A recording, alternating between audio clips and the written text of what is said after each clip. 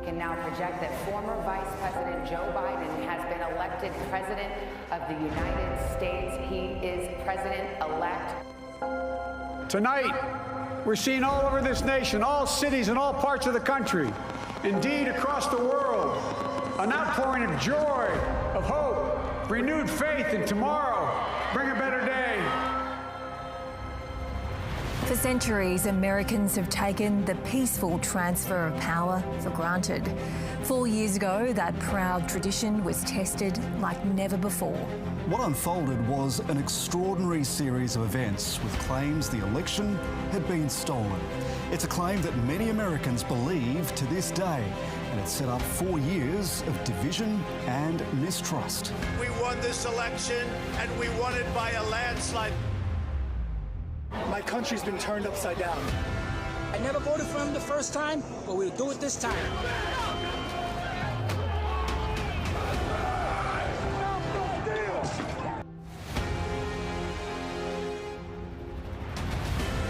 America's future's in your hands.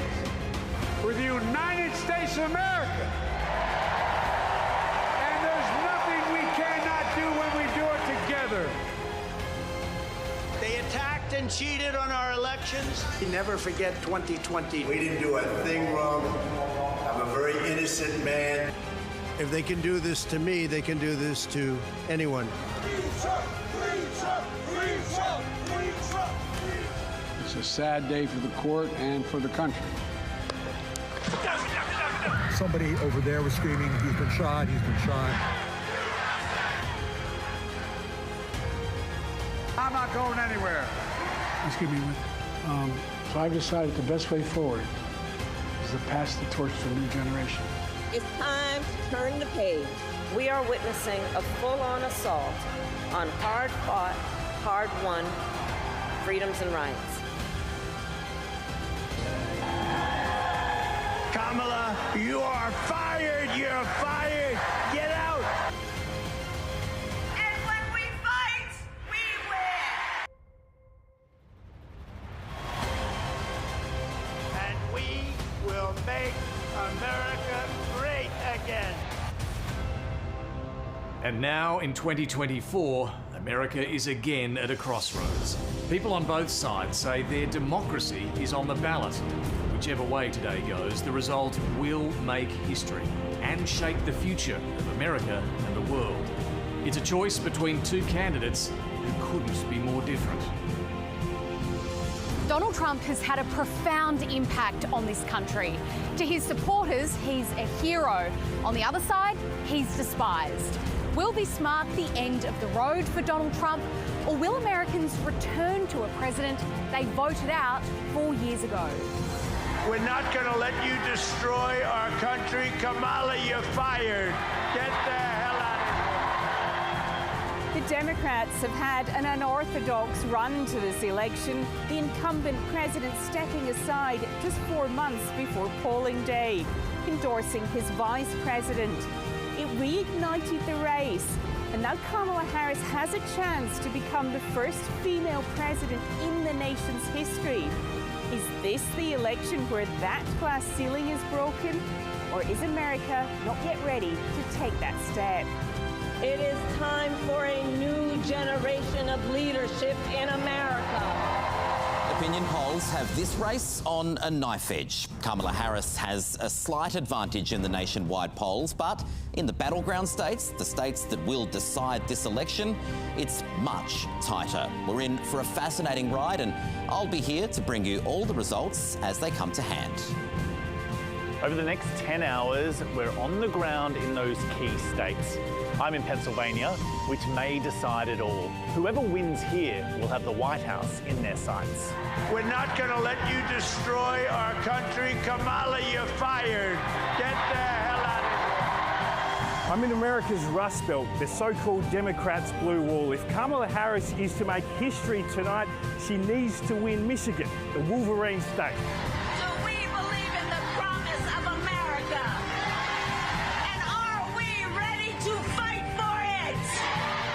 I'll be monitoring results in the Sun Belt here in Arizona. At the last election, Joe Biden was the first Democrat since the 1990s to win this state. But Donald Trump is hoping concerns over illegal immigration and the cost of living turn Arizona red again. We are going to win the greatest election in history. This will be a tight race until the very end. Elections don't get bigger than this. History is about to be made. Live across Australia on the ABC News Channel and streaming on ABC iView. The wait is finally over. It's time for USA Votes.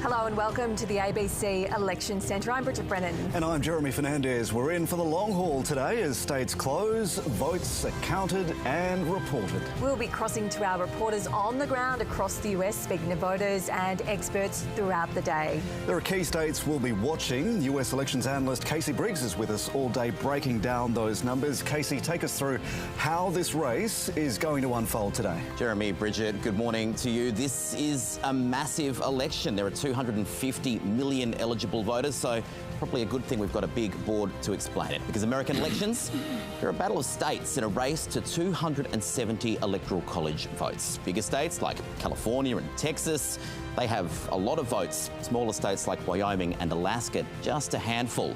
And this big board has all the electoral college votes that Joe Biden won in 2020 on the left and everything Trump won on the right. And as the day goes on, we'll fill in the bricks in that board with the winners in each state. And Kamala Harris and Donald Trump will start collecting votes. The target is 270. Win 270 and you'll be the 47th President of the United States. So Casey, when are the key states set to close? Well, Bridget, the states will close from right to left across this map. There are a lot of time zones and poll closing times across America, so this map will fill in as the sun sets across the country. But there are some battlegrounds we'll get figures from in the next couple of hours. Let's start in Georgia and North Carolina. We might get the first signals of what we're going to see today from those two states in the next couple of hours. Later on, the Great Lakes around lunchtime. Pennsylvania, Michigan and Wisconsin will start to get figures from there. We'll be waiting a lot longer, though, for the West Coast to close. That is the two key battleground states of Arizona and Nevada. But in less than an hour, the first polls will close, including one very important state today, and that is the state of Georgia. Now, the ABC's national political lead, David Spears, is with us through the day from Washington. David, you've been in the States for a week or so. What have voters been telling you? Look, it's mixed. It's what the polls suggest. We were in Michigan for much of last week, one of those battleground states that Casey will be watching very closely tonight. And, you know, wherever you go, you do get this mixed sentiment. Tension is also quite high leading up to today. I've got to say, watching some of the long queues at polling booths, voting stations here in Washington today, it's heartening to see that Americans, whoever they're supporting, are turning out in big numbers. We're seeing that in some of the voting data that's coming through. Huge turnout so far. We'll see in parts whether it's going to be a record or not. But everyone appreciates this is a critical election. And what we're going to see in the numbers that come over the coming hours are going to answer a lot of big questions. Will the American people want to return to Donald Trump and his promise of simple fixes to pretty complex problems, be it inflation, be it global wars in the Middle East or Ukraine? Will they overlook things like his convictions, his talk of retribution, his pursuit of enemies from within and that sort of language that we've seen? Or will they turn the page on Trump and indeed the Trump era for the final time? That's what we'll find out tonight. Will they be willing to put the first female president into the White House, break that glass ceiling and embrace what Kamala Harris has been able to convince them over only 107 days as the candidate for the Democrats? She's had a huge mountain to climb, but that's what we'll find out tonight. And there's a huge amount at stake for the world and for Australia, whether it's those wars, whether it's what's happening in our region, the relationship between the United States and China, the future of AUKUS. So much will be determined by the outcome tonight or in the coming days if it's really close. Thanks, David. Well, through the day here at the Election Centre, we'll have lots to talk about, and to help us navigate through it all, we're joined by author and former BBC foreign correspondent, Nick Bryant. You'll know her as our American in Oz, award-winning journalist with NBC and CNN, Sarah James. Professor Simon Jackman, political and data scientist, is with us, along with ABC journalist and former deputy editor of Newsweek in the US, Julia Baird. Welcome to all of you. Julia, first to you. Just capture for us what is at stake today. I do think this is a turning point in American democracy. We have a country that has a sense of being on the cusp. People are angrier, lonelier, more divided, more polarised, more fearful of violence, and yet also more prepared to support violence for their political goals. January 6th insurrection is obviously still an open wound. So with more than two-thirds of the country saying they're not happy with the direction the country is going in and they don't feel democracy is working for them, this is a major test. Not just the results, but the transition as well. So in the midst of that desire for some kind of change, will they go for a man who will throw out every rule book, or will they go for the first female black president of the United States of America? And I do think it's also really important to look at women and female turnout in this election, because there's a lot of women who've been very discomforted that for the last, not just this election period, but since Dobbs, the erosion of their reproductive rights, and a discussion which is all centred around, I don't know, kind of golf games and genitalia. There's a lot of bro talk, isn't there? A lot of bro talk, ripping open of the shirts and revealing muscles, but all the while they've been wondering whether their kind of fundamental rights over their own bodies are in place. So let's keep a close eye on that turnout, I think. Nick, this is an election like no other, isn't it? Around us swirls an epic history. It doesn't get any bigger than this in US politics. It doesn't get any bigger than this in US history. Because never before have two candidates so graphically personified so many of America's historical divides. You have a black woman who's the daughter of immigrants up against a white man with a long track record of racism and misogyny, who launched his presidential campaign in 2015 with an attack on immigrants, who first achieved political prominence in America by becoming the untitled leader of the birther movement, which denied the very legitimacy of America's first African-American president, Barack Obama. Kamala Harris is not only a capital D Democrat, she's a small d Democrat. She believes in democracy. Donald Trump only believes in democracy when he wins. You have the prosecutor against the felon. You have somebody who really believes in the sanctity of the US Constitution up against somebody who once said he wanted to terminate the US Constitution. These candidates represent two very different versions of America and represent two very different visions for America. The polarisation could not be any greater. This is a deeply divided country. It always has been.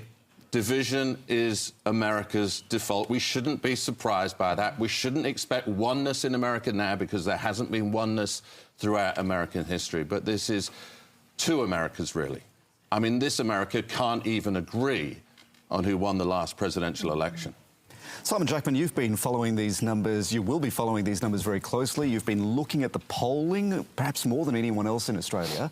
What will you be looking out for in these very early hours? Exactly what Nick was talking about. The fault lines between the coalitions that define this polarised America. And we're about to learn a lot about that from the state of Georgia. 80% of Georgia's vote we expect will be counted in 1 hour, because so much of it has come in as an early vote. The polls have been telling us consistently that Trump has been ahead there by about a point, maybe 2 points. Is that right? And that's a huge question overhanging this and calling this election, is these polls that have been consistently in some other states and perhaps even nationally line ball. We're about to find out if that is true. Who is beating their polls? Is it Trump or is it Harris? Now, if it's Harris, we're going to learn that out of those big counties around the Atlanta metro area. They're the ones I'm waiting for results from.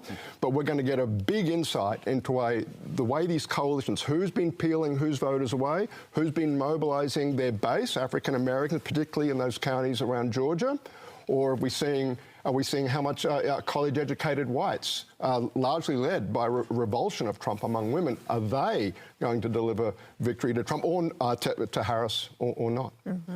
Let's go to the US now. Jade McMillan is standing by in Palm Beach, Florida, at the Trump headquarters. Jade, the first lot of exit polls have come out. What are they telling us? Yeah, these exit polls are basically surveys that are taken of voters after they have cast their ballots. They can provide some insights into the mood of the electorate, the issues that are most important to people, and the demographics, the people that are actually turning out at the ballot box. What we've learned so far from the Associated Press, this was a survey of about 110,000 people, was that the economy was the #1 issue. That is not a surprise. Just like in Australia, the cost of living, historically high inflation has been a huge issue for so many people here. It also shows that immigration and abortion are very important. Donald Trump has campaigned extensively on immigration. Kamala Harris has made abortion, reproductive rights more generally, really central to her campaign. So still a lot to learn from these exit polls, but a glimpse, at least at this stage, as to the issues that have been driving people out. And Jay, you're with the Trump campaign. What's happening there? Well, this is one of the election watch parties that are taking place. We've seen a lot of Donald Trump supporters arriving, also his running mate, J.D. Vance. So this getting underway behind me now. Still no word at this stage when the former president might appear. You know, I feel very confident. I have felt. You know, we went in with a very big lead today, and it looks like Republicans have shown up in force.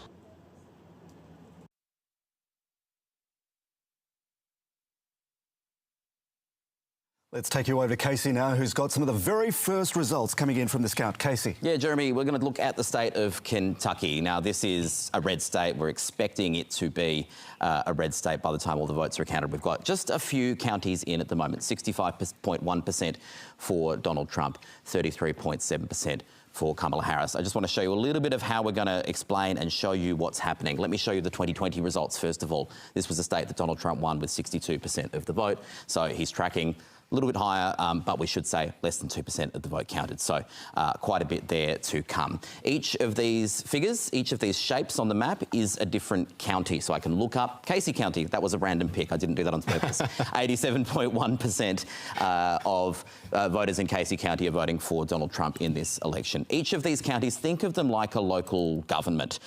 They are all separately conducting elections. There are actually, while there's one presidential race, there are actually thousands of elections happening at once. And it's a very big job to pull all of those figures together. So we are today relying on the vote count services of the Associated Press, a news agency, a wire service in the US. They have thousands of people on the ground, and they are both collecting, verifying and tabulating the figures that we are plugged into all day. And they are also performing race calls. Once it becomes clear, once it is clear to them that one candidate has more votes than the other in one state and cannot be caught, they will call that candidate as the winner in that state, and we will add the electoral votes from that state to this race to 270 at the bottom. So that is how we are going to work all through the day. We are relying on the race calls from the AP. And at the course of this hour, what we're expecting is actually this bit of Kentucky to fill in, because while most of Kentucky has finished voting, this bit here is in a different time zone, and polls will close there at 11 o'clock. AP, when we get to 11 o'clock, may decide that it's clear enough to call the second polls close, and we'll bring you that if it happens. But that is basically how this is going to work. These maps will fill in. We'll be monitoring these numbers. We'll be looking for changes within counties as we analyse what is happening. Very little to say yet, but a lot more to come. Thanks, Casey. I want to bring in the wonderful Sarah James now. You've been in the US so much, not just this year, but of course in the past couple of years. Is there a key issue that you think will sway people's votes? You know, I think that's such a good question. And I think the reality is that in America, there are 50 states and about 250 million opinions. I think that's the number of voters. And that's how diverse it is. I really think of it as a kaleidoscope. I traveled all across the country this year, and I found definitely people thinking about the economy, for example, that comes up. About 3/4 of Americans think the country is going in the wrong direction. Ordinarily, that would tell you that somebody from the other party is going to win the election. But this year, it just tells you people are grumpy and they want to change. And they're debating who the best person is to give them that change. Is it going to be Vice President Harris, or is it going to be former President Trump? The other thing that I noticed was that there was almost, when I talk about a kaleidoscope, the way people are consuming media now is dramatically different. We have never had an election like this where mainstream media is just not as important as it has been. Don't tell us that, Sarah. Well, we still shape to a certain extent the news that people consume. I mean, it's not, we're not dead, but the point is a little bit on life support in the sense that people are going to TikTok, Instagram, to their podcasts, and there's a reason that Donald Trump sat down with Joe Rogan for 3 hours. It's because he recognizes that he can reach more people in that podcast than on the evening news. So the reality is that we are going to be able to assess this time how that fractured kaleidoscope of opinions and that way in which we have a very different way of consuming material about the election, how that shakes down. And the final two things I would say is that I found the United States both feverish and fervent. People had strong opinions. They were definitely going to the polls, and they had very different opinions about who they thought was best to lead the way forward. We're showing you live pictures now at West Palm Beach there in Florida at the Trump headquarters. What would the mood be like there, do you think, Sarah? Oh, I think right now everybody is anxious. The fact of the matter is that there's nothing yet that they can kind of hold on to. I think you would have to say that in the closing days of this election, that the Harris team was kind of on and up. Now, that doesn't necessarily mean that she's going to win the election, but she was closing hard. She didn't want to make the same mistakes that Hillary Clinton made. She didn't want to just stay home. She wanted to really get out there and make sure that she was going to as many places as possible. But now is the point where everybody sits there, and as the Democrats have said, they have, this kind of nauseous optimism where they think that they might win, but their stomachs hurt. On the Trump side, you could tell he went as hard and as long as he could until he was losing his voice. This is not somebody who dials it in. The former president is somebody who's going to fight for the last vote till the last second, and he went hard and darker than the vice president did, and he believes that's the message that's going to get the voters he wants to the polls. In a moment, we'll be taking you live to the Harris headquarters, where Kamala Harris will appear at some stage in the next few hours. Julia, Sarah mentioned Kamala Harris's image and the way she's conveyed a message. She's had to undergo an extraordinary period of getting up to speed in the space of 4 months, hasn't she? Right. She didn't have to go through the primary process. She was really virtually unknown in a lot of ways, and she'd been known for a presidential campaign that hadn't quite worked out. She's had the massive challenge of trying to present herself as a change candidate and yet also part of the administration as vice president. Is it true she wasn't also taken seriously by some sectors of the community? 100%. People didn't fully understand or recognise her capabilities. That was part of the bump that she got. There was people like, oh, actually, she can talk really well. She can debate really well. She doesn't just laugh. She's very competent. Yeah. Someone might appoint her as CEO. But the amount of sexism that she's had to deal with has actually also been stunning. The slurs on how she slept her way to the top, which has been tweeted by presidential candidates. The suggestion that does she have enough of an IQ? The B word's been used a lot. Elon Musk was saying Kamala Harris is the C word in massive ads. Actually, the joke was that was communist. But you know where that took you. So there's been this kind of relentless derogatory terms used around her, even when people like, Tucker Carlson will stand up and say, America, you are like... It's like daddy coming home to a house that's all mucking up and all the kids are misbehaving and there's things being smeared on walls and they all need to be brought into line. It's the teenage girl. We need to spank you. You need a thorough spanking from daddy. I just think that kind of language, when you're up against a female candidate, has really been quite arresting for a lot of women to observe. Let's take you over to Casey now to take us through the pathway to victory. Casey. Yeah, we can talk about states like Kentucky, which we're getting figures for at the moment. This is a battle of 50 states, but the reality is we're going to be paying the most attention today to a much smaller sliver of the population, because modern-day elections in the US, they're close. And because of the way the Electoral College works, the final result is likely to come down to just a handful of states.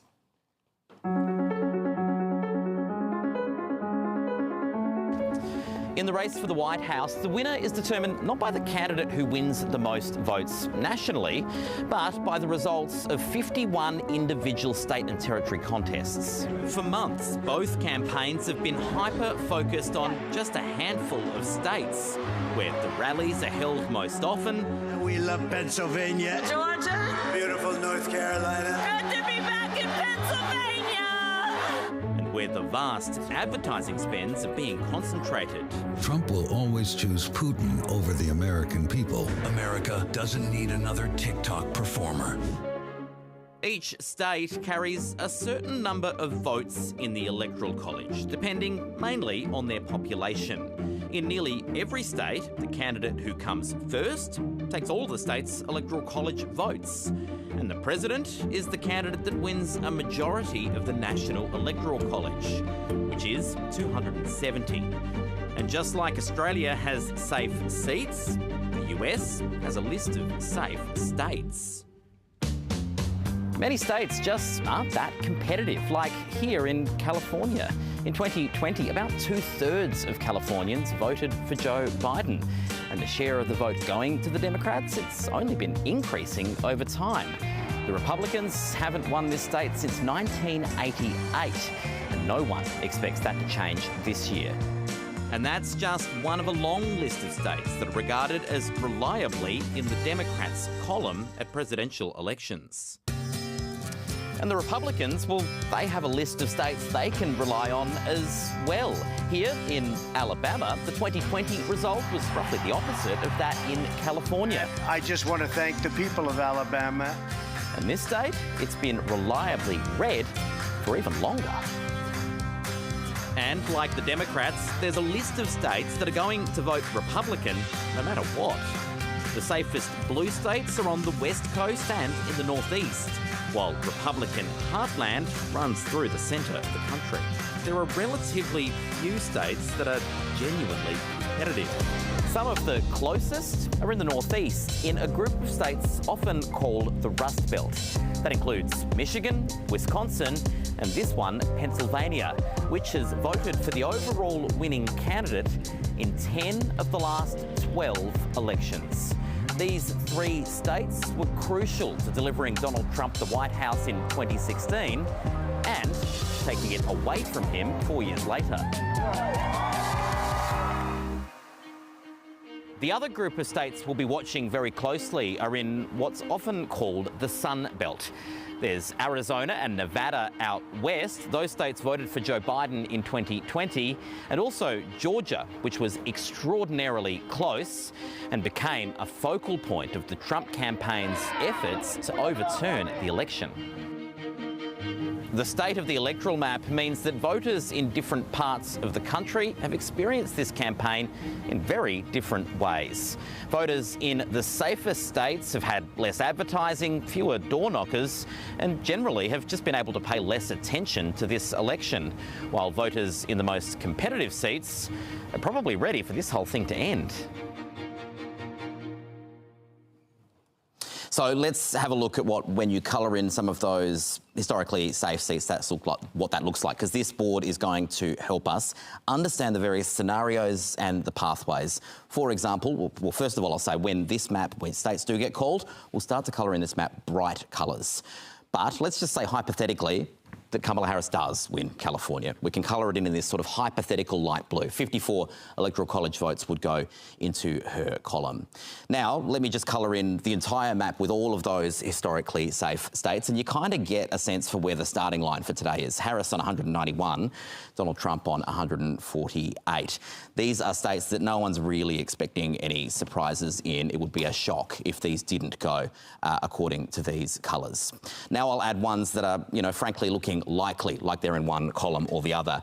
And you get Kamala Harris to 226, Donald Trump to 219, and all you're left with are those 7 battleground states, the 7 that people think are genuinely toss-ups. All of the others, there may be some surprises, we can't rule them out, but the expectations are that they will go this way, and that is why those 7 battleground states tonight are going to be so important. We will all through the day be coming back to this to just understand how and what the pathways for each candidate are, and we're hoping this map will start to colour in relatively soon, because It's only 30 minutes to go until those first polls close in those first states. Casey will be working overtime today, as well as following the leaders today. We've got reporters in key swing states. Carrington Clark is in Pennsylvania.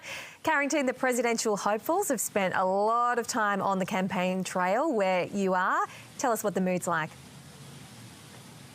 Yeah, Pennsylvania is the most sought after prize on the electoral map. That's because it comes with 19 electoral college votes. It means it's the biggest of the 7 swing states, and both of these camps spent huge amounts of time and money on this state trying to win it over. Now, they can win the presidency without Pennsylvania, but it's very, very narrow to do so. So a huge focus on what occurs here. We've still got about an hour and a half left for people to still vote in Pennsylvania. So we're still waiting to see exactly who people have turned out to vote for. But what it does appear that we know is that there is high voter turnout, particularly it seems here in Philadelphia and perhaps Pittsburgh as well. Now, if that were the case, that would be good news for the Democrats. These are strong blue areas. The cities tend to go Democratic, whereas the rural areas tend to go Republican. So that's something to watch. The other piece of reporting that is interesting at this point, but again, we need to treat these issues with a grain of salt, is that we are seeing long lines on some college campuses. Now, again, that would be good news for the Democrats. Young people tend to go towards the Democrats in bigger numbers than towards the Republicans. But one of the interesting subplots we've seen during this campaign is that young men seem to be turning out in support for Donald Trump more than they have done so for other Republican candidates in the past. So the Democrats will be hoping, if there are long lines on campuses, that there is a kind of feminine hue to it. The Republicans will be hoping it's more young men turning out in force. So we wait to see as those numbers come through, but Pennsylvania will be key to this race. Carrington Clark in Philadelphia. Now, you know, there's this phenomenon called the October surprise, which is basically something that throws a spanner in the works in the momentum of a campaign. Nick, I think few people would have anticipated that it would come in the form of a comedian at Madison Square Garden last week. Yeah, if you're looking at what has shifted the momentum in the final stages of the campaign, then just look what happened at Madison Square Garden that Sunday afternoon. It started disastrously for Donald Trump. This comedian came out. Nobody had ever heard of him, right? I mean, Tony Hinchcliffe, he has this terrible joke about... Except for the bros. He's lot of the huge bros, in that community. My son told me this. He'd heard of him. Yes. Yeah, the bro community is. But it shows how there's a kind of different America out there that often we don't see and other people do. But, yeah, he made this joke about Puerto Rico. By happenstance, Kamala Harris was literally campaigning with Puerto Rican voters at that very moment. And then you had this kind of hate fest of kind of racism and misogyny, hardly any female speakers at all. And I think if Trump loses, we'll look at that as the moment maybe where he lost it. Certainly in the later stages of the campaign, because I've heard from people who are on the ground campaigning for Kamala Harris who say there's been an absolute sea change between the weekend before the Madison Square Garden rally and the weekend after. Before, they were finding it hard to persuade undecided voters. They were thinking about the economy, all the issues that helped Donald Trump. After the Madison Square Garden, they're thinking about his behaviour, they're thinking about the people around him, they're thinking about how the moderating influences who are there in Trump 1.0 won't be there in Trump 2.0. And a lot of those late breakers, people on the ground are saying, are breaking for Harris. But how much can Donald Trump be blamed for that? I mean, it's not like he booked Tony Hinchcliffe, and it seemed to kind of land a bit flat with the crowd. How much do you gives permission, Jeremy, for people to say those things? Because he has been saying those things ever since he came down the golden escalator. Donald Trump's appeal, and we shouldn't forget that, is that he was saying the unsayable. A lot of people who adhere to the conventional wisdom of American politics thought that's going to disqualify him, but it didn't. It actually won him the Republican nomination in 2016. Trump gives permission for people to say those things. And that's why the Madison Square Garden became such a hate fest. Sarah? I think another aspect of this is that the electorate is changing in the United States. And so, for example, we know that there are now 36 million Americans, Latino Americans, up from about 32 million in 2020. So it's it's about 14% of the electorate. That's a large voting bloc. And it's also important to remember that that breaks down. When we say Latino, do we mean Mexican, Cuban, Dominican, from Puerto Rico? Or do we mean somebody who, has many generations going back to Spain? It could be any one of those individuals. But it definitely didn't land well with that community. And there are more than 400,000 Puerto Ricans in the state of Pennsylvania alone. So how many votes will something like that change? One thing we know is that Trump walked it back a bit. And for him to do that is so uncommon.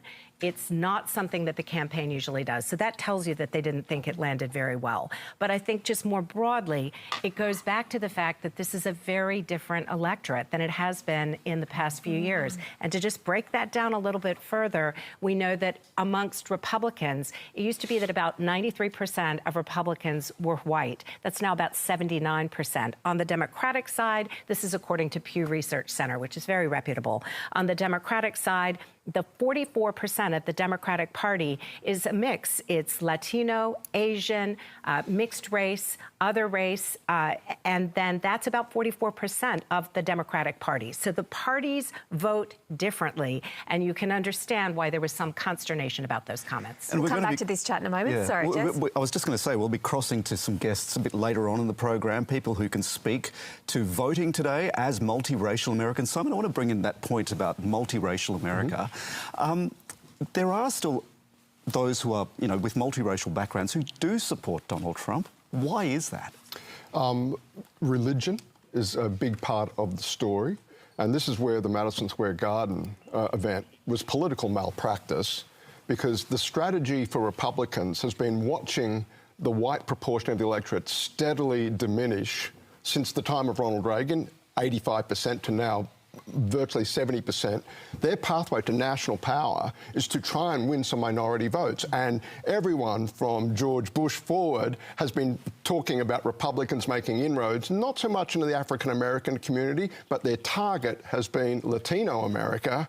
And along comes the Madison Square Garden event right at the end of an election when low propensity voters are starting to tune in, and what do they hear? And it just shreds, I think, a strategy that actually had been prosecuted pretty well. It's one of the data points I'm looking for, both out of the exit poll, out of the early results, out of some of these key counties in Georgia. Where this lands will be a big part of where this whole election lands tonight. More on these issues in a moment. We're going to go over to Casey now, who has some figures for us. Yeah, we're going to have a look at the state of Indiana, the other state where some polls have closed and we're getting some figures. The state of Indiana, where nearly everywhere in the state has actually closed already, except for this little pocket in the corner and this little pocket up here that's in a different time zone. So we're starting to get some individual county results. Now, we should say, this is a red state. No one is thinking that anyone other than Donald Trump has won it. But we're looking for, straws in the wind that we can clasp at to see if there are any trends we can pick up. And let's just show you a few counties in Indiana. So across the state at the moment, on what has been counted, Trump is 14.6% ahead, but we don't have very much from Indianapolis, the big city in Indiana. But let's have a look at a couple of counties. Allen County, nearly half of the vote is in. Donald Trump has just under 52% of the vote, but importantly, he's 4.7 percentage points ahead. Look at 4 years ago, though. 4 years ago, he won that county by 11.4%. So we're seeing a bit of a swing on the count that we have away from Donald Trump in that county. That is a county that contains the city of Fort Wayne. Let's just take you also to the sort of urban fringes of the city of Indianapolis. This county's just come in. Hamilton County, nearly 2/3 of the vote. Kamala Harris has half. She's winning that county by 1.2%. In the count that we've got at the moment, with 144 of the 220 precincts in. Now I'll show you 2020's result. This was a county that Donald Trump won by 7 points. So we're seeing a drift on the margins toward Kamala Harris in what has been counted so far in Indiana. We're going to watch the sort of ex-urban areas of other cities in other states, particularly in the battleground states, to see if there's anything to this theory that women, particularly white women in suburban areas, might swing behind Kamala Harris over the issue of abortion today. Thanks a lot, Casey. Let's talk about the issue of abortion, Julia. Just in seeing people line up in the polls, you see younger women, older women, perhaps who've never voted before, coming out on this issue, deeply concerned about what this election means for women. Look, we've had reporting over the past couple of months about what the cumulative effects have been of those states where reproductive rights have been wound back. And they've been wound back in some form or another in almost half the American states. And it's on the ballot in 10 states today. We should remember that as well. There's a lot of people who will be going to vote further down the ballot, not just who you vote for as president, but on other local, regional issues. And one of them will be whether they should liberalise abortion after Roe v Wade. So that might force more women to come out. We know that it's the number one issue amongst young women, and that's just recently shifted. So overall, and as I said to you before, over the last 100 years, I did an analysis of female voting patterns, and it's often assumed that women will vote on the grounds of representation or on what's traditionally known as women's issues. It is always the economy that is driving women, and they're managing the household budgets and just, understanding the bottom line. But what we've seen with this, with the reports of women dying... An unwanted or a dangerous pregnancy is an economic issue for women. It is an economic issue, exactly. We're saying that how much that will affect people in their immediate family. We've seen appeals from Michelle Obama and Barack Obama to men saying that the abortions affect you as well. It'll affect the women in your life. They'll be the ones sweating and dying and kind of close to death. And I think it's just become so dystopian in some ways, watching when we look at some of the plans of things like Project 2025 put out by the Heritage Foundation, by a lot of people who are have been aligned with Trump. The idea that you can ban the morning after pill, that women will have to report in on their miscarriages, and a lot closer scrutiny of having, for example, a national abortion register. That a lot of women feel like it's just getting way too close to actual autonomy over their bodies. And it does lead as well to these campaigns where we're seeing all these ads saying you don't have to tell your husband who you're voting for. And the shy... These shy votes that we keep talking about. We talk about the shy Trumpers. I think there's going to be some shy sexists, people that don't say, I don't know why, I just don't like voting for a woman. And there will be women, I think, who are in the Republican realm who do not like women being spoken about that way, and who are worried about reproductive rights. Sarah, Julia mentions that ad, the one by Vote Common Good, which encourages women to kind of go into the booth and kind of wink, wink, nudge, nudge, feel free to vote differently to your husband. How much is that a phenomenon that women are under duress, Republican women? I mean, is there kind of an overstating of Republican women not really understanding what they're voting for if they are Republican and they vote Trump? Maybe I'll step back from that, because I don't know of a Republican woman who feels like she can't vote because her husband's told her not to. But I do know many families where husbands and wives don't talk about it. It is a no-go zone. I remember a couple I knew some years ago where every election day she would vote Democratic and her husband would vote Republican. So one year they decided, OK, this is ridiculous. We're wasting our time. Both of us won't vote. Well, it got toward about 5 o'clock in the afternoon and my friend was feeling really like she had to vote. So she just decided to go on down to the polls, where she ran into her husband. So after that, they decided this just does not work for us as a family. But I think it's actually a telling anecdote. First of all, it's true. But secondly, there are couples who vote differently. And I think you're right, Julia, that this particular year, that's gone up by quite a large factor. And we only have to look to the state of Iowa, which we are all... Who thought we were going to be talking about Iowa? But because of this poll by Ann Seltzer, who's a very reputable pollster, who says that in this state, she believes women are breaking in a big way for Kamala Harris and that it's going to be overperforming. I should say that Ann Seltzer went on to say she's either going to be golden or she's going to be a skunk. And she's prepared either way, depending on the results of how her poll turns out with the actual electorate. But the point cannot be overstated. There's always a gender gap in the United States. That's lasted for a long time. It's bigger this year. Oh, yeah. How much bigger is it going to be? Because that is a margin that Harris wants to see those numbers get up into the 54% range. I do want to get Nick and Simon's thoughts on this issue. I'll also point out Iowa closing about 1 o'clock Australian Eastern Standard Time. Let's go to David Spears, who's with us again in Washington. Yeah, thanks, Bridget. And that gender divide is going to be a big story tonight, no doubt about it. I want to bring in Arthur Sinodinos, former Australian ambassador to the United States, here with me in Washington. Good to see you. Thanks for joining us. Look, let me start by getting your early thoughts based on, well, we've seen some first figures there from Casey, but from what you've heard over the last 48 hours or so, is anything at the close of this campaign suggested to you that it will be anything other than what the polls are pointing to, a very tight result? The reality, I think, of this race is that while the polls are saying it'll be tight, there's a history that the swing states sometimes will just go a certain way. Just shift. And they'll just shift. There's definitely been a change in the atmospherics the last few days. I think that has shown Harris up. I think Trump's vote has maxed out at 47% or so.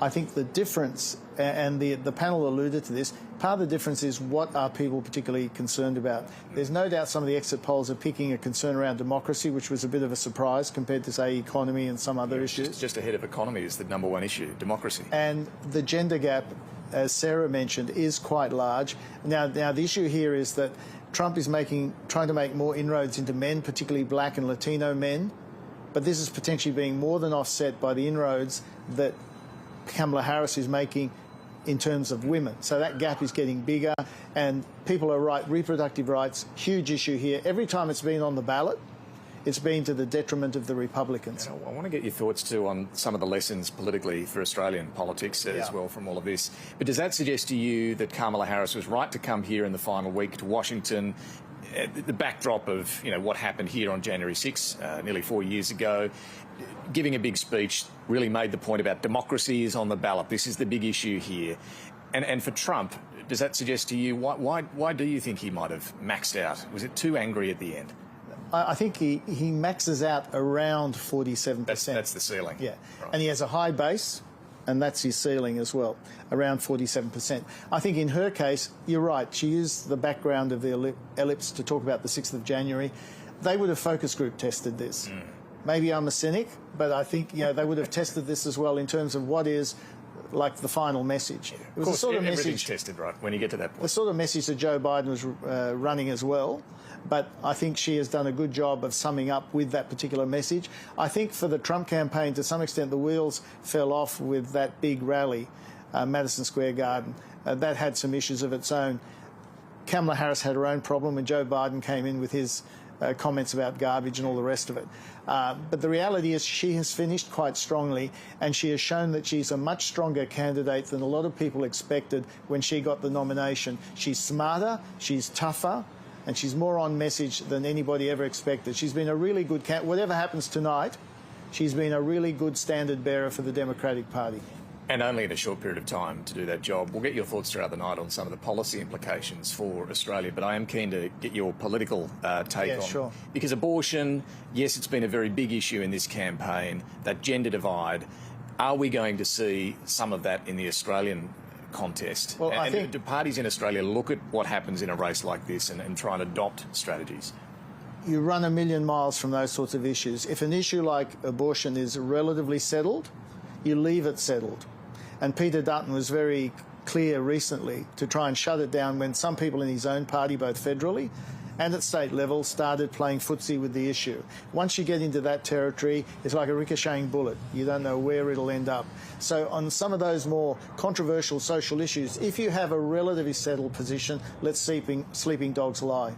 All right, so any other political lessons, do you think, at this point from what we've seen in this campaign? I think the other reminder to Australians is that civility is important, and the tone that leaders set is important. We're lucky in Australia that, on the whole, we don't descend to the level of some of the slanging that you've seen here. But that's always important. There is a tone, leaders set a tone, and in the next Australian campaign, I think we'll be reminded that we do have a certain civility about how we do politics in Australia, and that's something we should be proud about. All right, Arthur Sinodinos, we're going to talk to you through the night, and I want to get to some of those policy implications. Once we get a bit of an idea of which way this is going to go, what's happening. It's very early indeed, but thank you very much. Back to you guys in the election centre. Speezy, thank you. Let's take you across now to Casey. Casey, voters have been telling pollsters the top issues on their minds as they go to the ballot box. Yeah, there are exit polls flying all over the place at the moment. We are using one from the Associated Press. It's called VoteCast. They've been surveying more than 115,000 people through this election period, asking a whole series of questions. We thought maybe we'd start by just sharing the top issues. And AP have put a list of policy issues to voters and asked, what's the most important one for you? So let's look through those numbers. Perhaps, though, we should go back in time, first of all, and look back to 2020. What was the most important issue back in 2020? You'd be unsurprised to remember, well, COVID. COVID ranked number one by a long margin. The economy and jobs coming in second place, healthcare and racism. So with that in mind, let's reveal 2024's numbers. Well, the economy, top of the list, 39% of voters saying it's the most important issue facing the country. 20% said immigration, 11% said abortion. So that top three is relatively unsurprising. Now, there is one thing I will say. AP have put a list of policy issues before voters and asked them what their most important one is here. There are other exit polls out there at the moment that have included the issue of democracy, the state of democracy in America in their readout of list. And when you do that, it does seem that democracy becomes the number one issue, even higher than the economy and jobs. So there are different ways to conduct surveys when you just look at policy issues. This is apparently the ranking, well, this is the ranking that AP have found. When you add democracy in, it becomes a slightly different kettle of fish. But an interesting list, and one, Jeremy and Bridget, that we'll be looking at as we start to get more figures in from some of those battleground states to see if any of these issues have played an important part. Thanks, Casey. Well, we'll get to those issues on the panel in a moment, but now for some insight into the possible legal ramifications from this election. We're joined now by Anna Bauer, the senior editor with legal affairs website Lawfare, who's in Georgia tonight. Hello, Anna, and welcome to ABC News. Hi, thanks so much for having me. Really terrific to speak with you. How will Donald Trump's various criminal and civil cases be affected by the outcome today? Well, look, I think that especially the criminal cases will very much be impacted by the outcome today. If Donald Trump is elected president of the United States, it is very likely that his criminal cases cannot proceed against him for various reasons. One being that there is a policy that sitting president cannot be prosecuted. There is policy reasons behind that. The idea being that it would interfere with the president's ability to execute his duties as president. So it very much is the case that if Donald Trump wins the presidency, it's unlikely that his criminal cases go forward, at least for the next 4 years. However, if he is not elected, then they can go forward so long as a judge and then eventually the Supreme Court of the United States determines that he is not immune from prosecution. Over the summer here in the U.S., the Supreme Court issuing a decisive opinion in which they gave a number of guidelines to the lower court judge to determine whether or not Trump was acting within the scope of his official duties and could be prosecuted for the conduct related to his various criminal prosecutions in Florida, in D.C., and in Georgia. So those decisions are pending, and much will depend on what a judge decides after this election if Trump is not elected. Anna, have you been monitoring for any signs of protests or disruptions at polling sites? What's happening across the country at the moment? So I'm reporting from Georgia this evening, and here in Georgia earlier today, we had a number of threats that were called into several Atlanta area polling places. None of those threats were found to be credible, with state officials and federal officials linking the threats to individuals of Russian origin. I went back to one of these polling places. Things had resumed after a temporary delay when law enforcement closed down the polling precinct. Again, those threats were found to be non-credible and things have resumed. And The county has also succeeded in receiving an order from a judge that will extend the polling precinct hours this evening. However, we do have more breaking news this evening that there have been more threats in Atlanta area polling precincts. The law enforcement is continuing to assess those threats. Voting has been delayed there. It is expected again that the county will seek to extend the polling hours. So there certainly have been disruptions. However, other than those incidents, things have been running smoothly. It seems to be the case that outside of those instances, there has been pretty much smooth sailing here in Georgia. Anna Bauer, terrific to talk to you, and we hope the day goes well and that everyone's safe there where you are. Thank you. Thanks so much. Nick, I want to return to the issue of reproductive rights because you had some insights there on what it means for the campaign. Well, I was just going to say that throughout this campaign, we've often thought that what happened on January the 6th, 2021, will be key. Obviously, that was when Trump incited his supporters to actually try and overturn the results of the 2020 election. But I wonder as well whether what happened in Washington on June the 24th, 2022 will be key as well. And that was when Roe versus Wade was overturned. That has been such a galvanising thing for female voters in America. And it reminds me of that placard that we often see at abortion rallies. Older women saying, "I can't believe I'm still protesting this expletive." And that constituency, I think, has been really galvanised, especially by the trigger laws that came into effect immediately after the Supreme Court overturned Roe versus Wade, which in 21 states made it banned abortion in most cases. I think that's had a really big impact on the female vote in America, clearly, and especially older female voters. But the point is, and I think this is being borne out by the exit polling, is that both January the 6th and what happened on June the 24th both helped Kamala Harris. And it's always been thought that Donald Trump has this issues advantage in this campaign, that the economy helps him, that immigration helps him, and those are the two paramount issues. A lot of the polling that we're getting in this exit polling about what issues really matter, democracy is higher up than we thought, and abortion is very, very significant as well. And those two issues dramatically help Kamala, and they make sense of that decision to actually make her closing argument on the ellipse in front of the White House at the very spot where Donald Trump launched the January 6th insurrection. Just a reminder for everyone for what had happened there a couple of years previous. Well, Donald Trump was faced by a mosh pit of MAGA hordes, and he urged them to converge on the Capitol, where on that day, the votes of the 2020 election, which had shown a clear-cut victory for Joe Biden, were being certified. And they got into Congress. They managed to get into the chambers. Lawmakers had to run for their lives. People died that day. Americans were fighting Americans. And it had all been incited by the sitting American president, Donald J. Trump. Now, we've got polls closing in just a moment at 11 o'clock Eastern Daylight Time here in Australia. We've got 6 states closing this hour: Georgia, Indiana, Kentucky, South Carolina, Virginia and Vermont. Together, these states account for 60 electoral votes, 60 of the 538 we're counting today. First, let's take you to some news headlines with Joanna Nicholson.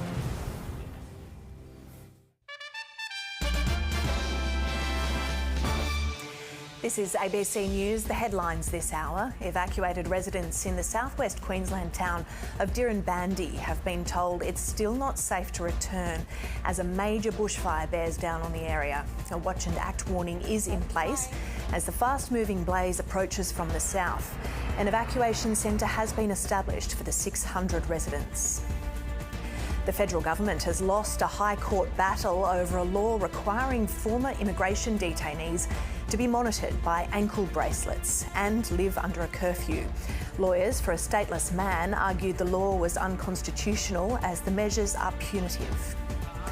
Israel's Prime Minister Benjamin Netanyahu has sacked his defence minister, with the PM accusing Yoav Gallant of not towing the government's line on managing wars in Gaza and Lebanon.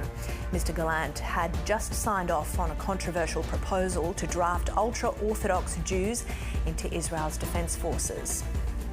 It comes as Israel's military issues new evacuation orders in Gaza's north after carrying out more strikes across the enclave. Palestinian officials said an Israeli airstrike killed at least 20 people in the northern town of Beit Lahia. The IDF says it was targeting a weapons storage facility. There's more on the ABC News app and on ABC iView. I'm Joanna Nicholson. We'll have more headlines next hour. Hi, I'm David Spears. Join me live from Washington, D.C. for the latest analysis on the presidential election.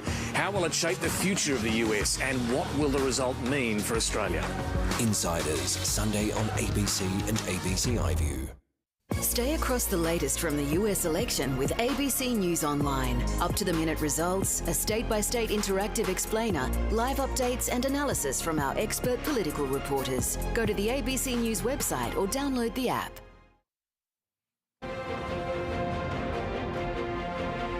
So we're 30 seconds away from the very first polls closing in some of the very first states to have voted in this national election in the US. Based on 2020 results, 6 of these states are closing, 3 apiece to each of the candidates. But we are watching that race to 270.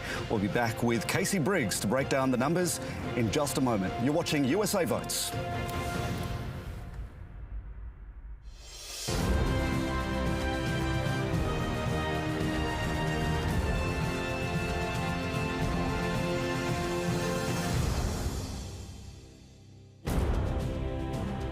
It's 7 p.m. on the east coast of America, 11 a.m. here on the east coast of Australia. And that means polls have closed in the states of Virginia, South Carolina and Vermont. In the northeast of the country, it's one of the smallest states in the Union, worth just 3 electoral college votes. Polls have also closed in the states of Indiana, Kentucky, and the crucial battleground state of Georgia. The state was won by Joe Biden in 2024 by the slimmest of margins and was at the forefront of allegations of voter fraud and misconduct. Its 16 electoral college votes mean it will again be in the spotlight today.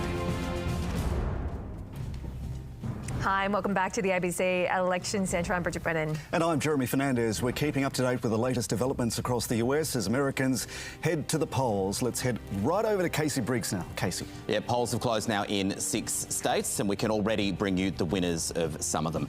Associated Press has just projected Kamala Harris has won the Green Mountain State, the state of Vermont, and its 3 electoral college votes. They've projected this on 0% of the vote counted based on its AP VoteCast survey and historic voting patterns in the state. Donald Trump has won the state of Indiana. It has 11 electoral votes. He's also won the state of Kentucky and its 8 electoral college votes.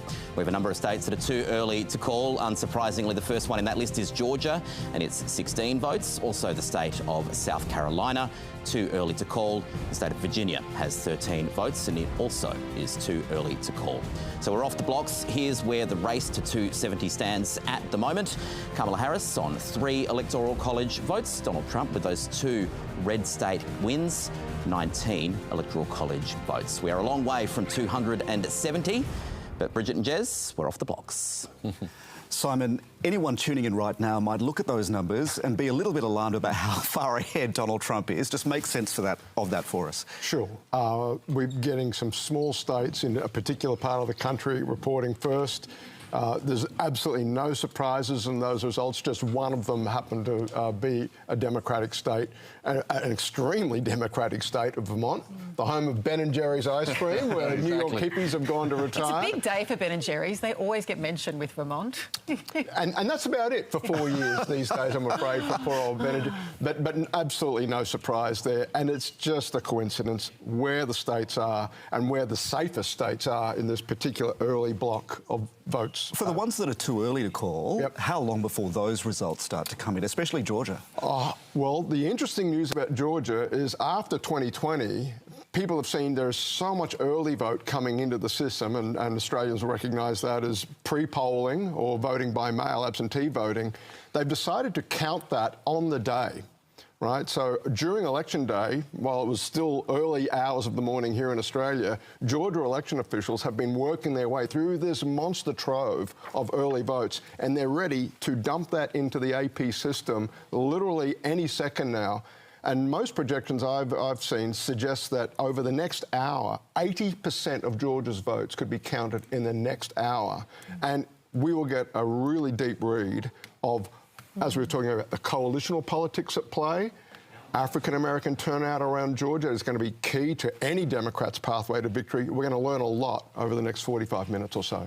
Let's go over to Virginia native Sarah James. What are going to be some of the issues there? Too close to call at the moment, but which way will it be heading, do you think? You know, it's such a good question because Virginia gets counted as blue, but the reality is I think you still have to call Virginia a purple state. Virginia has a Republican governor, so it has a history of being independent and voting in particular ways to either punish or reward those who pay attention to the issues there. I was just actually dialing in and looking at some specific counties that I'm paying attention to. One of the districts that I'm looking at is the 7th. Now, this was the district that was held by Abigail Spanberger. She left that seat. She's actually going to run for governor. And so Eugene Vindman, that name might sound familiar to you, related to the impeachment trial, and his brother is running there against a Republican candidate. The two of them are looking neck and neck. If Vindman wins and wins big, then that is going to look good for the Democrats. There's also an interesting race down in the Virginia Beach, Norfolk area that pits two Navy veterans against one another. So it's way too early to tell yet. So I'm very keenly looking at what the exit polls say, and of course texting some people back in Virginia as well. In Virginia, you often get a red mirage early on, and this freaks out the Democrats. I've experienced this a few times on campaigns. I was with Hillary Clinton's campaign in 2016, and the early results from Virginia did freak them out, and rightly so, because they ended up showing the election was going in Donald Trump's favour. But one of the reasons for that is often you get the rural votes voted first, and then the big blue counties, which are around Washington, D.C. There's a county called Fairfax County, there's a county called Arlington. They're basically suburbs of Washington, D.C., highly educated people. A lot of them work for the government, it has to be said. A lot of universities. They come in with big blue voting banks. So often it looks like Virginia's going red, and people start getting worried about that and reading into it too much than they should, because it's these bigger counties, the Democratic counties, that tend to actually deliver their votes later. Well, you are seeing just people lining up there in Derry, New Hampshire. They're casting their votes. A massive exercise of democracy underway. Sarah? I was just going to add one more thing to what you were saying in terms of the way the state is so different. You know, I graduated from the University of Virginia, proud graduate of UVA, but we used to, when I went there, we used to call the kids who went there from Northern Virginia, they were Nova. It was like it was a different state, right? I was from Richmond, they were from Nova. You know, they were very fancy. You know, we really kind of bowed to them a little bit. But the reality is, Virginia, like so many states in the United States, is made up of lots of different parts. And when you get down into kind of southwestern Virginia, Roanoke, areas like that, it's quite different. Yeah, I think that's a crucial point to make. Often we talk about red and blue states, but within the states, there are red bits and there are blue bits. You know, you look at Pennsylvania, it's pretty much all red, because Pennsylvania is pretty much all rural, but it's these big blue blobs. The city of Pittsburgh, the city of Philadelphia, that's what gets the Democrats in the game. So it's worth remembering that. Even places like Texas, even places like Florida, which we think is pretty reliably red now, they have big blue bits as well. We shouldn't forget that. Julia, what is it about those red and blue bits? What's taking place along that line to cast them in different directions politically? Like, obviously, it depends where they are. I've been really fascinated to see over the past few days a whole host of articles coming out talking about getting along with each other. How do people sit with each other at Thanksgiving? How do you deal with someone in your family who disagrees with you? And I do actually know women, to Sarah's earlier point, who have been pressured by their husbands to vote the same way. And a lot of that is happening in evangelical circles, where the idea of, you know, male control of the household has been on the rise in recent years. So there are 1,000 stories, Jeremy, in what's happening on the border between red and blue. And I actually think it's a really important question after this election. how people are going to talk to each other. Now, what we know, and Simon has observed this for decades, is that people are increasingly moving to areas in the United States where they agree politically with each other. And the question is whether you can accept that you can disagree politically but still have solid values is a thread, I think, which is going to be a challenge. All right, let's go over to Casey on the touchscreen. Casey. Yeah, g'day, Jez. So polls have closed completely in those 6 states that we were just talking about, but polls are also closed in most of Florida this hour, and Florida's very fast to count its early votes. You can see we've already got 33.6% of the vote counted. Now, there are caveats here. You've been talking about blue and red mirages. Different types of vote are going to be reported at different paces and in different orders, and the order can be different from state to state. So what we're getting very early in Florida is a lot of the mail-in vote. We don't yet have any election day vote, but there are a lot of early votes. So let's have a quick look at them. 51.1%, Donald Trump 3 percentage points ahead of Kamala Harris, with the caveat that, again, these numbers can shift. In America, we see big differences between vote types, bigger than we're used to seeing in Australia.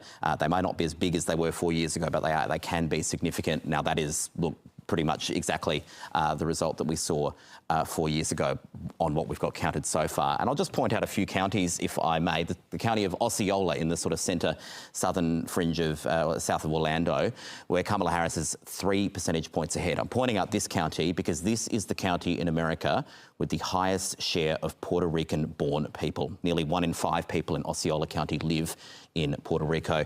Kamala Harris is winning by 3 percentage points on the early votes. This is actually a county that Joe Biden won by nearly 14 percentage votes. We have 70% of the vote in there, so it'd be hard for her to get back to that level that Joe Biden won it in. So that's a kind of interesting looking figure. We have no figures yet in Miami-Dade County. That is a very heavily Hispanic county down on the southern tip of Florida.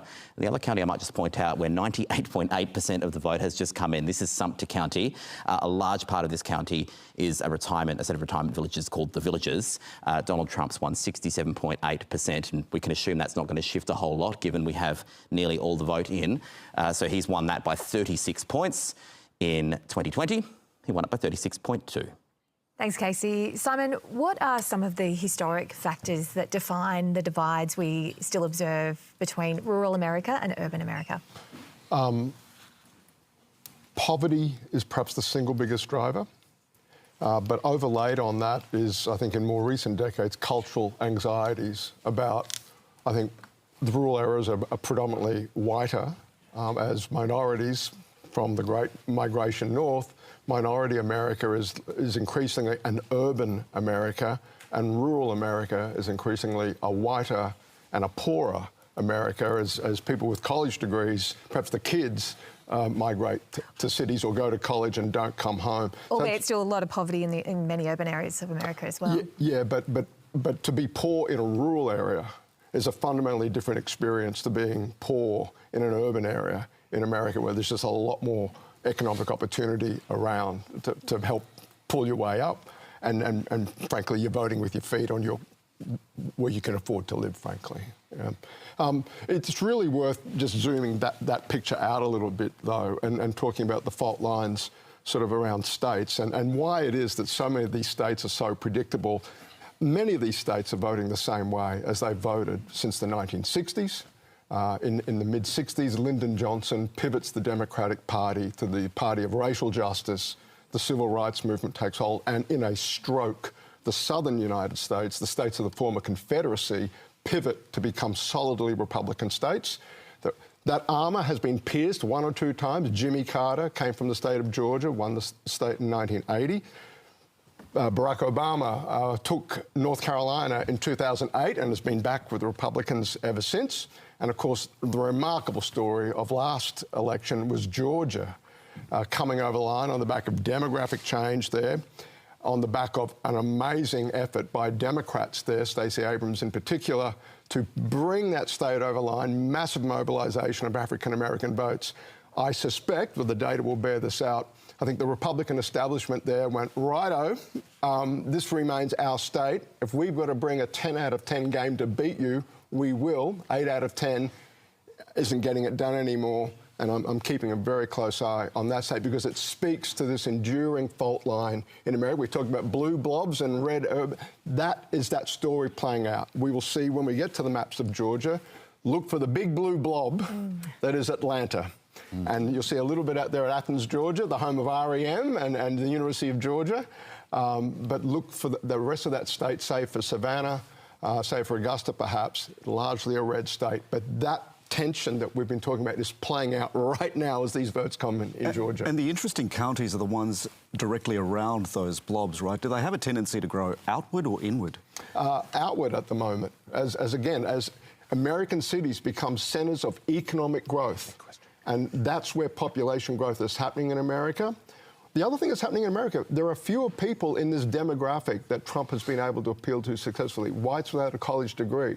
That proportion of America is shrinking. They are aging out. Increasingly, younger people are going to college. They notice thrive in a contemporary knowledge-based American economy. You need qualifications. And the jobs that you put those qualifications to work with may not be out in rural America. Increasingly, they're on the fringes of large metro areas. We spoke about Washington. You could tell a story about Atlanta. You could tell a story about Charlotte, North Carolina.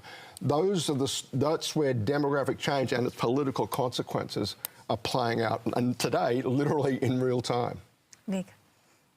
Well, the political map of America, as Simon says, was completely upended in the mid-1960s by the Civil Rights era. We used to speak about the solid democratic South. If we'd have been here in 1960 doing this programme, and Casey had his big wall, it would have shown that every single state in the South was Democrat. They hated the Republicans. Why? Because the Republicans were the party of Abraham Lincoln.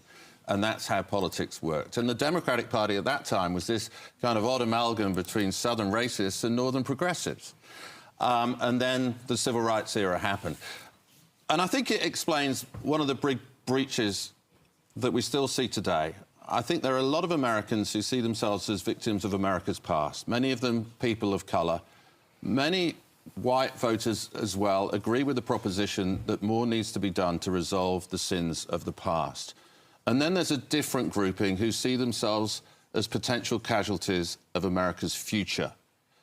They look at a more woke America. They look at a more secular America. They look at an America where women are becoming more assertive. They look at an America where the best paid jobs go to people with college diplomas. And that explains the breach. And Donald Trump, crucially, protects them from that future. We'll hold that thought because we do have correspondents across the United States today. And Barbara Miller is at Kamala Harris's headquarters in Washington, D.C. Barbs, how is the Vice President spending the day? Look, she's had a pretty quiet day, given the very hectic 100 or so days of her campaign. She's been here in D.C. She made a few strategic calls to radio shows in swing states, really targeting those swing states on this polling day. She also then turned up at a phone banking event also in D.C. That's where volunteers call up people that they think might be motivated to vote Democratic, and they just encourage them to get out and make sure they have a plan on how to vote and to make sure they're actually going to turn out. Because, as you know, this election is on a knife edge in those swing states, according to the polls, and what the Democrats are saying, as the Republicans are, that really every single vote could count.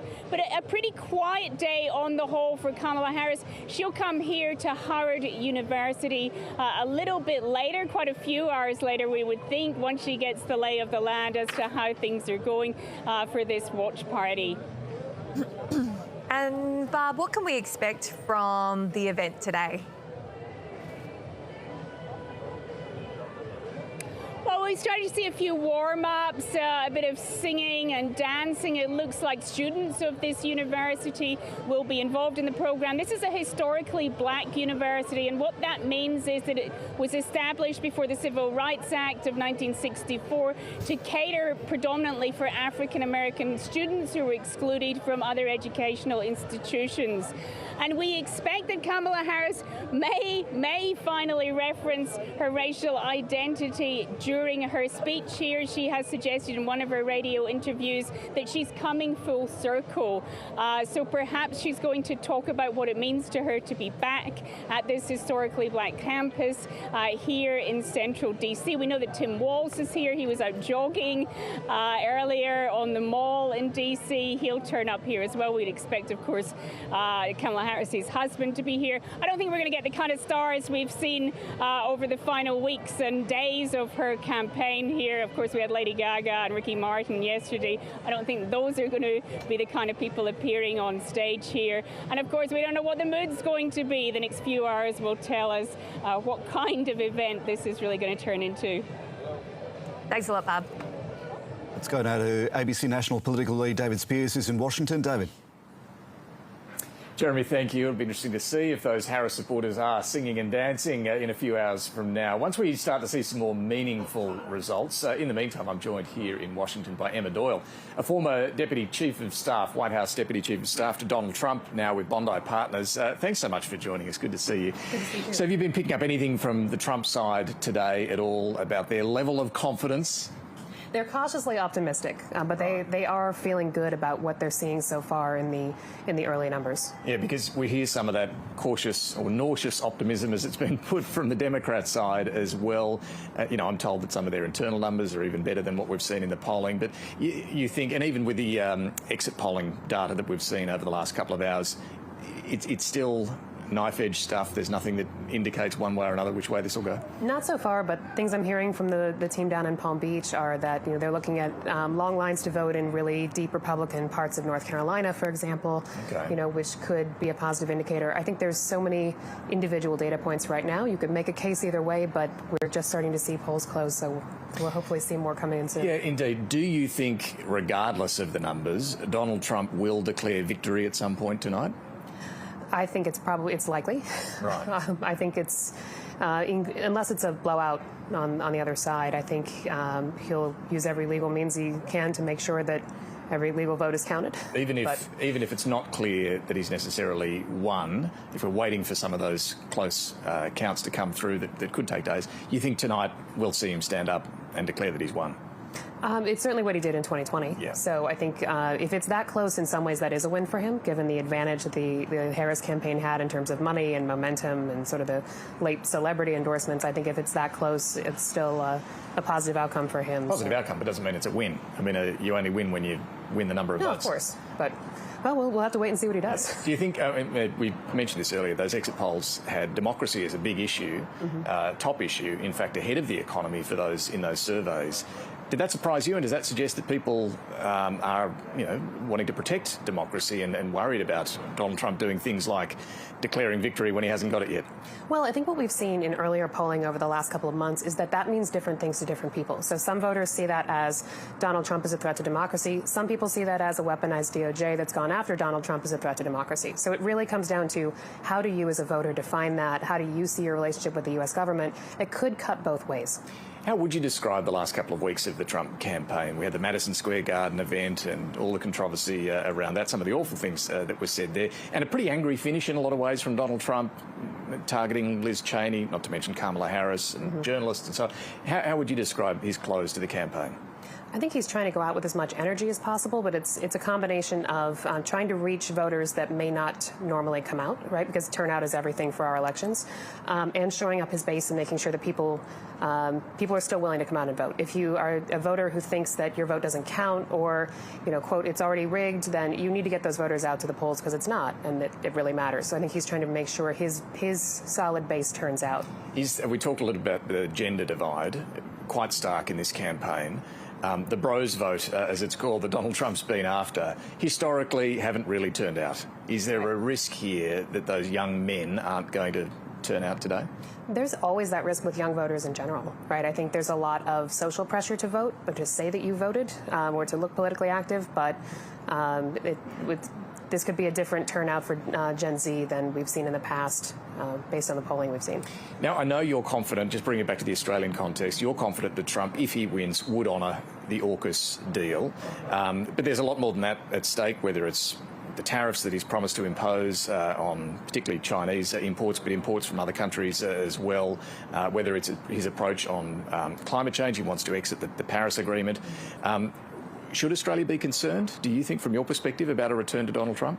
I don't think so. I think the relationship between the U.S. and Australia, including under the first 4 years of Trump's presidency, was a very positive one. I don't see any reason that wouldn't continue. And what gives you confidence around the AUKUS deal? I think it makes a lot of sense based on Trump's view of foreign policy, that it's a win-win for Australia and the United States. Trump historically doesn't like deals where he thinks the United States is getting the short end of the stick. But this is one where, of course, Australia would want our technology in his mind. It's the best in the world. Of course, he'd want our submarines. But it's also a deterrence factor. It's not just pouring money into another foreign conflict or foreign aid. It's a mutual agreement. And coming back to what happens here, if Trump doesn't win tonight, does the Republican Party turn the page on the Trump era? Is that the end of Trumpism, or does it survive?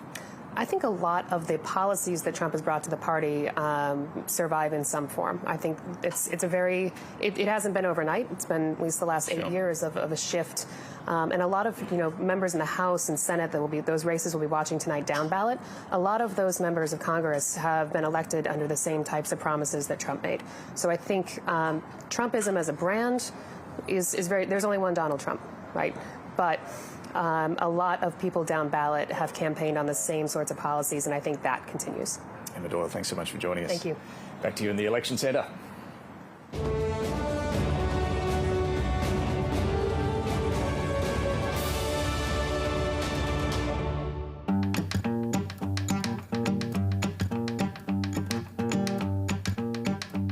Welcome to the busiest airport in the world, Atlanta, Georgia. Every day, almost 300,000 passengers pass through here. The southern state's home to 11 million people. 500,000 live in the capital, Atlanta.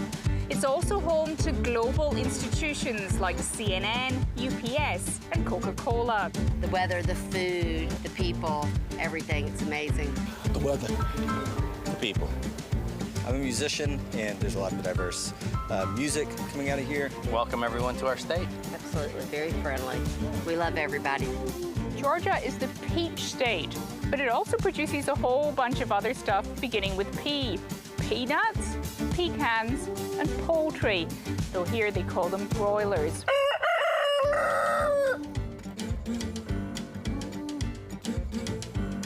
The state also grows a lot of cotton. It's the nation's second biggest producer of the crop. And it was here that the cotton gin was invented in 1793, a machine to separate the fibres from the seeds. The cotton gin transformed agriculture in the South and fueled the slave trade. Today, 1/3 of Georgians are African American. In recent decades, Georgia backed the Republican presidential candidate, including Donald Trump in 2016. But in 2020, Joe Biden won. Did you vote for Donald Trump in 2020? Yes, I did. Cost of living is a big concern, is a huge concern. I've definitely seen the value of my dollar go down. Our housing, our gas prices, our food prices, within the last, I would say, 4 years, it's been absolutely out of control. If you had to sum up Donald Trump in one word, what would you choose? Egotistically challenged. What about Kamala? Lost. Yeah, I don't know. It's kind of hard right now to be an American. Atlanta was the last U.S. city to host the Summer Olympic Games back in 1996. Los Angeles will be the next in 2028. But you won't have to wait that long for an exciting political race. Biden took Georgia by fewer than 12,000 votes 4 years ago, and polls indicate another close contest this year for the state's 16 electoral college votes. And we are starting to get some very early figures in from the Peach State, the state of Georgia.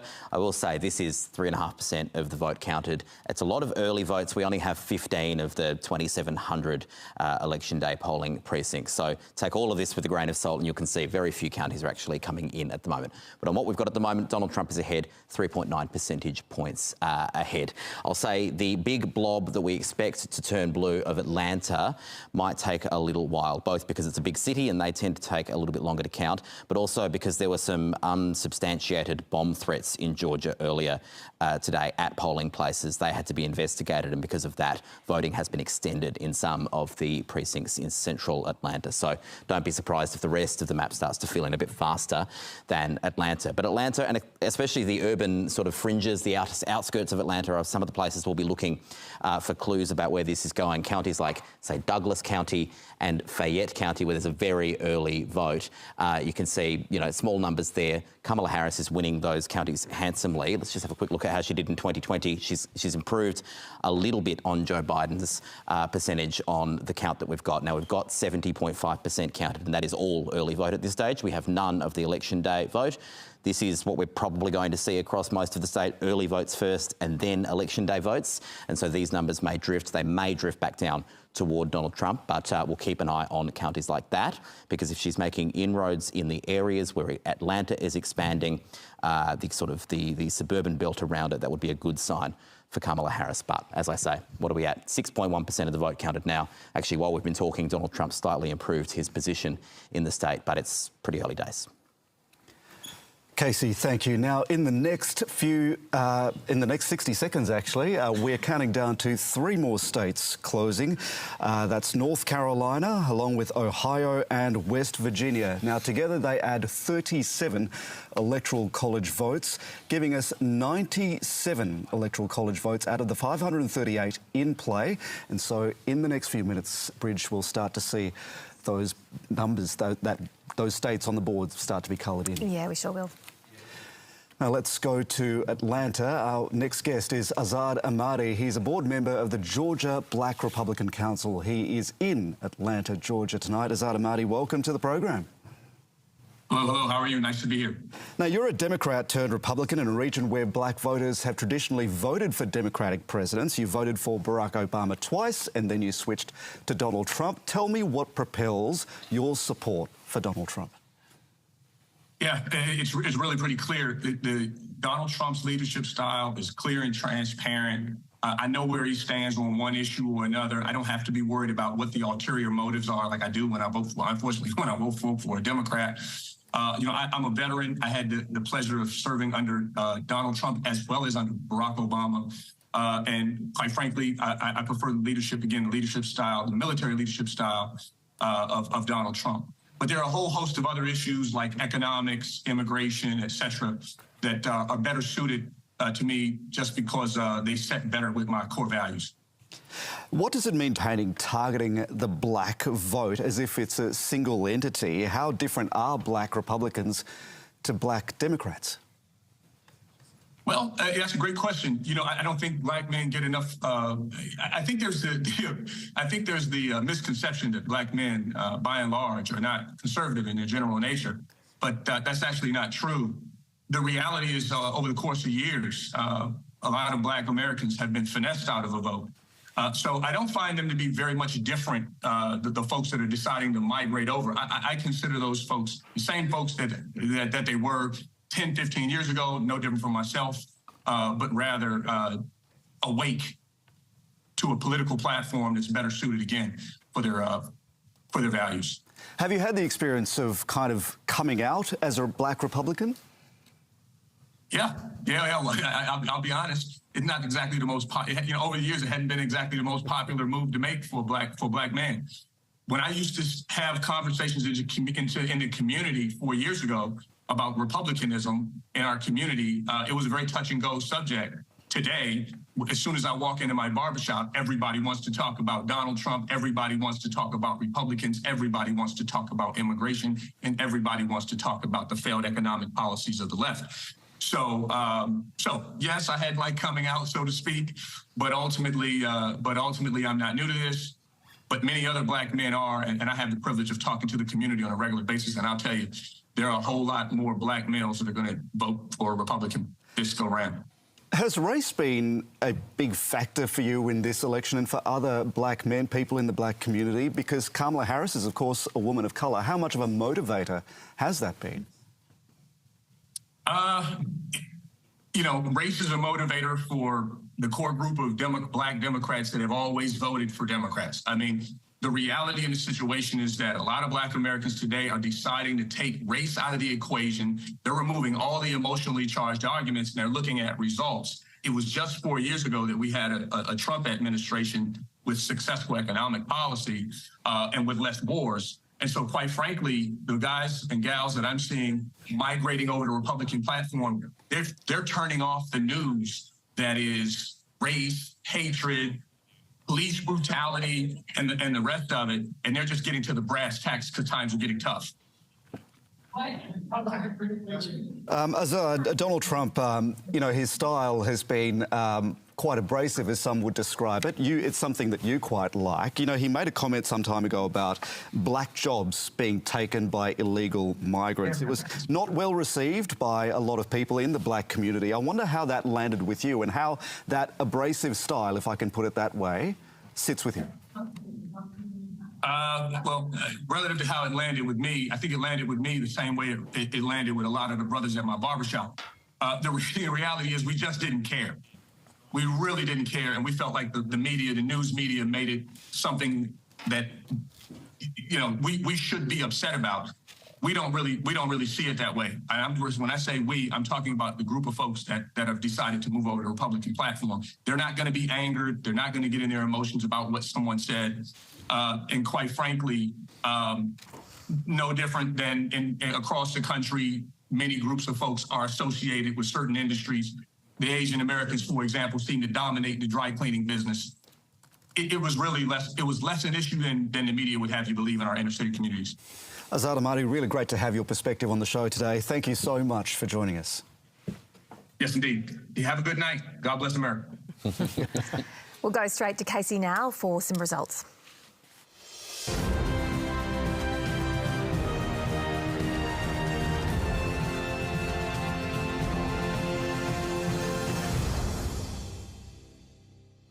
To the state of West Virginia, we're able to say now, even though none of the vote has been counted, the Associated Press has called the state of West Virginia for electoral votes for Donald Trump. That's off the basis of its AP Votecast survey and historic voting patterns in that state.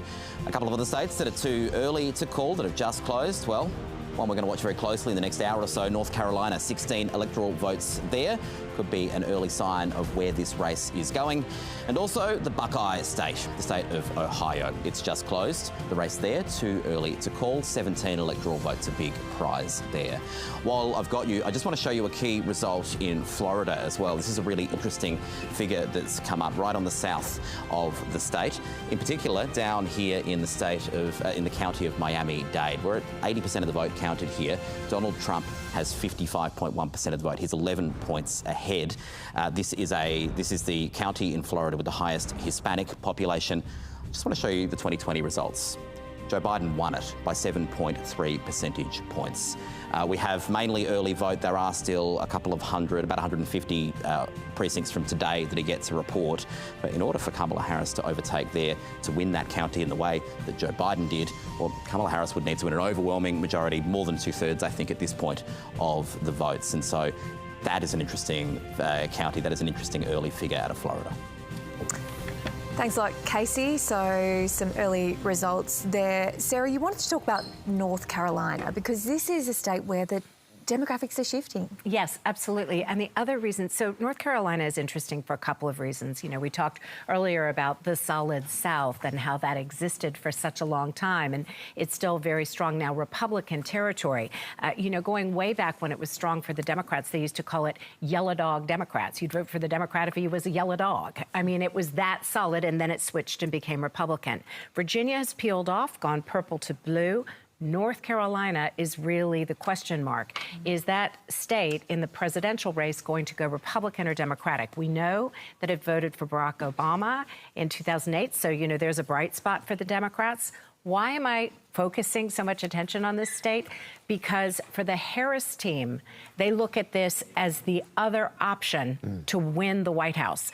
In other words, her two big choices are, can she win Pennsylvania? That's number one. That's the top choice, or the way they hope to do it. But if she were to lose Pennsylvania, she needs another state. She can't, that breaks the blue wall. She needs another state, and they believe their best chance is in North Carolina. A couple of reasons for that. They're hoping to rack up the vote tally in some of these suburban counties like Mecklenburg outside Charlotte. And they also have a very unpopular Republican candidate for governor there in Mark Robinson, who's running against Josh Stein. And the question is it enough to peel that away? It's a hard task, and we'll see as we get more results in whether or not they're likely to do it. But that's their, if you will, back door to the White House. Simon, astonishing to think just a couple of months ago we were talking about Biden versus Trump. Yeah. Has Kamala Harris had enough time to sell herself to American voters? Yeah, I think so. I think this will be either way the result goes, but especially if Kamala Harris is the next president of the United States. This will be a remarkable part of the story. A lot of things make this election special, but one of them is the idea that an incumbent president who gets through his nominating primaries, and on the eve of the convention they do a flip, the VP comes into the frame. She has come a long way, particularly one number I focus on, who's better placed to handle the economy. She had bad economic news following her around via the Biden administration's performance on inflation, primarily. They have done so much to close that number. That's a pretty remarkable piece of campaign engineering right there and messaging right there. The other thing, but it takes a Donald Trump. I think we often fall into this when we analyse elections. We look at one candidate, but elections are a choice. And when the other choice is Donald Trump, I think the Democratic Party in particular would rally behind whomever was appointed the standard bearer, and that's being a big part of the story. So much is the disdain and so much is the energy among Democrats to win this thing. There is so much at stake, and Kamala Harris is their nominee, and let's go team. Hasn't that been at the big shift in the US in terms of polarisation? It used to be positive polarisation. You would be voting for a candidate. And now the research is showing it's shifting against. When you're among Democrats, and particularly among black women, a key demographic for Kamala Harris, yes, it is very much a vote for her, but I don't think we can understate the effect of how much it is a vote against. No, but that's what I mean. Exactly. That it's shifted from positive polarisation to negative. Well, right. So now people, it doesn't matter even so much what your party represents or all the flaws or shortcomings of your own candidate. You just don't want the others to get in. So we have some data on that when I was running the US Study Centre. This is something we surveyed on, what we call negative partisanship or affective polarisation. Yeah. It is driven by emotional dislike for the other side. That's been evident particularly since the Obama years and has really grown under Donald Trump. Australians, you ask a coalition voter what they think in general about Labor voters, there's a tiny dip, but it is like 5 points, 7 points. In the United States, it's 27. They're evil, it's 30 and demonic. points. Yeah. Come back to this. Casey's going to break down some numbers for us now from Votecast. Yeah, I'm really interested in what you guys at the desk make of these numbers. United States elections are so much about turnout, and out of the AP Votecast survey, we're getting a bit of a sense, at least from that poll, of what is the electorate, who has voted in this election. First, let me take you to the turnout for different age groups. Let me just show you. So each of the rows in this graphic is a different age group. The first column of the numbers there, that is the 2020 turnout for, that is the share of the electorate that voted in 2020. The next column is 2024. So 13% of 18 to 29-year-olds said they voted in 2020. It's now 16%, so up 3 points. We're seeing an increase in the share of the electorate among 30 to 44-year-olds of 2 points, and a decrease among older age groups. So AP Votecast is suggesting that this year's electorate is younger than it was 4 years ago. We also have a breakdown by gender. Men are a little bit less likely to vote in this election than 4 years ago. Women marginally more likely. So we're seeing a small increase from the electorate of 53% women 4 years ago to 54% in 2024, so up by 1 percentage point. A younger electorate and a marginally more female electorate this year. Nick, what impact will this data have on today, do you think? I think the problem with looking at comparisons between this election and last election, the last election on turnout was so weird and wacky because of COVID, and we saw a level of turnout that was historically super high. So probably the comparison, the more accurate comparison to look at is actually between 2024 and 2016. Because those figures in 2020 were kind of artificially inflated by COVID. So, you know, the turnout figures, I mean, the thing that comes across obviously is the increase in female voters. I mean, that will be good news to the Harris campaign. Do you look at that as well, Nick, and think 45 to 64, they're just tired? They're just over it. Yeah, right. And then you look at the younger ones and you think, Taylor Swift. Yeah, She told them to get out, and there they are. But that is interesting in the number of younger people. That's a significant bump. It is, but you know what also fascinates me is that, you know, I tend to think of, oh, they're younger, they're going to be more liberal than their parents.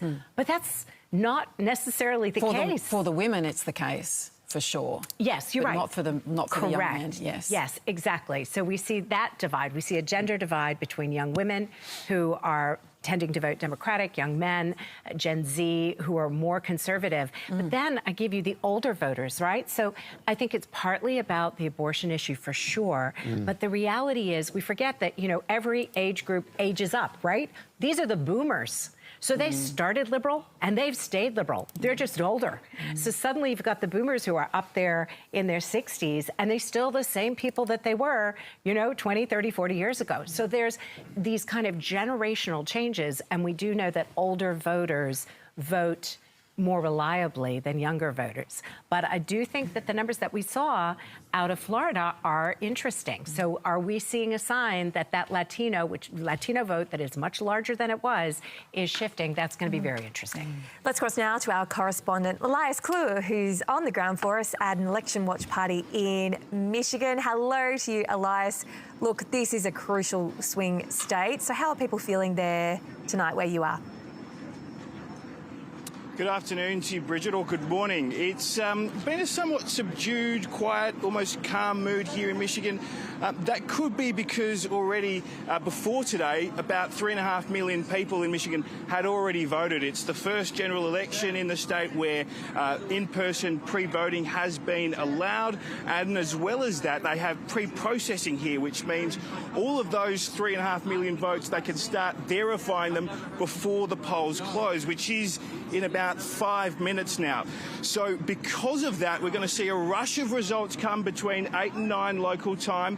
Things to watch for there are the fact that we likely see Kamala Harris move out to a relatively strong lead, and then the same day voting, which comes in a bit later, could favour Donald Trump. That's just speculation from the experts at this stage, but it's a bit of a wait and see. Now, I'm currently in Dearborn, Michigan, which has been very significant in the context of this race. Dearborn has quite a sizable Arab American community. In fact, Michigan itself, more broadly, has one of the largest Arab American communities in the country. And the conflict in Gaza has been a really contentious issue throughout this campaign, and Donald Trump has used it to really home in on the critical Muslim and Arab American vote here. As a result, several prominent Islamic leaders in this part of Michigan have endorsed Donald Trump. Several others have encouraged people to either not vote or vote for the Greens candidate, Jill Stein. And people we spoke to earlier at a polling location today had very mixed opinions, and we got a real sense of that mixed sentiment. Let's have a listen. Actions have consequences. If you are going to fund a genocide, I will not allow you to be rewarded with a second term. For me, there is hope. There is slight hope, even if it's a little bit, that Trump may get in office, draw a red line, and end the genocide immediately. Donald Trump will make America great again. He'll bring back all the jobs to the United States. No tax on overtime. Very simple. If you want to move forward, you have to be with Harris. If you want to move backward, you have to be with others. So the state of play in Michigan is this: 15 electoral college votes on offer. It's a critical part of the blue wall. Of course, Donald Trump won by just 11,000 votes in 2016. If he can flip it again from the Democrats, his path to becoming president really gets a lot wider, and his chances increase significantly. So it's a very important state and a big watch and see. It'll be very close, guys. Thanks a lot, Elias. Thank you very much. Now, if you're anything like the rest of us, you might be watching with a phone in your hand, monitoring the ABC's live blog. You'll have seen Lisa Miller and Lee Sales posting on the blog. They're over in the newsroom, and we'll be checking in with them through the day. Lee and Lisa, over to you. Yeah, g'day team. I was just watching Elias thinking we used to toss a coin to see which election party you'd end up to on the night, because Lee and I have done a few over the years. 2004, would you believe it, was the first one we did. 2012 was the coldest one. I got Mitt Romney and it was Boston, and we stood outside all night freezing. Sucks to be you, Lisa. Oh, yeah. Things obviously have changed enormously in that 20 years, but one of the things that really strikes me when I look at the race, I'm very interested to see when some of those Rust Belt states start coming in: Pennsylvania, Wisconsin, Michigan. When we were there doing the 04 election, I went to Ohio, and you could see then the seeds of discontent that have turned into Trumpism. Ohio is not even in play this election, but it was because manufacturing jobs were going overseas, people were losing their jobs, their economic livelihoods were less secure, and that has really, I think, come home to roost, and it is just so critical. Yeah, and into that has played, of course, as you've been discussing, the rise of social media and the fact that the network anchors in the evening aren't the main players anymore. Just a bit of history: Facebook emerged in 2004, Twitter in 2006. So what a different world we've had. So we're going to be on the live blog. We'd love to get everyone's questions. In fact, one of the stories that I've been having a look at is from Jade McMillan. If you want to know some bits and bobs about when you're going to get the result and 5 things to watch out for, well, that's all there on the blog. So do join us. People can multitask, can't they, Jez? They can have the phone, they can be watching you. It's not a competition. One of the points I wanted to make, picking up on what you said there about social media and how that has really impacted politics. Sarah James was talking before about how legacy mainstream media these days is not as powerful as it used to be. So Donald Trump, she mentioned, did Joe Rogan's podcast. That, around the time it went up, had been listened to by 60 million people. That would have only gone up since then. For a point of comparison, the New York Times has about 300,000 print subscribers, 8 million online subscribers. It's nothing compared to the power of those other social media forums. Back to you in the studio. Lee and Lisa, thank you very much. Let's return to the US now. We're joined by EJ Dion, a columnist with the Washington Post, who's in Washington, D.C. EJ, great to have you with us. Be with you. Thank you. Now, in a country where so many people identify as Republican or Democrat, how easy is it to break with tradition? Well, first of all, there are a lot of people who call themselves independent, and they are, in some states, the largest share of the electorate. But it is extremely difficult for people to switch parties, especially in a presidential election. And that's what's been so notable about Kamala Harris's effort to create these Republicans for Harris groups all over the country. And she's picked up some quite significant endorsements. Liz Cheney, obviously well known to everyone from the January 6th investigations, and Adam Kinzinger, but she's picked up a lot of former members of Congress, people like Charlie Dent and Jim Greenwood, classic kind of old-fashioned moderate Republicans who came out to endorse her. And so she is using Republicans for Harris not only to try to chip into the Republican vote, but also to give more moderately conservative, if you will, center-right voters who don't really like Donald Trump, but they want to make it, she wants to make it okay, create what they've been calling a permission structure to vote this one time Democratic to defeat Donald Trump. But it's not going to be a huge number, but in an election that could be very close, it could be a sufficient number. You often hear from Donald Trump supporters who say, you know, I don't like the way he talks, or I don't take him too literally, but I do like his manner. Is there a certain kind of feeling of just voting on the vibe? I think there is a share of Trump voters who are Republicans who really like tax cuts and really like deregulation. They don't particularly like Trump. They don't particularly like the way he talks, but they will say stuff like that because they want to vote for him because they favor lower taxes. I think one of the interesting tests here, and we'll know much more in a few hours, is that Trump was distinctly, if you will, off the wall in the last 2 weeks of the campaign, very aggressive in all of his language, whether it was talking about, having a war hawk, as he put it, like Liz Cheney, be in battle and have the barrel of a gun pointing to her, all kinds of other things he said. Some people say this was designed to boost his vote among younger men, but I think it may have a cost among more moderate voters. And one of the things I'm going to be looking at tonight is how late deciding voters cast their ballots, because Harris had a much smoother close. Trump had this kind of crazy close. But I watched a reel of his television commercials today. The campaign part of the Trump campaign ran quite a disciplined campaign. The candidate part of the Trump campaign ran an utterly undisciplined campaign. And we'll see how that works. EJ Dionne, terrific to have you with us. Thank you so much for joining us. Great to be with you. Let's take you over to Casey now with some latest figures. Yeah, let's look at those two battleground states where we're getting some early figures, and they're early figures. Just first, the state of North Carolina, no on-the-day votes. Every single vote we've got so far is an early vote. Kamala Harris is 37.5 percentage points now.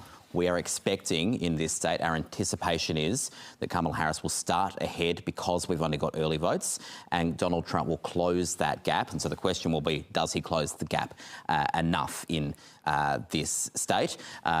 It is also a very early count, 2.6%, and we don't have all of the counties yet in. These are all the caveats we have to keep in mind with these early figures.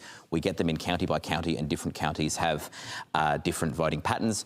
Different vote types have different early voting patterns as well. And Georgia is a really good example of that at the moment, because if you look at the Georgia figures, 20% of the votes in, Donald Trump is miles ahead, 20 percentage points.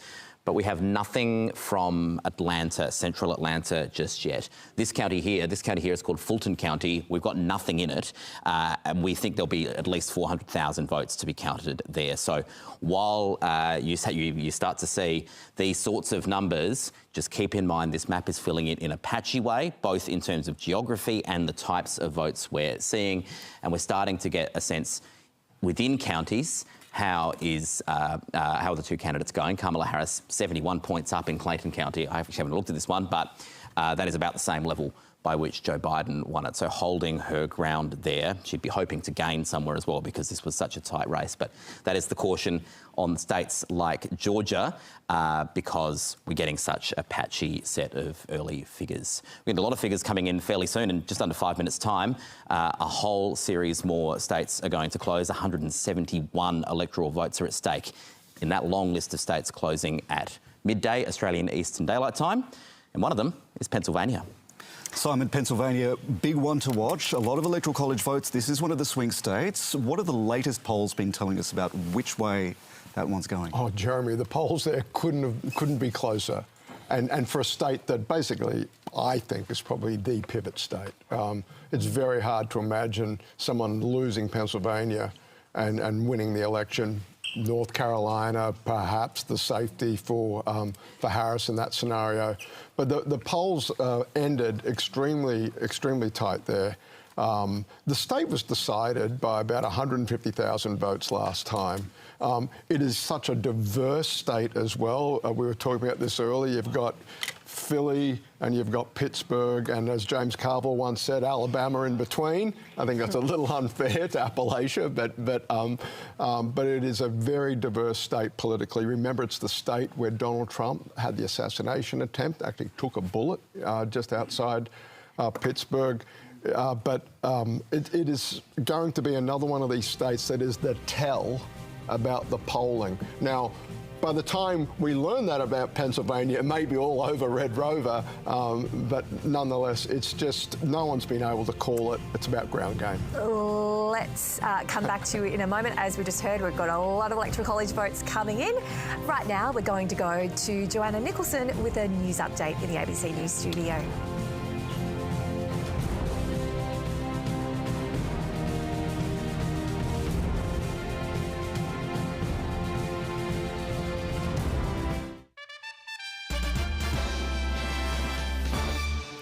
This is ABC News, the headlines this hour.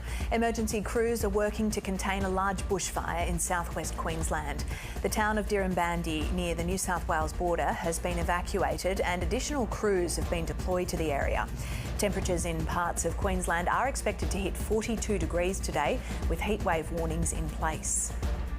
Israel's Prime Minister Benjamin Netanyahu has sacked his Defence Minister Yoav Gallant, citing differences of opinion over the management of the wars in Gaza and Lebanon. The former minister is now calling for an inquiry into failures which led to the Hamas October 7 attacks. Protests have broken out on the streets of Israel's biggest cities in reaction to the sacking.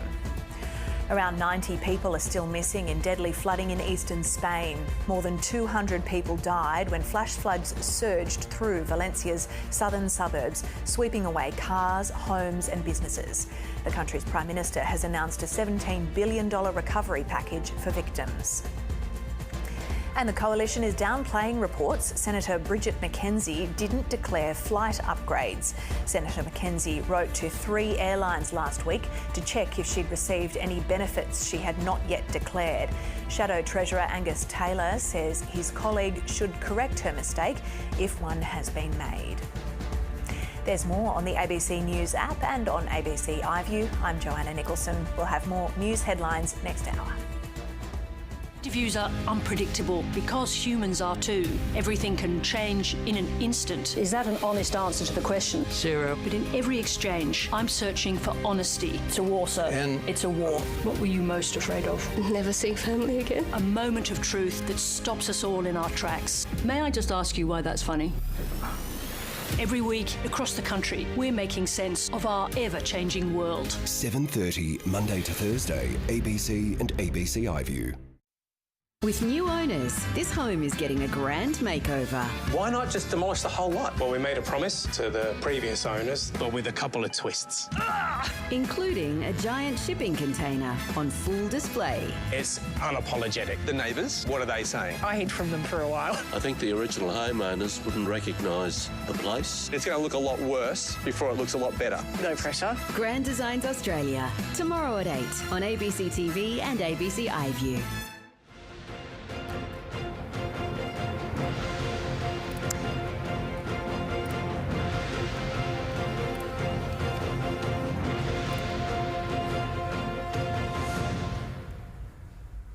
Hello and welcome back to the ABC election.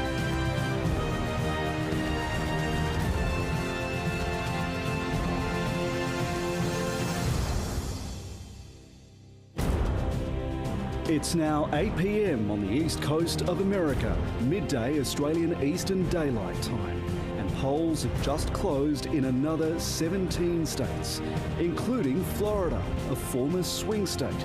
It's likely to vote for Donald Trump, but it's not in the bag just yet.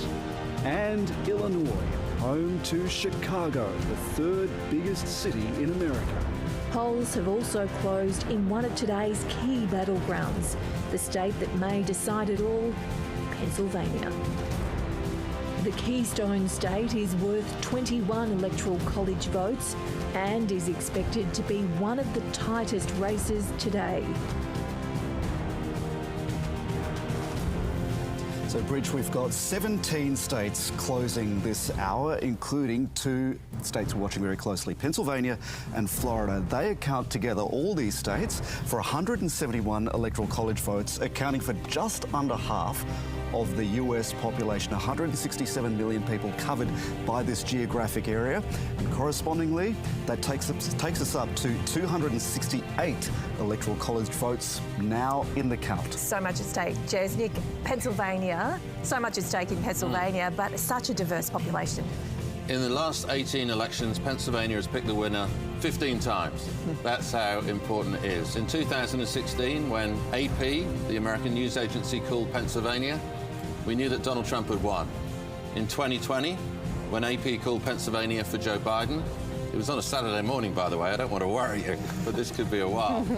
We knew that Joe Biden had won the presidency. It's that important. You know, if you're playing noughts and crosses, you always want that middle square, don't you? It kind of gives you control of the board. And Pennsylvania's a little bit like that because it gives you so many options to win. That's why it's so vitally important.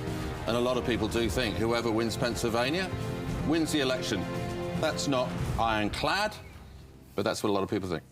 Sarah, is the bar higher in a sense for Kamala Harris, given she has to appeal to such a diversity of interests, whereas Donald Trump seems to have gone smaller? He's raised it in on his passion areas. He has a base, and his base has been solid for him for such a long time. And you're right that the job for Kamala Harris, for Vice President Harris, is, in the words of an old Republican strategist, Lee Atwater, to create a big tent. And what she's trying to do is to draw across the spectrum, to pull in some Republicans, disillusioned Republicans like Liz Cheney, but also hold on to progressive Democrats. That's not easy to do. To reach out to Latino voters, but also to hold older white voters, Asian voters, keep black voters, some of whom have been disaffected, like the person you spoke to earlier, and have turned Republican. It is a big job. And I think what's important to remember is go back to the summer when I think the Biden plane, if you will, to use an analogy, was kind of going down. And there were all these questions about his age. And at the last possible moment, the ejector seat was pulled and he parachuted out. And it was up to Kamala Harris, the vice president, to kind of bring that plane back up to a cruising altitude. That's what she's trying to do. Let's take it over to Casey now with some numbers. Casey.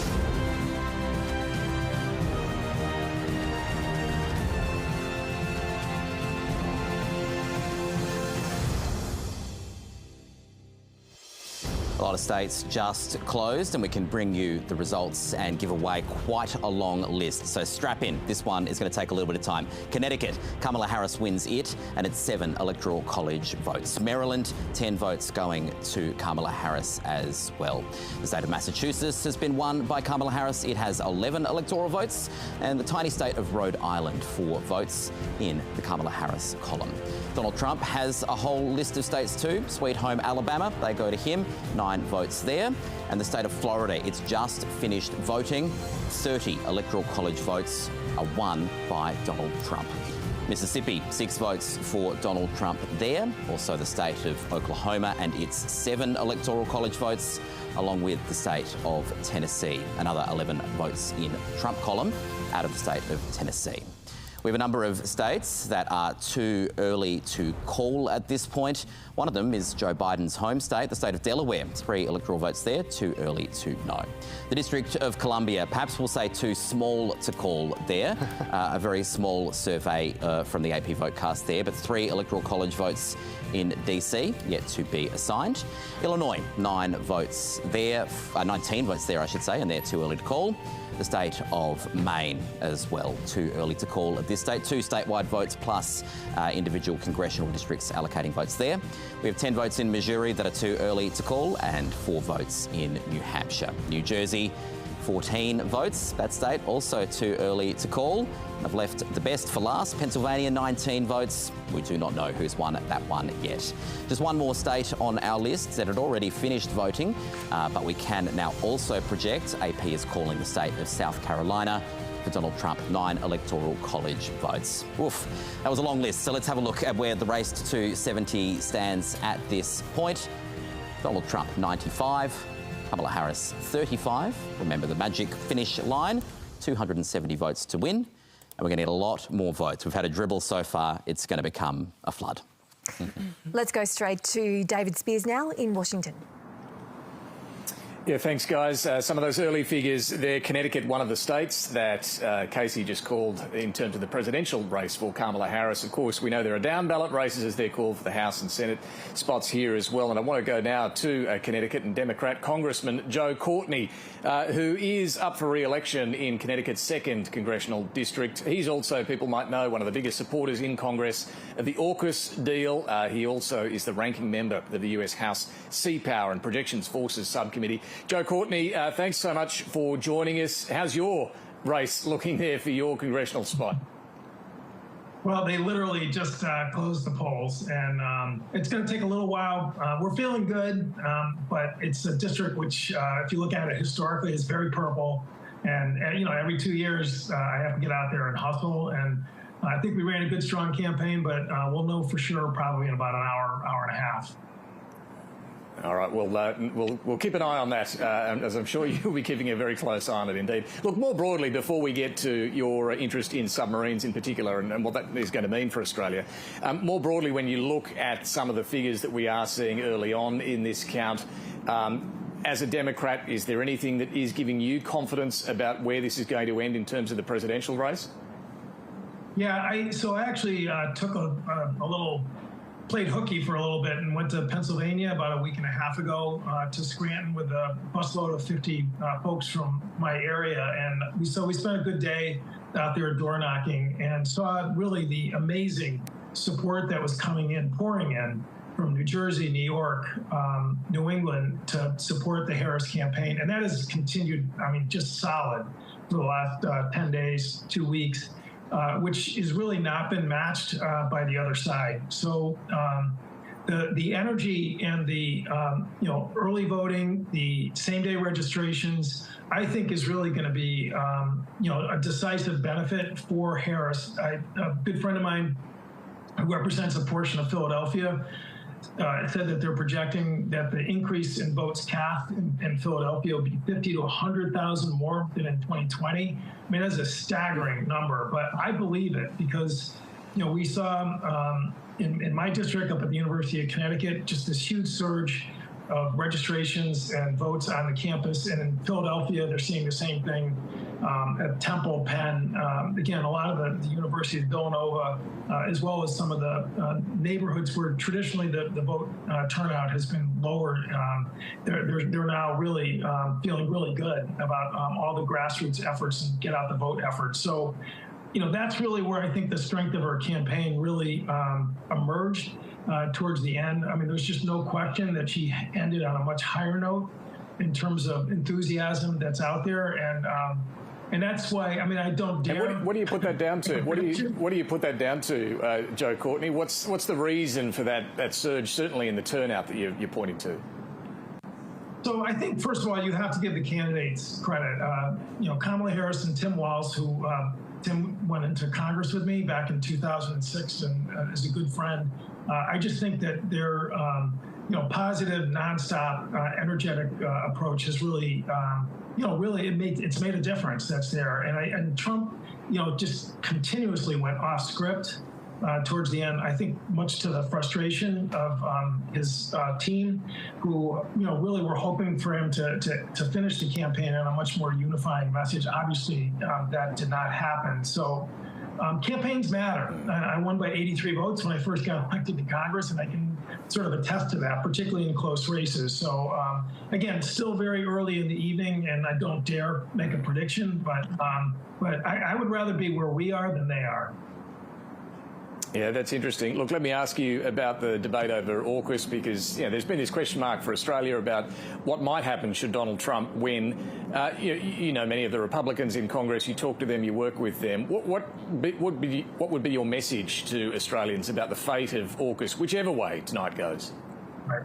So I do think that on Capitol Hill, there was a strong bipartisan consensus in support of AUKUS. By the end of the time that we legislated last year, all the authorities to make AUKUS work, it was almost a competition between the two parties to, who could be, more, loud and strong in support of it. And but obviously the executive branch makes a big difference there, and that's really the wild card. It's just that we have no idea what his national security team is going to really look like.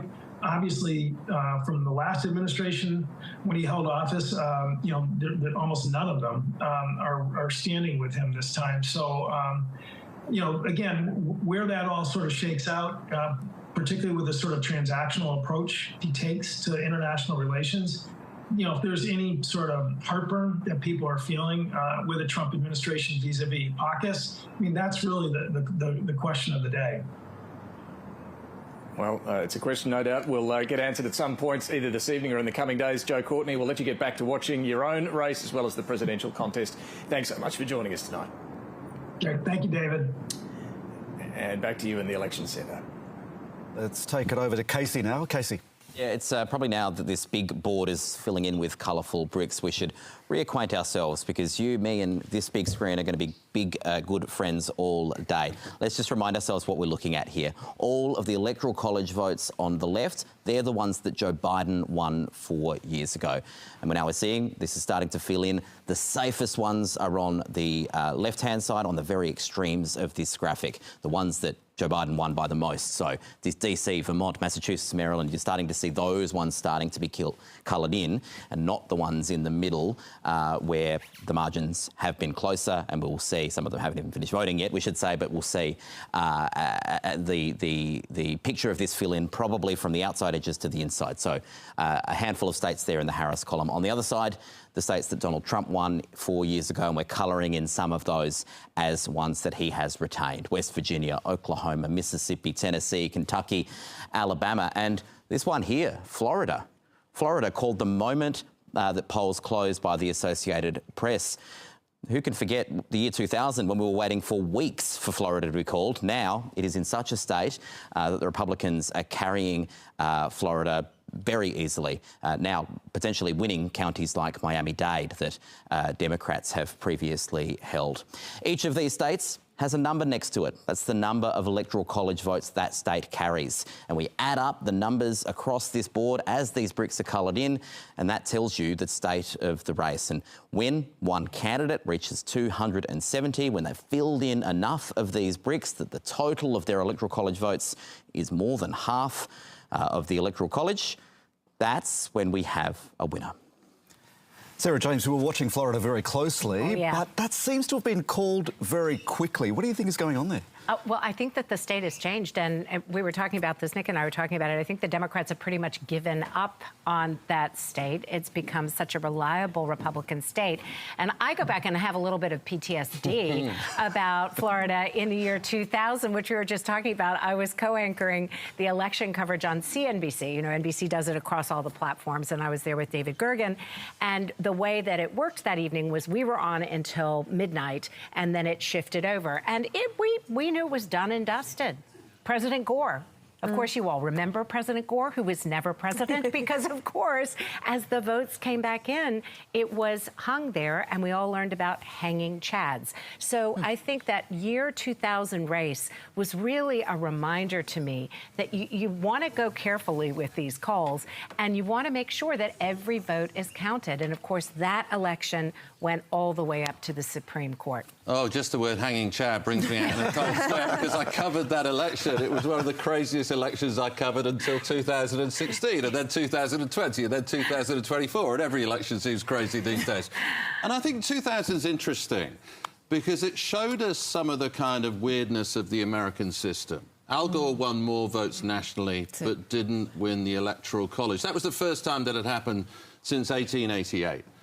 We saw this kind of weird patchwork of voting systems. In West Palm Beach, they had this crazy butterfly ballot. It was designed by a Democrat, but you know what? It confused a lot of Democrats into voting the wrong way, which depressed Al Gore's votes. And then we had this disputed election where the Supreme Court ended up basically sort of handing George W. Bush the victory. And you think, hang on a minute, this is supposed to be the beacon of democracy, and it doesn't really work.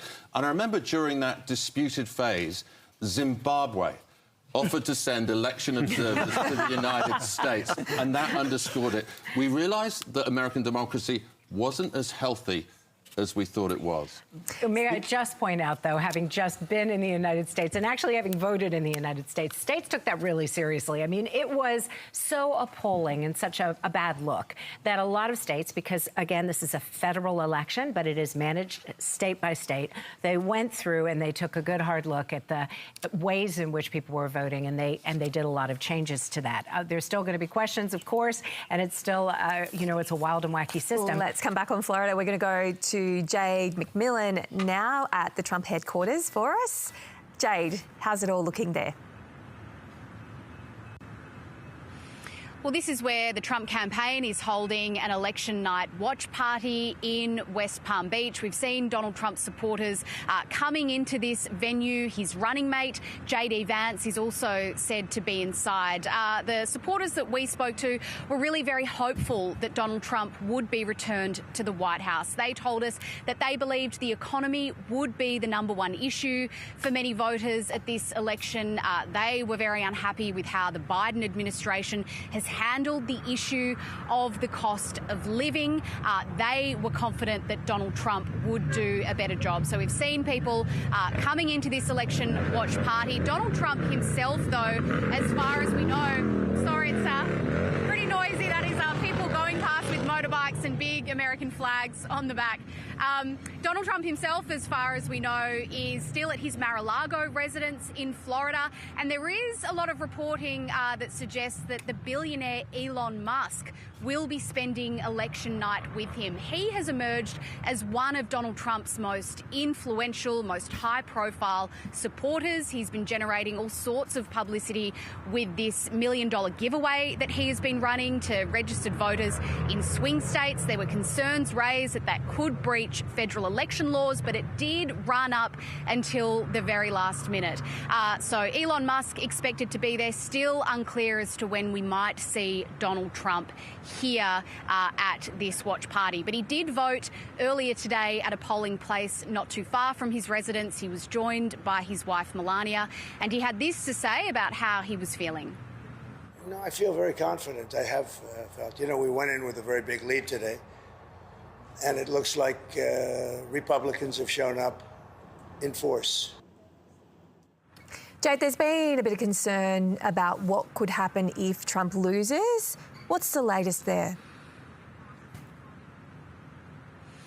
Yeah, well, it was on election night 4 years ago that Donald Trump prematurely claimed that he had won that election. He has spent the years since falsely maintaining that it was stolen from him. And we have heard him arguing throughout this campaign, suggesting the only way that he could be defeated was if Democrats cheated. Now, he has taken to social media today to allege that there had been some kind of cheating in Philadelphia. That is the largest city in Pennsylvania, which could be the most important swing state at this election. He didn't provide any further detail, and both local and state officials have rejected that. Federal officials have also said that they haven't seen any evidence of fraud taking place. But that could be a sign of things to come, depending on how these results start to shape up. Thanks a lot, Jade. Simon, Trump has made... Oh, we've got Lippo. Welcome to David Lipson. A new person. Let's welcome David Lipson to the panel. He's morphed from Simon. You're on the panel with us. You're a former Washington bureau chief. Tell us about Florida, because Donald Trump has made that his heartland. Florida is really interesting, and really interesting to look back to 2000 and what we're talking about there with the hanging Chad situation. The other thing that happened in 2000 was the Brooks Brothers riots. Now, this was a group of well-dressed Republican staffers who stormed the office that was doing a recount in Miami-Dade and tried to disrupt that recount. And many people saw that as something of a precursor or a playbook, a blueprint, if you like, for what happened on January 6, 2020. So that's not to suggest that that's going to happen in Florida again, but just interesting to look at that historical context. You know, what happened then was kind of drawn upon, according to the theory, by those who stormed the Capitol on January 6, 2021. Julia, Florida's also been the front line of this anti-woke movement as well, hasn't it? Nationally for the United States, people look to Florida to see how that fight might be taken up. With the woke fight? Yeah, the anti-woke fight. The anti-woke fight, that's right. And again, it really, the question is what you actually mean by woke, because it can signal so many other things. But that's been a massive thing for Kamala Harris in this campaign, as Donald Trump repeatedly calls everything woke and says that woke people and things should be obliterated. So, yeah, I think that's... But Kamala Harris is also an emblem of that, isn't it? Like the criticism that she's the diversity pick. Well, it's interesting that some of the things that she's done that are really isolated for, like, extensive criticism of the fact that she had a look through, you know, the foreign policy... correspondence and official positions of the United States to see if the language was gender neutral or biased in one way. Now, that's something that you would think that was kind of perfunctory and maybe they should be always looking to modernise things. We certainly do at the ABC. And a lot of companies, a lot of corporations, right across Wall Street, they'll be doing those kinds of things. But that's been isolated and repeated again and again as something that's kind of... Just she'd be distracted. She can't handle the big things like the economy. So, yeah, I mean, it's ultimately takes it into a culture war and away from what people's major preoccupations are. You know, the economy, immigration, reproductive rights, and now, as we're seeing, democracy. Now, what that actually means, I think, is going to be fascinating. Does it mean a democracy which means that you're not being heard on immigration, that no one really cares about you or listens to you? Or does it mean January 6th? Does it mean what's happened with the Supreme Court? Or is it just a sense of, like, being completely disenfranchised and just annoyed with the whole thing? Casey, you've got some more figures for us, I believe. Pennsylvania. Yeah, I want to look at the battleground states along the East Coast. Let's work from north to south. We are getting early figures. What's really interesting...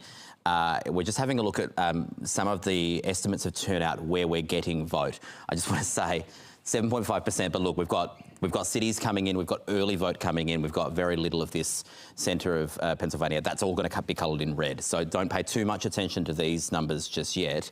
But cities like Philadelphia County, Kamala Harris, this is the pattern that you're going to see across lots of states here. The Democrats are going to do well in cities and not so well outside the cities. And the cities are big, and so they need to run up the margin. Harris needs to run up as many votes as she can there to offset losses that she'll face in more rural areas. Now, Philadelphia, look, there's, this is at the moment on these mail-in votes, I think is all we've got at the moment. Oh, we're getting some on-the-day votes, actually. But Kamala Harris is ahead by 76 percentage points. We've just been looking at the estimates, though, of turnout that we're deriving out of the Associated Press data, and it is looking like, again, early figures, these numbers can change, but the earliest indications we're getting is that it does look like turnout might be up in Philadelphia. It also looks like turnout might be up in Allegheny County, that is the city of Pittsburgh. I'm going to keep caveating this, we are looking at very early figures, these estimates can change, but turnout up in cities would presumably, where Democrats do well, be an indication that Kamala Harris would be happy to see. If I move further south to the state of North Carolina, again, we're seeing in the city of Raleigh, it looks like turnout might be up at least a little bit. And then if I have a look at the state of Georgia, again, here, Donald Trump is well ahead. As this map has started to be coloured in, that margin has been falling, though. We are seeing the votes shift toward Kamala Harris, and the reason for that is we're getting more in from the city of Atlanta at the moment. Just Fulton County, one more estimate. We are thinking the early indication is that turnout might be up in Fulton County as well. Again, early days. Just some interesting signs out of some of the cities. You can see Fulton County on 70% of the vote counted, all early vote. All of this is early at this point, but she's led the early vote by 43 percentage points, and we'll see what happens when the rest of the vote comes in. Thanks a lot, Casey. Well, news out of Georgia, where voting hours have been extended at polling locations that were briefly evacuated due to bomb threats. 32 polling places received the threats, but voting was only disrupted at 5 of them. Threats were also made against 2 polling places in Wisconsin. The FBI says the threats came from emails with Russian domains. Moscow has denied being involved. Local officials say there was minimal effect on voting. We planned heavily for the incident of a bomb threat being called in, and it's a good thing we did, because that's the only thing that happened today was 32 bomb threats at different polling locations. We were able to clear 27 of them very quickly without the need for an evacuation. 5 of them, the polls were temporarily closed down at the poll manager's request while we conducted the sweep, and they were reopened. We don't know where the threats came from at this point, and it is an active investigation. As a result of that, 5 of the 177 precincts will be staying open a little later, meaning after 7 p.m., anywhere from 10 minutes to 45 minutes, based upon the time that they were closed. Let's head back to David Spears now in Washington. Yeah, and look, we did see some of those threats through the day. It must be said, though, they've been dealt with pretty efficiently, and largely things have gone pretty smoothly compared to what some were expecting, fearing might happen today. Things have gone relatively smoothly as far as we're aware. So, look, it'll take a little longer to get the count out of some of those counties where they're extending the voting period. I want to come back to Arthur Sinodinos, former Australian ambassador to the United States, here with us in Washington. Arthur, just looking at what Casey was reporting earlier about cities, urban metropolitan centres in Georgia, North Carolina and Pennsylvania in particular. If that vote is up in those Democrat stronghold parts of those swing states, what does that tell you? Well, someone described Pennsylvania as being these island cities in an ocean of Alabama. Yeah. And so the importance for the Democrats is to get the vote up in the cities. Turnout is up. That potentially is a good sign. The anecdotal evidence earlier on, suburban women in particular were coming out strongly to vote. So if the city vote is up, it's likely to be good for Harris. But as I said before, the rural areas are all very strongly Republican these days. Erie County, up north, in particular, people will have a very close look at. Tell me about that county. Well, because it's a county which in the past has been seen as a bit of a bellwether in previous campaigns. And so I think people will be looking at that as an example. And there are other counties. In Arizona, there's a Maricopa County. You can go through. There are some counties which are more significant than others because there's a concentration of votes or whatever. It'll be interesting with Pennsylvania, though, if this urban-rural divide is as sharp as some people are suggesting. That potentially is a good sign for the Democrat campaign. I have to say, I think the Republicans are doing well across the board. I think the numbers are not looking bad for the Republicans, including in terms of some of the congressional races that we're seeing. So no one is out of this yet. We need some more solid numbers, and as you saw in Georgia, there's been an extension of polling time, so that'll delay some of the results coming through. But between Georgia, North Carolina, we will start to get a good indication of where things are going. Pennsylvania, very interesting as well. So a lot to play for. So the next hour, when we do start to see more data out of those states that you mentioned, this is going to be critical. We haven't talked a lot about... And where in those states. Where in those states. OK, so the Democrats still need to overperform in those urban areas. We haven't talked a lot about those congressional races, but I think expectations on both sides might be that the two houses flip. Yes. So that you end up with whoever's in the White House still having that potential... So you have a gridlock. Yeah. Yeah. That's still quite a likely scenario. What is that going to mean for this country? Well, can mean a couple of things. One is that if presidents can't do much domestically, they look to do more externally. Like tariffs. You can impose tariffs without They have Congress. more freedom of action. And so that's going to be an issue. Where there is gridlock. For the Democrats, the danger of gridlock, if you have a Democrat president, is the Republicans come back in 4 years' time and say, look, she couldn't do anything. Yeah. It's also a check on power, though, isn't it? And that's what the system was built to do. Exactly. We'll come back to you a bit later. Arthur Sinodinos, thank you. Back to you in the election centre. Thanks a lot, David. One of the biggest issues facing Americans in this election has been reproductive rights and the impact of a potential Trump victory. Joining us now is Ianthe Metzger, the spokesperson for Planned Parenthood Votes. Welcome to ABC News. Thanks for talking to us here in Australia. What's at stake for women at this election? Yes, well, women are angry. Since the Dobbs decision that overturned Roe v. Wade 2 years ago, we've seen women turn out in record numbers in elections. We've seen from poll after poll that abortion is a top issue in this election. And we know that Kamala Harris is the only candidate in this race who is committed to protecting reproductive rights. She is the first president or vice president to visit a Planned Parenthood health center, for example. Meanwhile, Trump brags about overturning Roe v. Wade and taking away those rights. So we have been door knocking, canvassing, talking to voters about what's at stake, and we really hope that we can have Kamala Harris as the next president in the White House. Iante, what are some of the real stories you've heard from women across America who've been affected by abortion bans? We've heard of women in parking lots miscarrying, women who can't go to see a doctor until they're almost on the operating table. What are some of those stories you've heard? Yes, you're absolutely right. And those are the stories that we know about. I mean, just last week, there was reporting from ProPublica of an 18-year-old pregnant teenager in Texas who wanted her pregnancy. She had a baby shower and she experienced complications at 6 months. She went to 3 different emergency rooms. They wouldn't help her because there was still a fetal heartbeat.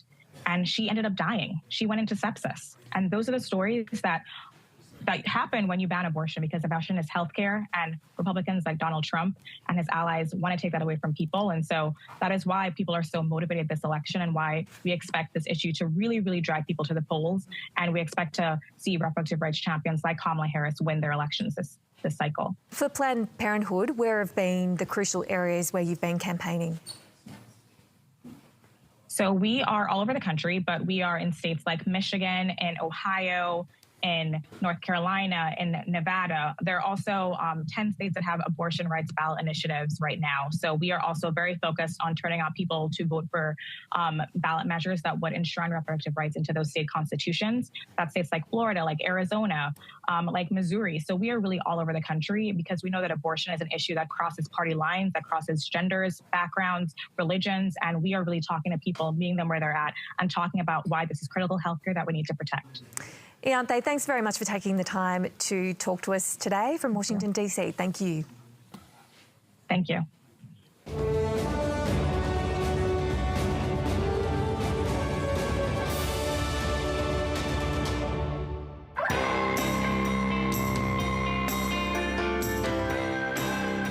Welcome to Pennsylvania, one of the original 13 states of the USA.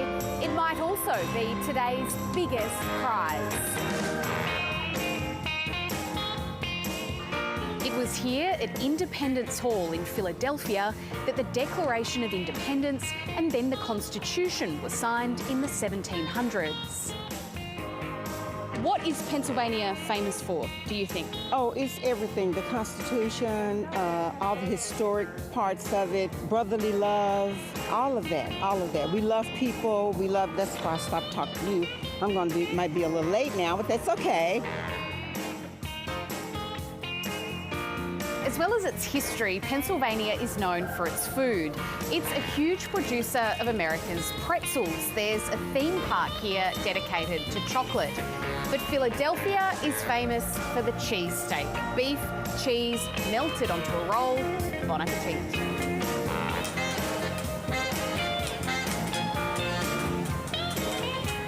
It's the big cities like Philadelphia that lean heavily towards the Democrats and helped Joe Biden to win the state where he was born in 2020. But outside these blue urban bubbles is a sea of red. And Pennsylvania is expected to be one of this year's closest contests. It's hugely important in Pennsylvania. Yeah. Makes a big difference. It's exciting in a way because we get to decide who's going to be the president. Pennsylvania has the 5th highest population in the country, and it's worth 19 electoral college votes, meaning this state could decide the election outcome.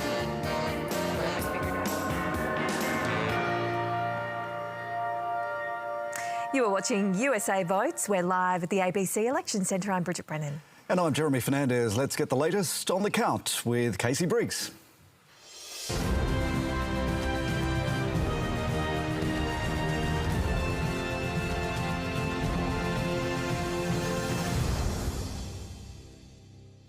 We are starting to fill in this map a little bit more. The state of New Jersey now. Kamala Harris is the winner there. She will win its 14 electoral college votes. No real surprises in that blue state. And polls have just closed in Arkansas. 6 electoral college votes there, and Donald Trump will be the winner. That takes the state of the race to 270 now. Well, to 49 for Kamala Harris and 101 for Donald Trump.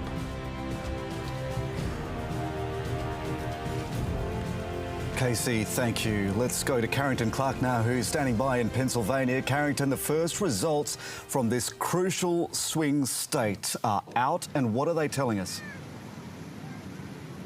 Well, they're telling us that the polls are looking correct. There is nothing in these early results which would suggest that Pennsylvania is going to be anything but an absolute nail-biter, and it's increasingly looking like it will be the state that could decide this race. We knew before the votes started to be counted that Pennsylvania was the most coveted prize on the electoral map. Both campaigns had spent huge amounts of resources here, both in terms of time and money on blanketing the state in advertisements.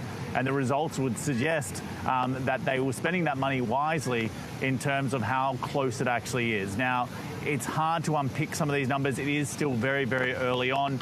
The Democrats would take some comfort from the suggestion that perhaps we have seen greater voter turnout in some of these big cities, like where I am, Philadelphia, but also Pittsburgh. And then there were these long lines where we saw at some of the college campuses, which would indicate that young people were particularly enthusiastic. The question there will be, were those young people mostly women, or were they mostly men? We know that young women are breaking in large numbers for Kamala Harris, whereas younger men seem to be more interested in Donald Trump's campaign. So those are the things we're going to be watching, but there is nothing in these results at the moment that would tell us decisively which way Pennsylvania is going to go. The other one I've been watching closely, just because I was there relatively recently, is North Carolina. Now, this is the only one of the 7 swing states that Donald Trump won at the last election. And so this was an opportunity for Kamala Harris to pick up a state that Joe Biden hadn't won. Again, those results are extraordinarily tight. And just like in Pennsylvania, in the big cities in North Carolina, the Democrats do well. In the more rural, regional areas, the Republicans do well. So it will really come down to which side is able to turn out their supporters in greater numbers. Now, Carrington, we're hearing that multiple polling stations in different states have extended their hours because of a number of issues. Yeah, that's right. So here in Pennsylvania, Cambria County got a 2-hour extension because there were issues with the scanning of votes coming through. But also we saw down in Georgia with those bomb hoaxes that a couple of counties extended their hours as well. The other one to watch is what's happening in Nevada, where we have this issue around signatures matching, which does seem to be a particular issue for young people, where the signature that they gave at the time of voter registration isn't matching what they were putting on their mail ballot, for example. Now, in those cases, and there does seem to be quite a lot of votes, they will have the opportunity to actually match them up and to explain those votes, but it is going to take some time. So another issue that might extend the count and might extend the period that we just don't know who is the next Commander-in-Chief of the United States. Carrington Clark reporting from Philadelphia in the swing state of Pennsylvania. Carrington, thank you. Let's go over to Casey now with some latest numbers. And we can call another state. They're coming in thick and fast at the moment. The state of Delaware. Well, it says too early to call on the graphic, but I'll tell you that Kamala Harris has definitely won its 3 electoral college votes. We'll update that in the graphics, and we'll add those 3 electoral college votes to Kamala Harris's tally. Not a massive surprise that Kamala Harris would win Joe Biden's home state, but we can now confirm that one. And you wanted a battleground? Let's give you a battleground. I wanted to check in with the state of North Carolina. 13.6% counted. Donald Trump, 400,475 votes. Kamala Harris, 400,459 votes. On the current count, Donald Trump is 16 votes ahead. We'll keep watching this one. Down to the wire. Nick, I want to get your insights on Pennsylvania because you're seeing a different pattern there. Yeah, what happened in Pennsylvania in 2016 was Donald Trump had an early lead because it was Republican votes that were being reported. Republicans in that year voted on the day. Democrats voted by post, so their votes were counted afterwards. And what we're seeing this time round is Kamala Harris running up a lead in Pennsylvania at the moment because it's Democratic votes that are being reported. But that is significant because it was seeing that red mirage in Pennsylvania in 2020 that fueled Donald Trump's sense that he had won this election. And that's why in the middle of the night from the White House he came out and said, I've won. It was a bit like declaring victory in the middle of the football game. You know, you've still got the second half to play and possibly extra time as well. Maybe penalties at the end if it's that close. But that's a crucial thing. Seeing these numbers in Pennsylvania at the moment makes it harder for Donald Trump to do that this time round. And that is very important, I think. Yeah. Julia, Donald Trump has given himself a basis to challenge the result regardless of what that result in Pennsylvania is, right? Because he's been laying the groundwork to contest whatever the result is. He has. For many months now, he's been suggesting that there could be fraud, the ballots might need to be challenged, that they're just sowing a sense of suspicion and confusion about what might go on. Like, we've all been expecting that there would be these threats and these concerns. In fact, it's less than I thought it might have been. I think there have been a lot of concerns. You're allowed to take, in a lot of these states, you're allowed to take guns into polling booths. So, you know, you can't wear a T-shirt with your candidate on it, but you can carry a Glock. And I think that's been of great concern. So, the fact that Donald Trump has been seeding the idea that this is all fraudulent and set up against him is something that could be profoundly destabilising. He did do that. Don't forget, he did do that in 2016. Yes. I think he launched an investigation, which was later dropped once he became president, and there was no evidence, or very little evidence of it. He did it very much in 2020, so this is very much in the Trump playbook. But for him to do it again, and it seemed to me like he was ramping up that rhetoric in the final week or two of this campaign. And when he was speaking to Joe Rogan, and I did listen to all 3 hours. Well done. 3 hours. He was saying, and Joe Rogan kept saying, but this has been gone through the courts. Like, where's your evidence? He's like, oh, yeah, no, I've got evidence. Yeah. There's evidence. I just haven't had to pull it out yet. So that has been a very consistent line from Donald Trump. Let's go over to Casey now. Casey? Yep, we can give one more state to Kamala Harris now. Associated Press now projecting the state of Illinois is in the Democrats' column. That is another 19 Electoral College votes for Kamala Harris.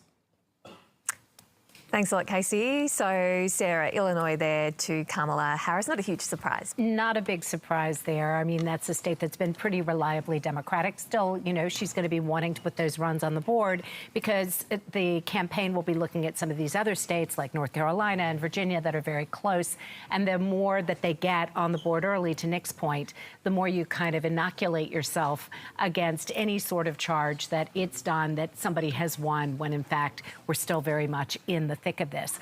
I'm interested to see that Virginia is still looking very close. Again, we're still only with, let me have a look with my glasses, 41% reporting, but it's 49.5 for Donald Trump to 48.8. So we're looking at states where each of these candidates wants to see that they've actually won the state. And again, we're going to see the cities against the more rural areas. How many votes can the Democratic candidate rack up in the cities versus how many can the Republicans put to the money in the in the more rural areas? I think David made a really good point a few moments ago. Even when Donald Trump won, he defamed democracy by saying that Hillary Clinton's 3 million vote kind of win in the popular vote. She obviously didn't win the election. It's not based on the popular vote. But the fact that she got 3 million more votes was because 5 million of those votes were cast illegally. As David said, he set up a presidential commission to look into it. Guess what? They came back and found absolutely zilcho evidence of electoral fraud. He's going to contest this election if he lost. There's absolutely no question about that. But as Sarah was saying, what made that sound more resonant to his supporters last time round was that he spoke in the middle of the night when Pennsylvania was looking pretty red because the Democratic votes haven't come in. At the moment, Pennsylvania's looking very blue, and that, for him, is a harder case to make. Well, and of course, all this became even more difficult in 2020 when still former President Trump has not admitted that he lost that election. And that has now been adopted by many Republicans. Yeah. Now, both Republicans and Democrats spent the final few weeks of campaigning aggressively pursuing Latino voters. So let's bring in Maria Hinojosa, a Pulitzer Prize-winning journalist and the anchor of the radio show and podcast Latino USA. Maria, terrific to have you with us. Thank you for having me. Now, what is it like being a Mexican-American in a campaign where immigration and border control and the alleged criminality of migrants has been such a front-of-mind issue for so many voters? Nobody's actually asked me that question here in the United States, so the perspective is really appreciated because you're like, what must it be like?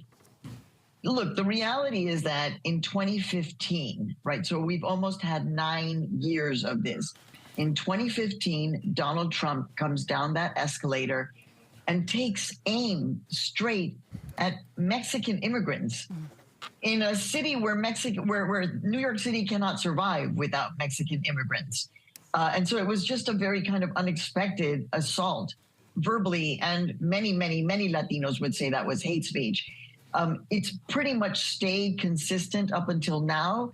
I would say that the big difference over the last 4 years is that there has been a real concerted effort at pushing mis and disinformation about who we are and pushing that mis and disinformation to our same communities so that you begin to distance yourself and you're just like, I'm not that immigrant. I'm not that bad immigrant that Donald Trump talks about. So therefore, I'm going to be with Donald Trump. And it gets very, very confusing. And that's why the Latino vote is so fascinating to watch today and over the next several days. And is that why we've seen poll after poll showing that the Latino vote for Donald Trump has been going up in 2016 and again in 2020?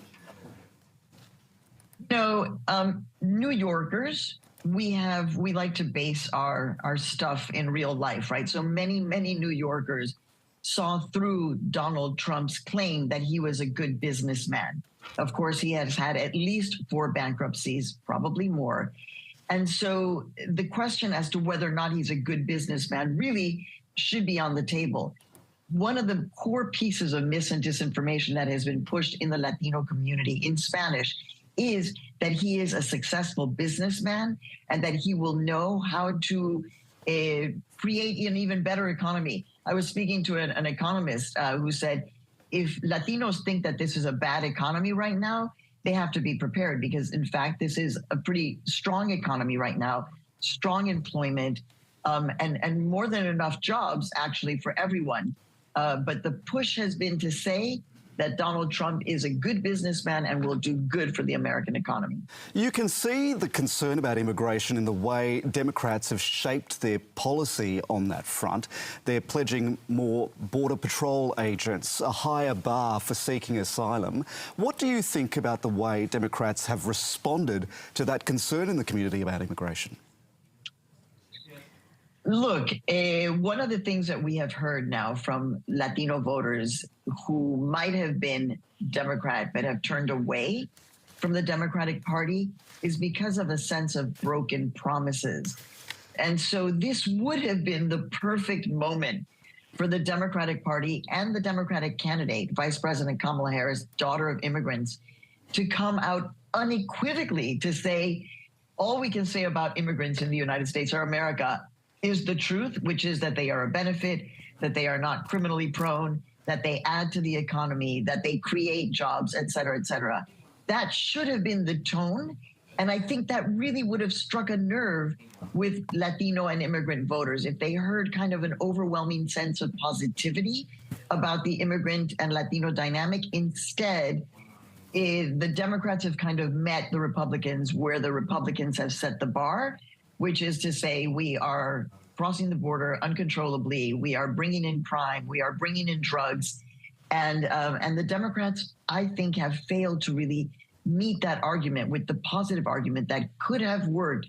We'll see, right? The night is still early here in the United States, so we shall see. But they could have gone stronger in this particular perspective. Maria, we're watching very closely here in Australia too. Thank you so much for joining us.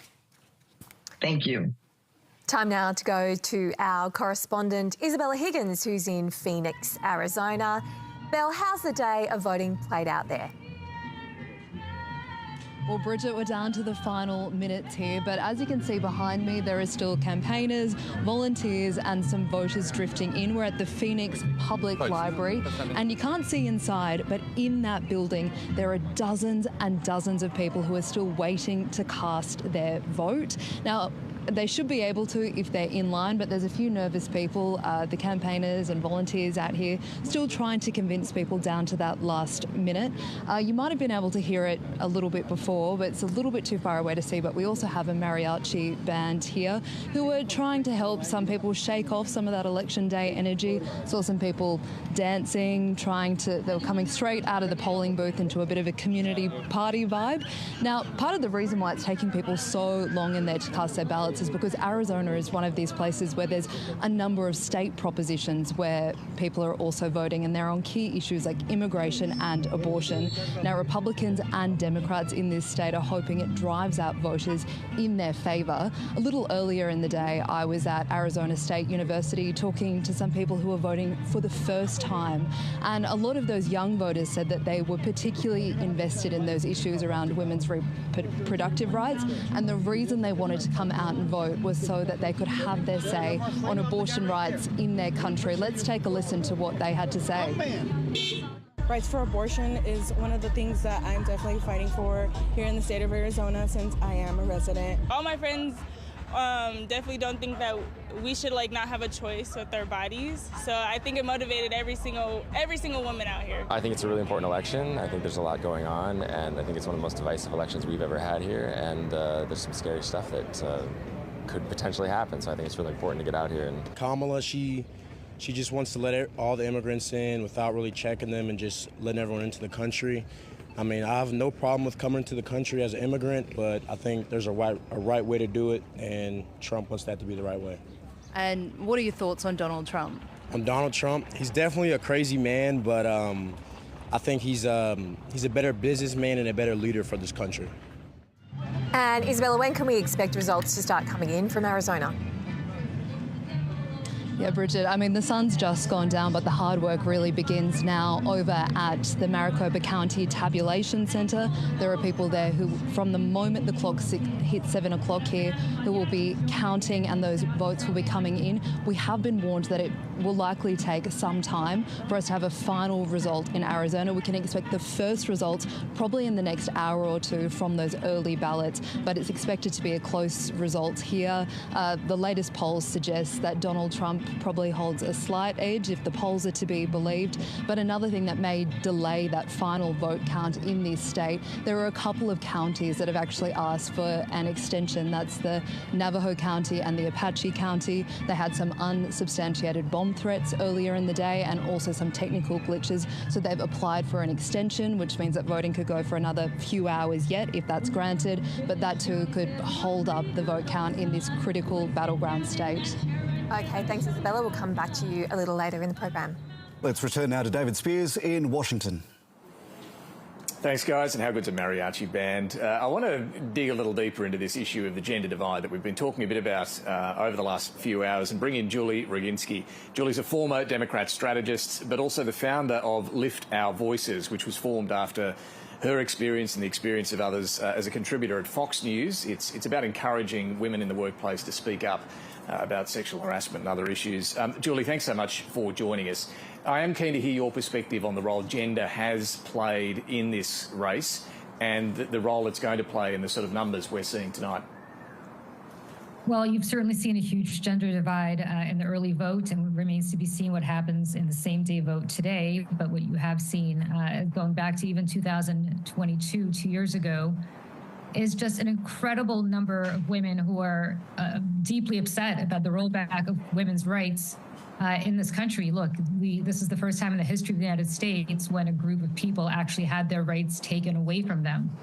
And we've consistently seen that repeatedly happen. Over the last couple of years, you've seen referenda happen in different states where every time abortion has been on the ballot, those states, even Republican states, have voted to restore those rights. Florida today was the first state to have that fail. But nevertheless, state after state after state has seen women come out and make clear that their rights will not be denied. And so I think women expect to see the same thing happen this time and today in the presidential race as well. And what about some of the language from the Trump-Vance ticket, most famously J.D. Vance's childless cat ladies that certainly went viral? Has that played a big role, do you think, in the turnout and the ultimate outcome we're going to see? Look, I think what J.D. Vance and Donald Trump, who simulated things that I know we probably can't talk about on television the other day with a microphone, and all these men don't realize is this is the kind of stuff that women have put up with basically our whole lives. It doesn't matter who you are or where you're from. If you're a woman, you've put up with it. And to have it come from somebody who wants to be the president and the vice president of this country, it's just something that I think women won't respond to. It's just not something that women want to see in their leaders. It's not how we're raising our boys if we're mothers. It's not the kinds of men that we want to surround ourselves with. And so I know that they're trying to appeal desperately to men, and especially to young men, and they think that's the way to do it. But at the same time, by doing that, they're really turning off just a whole host of women, including Republican women. If you see some of the early returns coming in right now from parts of Pennsylvania, for instance, where you see even Republicans, registered Republicans, flipping to vote for Kamala Harris. I suspect when we look deeper in those numbers, those are Republican women who are saying enough is enough. We're just not going to put up with this kind of behavior, especially from the president of the United States. How will those women, including those who've shifted from the Republicans to Kamala Harris, how will they feel if she does not get there, if Donald Trump and J.D. Vance win this tonight? Devastation, I'm sure, and a setback. But the beauty of this country is we pick ourselves up and we live to fight another day. And so we will have to see what Donald Trump does. Look, I'm not going to pretend it'll be a happy day for women if Donald Trump wins. On the other hand, I think this is something that's going to motivate even more women to get engaged in the midterm elections 2 years from now, and certainly the presidential election 4 years from now. We are obviously an incredibly powerful country, and yet we've never shattered that ultimate glass ceiling. We had the opportunity to do that in 2016. We failed. I hope we don't fail tonight. I hope that women finally get to see one of our own as the most powerful person in the country, arguably the most powerful person in the world.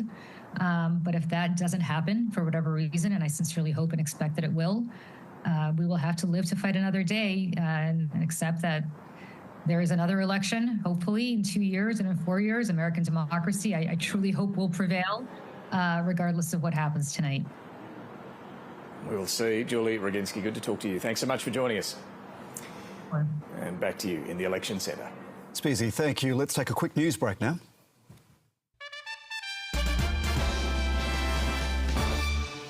This is ABC News. The headlines this hour: several people have been transferred to hospital in Queensland's southwest as a blaze rips through bushland near the town of Dirranbandi.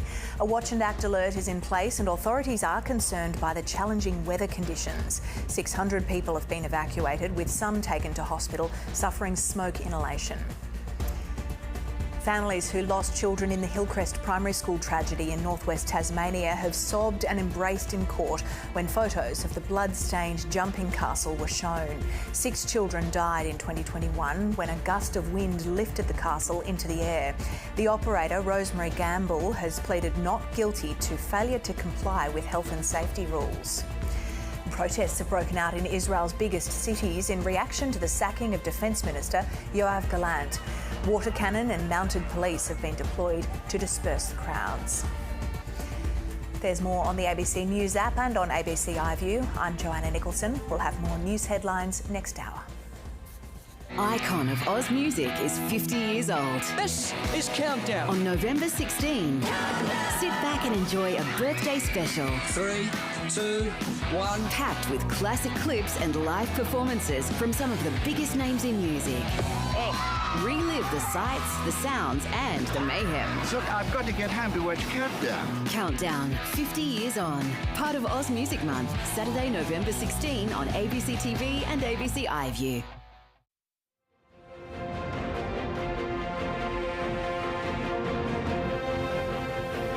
Hello. And welcome to the ABC Election Centre. I'm Bridget Brennan. And I'm Jeremy Fernandez. We've got 14 states closing in the next few seconds, including 2 swing states, Michigan and Wisconsin. We'll be back with you in just a moment, checking the very latest numbers with Casey.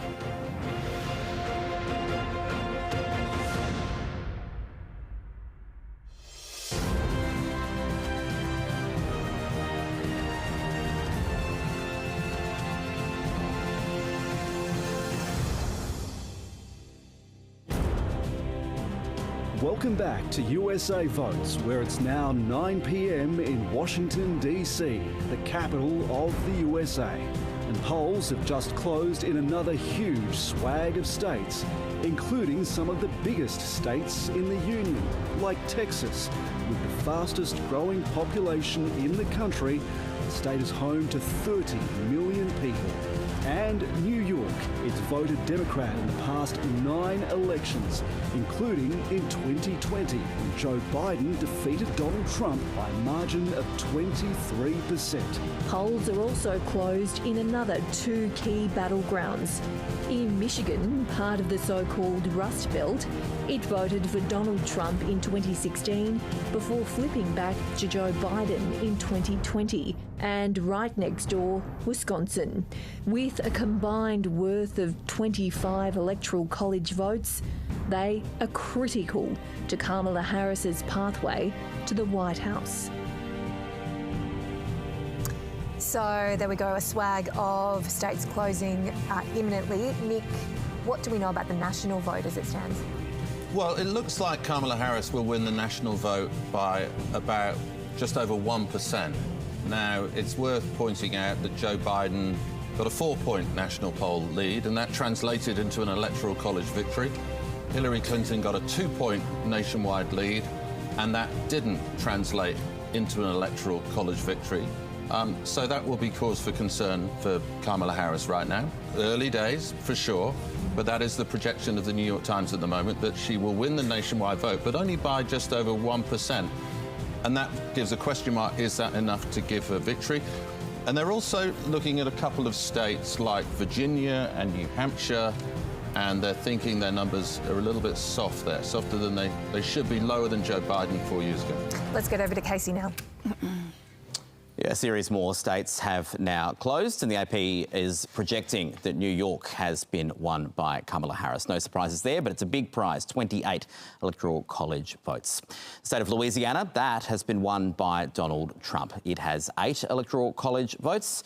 Donald Trump will take them all. Let's move to the state of Nebraska, which is one of 2 states that allocates its electoral college votes a little bit differently. Donald Trump has won the statewide vote, and that will give him at least 2 of the 5 electoral college votes there. We can go to North Dakota. That has been won by Donald Trump, and Donald Trump's also won the state of South Dakota, 3 electoral college votes there. A few states still too early to call. Colorado with 10 electoral college votes. We will have a look at the state of Iowa when those figures start to come in, but for now, that is definitely too early to call. The state of Kansas also has 6 electoral college votes. It is too close to call. And the state of Michigan, where we have started to see some figures, 15 electoral college votes there. All polls are now closed in the state, and it's too early to project a result there. We've got Minnesota, 10 votes and too early to call. New Mexico, too early to call its 5 electoral college votes. And another big prize, Texas, 40 electoral college votes and too early to call that one. So Texas there. Wisconsin as well is one of the battleground states. It has 10 electoral college votes. We don't yet know the result there. And the state of Wyoming, that one, with its 3 electoral college votes. I believe that one has been won by Donald Trump. Thanks, Casey. Sarah, what are you seeing there? One of the things that I think we haven't had an opportunity to talk about is the significance of the economy on this election. And we know that that is historically such a major issue in every campaign. I mean, you can go back to The War Room, the movie about the Clinton campaign in 1992, and James Carville, who, you know, said again and again and again, it's the economy, stupid. He literally had it put up, plastered onto the wall of the campaign headquarters. That's how important it is. If you go to the United States now, as I have many times this year, you notice that the prices are higher. It's so much higher. So much higher. It's dramatic what's happened since COVID. Exactly. And basic items, groceries, cans of things have doubled, trebled, quadrupled. Exactly. Yeah. And that is going to be a problem for the Democratic candidate. There's no question about it. She's tied to Biden. There's the interview in which she said, I really can't think of anything different that I would do from the president, which will haunt her and has haunted her. That was a kind of a throwaway comment on The View on a popular show. But that has been one of the key messages that Donald Trump has been driving home. And when you have 3 out of 4 Americans saying that they're not happy with the direction of the economy and of the country and prices like you have, that's going to be a factor in this election. Donald Trump always begins his stump speech by asking that Reagan question, are you better off now than you were 4 years ago? It always tends to get drowned out by the craziest stuff, you know, the Hannibal Lecter stuff and all the nonsense. But it's that question that obviously Americans themselves are asking, and there's a lot of nostalgia for the Trump economy, when prices were a lot lower, when mortgage rates were significantly lower. And if you're looking for reasons why he is still popular, that's one of the reasons. A lot of people think that he will handle the economy better than Kamala Harris. But it's interesting with Sarah bringing up the, when you mentioned James Carville, I mean, Bill Clinton's great gift was communication. He was able to speak to people as though he was not talking down to people, but though he understood. And he had this real charisma around it. What Joe Biden has not been able to do is to have people believe and understand the inroads he has made in terms of the economy, the investment in the green economy and the Inflation Reduction Act, in infrastructure and innovation, in bringing some more industries onshore, in diversity in the corporate sphere as well. So that has left Kamala Harris in an extremely difficult position because they think economy, inflation, it feels bad, and there's doesn't seem to be any concrete way of dealing with it, nor with the question of housing affordability, even though she's come out with the odd solution or odd policy to help out, and with things like expanding Medicare to allow expenses of people dealing with aged care, people caring for older parents, which was interesting. Yeah, I just think that's been a massive issue for her, is actually demonstrating things in some ways might not be as bad as others think. Just hold that thought, because we want to go over to Casey, who's got some latest results from the swing state of Michigan. Casey. Yeah, Jez, Michigan polls have just closed across the entire state, but we did have some earlier poll closures there, and we're getting some figures. I want you to just have a look at there. There's 560,000 votes between the two major party candidates, 10% of the vote counted. I just want you to disregard those numbers, because almost more than half of what we got is actually from this one county, Oakland County, which is in the sort of outer suburbs of the city of Detroit. Kamala Harris, and the reason we're looking at it is because we actually are getting a decent mix of vote types here. We're getting both early votes, absent votes, and election day votes. Kamala Harris is winning that with a margin of 14.4%. Here was the result in that county 4 years ago. Biden won it by 14.1%. So on the count that we've got, which is just under half the vote, 40% of the vote or so, Kamala Harris is holding ground with where Joe Biden was, but so far in what we've seen, not improving a whole lot there.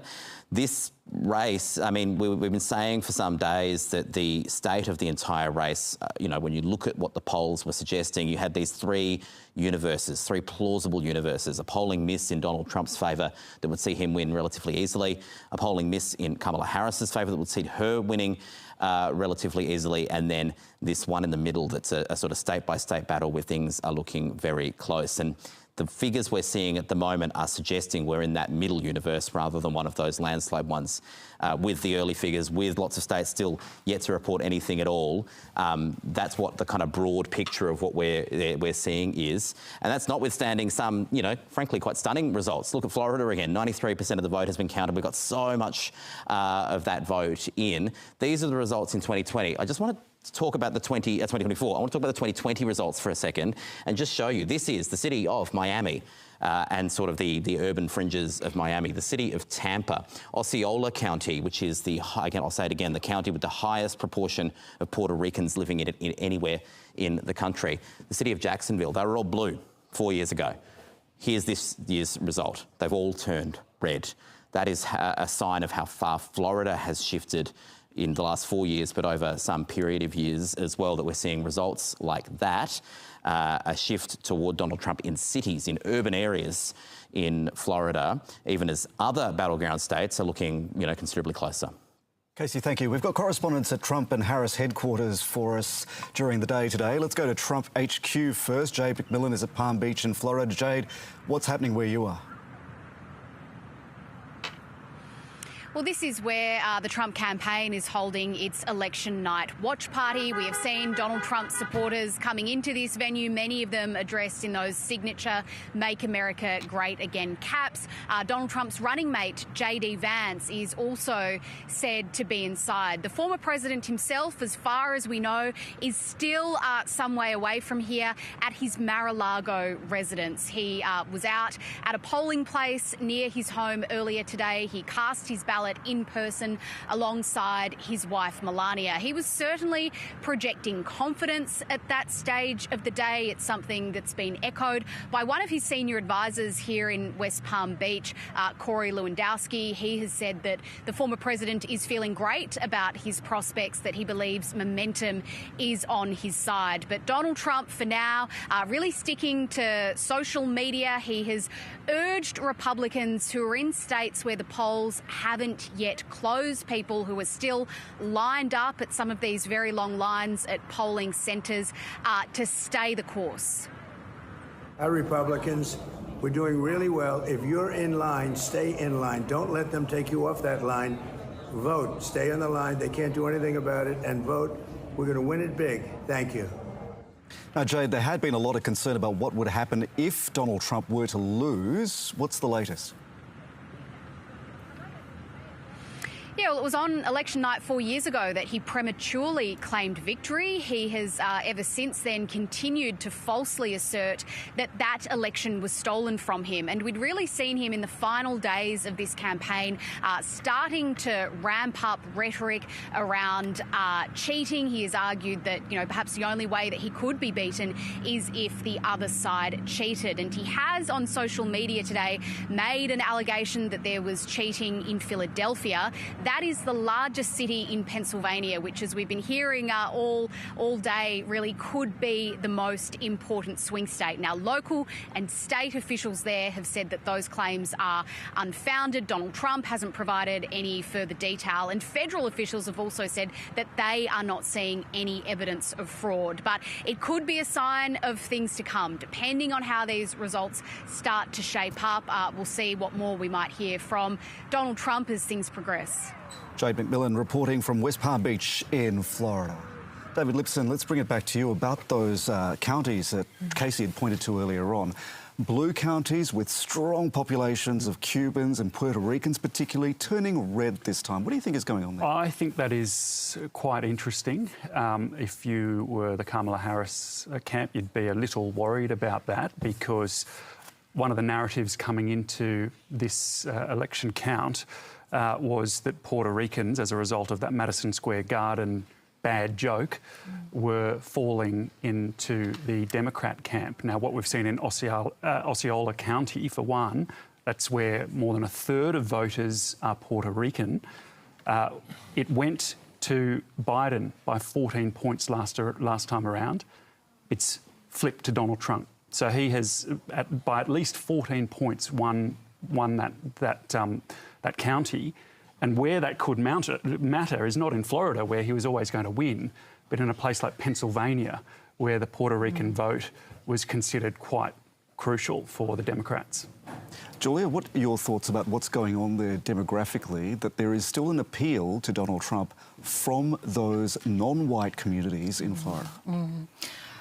Well, look, I think I want to wait till we get more of the results to comment on that. I keep looking at those states and thinking about how aggressive the Evangelical church has been operating in those areas to try to get people to turn up. And that includes Hispanic churches in terms of saying that to be with him is to look down the barrel of a foe that is threatening to shut down the church, that is threatening to, for example, in COVID, a lot of the churches were were closed because of lockdown, and people saw that really as a secular culture coming in to do what they'd always been afraid of. Yeah. So look, I think a lot of people see that they're, in terms of the younger groups and different groups with Hispanics, that Kamala Harris has really struggled to get across her economic vision, and that there remain deep concerns about immigration, and the fact that she's always been up against it in terms of conveying herself as the candidate of change is very hard.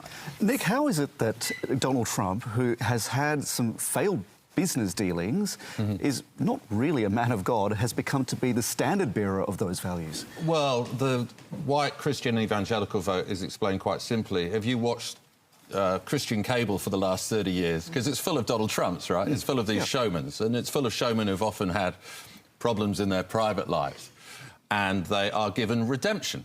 But I think the crucial thing about Donald Trump is a lot of people don't think he's sinned in the first place, right? They love him for that. They see him as this kind of guy that was on The Apprentice, made executive decisions, tough leader, an American strongman. Historically speaking, America has always rewarded American strongmen. It has punished the weak. It's one of the reasons why Joe Biden isn't standing in this election. And also it goes back to something we were talking about earlier, the vital importance of negative partisanship. A lot of people don't like the personality of Trump, but they vote for him because they like his policies, and they vote for him because they hate the other side. And they want to poke the other side in the eye. And what's the most dramatic way you can poke the other side in the eye? Vote for Donald Trump. I think Casey's got some key results for us, so let's get an update now.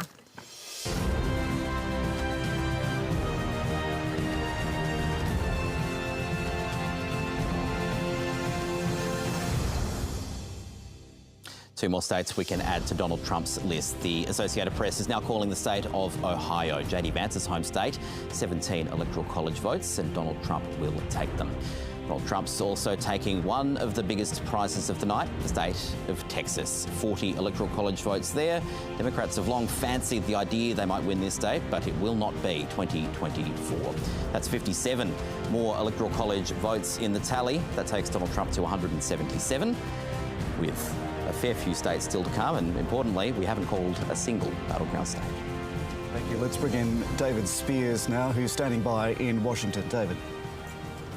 Jeremy, thank you, and we're still waiting for those battleground states which are going to decide this. But in the meantime, I'm joined here in Washington by former Prime Minister Malcolm Turnbull. Welcome to you. Good to see you. Thank you. Good to see you. So what do you make of the numbers we're seeing so far? Is anyone winning this at the moment? No, I think it's pretty much as advertised, a neck-and-neck race, and it's too early to tell. Look, it certainly is. What are you going to be looking at? Is there any particular state or part of a state that you're interested in to give you a sign of where this is going to go? Well, I'd be looking at those areas where you can get, even in states which are, solidly one way or the other, where you can get a contrast between what happened in 2020 and what happened today. So you can see the trends in voting and whether you can extrapolate from that. But it's a huge country, and it's very complex. Voluntary voting, which obviously we don't have in Australia, so turnout is important, and whether people do turn out and on what issues is critical. Well, it's a toss-up at the moment. You've written an essay heading into this election about, well, what's at stake for Australia. Sure. And also how to deal with Donald Trump should he be back in the White House. Yep. You as Prime Minister had to deal with him, and we famously know your first phone call was a pretty robust one over the refugee resettlement deal. What is your advice to Anthony Albanese, but other leaders too, about how to deal with Trump? Well, my advice is that you should not do what everyone will tell you to do, which is to suck up to him. I mean, the newspaper columns are full of people, not all of them are grifters, but a lot of them are, who are saying, oh, you've got to suck up to him and flatter him. And, of course, people typically do that to guys like Trump because they're big, bullying, bombastic, narcissistic personalities, and a lot of people naturally want to do that. The problem with that is that that's what Trump wants, of course, but you don't win his respect that way, and you won't get what you want to achieve. So if all you want is a pat on the head and a photo op, then I suppose you can do that. But if you actually want to get good outcomes, in my case for Australia, you've got to be able to stand your ground and make your case. And I did so on a number of issues and incurred his displeasure, famously over the refugee deal. but I got the outcome Australia needed. So what would that mean, for example, should Trump be back and want to impose the tariffs he's promised globally of 10 to 20%? Australia would obviously want to carve out from that. We'd be wanting to say, hey, we're pretty good friends here, give us a break. How should our Prime Minister approach that?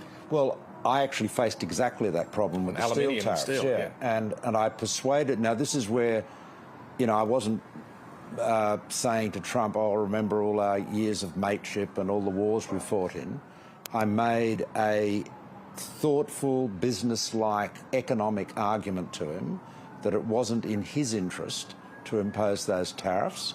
We went into a lot of detail. It was an intelligently transactional discussion, and I persuaded him to change his mind and to do so against the advice of a lot of his trade advisors like Lighthizer and you know, his Commerce Secretary and so forth. So he, you know, but the critical thing about him, though, David, and this is really the guts of it.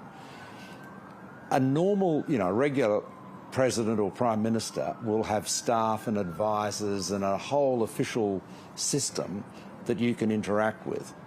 Now, with Trump, he'll have those people, but he doesn't pay a lot of attention to them.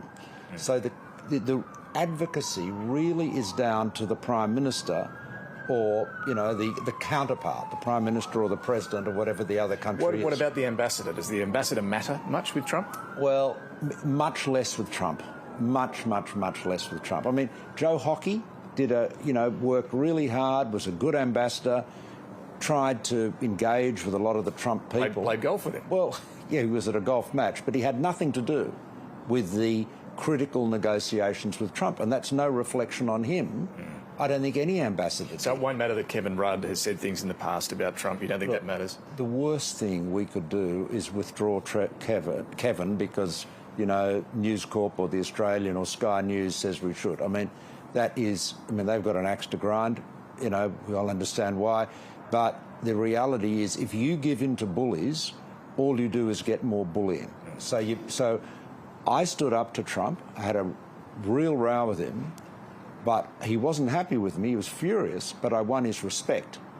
And that was extremely valuable for Australia. AUKUS, we know you're not a fan of the nuclear submarine deal. Well, it's not a question of not being. I just don't think we'll get any subs. Okay, yeah. You're also in the essay you've written quite pessimistic, I suppose, about the bargaining position that we're in should Trump win, because we really need these submarines.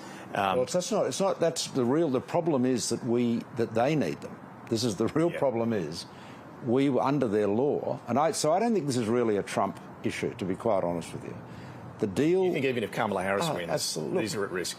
The problem is that we cannot get the Virginia-class submarines under the American AUKUS legislation unless the president at the time certifies that their Navy doesn't need them. They are already at least 17 Virginia-class submarines short of where they need to be. But couldn't the president... And they're producing half as many as their Navy needs to sustain them. But couldn't the president say, well, hang on, Australia is chipping in a fair bit of money to our industrial base. They're stepping up in the region. This is a pretty good deal for us. No, but he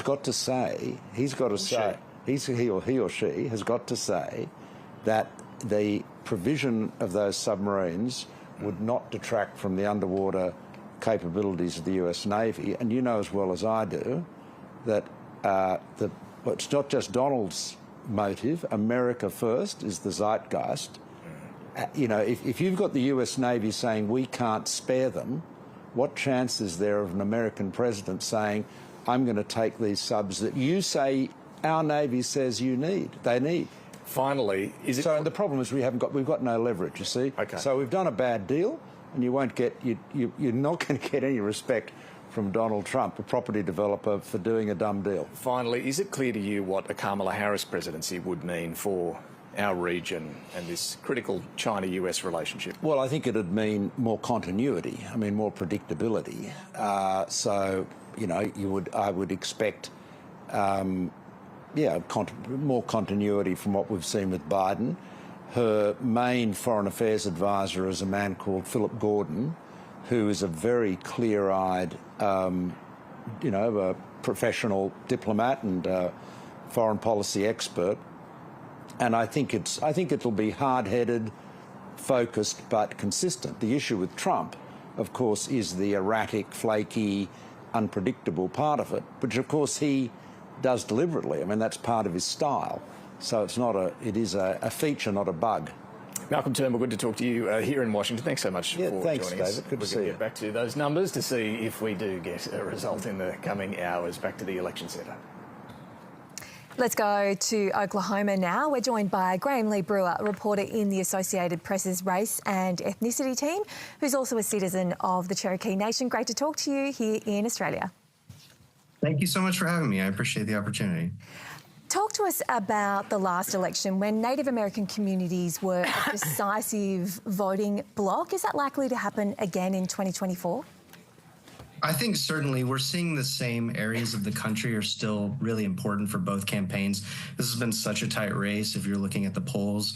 I'm thinking specifically of places like Arizona. Arizona was kind of a textbook example in 2020 of what the benefits can be when you put in resources into campaigning Indigenous communities. Specifically, I'm thinking of like Navajo Nation. The Southwest, but Biden did much better than I think projected because they did campaign really heavily in those communities. And if you look at the polling data, voting data, it shows you that those areas of the country, some of the most like hotly contested counties in the country, were really kind of delivered to the Democrats by these real high turnout in Indigenous communities. So I think we're seeing the same thing in areas like Wisconsin, North Carolina, these really important states for both Harris and Trump. And Graham, how different has the messaging been towards Indigenous communities from the Harris campaign as compared to the Trump campaign? I think it's pretty different. I mean, it was really different in 2020. I think you can say that both campaigns took a lot longer to put resources into Indigenous communities this year. You really didn't see much of that happen until October. But last month, the Harris campaign put well over $100 million into radio and ad campaigns that really highlighted that if she were to become president, she would honor treaty rights, respect tribal sovereignty and tribal self-determination. You look on the other side of it, at the Republicans, Trump has done some campaigning in Indigenous communities. I'm thinking particularly in North Carolina. I went to a rally there that was really focused on Native communities, but we're really not seeing the same kind of outreach. And I think the pollsters, surveyors who are looking at Indigenous voters and asking what issues are most important to them, when I ask them if they're seeing the same kind of output from the Trump campaign, they're really not seeing those kind of same boots on the ground. Like I said, I think Harris was kind of late compared to Biden in 2020, but she's definitely putting resources into those same key states that I mentioned earlier, Wisconsin, North Carolina, Arizona, where tribal citizens could really deliver her some wins in some really, really tough parts of the country for her. Let's talk about your home state in Oklahoma. What have been some of the key issues when you've been out and about speaking to people, particularly young people, Graham? Well, Native voters here in America, one of the youngest voting blocs in the country. And while they're definitely part of the Democratic caucus, they are more likely than Black and Latino voters to vote Republican. And so they are kind of seen by both parties as these kind of like really crucial demographics. We're seeing the same kind of issues bubble up, environmental protections, land rights. I mentioned tribal sovereignty has become a growing issue over the number of years. But what people who conduct surveys and polls have been telling me, the kind of surprise to them is just how far and ahead the economy has jumped up to the #1 position that's kind of concerned Native voters. You're seeing that across the country. I think with every demographic, it's just become so expensive to live here. And this is really kind of a weak point for Harris, because I think most polls show that most Americans see Trump as stronger, better for the economy. And so, in Indian country and Native communities, that's definitely been the #1 issue is the economy. Graham Lee Brewer, thanks so much for talking to us. We'll let you get on with your busy day. Thanks a lot. Sure. Thank you.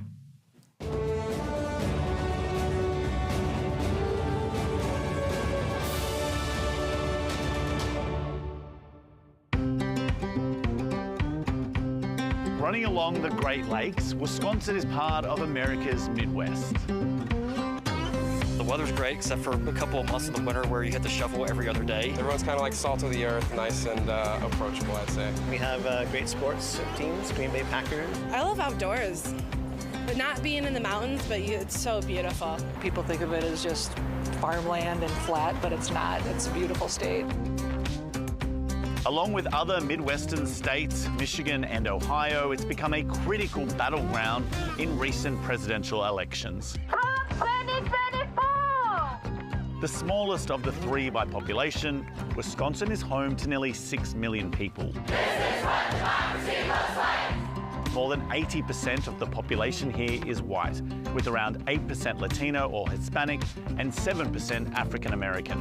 Around 40% claim German ancestry. And that helps explain why Wisconsin is famous for beer. There's more than 250 breweries in this state. And if it's not beer, then it's milk. Wisconsin is also known as America's Dairyland. It's the second largest producer of milk after California, the largest producer of cheese, and makes a significant slab of the nation's butter. So passionate is Wisconsin about quality dairy that until 1967, the state banned the sale of margarine. To this day, it is illegal to use margarine in a restaurant unless the customer specifically requests it. Excuse me? I'll be voting for Kamala Harris because, again, I believe in freedom and liberty. I just know when he was in office 4 years ago, personally, our life was a lot better. The 4 years under Trump was rough. I'd rather jump in this lake than vote for Kamala. Housing costs, things like that, are pretty important because I'm at that stage of life where I'd like to eventually buy a home. But the economy is actually quite good, despite what others might be saying, to the contrary. But we have actually quite a good economy here in this country. Wisconsin is where the Republican Party was founded in 1854. Nowadays, it's one of the most notable battleground states, putting its 10 electoral college votes firmly in play.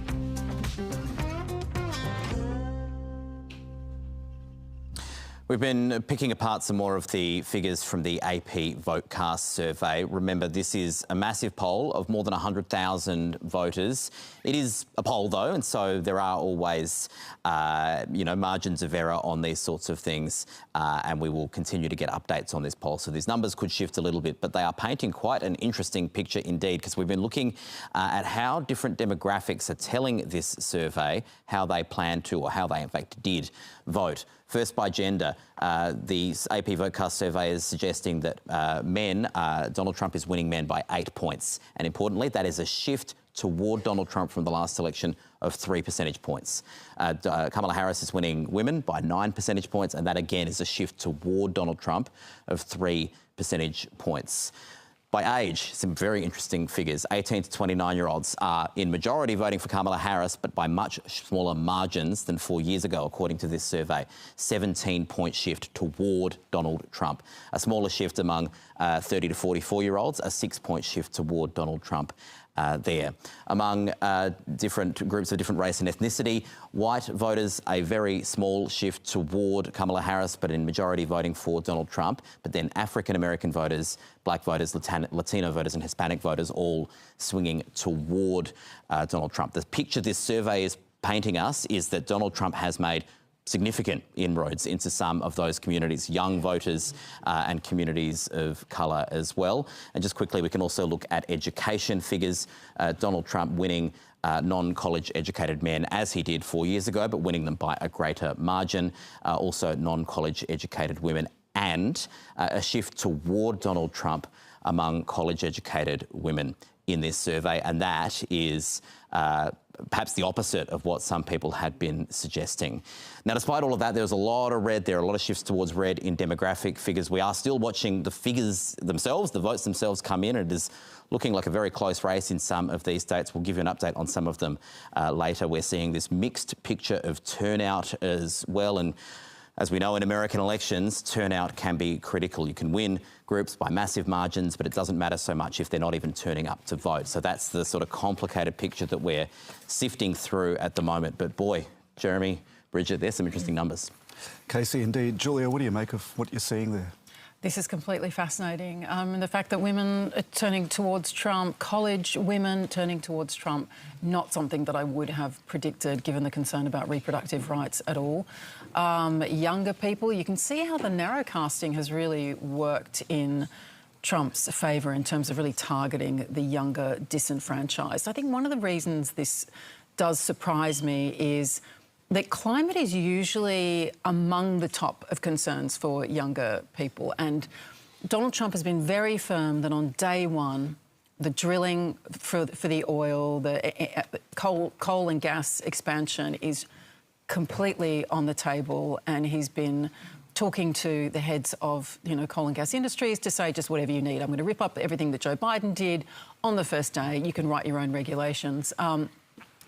And whereas the Biden administration has invested quite heavily in clean energy. So that is very interesting to me. When we talk about the economy, we're not factoring in the green economy, and we're not factoring in the impact of climate change, even in those areas which have experienced kind of extreme weather events. We've seen hurricanes in recent years as well. Do you know what else is important to young people, and particularly college-educated young people? The war in Gaza. And there has been a view pretty strongly felt amongst young Americans, college students and the like, that the Kamala camp and the Democrats have not done enough to protect Gaza. Now, that's speculation. I've put it out there. Does that mean those people didn't... Whether they then vote Trump, didn't vote at all? Well, I don't know, but I'm just saying it was an issue that mattered not only to the Arab community but also to younger Americans as well.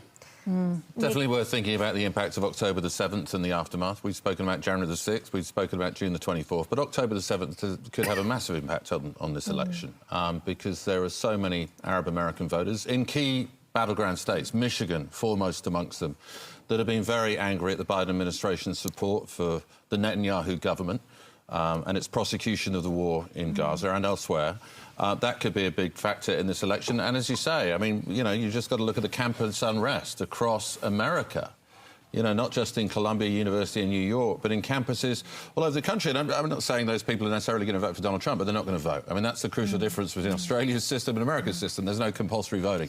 And people often register a protest just by not bothering to vote at all. Nick, what can we see on the New York Times needle? Yeah, I think this is important because I know a lot of you at home will be watching the New York Times needle. You'll be sat watching us and you'll have that in your palm. And it has shifted to lean towards Trump for the first time tonight. Up until now, it has been in the toss-up category. Now it is leaning towards Donald Trump. I mean, the point of the needle is it can swing both ways. And this is early days. So all the normal caveats apply. But if you're in the Trump camp and looking in that needle, it would be raising your spirits right now, as it did in 2016, when the needle was saying something similar. Nick, I want to talk about the issue of gender and what that board shows, men and women shifting towards Donald Trump. This was said to be a referendum on gender. What does this tell you? Well, it tells you that women don't all vote the same way and that men don't all vote the same way. And people who are African American and Hispanic, they don't all vote the same way. And I think that's classic. We often sort of like to carve up the electorate and look on them as these kind of monolithic blocks. And they're not monolithic blocks. But there are some, for example, black women, 98% voted for Hillary Clinton. 98%. Yeah. So the fact that Kamala Harris has had to try to claw back African-American votes has been interesting. It was down to, 74% or so with Joe Biden? She's got it back up to 80, but she really needed to push it higher than that to be able to have the success that Biden has had in the past. So that's been very difficult for her. David, what did you find when you travelled around America in terms of people's apathy, whether or not they feel as though their vote can ever affect change in their daily lives? Oh, there's a great deal of it. There's a great deal of apathy, but there's also a great deal of passion, as we see very often. I mean, what I found striking in 2020 is that it felt like, this was before the vote, obviously, the enthusiasm for Trump was greater than it was for Biden, just in the space, in the area of things like lawn signs, the kind of crowds that would come out to support him and that sort of thing. But that was interesting because the result went the other way. It was much more visible. The supporters for Trump were much more visible, much more enthusiastic and passionate. But the people that were quietly sitting at home ended up delivering a win for Joe Biden. So lawn sign paradox. Yeah, exactly, exactly. We are seeing Howard University in Washington, D.C., which is the Harris HQ. Nick, what's the significance of where they are? Well, I'm looking at the faces, and the faces look really worried because they're watching CNN and they're watching John King and his magic wall, his fabled and famous magic wall, and they're not liking what they're hearing at the moment. I think that's... that isn't a joyous crowd right now, is it? It's a tense one, for sure. We'll check in with the Republican side shortly. We're joined by Mike McMullen in Pennsylvania, Republican delegate who's spending election night in Pennsylvania, a swing state. Mike, welcome to the program. Good evening. Well, good evening my end, good afternoon on your end. You were with Mr. Trump on the day of the attempted assassination in Butler, Pennsylvania. What impact do you think that moment had on the campaign and the results that we're seeing coming through now? Well, that's a great question. Thank you very much for having me this evening and the afternoon on your end. That's a great question. That impact, I was there. As we talked before, I was 20 feet from when it happened. I was a delegate to the national convention the next day. That just fired up the base. As anybody who has seen the video, when the president got up and he raised his fist and fight, fight, fight, that campaign commercial has transcended, has fired up the base, and the road to the White House is going to go through the Commonwealth of Pennsylvania this evening. It seems that it's fired up more than the base. Well, absolutely. I mean, what happened on July 13th and several weeks after that and into August, potentially the other assassination attempt when he was down in Mar-a-Lago golfing, that's just wrong. It's evil. It's not acceptable. And that's fired up a lot of people. We had, in my county today, we had almost 85% turnout. There's record turnout across the Commonwealth of Pennsylvania. And I don't care if it's in the Southeast, Georgia, Texas, there's record turnouts. The weather today in Pennsylvania was 83 degrees, unprecedented. I mean, it was great weather today. So the base is fired up. It's fired up a lot of people. And unfortunately, we're not going to know the election results tonight. There's going to be a lot of court challenges. We have a couple counties that their polling machines went down, and their data, their polling locations are open up to like 10. Like a couple extra hours after the polls are closed. So this isn't going to be called tonight. If it is, I'd be shocked. Mike, watching here from Australia, Americans seem really angry, afraid and fatigued. Do you agree that this campaign has cost a sense of national unity and common purpose? That's a very interesting question. Everybody I know are fired up. Unfortunately, between both Republican and Democrat, it is more divisive than it ever has been before. I've been a delegate 6 times to 6 national conventions, been involved in politics 30 years, and it is so divisive. I mean, from just, neighbors won't, you're friends with your neighbors, but if they have an opposite side, a Trump sign or a Harris sign, it's so divisive. I mean, I've lost many friends because of this race. But hopefully whoever wins, and I believe Donald J. Trump will win, he can unify the country and we move forward. Mike McMullen, terrific to have you joining us. Thank you so much for making the time. Thank you very much. Have a great day. Let's take you over to Casey now with some of the latest numbers. Casey. Yeah, we'll have a good look at the state of Georgia, where we're getting a more progressive count, 77.1%. Donald Trump is ahead by 5.4%. He's got 52.4 to Kamala Harris's 47, and there's just a few trends that we're picking up that will draw your attention to, but this is really becoming a game of inches. Where can you gain a little bit? Where are you losing a little bit? Let's start in the outskirts of Atlanta, counties like Fayette County, where we have nearly all the vote in. Donald Trump is winning by 3.2 percentage points. This is not a massive county, but there are votes there, and remember, this was a margin a victory for Joe Biden of 11,779 votes 4 years ago. So every vote does matter. Donald Trump won by is leading by 3.2%. 4 years ago, he won by a few percentage points more, by nearly 7 percentage points. Look over next door, Coweta County, he's winning there by 33.4%, a little bit lower than what he won by 4 years ago. The county of Spalding, he's winning by 18.7. Are we seeing a similar picture there? Yeah, a slightly smaller lead than what he won the county by there. So Kamala Harris is inching a little bit in the sort of southern, ex-urban areas of Atlanta, just south of Atlanta. Now, so jump back to the statewide figures again, reminding ourselves Donald Trump is 5.4% ahead. There are, by our best estimates, about 1.2, 1.3 million votes left in this state, and about 2/3 of them are in a collection of Atlanta counties. Fulton County, 72% to 27.1. Kamala Harris is winning there by 45 points. Let me just see what that looked like 4 years ago. A little bit down, actually. A little bit down. That number has changed since I last looked at it. DeKalb County, Kamala Harris is winning by 65.7 points. A little bit down. So that's actually, these numbers are just changing as we've been looking at them. That's Fulton again. Gwinnett County, she's winning there by a smaller margin, but she has historically won there by a smaller margin. That's a little bit up, and there are actually quite a lot of votes still in Gwinnett County. That's what's making this picture quite messy. There are some models out there suggesting, well, Donald Trump has enough votes that are out here. Some of these counties are yet to report anything to stay over the line, but that gap does look like it will shrink as this count continues, and that's why this state remains in doubt. It is looking close. It is not looking like there was a massive polling miss there that has seen one of the candidates take that one easily, and so that's why we're going to be waiting a bit longer for Georgia. Nick, tell me what you're seeing there. Georgia's leaning Trump.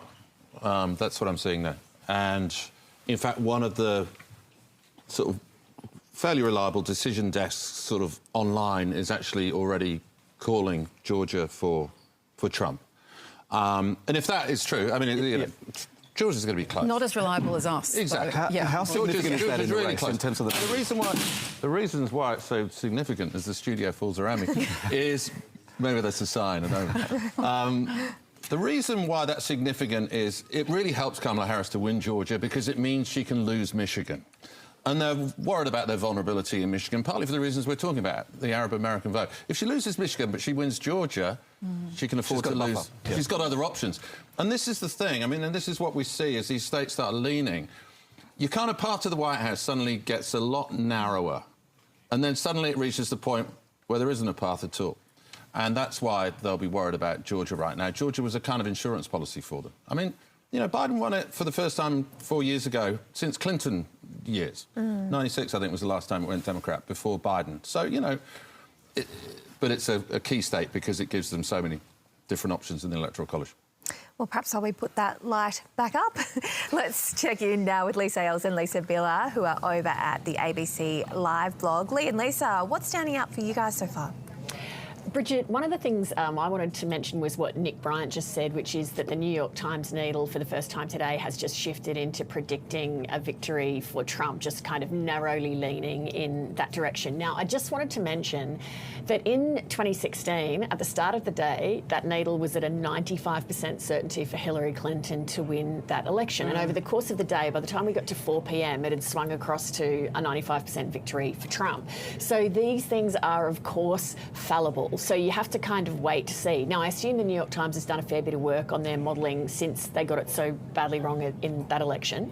But it's very early days. And as Casey just pointed out, there's lots of votes yet to be counted, and they're big sort of concentrated urban spots that can really rapidly change things. I've been talking to some Democrat contacts in Washington, D.C., and they are not feeling great right now. Certainly there is not the celebratory feel that they were hoping for. And is that because of states like Georgia looking wobblier than they That's because they're seeing what way the Latino and black men are breaking with the votes at the moment with those exit polls, and they're just starting to read those numbers and get pretty worried about it. One of the other things I wanted to let you know that we're having a look at on the live blog is the excellent work that ABC News Verify is doing. We brought to you earlier this remark that Donald Trump had made on Truth Social about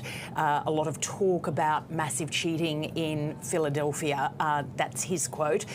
It was debunked immediately, but it is now taking off online, and thousands and thousands are reusing a video that popped up in 2022, which was of reputable work being done on election machines. It's now being popped up as signs of vote rigging and voter fraud in Pennsylvania. So no matter how much people are jumping on it and saying that's not right, it keeps popping up again. So that's a bit of what we're letting you know what's going on, so you don't have to wade into that area. And of course, all of it's on the live blog as well for people who are following on their phones while they're watching as well. This is the problem, right? Because misinformation, which spreads so easily, as we know, via social media, people can debunk it, but it still takes hold. Yeah, because it spreads far more quickly than the truth, and don't we know that? Well, people hear what they want to hear. Something that I want to keep an eye on as the vote comes in, you mentioned the black and Hispanic vote. I'm really interested to see white women and what they do, because they were critical to helping Biden get over the line in the defeat of Trump last time. Hillary Clinton in 2016 lost a lot of white voters who Donald Trump picked up, which was blamed on her remark about his supporters being deplorables. And so basically Kamala Harris needs to be able to hold those same voters that Biden got. And I think that's one of the things that'll be worrying Democrats when they see Georgia, even though big population centres that lean Democrat in Georgia are still outstanding, Alberta, Atlanta, Savannah. Basically, they need to be seeing that her numbers are around the Joe Biden kind of level. Yeah, so we'll keep multi-screening here. We're across all of the broadcasts coming in from around the world, mostly our own, of course. So back to you in the studio. Love a bit of multi-screening. Lisa Miller, Lee Sales, thank you both very much. Let's bring in David Spears now in Washington, D.C. David.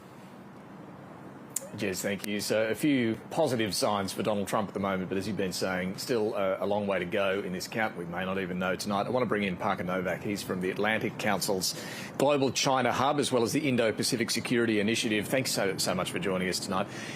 Look, we don't know who's going to win this, but I do want to look at the foreign policy implications, particularly for our part of the world. You specialise on this. What is at stake in terms of the US-China relationship if Trump is to prevail tonight?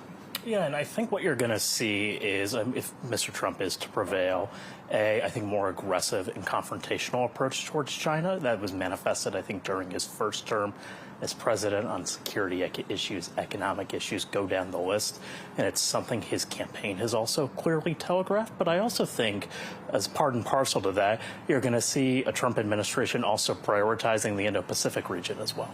Well, we did see from memory in the first Trump term a bit of a seesawing relationship with Xi Jinping. And this question of, if we do see in the coming 4 years an attempt by China to annex Taiwan, we know Joe Biden has said, 4 times that, yes, he would have their back militarily, he would intervene. Yeah. Trump, I mean, his language has been recently, it's 9,500 miles away, Taiwan. What does that tell you? It tells me that, Taiwan is probably going to want some reassurances, if, to state the obvious, if Mr. Trump wins the election. But, I also think, Trump has a long record of people not wanting to, he doesn't want people to know what his position is, if you will. I don't say that to, necessarily whitewash what he has said on Taiwan, but that deliberate... there is a deliberate almost head faking that he tries to do as part of his approach to foreign policy. Look, climate change hasn't been a big feature here in the campaign, I don't think, but, we watch it very closely, and the Pacific watches it even more intently. Absolutely. We know Donald Trump has said he would quit the Paris Agreement. How would that go down? What would that do in terms of the US standing in the Pacific? Yeah, and I think first, as we look at I think across the board, you see both parties prioritizing the Pacific Islands in particular, where climate change issues are really front and center, arguably the price of doing business. I think you're going to see prioritization of that sub-region from regardless of who wins the election. But I think, if the U.S. is to be advancing its diplomatic goals in the region, building the robust relationships it wants in the Pacific, Trump's positions on climate change may be a hindrance to that, but I don't think that's going to completely prevent them from engaging in the region. It will certainly be a challenge for them, certainly different than what Pacific nations are wanting to see. But yeah, I mean, if he were to stand by his position of drill, baby, drill, no Paris Agreement, how does the Pacific react to that? Do they turn more to China and say, well, at least these guys are doing a bit more? And I certainly don't think they would react well. I think to answer the latter part, ultimately that all depends on what China's actually doing. What about Kamala Harris? There's been some criticism. We don't really know a lot about her foreign policy plans for the Asia-Pacific region in particular. Do we expect a continuation of the Biden administration approach? I broadly expect continuity from the Biden administration, not across every single issue. I think broadly it's safe to say that.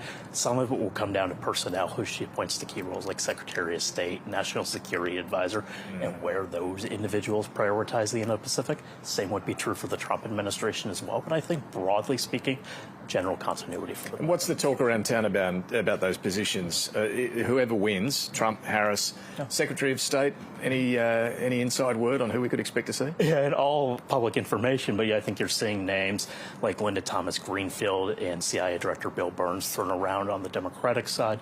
On the Republican side, you've seen names like Bill Hagerty, Tom Cotton, Marco Rubio, several others thrown around. It's going to come down to ultimately also who's confirmable for either president, depending how control over there shakes out tonight. Yeah, exactly. What they can get through Congress. Foreign policy, it has a big impact, this election outcome on the world, but does it really matter in terms of the domestic election stakes, what their foreign policy positions are? Yeah, and I think you've seen foreign policy certainly discussed during the election campaign with certain segments of voters. It has resonated. Certainly, what's happening in the Middle East. Certainly. I think if you look at a lot of the exit polling that's come out tonight, it shows voters, no surprise, prioritizing economic issues, issues of democracy, immigration as well. I think I saw the NBC and CNN exit polls each had foreign policy at 4% for what is your top priority. But, it has certainly been a flashpoint during the campaign. Parker Novak, thanks for joining us. Good to talk to you. David, thanks for having me. Back to the election centre. And we can now also bring you another result. The state of Missouri has been won by Donald Trump. He will carry its electoral college votes, all 10 of those. And that brings us in the state of the race for the White House, the race to 270, Donald Trump 188 to 99. I just want to make a quick comment on that. Just because Donald Trump has this lead at the moment, I want to actually show you what that looks like on our pathways map, because this is what we're looking at. We can, as we said a couple of hours ago, we can have a look at the states that are, historically relatively safe, and nothing's changed here. When you add those states in, both the solid states for one side and the states that are likely to lean one way or the other, what we've been filling in is those states as we go through. And so the line, for all intents and purposes, is 226 Harris, 219 Trump, with those 7 battleground states. And that continues to be the picture that we're looking at. So despite the fact that Donald Trump has this early lead, it's because all of these states are coming in. We don't have California and its 54 electoral college votes in Kamala Harris's column. So that is where things are at. A lot more counting to come, and some more polls are going to close soon. Casey, thank you. We are just about 30 seconds away from taking you to news. We've got 4 states closing their polls this hour, including the key state of Arizona, plus Nevada and Montana and Utah. Between them, 27 electoral votes entering the count, which will give us 453 electoral votes out of the 538 in consideration in this race to 270.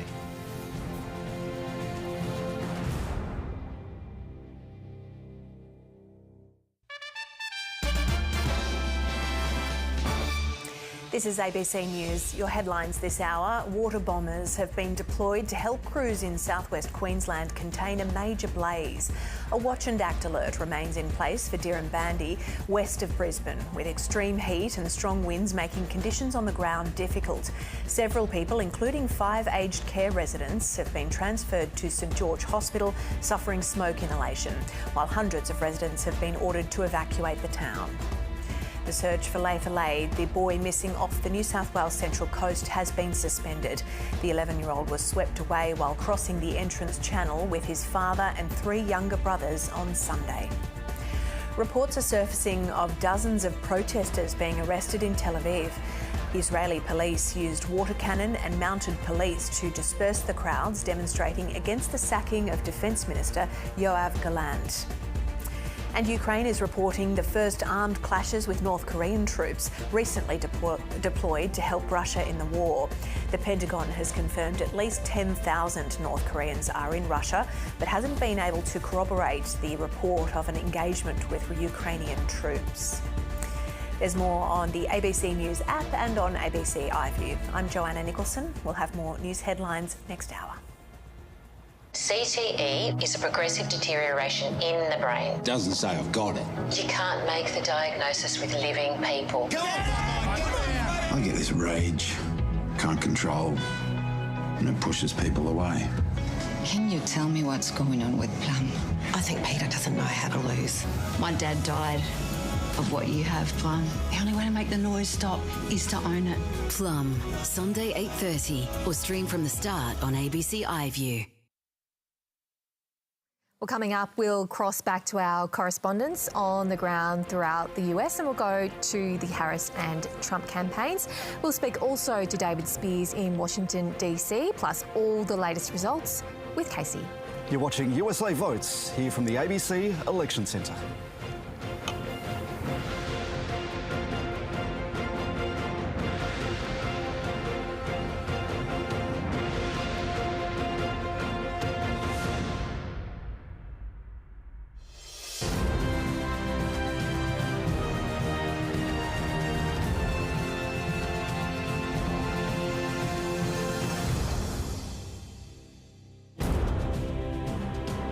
We're entering the 5th hour of counting in the race for the White House. And polls are starting to close in the central states, in places like Montana and Utah, but also in two critical states that are part of the so-called Sun Belt. Arizona, the 48th state to join the Union and the last on the continent. It's traditionally voted Republican, but voted for Joe Biden in 2020. And Nevada, home to Las Vegas. It may only hold 6 electoral college votes, but in a tight race, it could prove crucial in the race to 270. Welcome back to the ABC Election Centre. I'm Bridget Brennan. And I'm Jeremy Fernandez. If you've switched on to watch Question Time and you're wondering where that is, you can watch it on ABC Entertains or listen to it on ABC News Radio. Let's get the latest results now with Casey. Thanks, Jeremy. We can now project the AP has called a couple more states and they're both going to Donald Trump. First, the state of Montana. It's been won by Mr. Trump for electoral college votes. Also, the Beehive state, Utah, 6 electoral college votes in Donald Trump's column there. 2 other states have just closed polls. They are battlegrounds. It is too early to call the state of Arizona and its 11 electoral college votes, and the state of Nevada. We'll be watching for those figures as they come in, while all those battleground states on the East Coast are looking very close. Here's the current state of the race. Donald Trump, 198 electoral college votes. Kamala Harris, 99. Thanks a lot, Casey. Sarah, keen to get your observations at this point. Just gone 2 o'clock. Yes, so certainly if you're in the Trump camp, you're feeling pretty confident at this moment. You're looking at the results that have come in and you're seeing things swinging your way. If you're in the and that doesn't mean by any stretch of the imagination that it's done, but that's how people would be feeling at this moment as they're looking at this. And in the Harris camp, you're really going to be kind of honing in on the blue wall. And you know, we've talked about that. That's really, there were 2 paths to victory for the Harris campaign outside polls being wrong and a blowout. And the 2 paths were to win the blue wall. The traditionally Democratic-leaning states of Michigan, Wisconsin, Pennsylvania, those states which have a kind of a trove of electoral college votes, or the backup plan, North Carolina. Now, we're looking at that door kind of creaking closed by the look of things now. So that means that she's really pinning all her hopes on those states. It's by no means done. But Pennsylvania, we've talked about this all the time, it's going to come down to Pennsylvania. And it's also going to depend upon whether or not in Kamala Harris's, Vice President Harris's bid to reach out to the center, to make peace with some Republicans if she's left behind those on the progressive side of the Democratic Party. If she has not paid enough attention to issues like Gaza, to clean energy, to some of the other campaign issues that matter to some in the Democratic Party quite a lot, and where they feel like they haven't been paid as much attention. And is that because that section of voters just wouldn't show up at all? Or That's such a good question. On those issues. It's such a good question. We don't know yet. I mean, this is all the kind of parsing that happens after the fact. But yeah, that's certainly, I've certainly talked to progressive voters who said that they would, quote unquote, hold their nose to vote for Kamala Harris. I mean, she's a Democrat. They would likely, you would think that they would fall within the Democratic Party, but they're quite progressive and they feel like not enough has been said about issues they care about.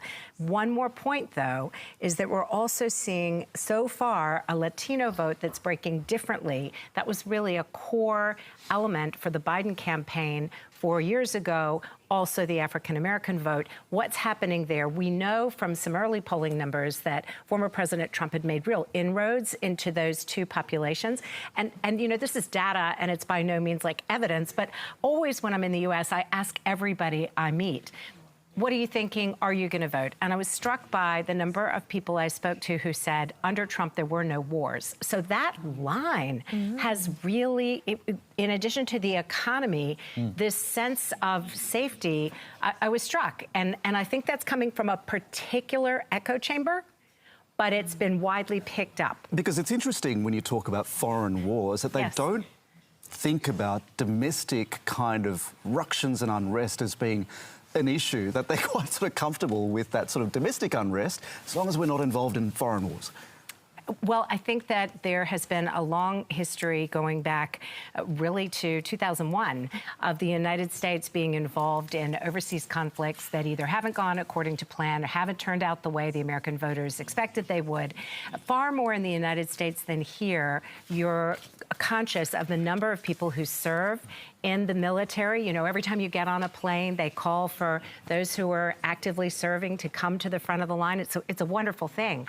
But it's been a big part and parcel of what's happened over the last 20 years. And I think that there's a fatigue in the United States from some. Nick, what is that aversion to foreign conflicts about? Well, they hate the forever wars of the post-9/11 years.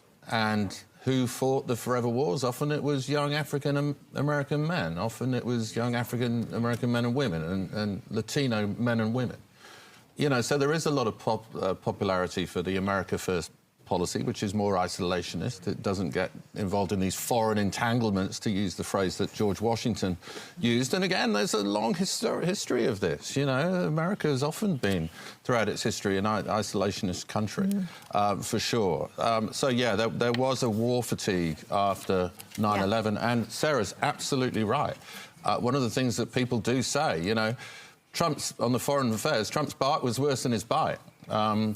He inverted Theodore Roosevelt's famous phrase, you know, speak softly and carry a big stick. Donald Trump spoke loudly and didn't use the stick much at all. And, you know, that's quite a popular stance in America. Well, let's come back to that in a second. Let's get some analysis now from the Democrat camp. We're joined by Donald Betts, a former Democrat state senator for Kansas, who's in Kansas right now. Donald Betts, welcome. Great to talk to you. Thank you. Thank you for having me. You'll be watching those numbers very, very closely. How are you feeling right now, Donald?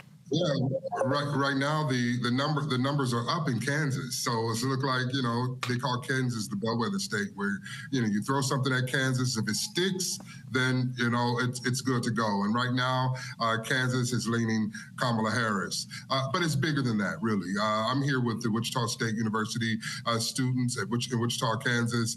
They're having an election watch party. There are about 200 people in the room, really, really excited about this election in particular, but mostly here to support other candidates, but hoping for a Kamala Harris vice presidency. Kamala Harris presidency, I'm sorry. Yeah, what were you finding on the campaign trail when you were door knocking and calling people, speaking to everyday voters? What were they telling you, Donald? Well, I was in Atlanta, North Carolina, Texas, New Mexico, and Arizona before making it to Kansas. And you would be surprised, but people are keeping their vote quiet. It's really, really quiet. I was driving the streets of Kansas. You rarely see any signs out.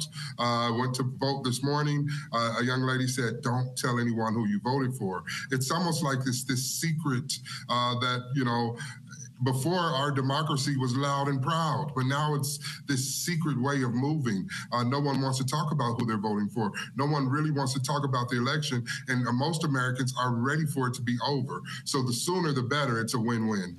Donald, are you concerned that people's perceptions around the economy and inflation will play better for Donald Trump at this election?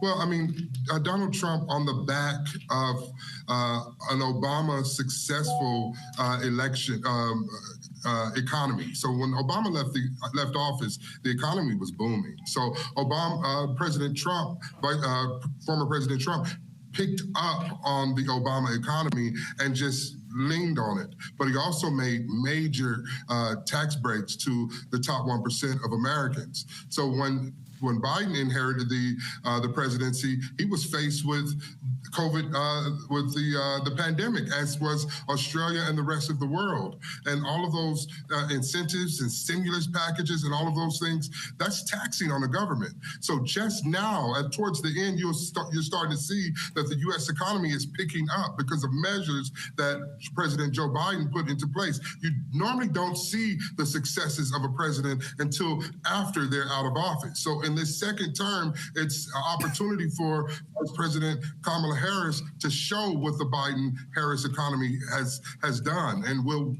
do in the future. Donald Betts, always great to talk to you. Thanks very much. Thank you for having me. I think Casey's at the touchscreen there. Any analysis for us, Casey, on Kansas? Let's take a look at Kansas in a second. I really want to talk about Georgia and North Carolina and give a bit of a sort of broad picture. Just back to Georgia, the numbers have been shifting as we've been talking. Georgia's getting to 81.5% counted. It is still too early to call. Donald Trump is 5%. So as we've been discussing, that margin as the count comes in has been shrinking, but shrinking relatively slowly. We've been talking about how Kamala Harris is sort of making up small amounts of ground in the southern counties south of Atlanta, but this is becoming this game of inches. Joe Biden won it by 11,779 votes. She's picking up a little bit here, but the problem for Kamala Harris is she's losing it here. Not by lots, by a little bit. Let's have a look at, say, Fulton County, 81.9% counted. She's winning it by 44 points.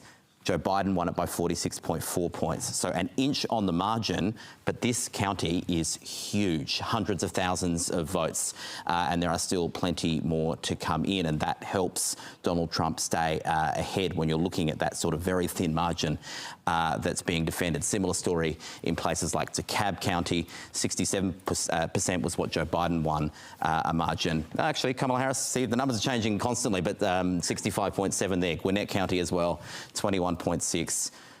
The numbers are flip-flopping. There we go. These are all changing as we look at them, but Fulton County is the biggest of those. That is a little bit of a worry for her. We are seeing, continuing to get more and more counts, more and more votes coming in.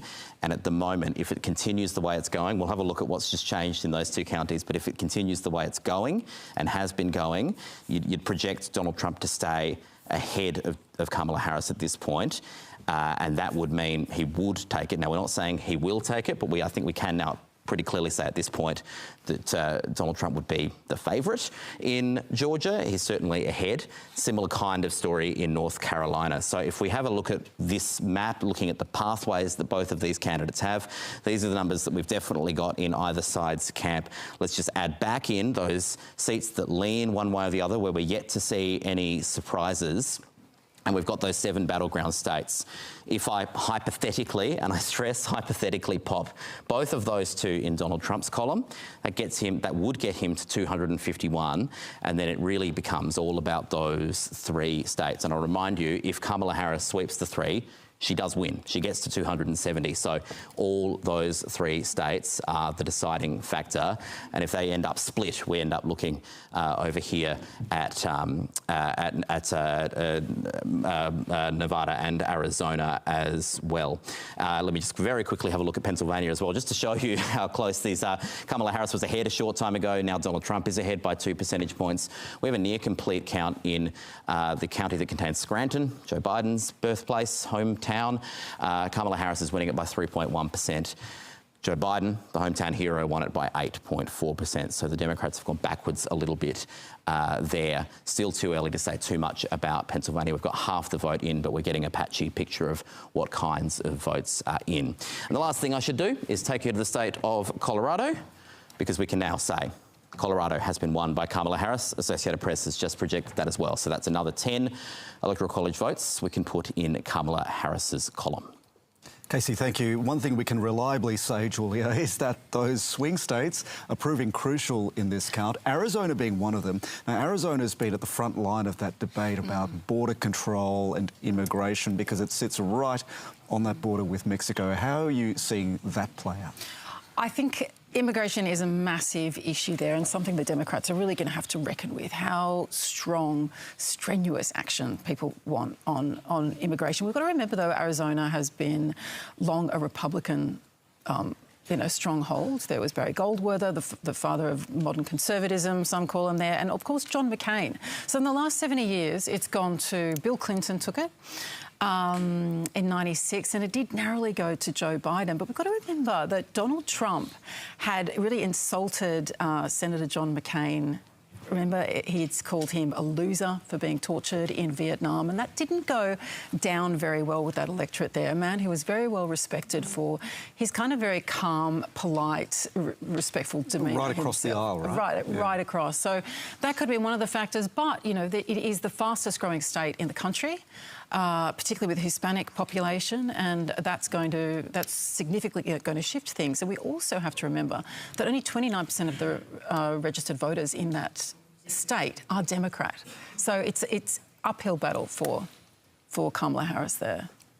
David, I'm reading some Trump voter quotes. So many people saying that they just felt better overall 4 years ago. So that perception is huge when people go to the voting poll, isn't it? It's massive. It's massive, and that's why Donald Trump started every rally saying, do you feel better off now than you did 4 years ago? And the resounding shout from his rallies was no.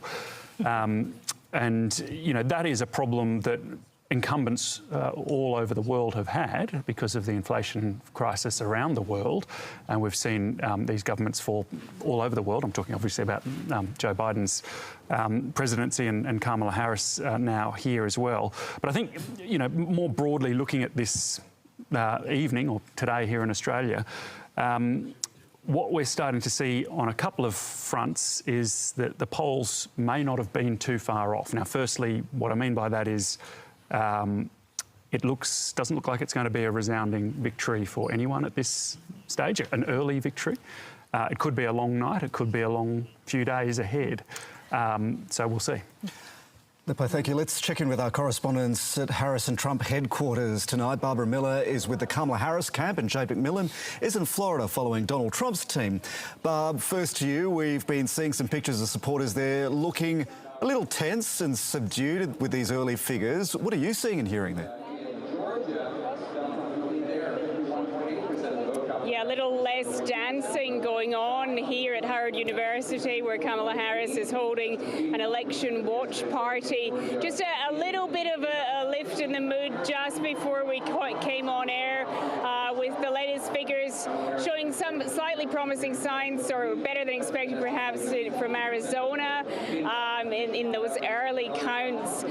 But yes, the mood has definitely dampened here with that news about North Carolina and Georgia, and the camp knowing again that they have to look towards the blue wall, or it seems that way. Now, Kamala Harris, of course, has not yet turned up here. We assume that she's at her DC residence watching these results come in as well. She had a fairly quiet day, making some calls to radio shows and also dropping in on a phone banking event. She is, of course, due to address the crowd here. That's another chair.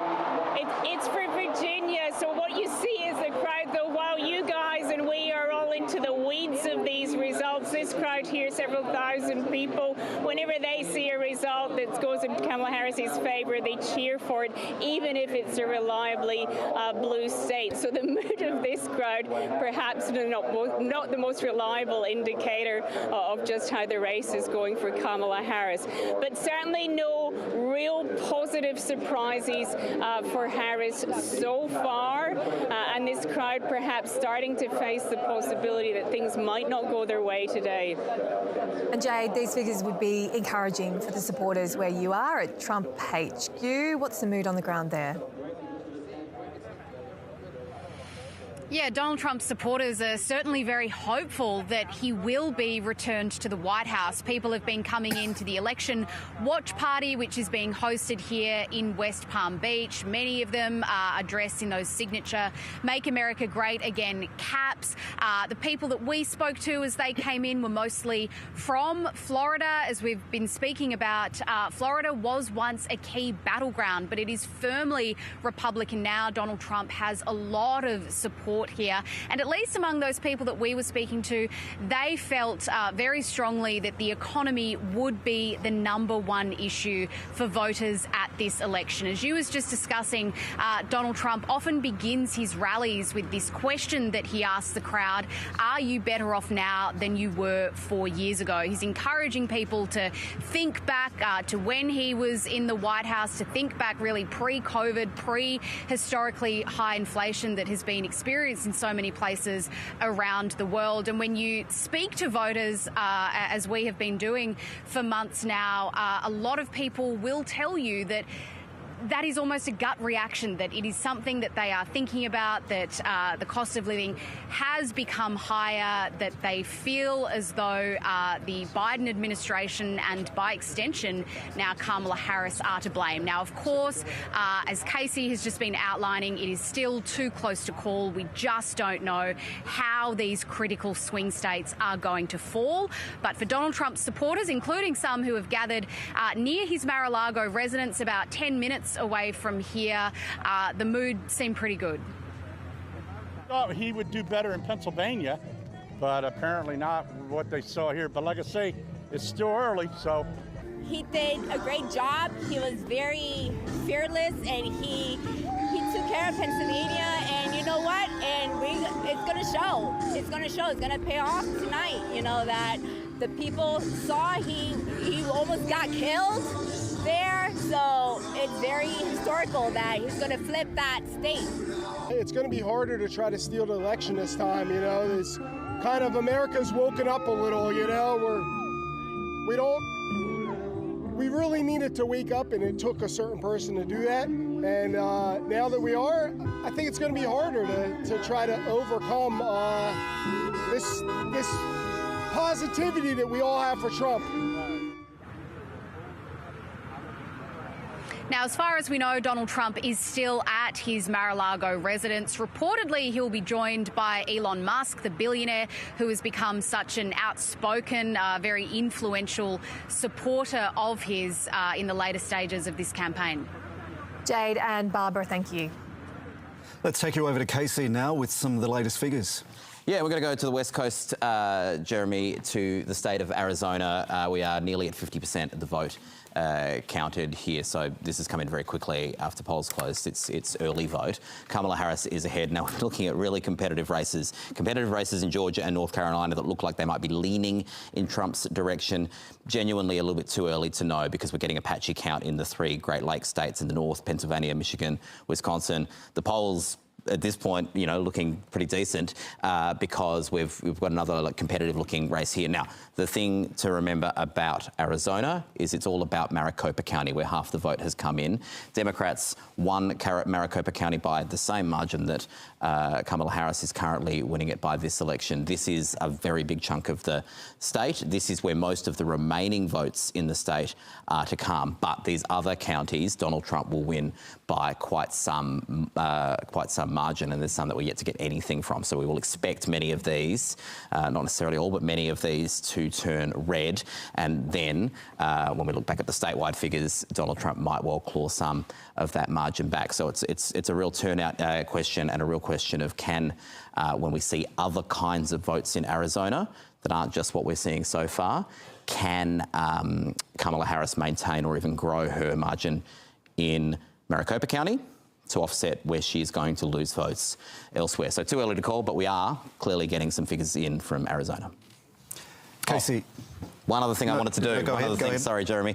We need to go to the tiniest of them all, where are we? To DC, because we can now say, not DC, it's a little one, isn't it? DC, here we go.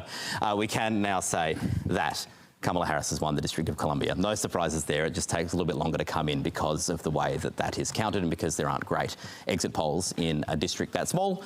But that's another 3 Electoral College votes for Kamala Harris, and I think that is the first and last time I'm going to have to find a district that tiny on our big map of America. You're doing very well, Casey. Thank you. Thank you.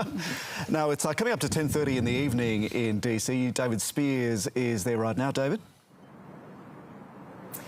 Jeremy, yes, thank you. It might be tiny on the map, but a very important part of this country and this world. And with Arthur Sinodinos, once again, the former Australian ambassador to the United States. No great surprise, a bit like Canberra, isn't it? Washington, where Canberra always votes. Bigger and with more to do. Exactly. A few bigger monuments too. Keen for your thoughts at this point of the evening, what you're seeing so far. It's looking a lot more like, as we've been saying for a long time, we're going to come down to Michigan, Wisconsin, Pennsylvania. Trending Trump's way, North Carolina and Georgia, particularly Georgia looking that way. Yep. I agree, coming down to the 3 states. It could come down to Pennsylvania, if that's the case, in which case we may not have the full result tonight. Interesting, Arizona. Let's just reserve judgment on Arizona. But I think Joe Biden, if he's watching tonight, will be thinking, well, there's some of these areas where actually my vote is higher than Kamala Harris's vote. He'll be thinking, and he'll be assuming... You think he might scratch his head and think maybe I shouldn't have listened to all the critics? You wonder, but I think what's happening is the economy question may well be playing more significantly in some parts of the country than perhaps people have estimated. But you can flip that around too and say maybe he should have gone earlier and maybe Kamala Harris should have done more to distance herself from Possibly. Biden. No. Look, no one's writing anybody off. Yeah. And on a night like this, you've got to worry about blue mirages and red mirages. Sure, no, right? you do. Because there are clumps of votes still to come in various jurisdictions. But certainly the trend would be with Trump, you would think. And that's why it comes down to those 3 states in the blue wall. One interesting thing Casey pointed out in parts of Florida with big Latino communities and I think parts of Texas as well, we are seeing a shift to Trump and the Republicans amongst that community. Why is that, do you think? Conservative values, I think, is part of it. The economy would be part of it. And also, if you've come as a legal migrant, you'll say, well, I came legally, why should other people be allowed to come illegally? So there's a lot of this playing. Also, those communities are starting to go further and further up the income scale as well, and that can impact on political views. And look, and we touched on the economy, and look, earlier on in the evening you said on abortion, Dutton, the Libs should run a million miles from that. But what about on the economy? This line, as several people have pointed out, that Trump gives at the start of every rally. I went to one of his rallies in Michigan last week, and he starts the rally with, do you feel better off than you did 4 years ago? Because he took advice at some stage during the campaign to stick to that one economy message, which is Ronald Reagan's message about the Jimmy Carter years. I should point out the rest of the speech then rambles off in all sorts of directions. Well, and this was the problem, maintaining the discipline. And that was what his advisors were saying, stick to the economy and immigration. It's the Ronald Reagan line. In the Australian context, it's the same thing. Are you better off than you were 3 years ago? But that then begs the question, but what comes next? Yeah, well, I mean, so we already are hearing a bit of this from Peter Dutton. You would expect in the Australian context we will hear the opposition really start to mount that line a lot more if it proves to be the winner for Donald Trump. But the difference in Australia is that there is also a lot more scrutiny about what are your plans to do whatever. Here, the economic debate is much more diffuse. Well, I mean, his plan is to jack up tariffs, as we've been well, we're talking about is that only going to make that only going to make inflation worse here? Costs go up, inflation goes up. The costs of tariffs are always borne by your own consumers and the other industries whose inputs may go up in price. So those who are shifting to the Trump column are really rejecting the Biden-Harris approach more than embracing his alternative. It's interesting. The economy is quite strong, but inflation has been very strong, and that has reduced real incomes, and that's why people are feeling not as well off. But the reality is the economy, Trump era, Biden era, very strong, and will continue to be very strong. Arthur Sinadenis, thank you. Thanks. Right, back to you in the Election Centre. David, thank you. Let's stay in the United States. Professor Larry Sabato is a political scientist at the University of Virginia. We're getting his predictions on the outcome of this tight contest. Larry Sabato, welcome. Based on the numbers that you're seeing right now, what does your crystal ball tell you? It tells me that even though Kamala Harris can still pull this out by sweeping the blue wall states, that is Pennsylvania, Michigan, and Wisconsin, and that is still possible, it is somewhat difficult for her to do so. She's probably going to lose North Carolina. She's probably going to lose Georgia. She's probably going to lose Arizona from the returns that I've seen so far. And therefore, the race appears to be leaning to Donald Trump, and he potentially will be elected to a non-consecutive term as president, which hasn't happened since the 1890s. How narrow is that path for Kamala Harris? For anyone looking at these numbers, what would you tell them about how narrow that path is? Well, this is not a landslide for Donald Trump, and it's obviously not a landslide for Kamala Harris. So it's possible. It's possible. But to this point, Harris has not done as well in key suburban localities as she had been expected to do and that they had expected her to do. And the cities she does quite well in. The problem is the turnouts are not quite as high as they had planned on. In the rural areas, Donald Trump has run up almost unbelievable figures. That is, the turnouts are very high and his percentage there is very high. That's a tough combination. And in Wisconsin, Michigan, and Pennsylvania, you have a lot of rural vote. There was that one poll pointing to Kamala Harris being ahead in Iowa. Tell me what you've seen there and how reliable that was. I was trying to get information just a half hour or so ago out of Iowa. I haven't gotten any. I don't believe there was ever a chance of her carrying Iowa, and I said so at the time. Even good pollsters, and that pollster for the Des Moines Register newspaper is a good pollster. Even good pollsters have outliers. That was an outlier. It was shouting at us. All the lights were blinking and all the horns were roaring. And that's what it was. So, we'll all learn from it, or I hope the pollster will learn from it, and we'll go on from there. How would you describe the campaign, particularly in the last sort of week to 10 days, and what that's done to the campaign, to energising those people who were yet to vote? This is interesting. About 10 to 15 days ago, almost everybody thought that Donald Trump was going to win. And then came that Madison Square Garden rally that was so embarrassing, not just the joke about Puerto Rico, but lots of other things. And then there were other mistakes by the Trump campaign during the week. And even Trump seemed to realize things weren't going well. And you could tell he was darker and gloomier than he normally is. Well, we should have remembered that nothing changes people's minds about Donald Trump. You either love him or you hate him. And thanks to the Electoral College, there are just enough people who love him to get him well over 270 electoral votes. Dr. Larry Sabato, terrific to have you with us. Thank you. Thank you. So while every US election is different, there is something very familiar about this one. In part, that's because of the same candidates. Donald Trump is on the ballot. But on top of that, there's a strong fear among American voters that if Mr. Trump loses today, we could see a repeat of some of the disinformation and violence that the US saw in the weeks and months after the 2020 election. Matt Bevan, host and writer of the ABC podcast If You're Listening, has been investigating the events of 2020 in detail for his latest series, America's Last Election. And he's taken a look at any parallels with the 2020 election, which might pop up as the votes are counted tonight. Exactly 4 years ago, in fact, on the very rooftop I'm sitting on right now, former Trump aide turned podcaster Steve Bannon was hosting an election night broadcast for his show War Room. We got all the alternative conservative media all here tonight to give you the absolute lowdown of what's going on. But in terms of the lowdown on what was going on, Steve Bannon had more insight than most.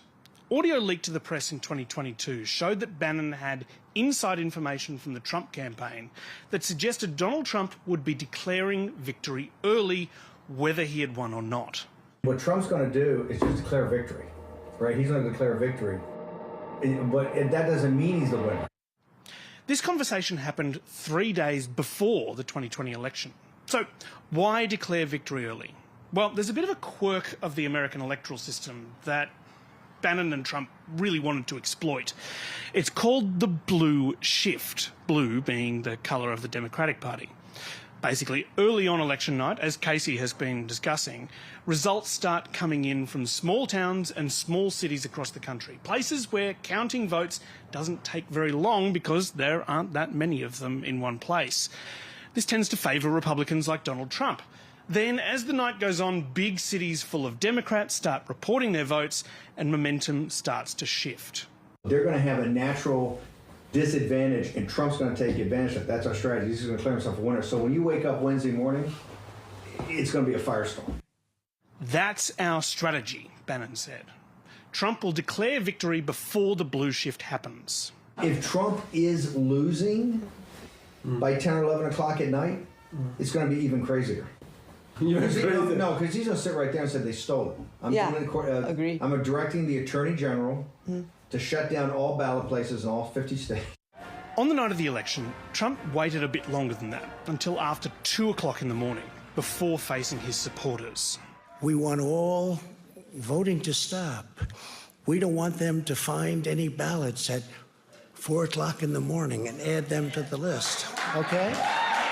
With millions more votes set to be counted, Trump declared victory.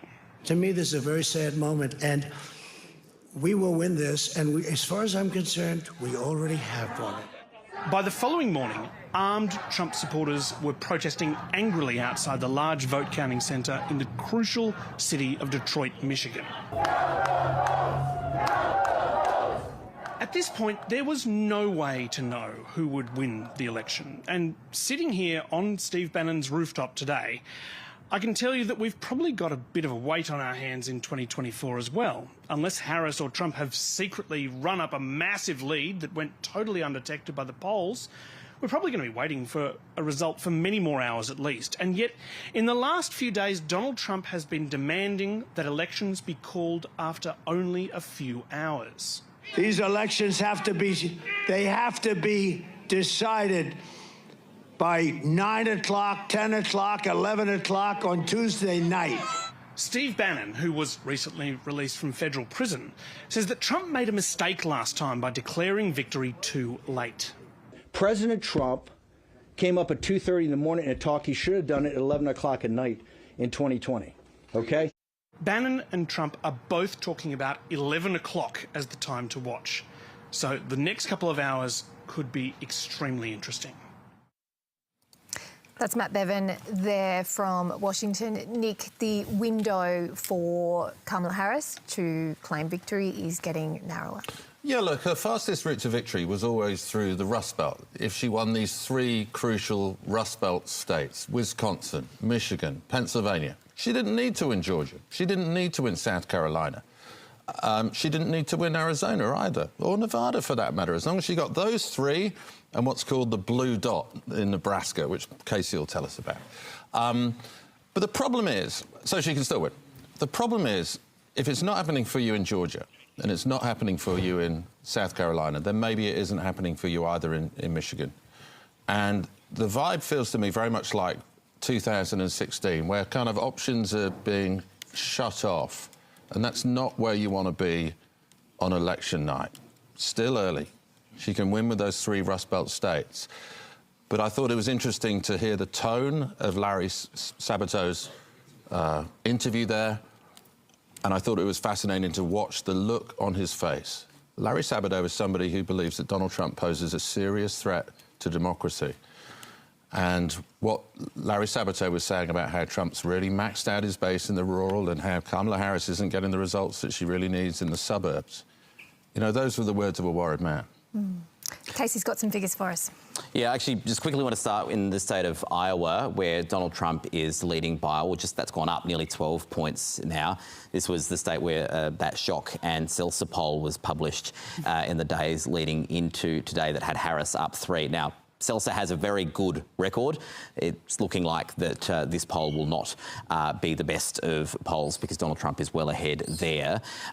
So let's now focus back on the swing states, though, and look at Pennsylvania, where more than half the vote is in now. Donald Trump remains ahead by nearly 3 percentage points. I want to show you Philadelphia County. This is a younger county, a big county, and a county with a large black population. Kamala Harris is winning 56.7% of the vote.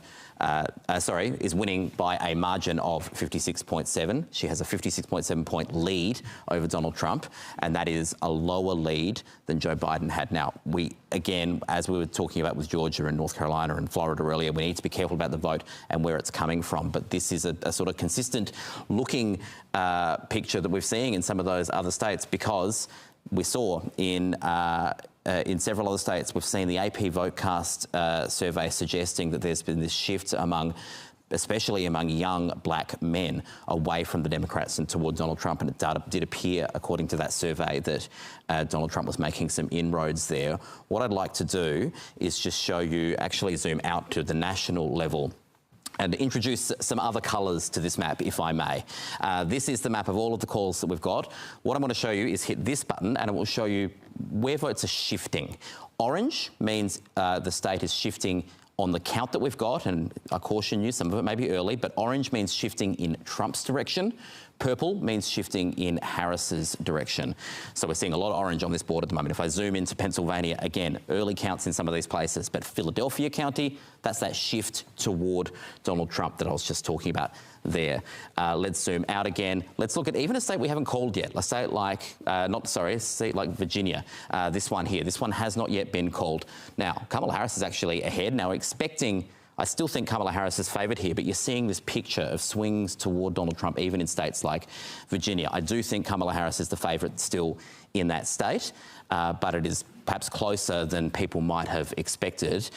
These swings are making it difficult for Kamala Harris in many places. Her pathways are narrowing because, as we've been talking about, if she loses those 2 states, she's behind in them, that creates difficulty in the other swing states. If she loses any one of these, even, just say Michigan, for example, she then needs to go hunting, and I add in those extra safe states, she then needs to go hunting if she, say, loses Michigan, loses those 3. Winning these 2 wouldn't be enough, and she has to go hunting out west. And so that is, explaining why Donald Trump's pathways at this point in the count do seem better than Kamala Harris's. Having said that, we have 7 battleground states, and they are all still in doubt. Let's bring in our correspondent Isabella Higgins now, who's in Phoenix, Arizona. Isabella, you're at one of the tabulation centres. How's the count there going tonight? That's right, Bridget. I'm outside Maricopa County Tabulation and Recorders Centre, but behind that door, just over my shoulder, the hard work has started to count all of those ballots, and we had the first drop just not so long ago, and about 1.1 million ballots cast so far, and it shows that Kamala Harris is just in front, but by just a little bit, just about 6,000 votes, and that is just an early count at this stage. When those results came in, there was a flurry of activity here amongst the media. It's absolutely packed tonight, and that's because Maricopa County is quite interesting, not just because of its electoral significance. About 60% of Arizona's population is here. They often say whoever wins Maricopa County wins the state, and of course this is one of those key battleground states. It's also interesting because at the 2020 election, just afterwards, there were protesters who came here to this right here, this space behind me, and actually stormed into the lobby. So this year things look a little different. There's a lot more security, a lot more fencing. They've been very strict with accreditation. Earlier this week we were here talking to the Recorder's Office about preparations that they've put in place to try and keep those poll workers safe.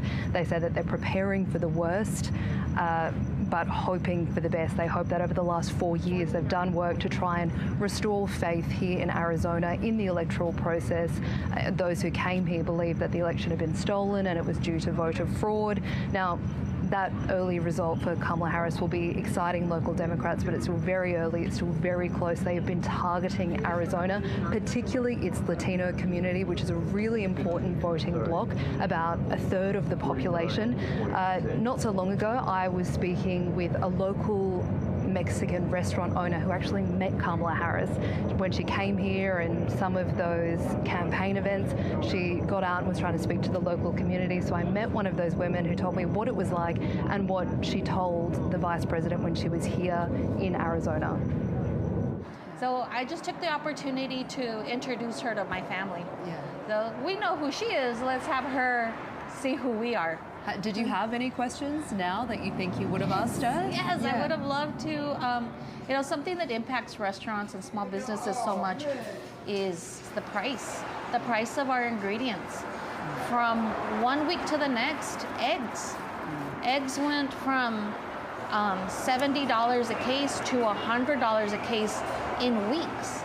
And it comes to a point where the restaurants really do have to manage and decide, do we either raise the price or stop serving the item for a while? I would have liked to express to her, you know, how important that is to not just me, but all small businesses. So what we heard there is that amongst the Latino community, there are concerns about the cost of living, like what we're hearing from across the country. All eyes are going to be on Maricopa County, on Arizona, and also on that Latino vote to see who's won in this campaign to win over that critical voting bloc here in Arizona. So fascinating. Isabella Higgins, thank you.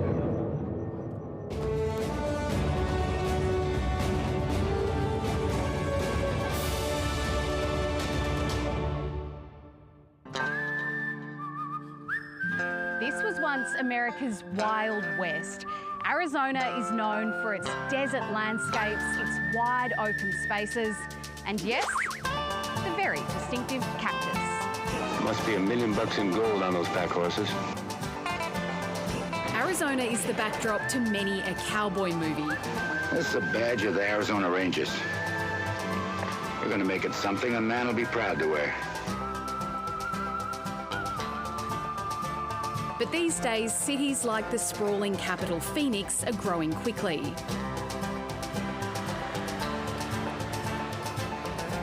As more people move in, both major parties see opportunity in Arizona, and that set up a heated battle for votes in a state known for its scorching hot climate.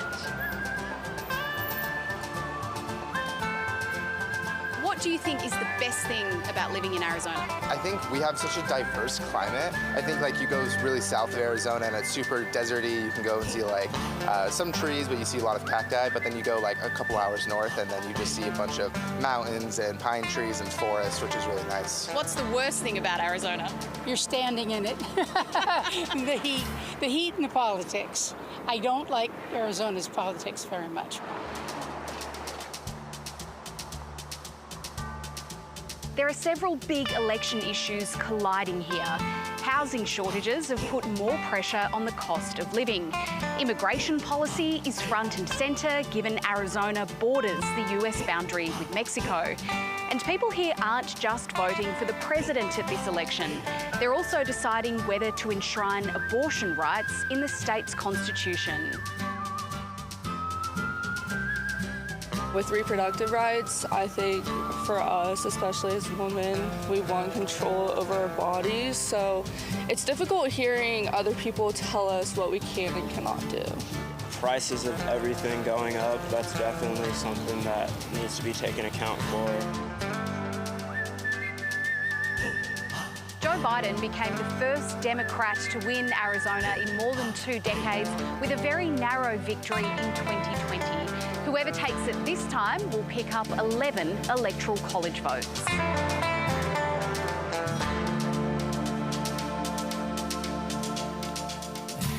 You're watching USA Votes. We're live at the ABC Election Centre. It's coming up to 11 p.m. on the east coast of the United States and coming up to 8 p.m. on the west coast. I'm Jeremy Fernandez. And I'm Bridget Brennan. Casey has some more results coming through.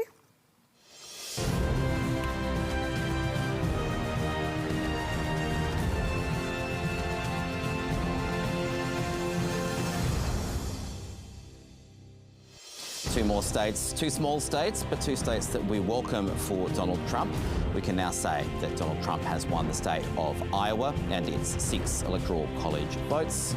He's also won the state of Kansas. It has 6 votes as well. So 12 more votes in Donald Trump's column. That gives him now 210 in the race to 270, 112 for Kamala Harris. 7 battleground states still in doubt. Casey, thank you. Let's welcome back Simon Jackman, political and data scientist, to the panel. Simon, the window appears to be closing for Kamala Harris. Mathematically, how realistic is it that she can win those blue wall states entirely, all 3 of them? History suggests that as one goes, they all go. That was true in 2016. It was also they came back as a bloc. There's just a ton of demographic similarity among those states. And right now, again, if we were to just, I said earlier, these results help us learn how right or how wrong the polls were. Now, it's turning out, other than that Iowa poll, in the aggregate, not too bad for the polls. Trump may even be slightly outperforming his polls. And if that's the case, I'd say it looks like, at this point of the count, I'm starting to side towards perhaps all 3 of those falling for Donald Trump. But again, not a mathematical certainty by any shot. But as we're talking about the window of opportunity closing, just the number of votes yet to count is getting smaller, and the margins Harris would need to have to run up, say, in Pennsylvania, is starting to look but as decline. One door closes, another one opens. This will have been, if the numbers bear out, an extraordinary performance by Donald Trump. Indeed, and we'll be looking at why, and I keep coming back to the vote cast data. The idea, I've got it off my screen at the moment, but a Democratic candidate for president can only win 81% of the votes of African American people. That's a historic low, right? And Donald Trump's strategy, much maligned in many quarters, of trying to chip away at that key platform of the Democratic base may well be bearing fruit. Indeed, just think about it rationally for a moment. If you're Donald Trump after the last election, or you're a Republican strategist after the last election, and you look at losing a state like Georgia by a tiny sliver of vote, what's your easiest way back? All you've got to do is reduce Democratic support among African Americans by 2 points, 3 points, 4 points. You're going to bring back not just Georgia, right, but you're going to probably stop any designs Democrats may have on North Carolina. You're going to make it really hard for them to win Pennsylvania, and it's not looking good for Kamala Harris right now in Pennsylvania. And you may even put a dent in Michigan, and that was a heartbreak state for Hillary Clinton in 2016 too. So when the history of this gets written, this part and the implications of this for what we have assumed to be true about American politics, this big racial divide. If anything, the white constituency, the white electorate, has come even more strongly than it has in the past. It's just being offset by declines in turnout on the margin. But this remarkable, if the vote cast data is right, running down Democratic support among African Americans to 81%. Usually that number is 91 to 96, those sorts of numbers. Let's go over to Casey. I think we should look at the big picture of things with our big board because it's starting to fill in some interesting things we can show you. First of all, I just want to show you right down in the bottom left corner there, we've just coloured in Maine's 1st district that has 1 electoral college vote. That is in Kamala Harris's column. I'm not surprised by that because it's on the very left. It is one of the safest Democratic seats. But we're starting to call each of these states, the coloured in bricks are the ones that have been definitely won by one candidate or the other. The ones in the middle, there are ones that are the battleground states. Michigan, Nevada, Pennsylvania, Wisconsin, Arizona, Georgia, North Carolina. 7 uncalled states, 7 very important states. What I want to show you, though, is just to give you a sense for why I've been saying Donald Trump's paths are better at this point. Let's colour in all of these blocks by who is leading. These are not predictions. I want to stress that. These are not predictions. This is just who is ahead in the count right now. And you can see Kamala Harris has to do a bit of work to overcome the deficits she's got at the moment. She's behind in North Carolina. She's behind in Georgia. We've been saying for a while now, unless something changes there, things are looking good for Donald Trump in those 2 states. She's behind in Arizona. She's behind in the 3 Rust Belt states, Wisconsin, Pennsylvania, Michigan. Nevada, we have no votes yet, so we don't know anything about that one. She's also behind in Minnesota, but that is a very early count, and I just want to say we have very little count in from the cities there, so let's not take that one too seriously just now because we're getting a very slow count out of Minnesota. But at the moment, 7 battleground states. Kamala Harris is behind in every single one of them. Now, we have to go and check and look at all of the types of votes that we're seeing in each of those. Some of them look more clearly leaning toward Donald Trump than others, but Kamala Harris is behind in every single one at this stage. And joining us now from Grand Rapids, Michigan, we have Kristen Kubesteme, who's an expert in gender and religion and has written extensively on this subject. Thank you for joining us today. Good to be with you. Now, Kristen, we've spoken a lot tonight about, tonight being our time in Australia, about the results coming in and about the impact of the evangelical vote. Can you explain for us why did so many evangelicals over the past couple of years in particular throw their weight so decisively behind Donald Trump? You know, white evangelicals have been Trump's stalwart supporters since 2016. And so what we're really seeing here is a consistent pattern. No matter what happens, we are looking at numbers in the upper 70s to lower 80s in terms of white evangelical support for Trump. Originally, abortion was one of the issues given and the Republican Party's platform. That's less a compelling issue this time around because Trump is de facto pro-choice at this point. But there are many other things that draw conservative evangelical voters to Trump. They are drawn to the strong man. They share his views on immigration, on nationalism.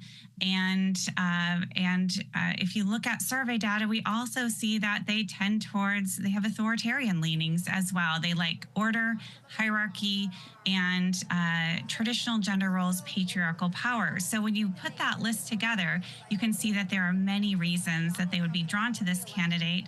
And so we see that really bearing itself out in the polls.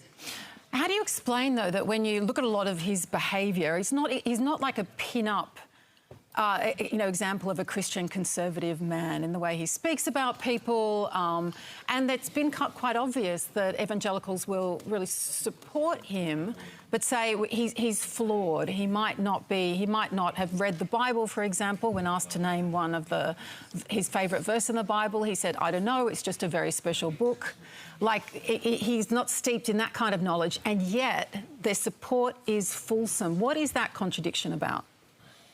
No, you are right. He is not the poster boy for family values. And so it caught a lot of people by surprise that the moral majority would go for somebody like Donald Trump, and consistently so. And it doesn't seem to matter what he says, no matter how crass he is, or how cruel his rhetoric against fellow Americans. They are consistent in that support. And I think it's important to understand what Donald Trump has promised white evangelicals and white Christian voters. He has promised to protect them, even to privilege them. And that resonates with conservative evangelicals whose own leaders for decades now have promoted the idea that Christians are persecuted, that conservative Christians in particular are embattled, and that other Americans are out to get them, that their existence, their religious liberty is under threat. And Donald Trump comes along and says, I will protect you, I will privilege you. Okay. And that really resonated with them. And they've called him things like their ultimate fighting champion. Right, we're going to they've used things up. theology. So sorry, Kristen, we're going to have to wrap things up there, but I so appreciate your analysis and expertise for our Australian audience this evening. Thank you so much. Thank you. Now, we've got 4 states closing their polls in the next couple of minutes, including one of the biggest, or in fact, the biggest single group of electoral votes coming from the state of California with its 54 electoral votes, plus Idaho, Oregon and Washington State. You're watching USA Votes from the ABC Election Centre. Time now for the news.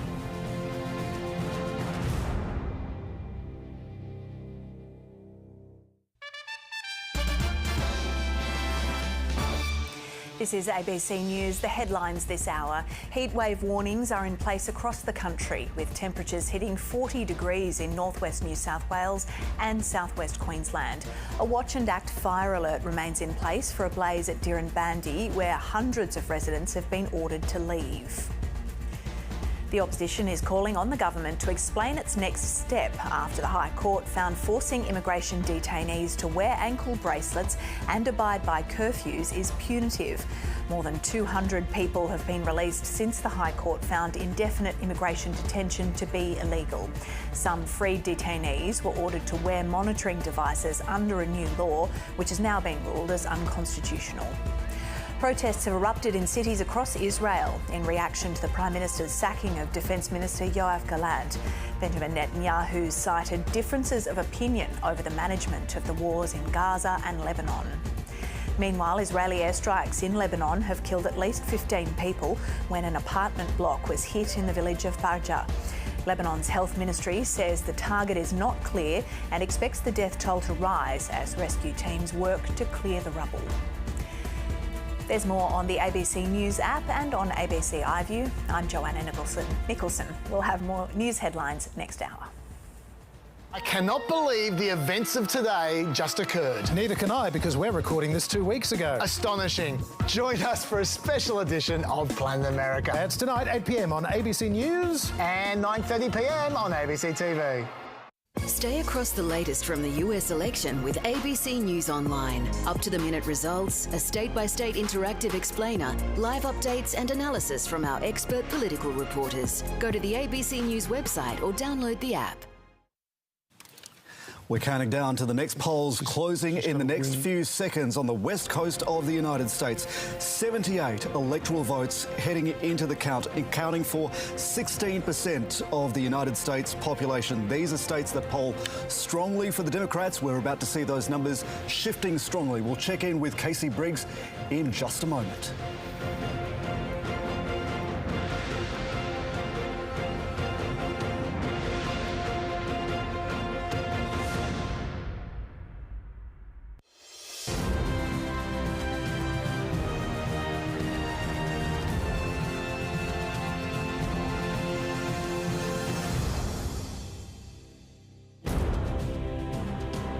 It's now 11 p.m. in Washington, 3 p.m. on the east coast of Australia, 2 p.m. in Brisbane, midday in the west, and we're entering the 6th hour of counting.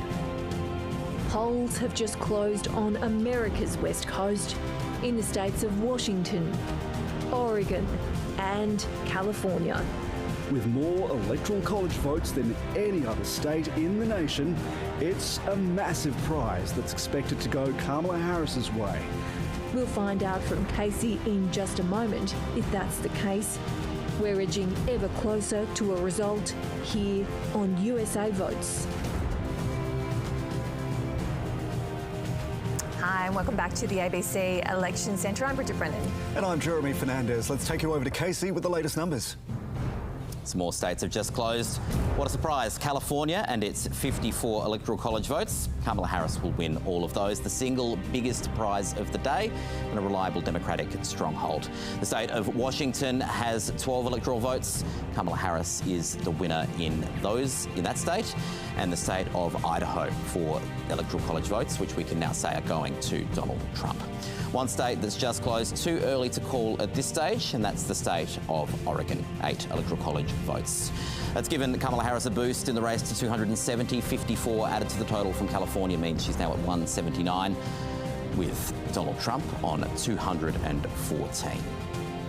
Sarah, what do we know about how the House is looking?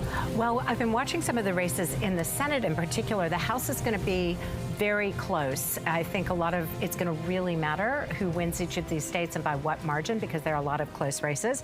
In the Senate, we've just learned that and a shout out to Lisa Miller for getting us this information, but Maryland elected Angela Alsobrooks, who's become the state's first black female senator, and she's going to join Delaware's Lisa Blunt Rochester, also an African American female senator. This doubles the number of black women ever elected to the U.S. Senate. So Isn't that amazing? Bright spot for Democrats tonight. And that's news. And that is news. And it news. shows you the climate that Kamala Harris is operating in.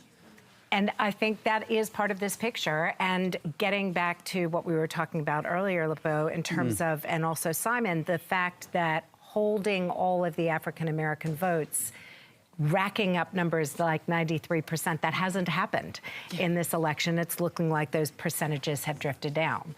And I think what we're seeing is that across the United States, I talked at the beginning about it being a bit of a kaleidoscope. I think voters are looking at a lot of different issues that they think are extremely important to them.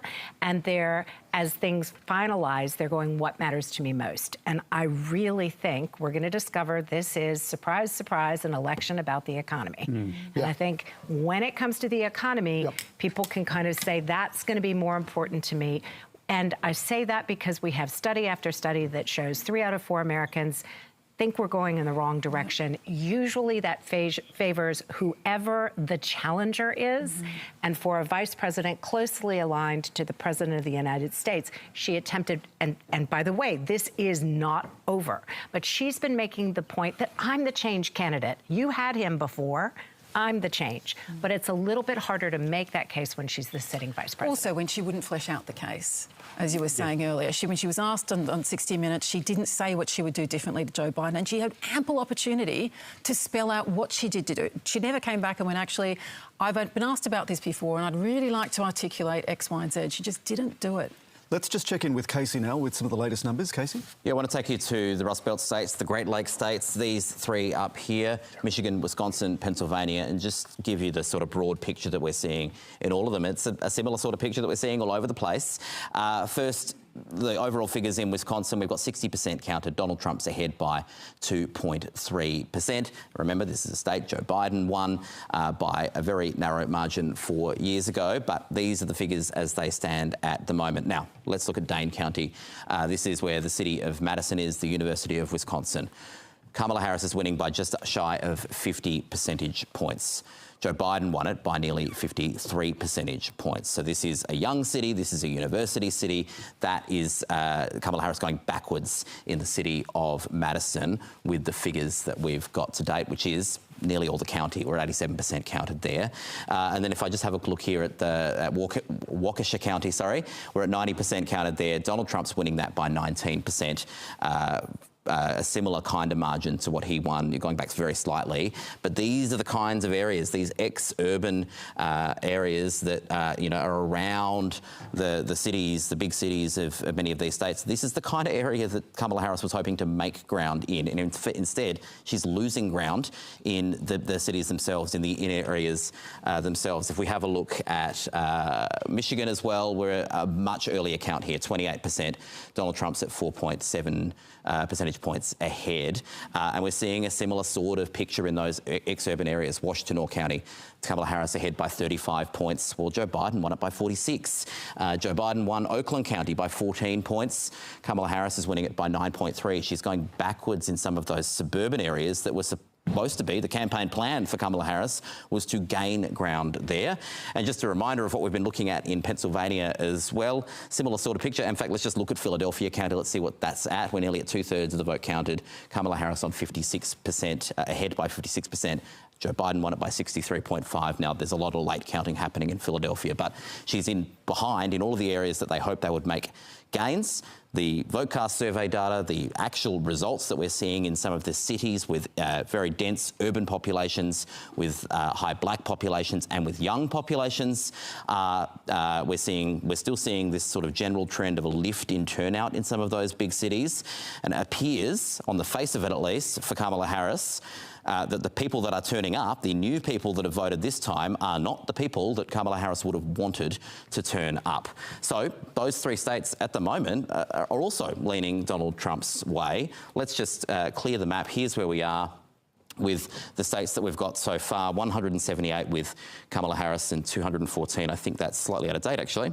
But let's colour in the states that we know lean one way or the other, leave us with those 7 battleground states. And now let's colour in the states where Donald Trump is leading, where it does appear at the moment on the current count Donald Trump is well placed. We're not calling any of these, but it's Georgia, it's North Carolina. Let's throw in the state of Wisconsin, the state of Michigan, the state of Pennsylvania, because it's a similar sort of picture across those 3 states, is well over the line, 295. So Kamala Harris cannot, with those 2 states, win from there if she's going to lose all of those 5. She needs to turn something around here or here or here.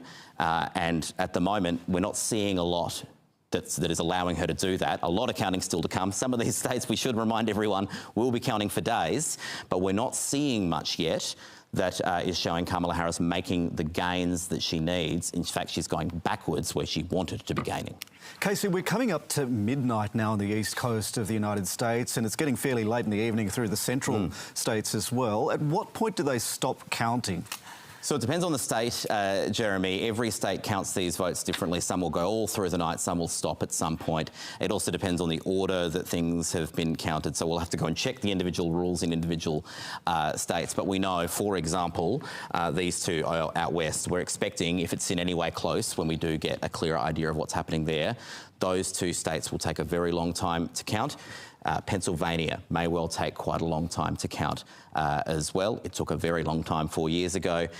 State law prohibits them from pre-sorting and processing mail ballots before election day, and that's one of the reasons the count can be a little bit slower there. Michigan's been hopeful of counting faster, but it's not a very progressed count just yet. Maybe we'll get a flood of results at some point soon. But those 3 states, if it is genuinely looking very close, we could be waiting quite some time, and at the moment it is genuinely looking pretty close, but with Trump a nose ahead where it matters. Nick, a very quick analysis from you before we go back to David Spears. All 7 battleground states at the moment are leaning for Donald Trump. Yep. OK, let's bring in David Spears in Washington, D.C. David, how are you reading the results there from Washington? Well, as Nick says just now, his nose is in front. They're heading Trump's way. There's a way to go, and it might be days before we know the full outcome in Pennsylvania, for example. But there's every chance at the moment that Donald Trump sweeps the board on these 7 battleground states. Now, this is fascinating. It's quite at odds with what those in the Democrat camp have been saying over the last 48 hours in particular. They felt they had a very strong finish to the campaign. They felt that there was a lot of momentum at the end, that the early voting figures were favouring them. The turnout in the places of the country where it really matters were favouring them as well. There was optimism, described as nauseous optimism, but it was starting to feel a bit more like cautious optimism until the last couple of hours in this count. Where we have seen coming out of those parts of the map that Casey's just touched on there, that things are heading Donald Trump's way. Now, in Canberra, I can tell you they'll be glued to this right now, and in question time that's been taking place, both Anthony Albanese and Peter Dutton have been talking about this is always, a decision for the American people and, a big implication for the world. Australia will work with whoever the American people elect as president, and, that relationship will go on. It'll be seamless and so on. But I can tell you behind the scenes, there will be nervousness in the Albanese government about what this means on a few fronts. What it means on trade in particular, with Trump's promise to introduce tariffs of 10 or 20% on all countries and up to 60% on China. That could spark a trade war. And also what it means, of course, for Australian exporters directly.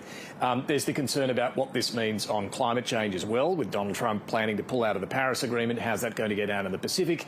Such a contested area in our region, so there's some degree of concern about that. Then, of course, there's AUKUS, and will Donald Trump honour the AUKUS deal on nuclear submarines as well? The other concern will be, this is another example of an incumbent government, or a backlash against an incumbent government over inflation. It's all about the economy.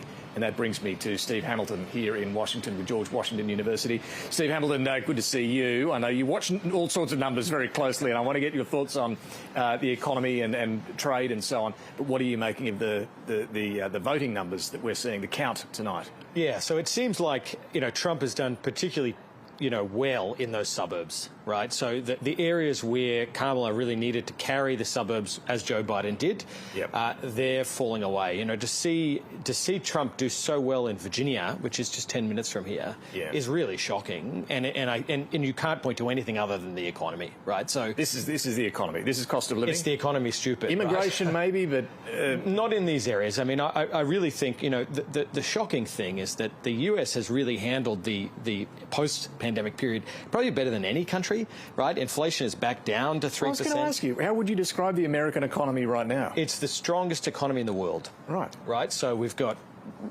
really strong productivity growth, very strong wage growth. Inflation's come back down. Interest rates are going back down. Employment's pretty good. They've pulled off the miracle. But I think the economy in the last 2 years, is this albatross around Kamala's People are still getting a cup of coffee, and it's costing a hell of a lot more than it did pre-COVID, and it hasn't come down. Yes. It might have stopped going up, yes, but they're noticing that price difference. That improvement hasn't happened early enough before the election for people to really, feel it. Yeah. Okay, well, here's the next question. If Donald Trump wins, will things get better or worse? Well, to be blunt, they'll get worse.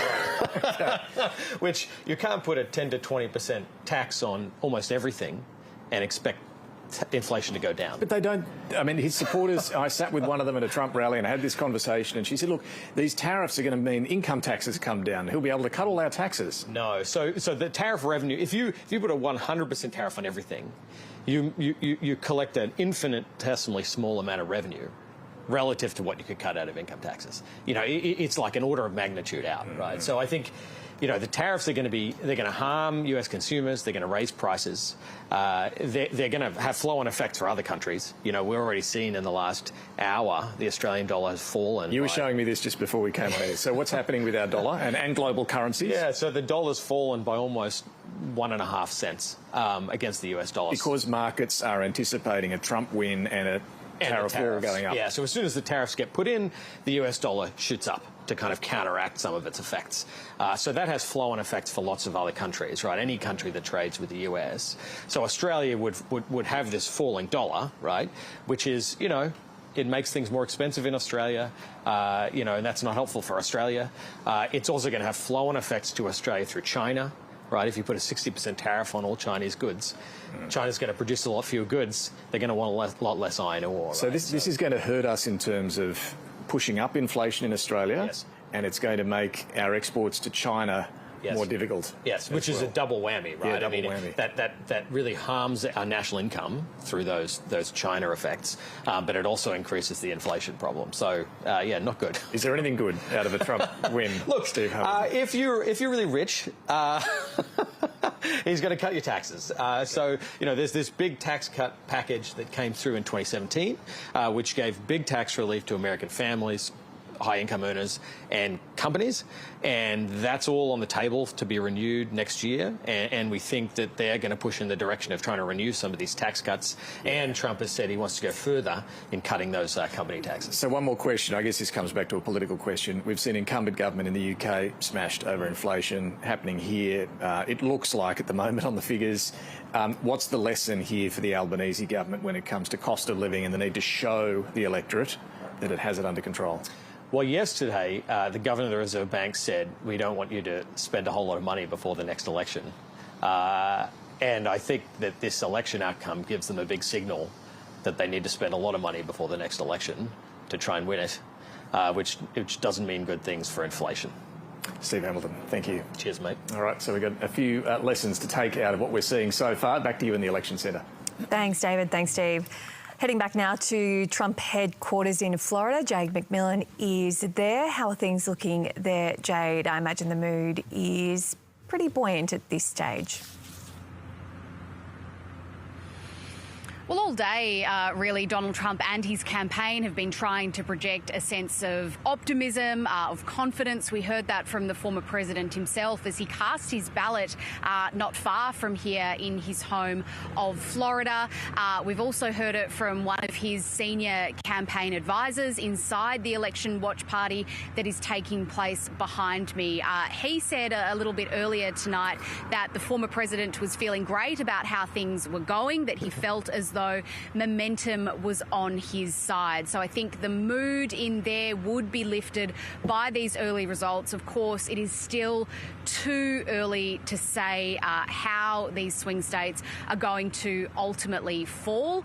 But for the supporters here in West Palm Beach, both in this watch party and also for the people who've gathered near Donald Trump's Mar-a-Lago residence, that is a very popular place for Donald Trump supporters to come out and try to show their support there for him. There is a sense that things are looking like they're going their way, but still, as we've just heard, still too early to say how this is ultimately going to land. Donald Trump, as far as we know, is still at Mar-a-Lago. He is being surrounded by a smaller group there of very close advisors. Also Elon Musk, we believe, the billionaire who has become such an outspoken supporter of Donald Trump's in the final stages of this campaign.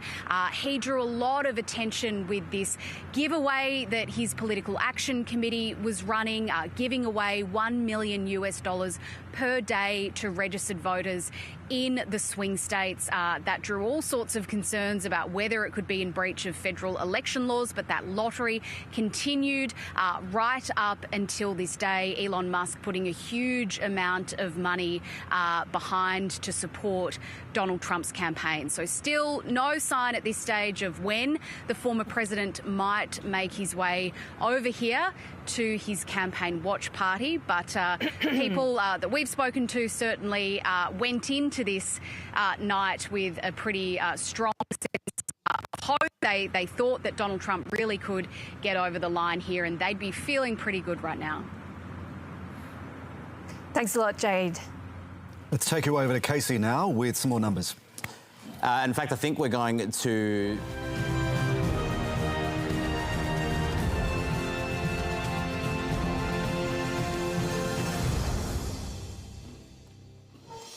This is a very important result we'll now bring you. The Associated Press is now calling the state of North Carolina. Donald Trump has won North Carolina and its 16 electoral college votes. A battleground state, one that he desperately wanted to defend. It's now clear he will win that state. That is one big step towards returning to the White House and regaining the presidency. He has 230 electoral college votes at this point. Kamala Harris has 179. 6 battleground states still in doubt.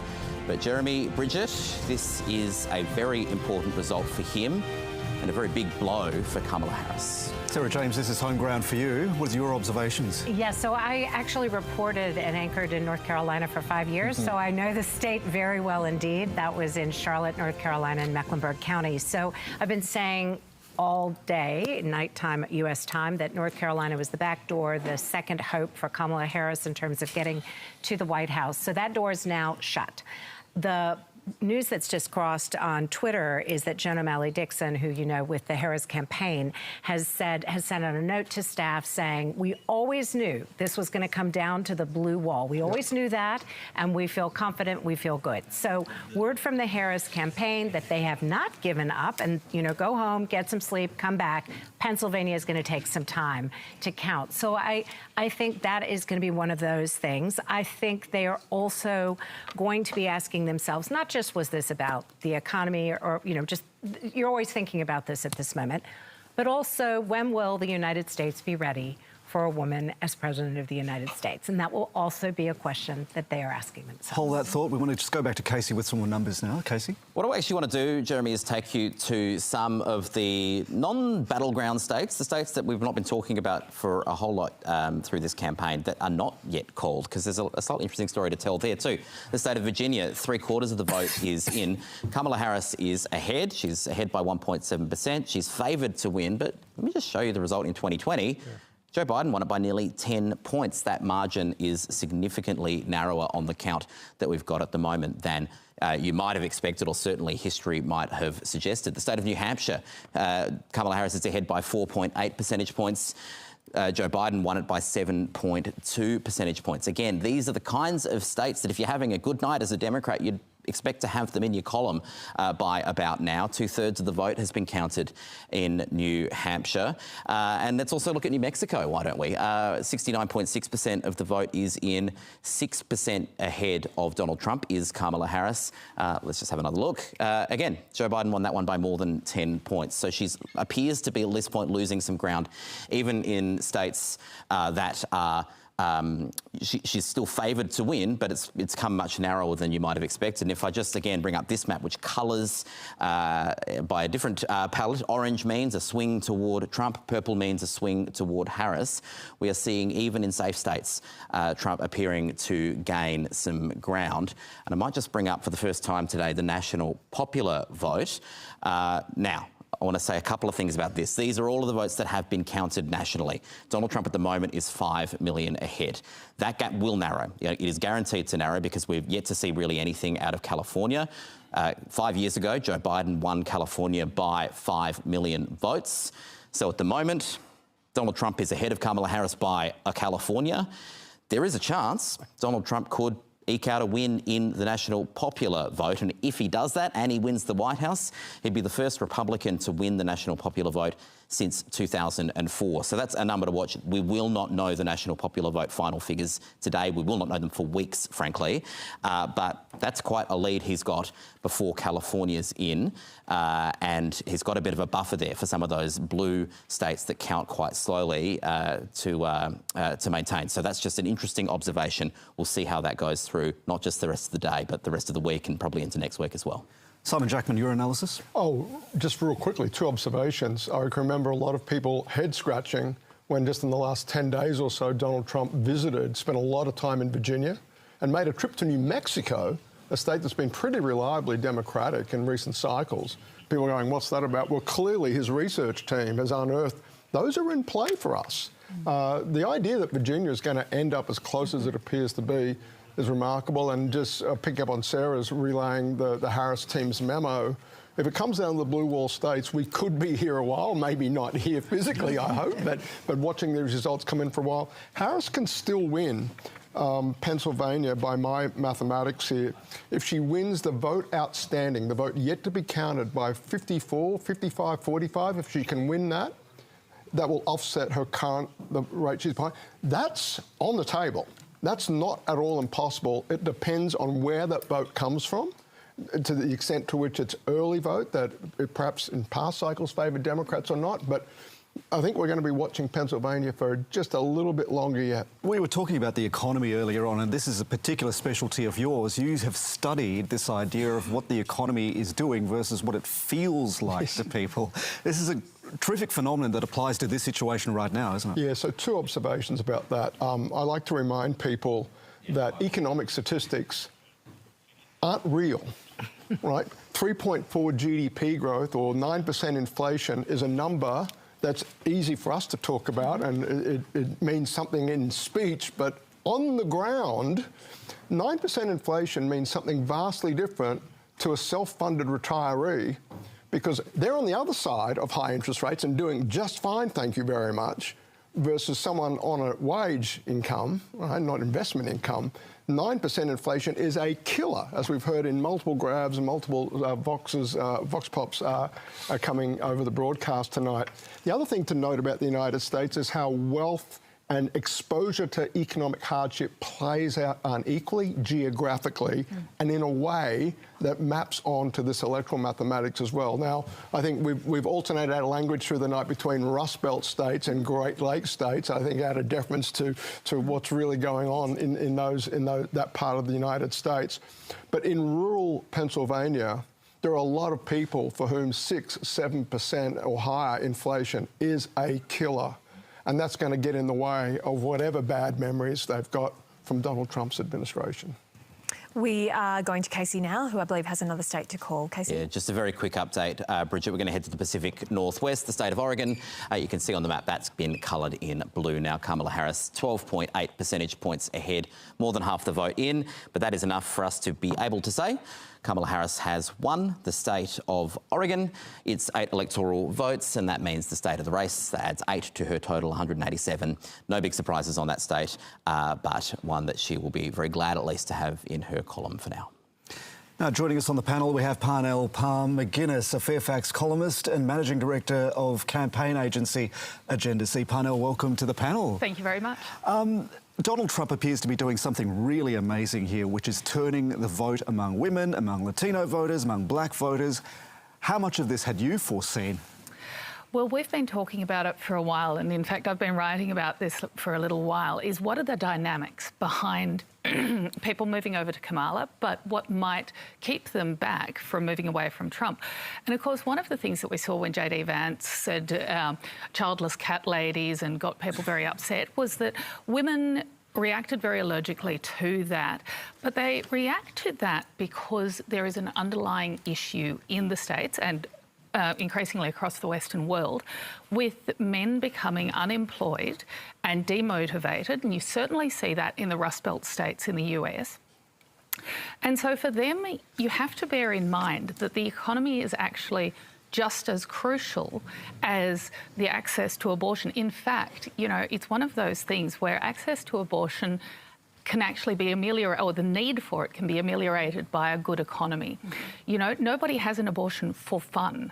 It is, and this is what the left and the right don't seem to quite understand, it is because the economic circumstances mean that they either feel like they can't afford to carry the pregnancy through, or the men who they're pregnant to are not responsible enough or employed enough to support them in that progress. Of course, medical abortions being, you know, another matter entirely, or sort of for medical reasons. But so that's one thing that's happening. Another is, of course, that the media has been hyping up how scary Trump is. And in a way, that works in the opposite direction. So people then start looking at him and thinking, well, is he really that scary? You know, I'm being told that he's terrifying, and yet he's talking about my issues. He's talking about the economy. So there is this disconnect which starts coming into play. So I think these things are sort of things that you've been able to pick out here and there and see that there is a trend going in this direction. Look, I still wouldn't have called it up until, you know, well, still wouldn't call it, basically. But I did have a sense that Trump might come ahead, and that it would be on the basis of the economy, with those cultural issues being downstream from the economy. OK, let's take a closer look now at the Arab American vote. And pollster John Zogby joins us now from Utica, New York. John Zogby, welcome, and thanks very much for speaking to our Australian audience. Hi, how are you? Well, it's really great to get your insights. Can you tell us what you were hearing from Arab Americans in the lead up to the election? They're very angry, you know, and particularly in states where their vote matters, which, of course, the capital is Michigan. Michigan's a very close state that Kamala Harris absolutely needs to win if she still has any chance whatsoever. And a vote, Arab American vote, that had been reliably Democrat since the 2004 election was now dissipated. Our latest poll of Arab Americans only indicating that Donald Trump and Kamala Harris were tied among Arab Americans, that the third party candidate, Jill Stein, who's not even registering at 1% nationally, was getting about 10, 12% of the Arab American vote. And then a considerable number were indicating that they were not going to vote for president, that in fact they would skip the presidential ballot and vote down ballot for U.S. Senate and local races. That does not help Kamala Harris in Michigan, where Arab Americans are about 4% of the total vote. And John, were they distressed over the massive loss of life in Gaza? Is that, that was the primary exactly reason? it. You get that was a primary reason, and when you get into a place like Dearborn that has the highest concentration of Arab Americans and Arab immigrants, you were in a situation where there are a considerable number of Palestinians who have family in Gaza and the West Bank, and now, of course, Lebanese immigrants and first-generation Americans very concerned about the Israeli war expanding into Lebanon. So when you spoke to people, were they saying they weren't going to vote at all? I mean, you mentioned Jill Stein there. Were they going to cast a protest vote for the Trump camp, or were they just going to stay home altogether? It's a combination of all three, but Harris was getting only about 40% of the vote to Trump's 41% of the vote. And I know that there wasn't much positive sentiment for Trump. Now, look, there are Arab American Republicans. There are third-generation Republicans and others that are tied to the Democratic Party for local politics and local family reasons. But the fact of the matter is that this issue was a tipping point. John, can I get your analysis on the possible trend lines you're seeing tonight, just right across the country?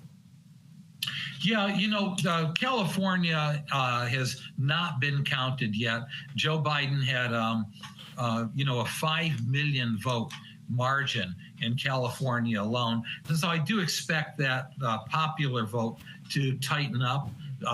However, it looks like while Kamala Harris may very well win the popular vote or tie the popular vote, it's not trending in her favor in the states. She's going to have to win that blue wall, but I'm not so sure that even is going to be enough. She's going to need one other state.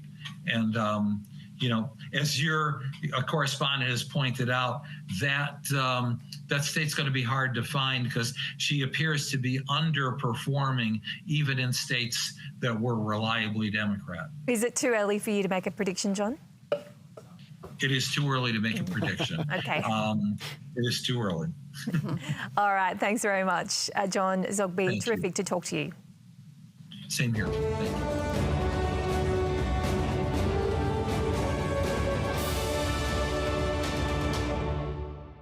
If Nevada is famous for one thing, it's got to be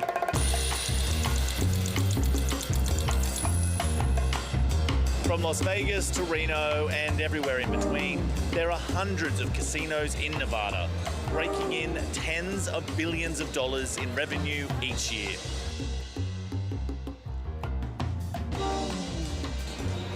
But away from the bright lights of the famous Strip, the people of Nevada have been doing it tough in recent years. Nevada is known as the Silver State, after the commodity was discovered here in the 1850s. Mining has now been well eclipsed by the money that the state's casinos, hotels and restaurants bring in. But this is a boom or bust economy, and it was brought to its knees economically during the pandemic. The state's unemployment rate exceeded 30% at one point. The economy has improved, but the unemployment rate is still among the highest in the nation, and the housing market is one of the most expensive. It's also the wedding capital of America. More than 200 couples say I do here in Vegas every day. I will always be your honka burning love. Nevada only has 6 electoral votes, so it's by no means a big prize. But in a close race, they could prove decisive. The Democrats have run the table at the last 4 elections, but the Republicans are hoping to end that streak. You're watching USA Votes. We're live at the ABC Election Centre. I'm Bridget Brennan. And I'm Jeremy Fernandez. Let's take you over to Casey now. And I think we're going to have a look at the state of New Mexico, which we can now say has been won by Kamala Harris. It's 5 Electoral College votes in the Democrats' column, a boost for her, although this is a state, of course, she was expecting to win. No one has really any surprises there. What I want to do while I've got you, though, is take you through each of the battleground states just to give you a sense for where things are at. New Mexico aside, let's just start up in the north, in the state of Michigan. The count has been slower in Michigan than many of the other battleground states, but Trump is ahead there by 104,000 votes, 37% of the vote counted, a margin there that Kamala Harris is struggling at this point to overcome. We're seeing things settling down, which is not good for Kamala Harris at this point in the count. Wisconsin, 67.6%, Trump ahead by nearly 80,000 votes. And Pennsylvania, again, more than 3/4 of the vote have been counted there, and Trump's ahead by 185,000 votes, that there being a margin of nearly 4%. The other battleground states, Arizona, Trump is ahead. That one's the closest one we've got so far, by just 0.2%. Half the vote is in. We'll have a look at where that is a bit later on, but just under 2.5 votes ahead in Arizona. North Carolina, we've already said, Donald Trump has won. He's got a current lead, a current margin of about 2.6%. And the final one, Georgia, getting up to 91% counted, with a lead of 134,000 votes. So again, looking like a pretty healthy buffer there, with not all that many votes left to be counted. We're looking at 6 battleground states. Trump is leading in all of them. The reason I haven't shown you Nevada is because we haven't had a single vote reported there just yet. So when we do, we'll bring that one to you too. Nick, why do you think the blue wall is looking uncertain for Kamala Harris at this point? Well, as we head west, actually, and cross the Mississippi to the west coast, I think it's worth introducing into the mix that no Californian Democrat has ever won the presidency. And that's not just some fluke, that's for a reason, because often Californian Democrats are viewed as outside the American mainstream. And some of the most interesting polling that I've seen during this campaign is the number of people who think that Kamala Harris is further outside the American mainstream than think that Donald Trump is outside of the American mainstream. She comes from Northern California. She comes from Oakland, which is just across the bay from San Francisco. That is seen as a liberal haven. That is seen as a kind of woke hub, to use that awful word that gets overused. But it's significant that she is trying not only to become the first female president, and I hope we'll get the chance to speak about gender more, and she's not only becoming the first, trying to become the first Indian, an American of Indian descent to become the president, she's trying to become the first Democrat from California to be the president. And that's significant because a lot of people just think she's too left-wing, that she is outside of the mainstream. She did a lot of work, though, Sarah, on presenting herself as a tough prosecutor, right, who didn't really talk about her ethnicity all that much. No, and that's she mentioned it a little bit, but she did a lot of work on messaging and image, right? She did. I mean, one of the things that she said over and over and over again in her speeches is Donald Trump has an enemies list, I have a to-do list. I mean, she talked about it that way. She talked about the fact that as a prosecutor, she put criminals behind bars. When she wrote her autobiography, she talks about how she grew up in a middle-class neighborhood, that, you know, the family didn't have tons of money, that, yes, I mean, she was raised going to civil rights marches and the like, but she, you know, it was a very, she talked about having little sandwiches where they put things together, and her mom came up with a great name for it, and it was years later that she realized, oh, those were leftovers. So that's her childhood. That's the story that she tells about herself. And she did not at all lean in until the very, very end into her gender or her ethnicity. And I think that was very purposeful. I think that had been such a part of Hillary Clinton's campaign when she ran for the White House. You know, everything from the white outfit, you know, she called upon that as it's time to do this. And I think Vice President Harris thought that's not the way to go. I'm better to just let people look at that, see that, know that, rather than lean into it and think I expect their vote because of this. But in the very final hours, I think she's done the nod with, of course, having her final events there at Howard University, which was founded in 1867 at the end of 2 years after the end of the American Civil War, a historically black college of great renown, that is her alma mater. But don't you think that it has been problematic for her, given that her views are more liberal than she has been recently saying? I think when that's it comes true. to the climate and her views on fracking, when it comes to gun rights, when it comes to healthcare, the tax rate, which she, wanted to be significantly higher and higher than Biden as well. So the fact that she's had to denounce all of that and say, I haven't changed my values, I've just, changed my positions, again created somewhat of a vacuum, I think, around who she was and what she stood for. I agree. That's dissonance, isn't it? And the politicians, when they do that, people are paying attention. And you're seeing something, Nick. What are you seeing here? I'm just looking at the pictures that we're looking at Howard University. Yeah. The looks very sober, doesn't it? On the faces. Look at those faces. It goes to your point, Nick. I mean, that we've never seen a Democrat Californian. We've never seen a black woman, that's for sure. We've had 2 women run as candidates. They've both run against the same man. Now, a lot of people talk about the Bradley effect. Now, that was named after Tom Bradley, who was a Los Angeles mayor, who in 1982 was polling extremely well and then did not end up becoming mayor. And people were saying that's because people will say, I don't know, I'm undecided. I can't really work out who I should vote for. But they always were going to vote for the white guy. Now, when Nate Silver recently from the New York Times was analysing this, he's saying it's really hard to say there's a Bradley effect when Obama won so decisively twice. But he said the question for her is there actually a Hillary Clinton effect? Because the undecideds went away from her when she ran in 2016. Is there an innate issue, too, that she's only had such a short time to actually make this case and introduce herself to the public? That's the question for Joe Biden. The fact that he held on for so long until that absolutely disastrous debate. Like, if he'd given her more time to run, more of a primary to be able to establish herself, without doubt she would have been in a better position. But one of the reasons, Jeremy, that Joe Biden stayed on for so long was the fear that Kamala Harris couldn't win.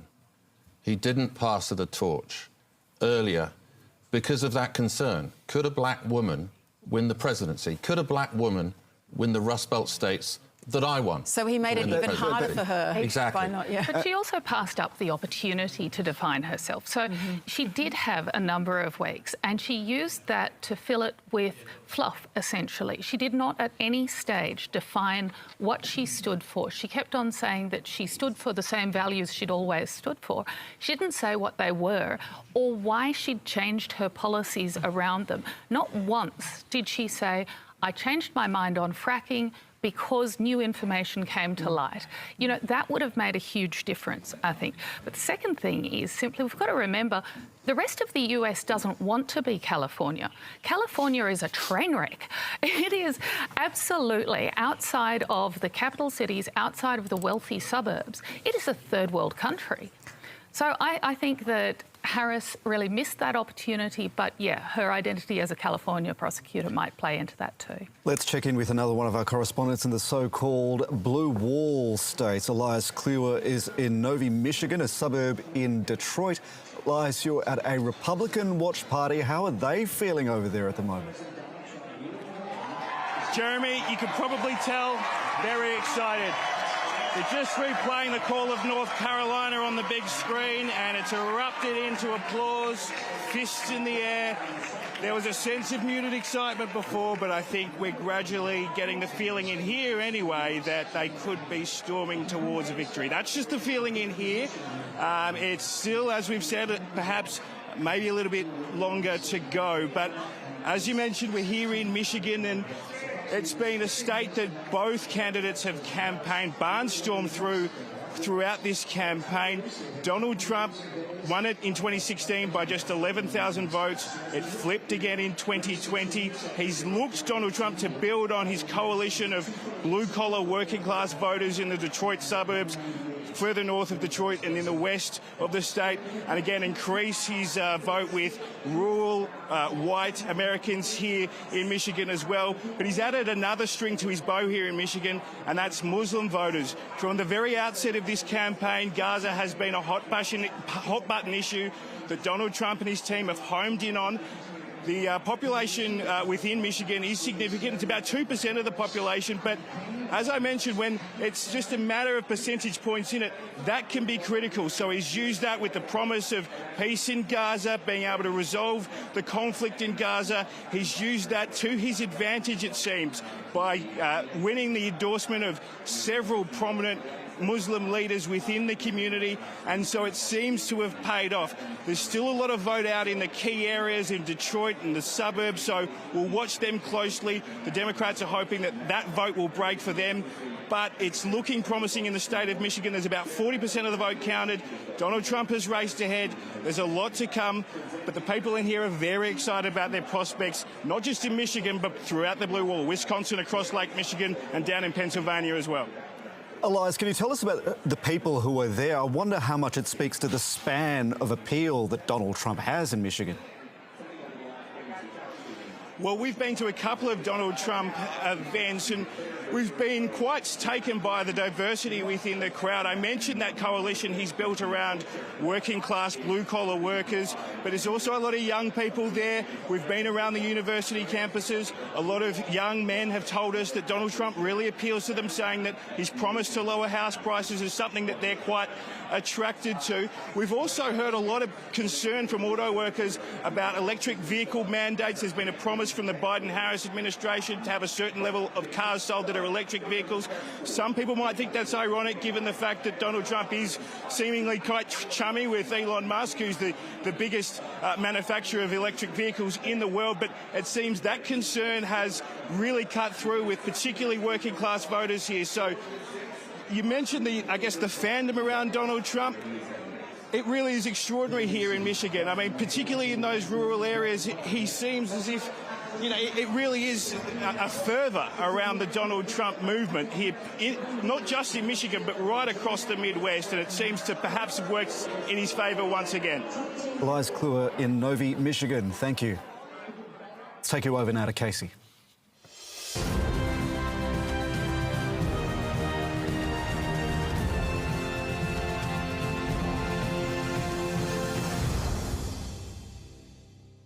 We're going to fill in one more state on the board, the state of Virginia. Kamala Harris wins that state on a tighter margin than it seems. Joe Biden won it 4 years ago. But nonetheless, those 13 Electoral College votes are hers. And when we add them to the totals, that gets her up to 205, Donald Trump on 230. And we should have a look at this point at just what is left in doubt. Some of those non-battleground states, the states that, you know, aren't really expected to tilt anyway, other than is expected. But let me just pull out the ones that we've got left. We've got Nebraska and its statewide Electoral College votes. We've got the state of Minnesota, where the count has been very, very slow indeed. We have New Hampshire and the statewide votes in Maine. And then we have Alaska and Hawaii, two states that are still voting, so there's no chance for those to be called just yet. Other than that, what have we got? 6 battleground states remaining. This map is continuing to fill in. Our big board on the big wall is continuing to colour in with bricks. Those safer states all now clearly in the camp. We have had absolutely nothing change at this point. The map so far is looking a lot like the map from 4 years ago, but as we've been saying, Donald Trump is leading in many of those marginal Democratic states: Georgia, Arizona, Wisconsin, Pennsylvania, Michigan. He doesn't need to win all of them to win the White House. Casey, thank you. Let's bring in the founder of the Auto Workers for Trump, Brian Pannebecker, who's in New Baltimore, Michigan. Brian Pannebecker, welcome. Thanks for having me on. Things are looking very, very good for your team. What do you think is happening tonight? Well, it's kind of coming in the way we expected it to. The blue-collar vote, the Hispanic vote is much stronger than it was in 2020 for the Republicans. Donald Trump has made an effort to court the Hispanics. They share a lot of the same values that traditional Republicans do: family values, work values, strong work ethic. They're looking for lower crime. They, ironically, contrary to what a lot of people might believe, Hispanics are very concerned about the open border. The working Hispanics here in our country have come in legally, just like my grandparents did back in the early 1900s, and we have no problem with that. So Hispanics are coming in strong, and also the sort of the wild card here is the Muslim and Arab community is coming in strong, and there's been a big shift just in the last couple of months of Muslim and Arab voters who are coming over to the Republican camp. And I was present with Donald Trump when he got the endorsement of a Muslim mayor in Hamtramck, and I listened to him give probably the most beautiful endorsement I've ever heard in my life. And he said that the disconnect between Republicans and Muslims needed to be reconnected, and we share a lot of the same values, and that the Muslims were going to come over and begin to vote Republican. When Donald Trump pledges to make America great again, what do you imagine that to be? Is it a particular time in history? Is it a particular status? What does that mean to you? Well, it means that he's going to, as president, he's going to put the American people first. He's going to start protecting our jobs and our industries, contrary to what Kamala Harris has promised to do, and allow all of our auto industry to move south of the border. She said by 2035, she would like to see no more internal combustion engines produced in the United States. That's basically turning over our auto industry to China. I'm going to interrupt there just to bring our Australian audience up to date. So there's a law in California that internal combustion engines will be banned in California, the state of California, by 2035. That is not a national proposal. Kamala Harris has said that she doesn't want to tell people what sort of cars to buy, but you're concerned that that law in California will be a Trojan horse for the rest of the country? Well, I would like to correct the premise of your question. There was a piece of legislation that she co-authored called the Green New Deal. We call it the Green New Scam. And in that legislation, they wanted to pattern the entire United States at a federal level on California's laws. Well, we don't have the infrastructure here. We do not have the materials. China controls the production of electric vehicle batteries, and they also control the mines where the lithium and the cobalt and the processed graphite are all mined. So we'd basically be turning our domestic auto industry over to China if we stopped building the internal combustion engines that have made Detroit the Motor City, the automobile capital of the world. And it's just sheer insanity when we have such large reserves of oil and gas under our feet right here in America that we should try to force ourselves to go to electric vehicles, which the consumers have already told the manufacturers they don't want to buy. But our government is trying to force the domestic auto manufacturers here in America to build that product, even though the consumers have said we don't want to drive fully electric vehicles. So one of the great allies that Donald Trump has had in this campaign is Elon Musk, who is greatly outspoken against unions. Now, as someone who has dedicated his life to this idea of collective bargaining for the auto worker, how does that sit with you that one of his great pals and potentially one of his advisors in the new administration will be anti-union? Well, he's built a really fantastic and very successful company, and he has at-will employees, which means if they're not doing their job properly and up to his high standards, they can be fired and replaced. Now, only 7 or 8% of the workforce in the United States are currently union members. So there's been a huge decline since the 1970s of the number of private industry workers that are represented by unions. Most of the people in unions nowadays work for the federal government. They're public employees, not private industry employees. So they're basically living off of workers' tax money. And so the unions have become much, much weaker than they were 50 years ago here in the United States. Brian Pannebecker, great to have you on the program with us. Thank you so much. Thank you. Simon, go ahead. No, go ahead. Simon, is there a gulf between the issues that voters who were turning out for Harris were voting on compared with what the issues that Trump voters were turning out on?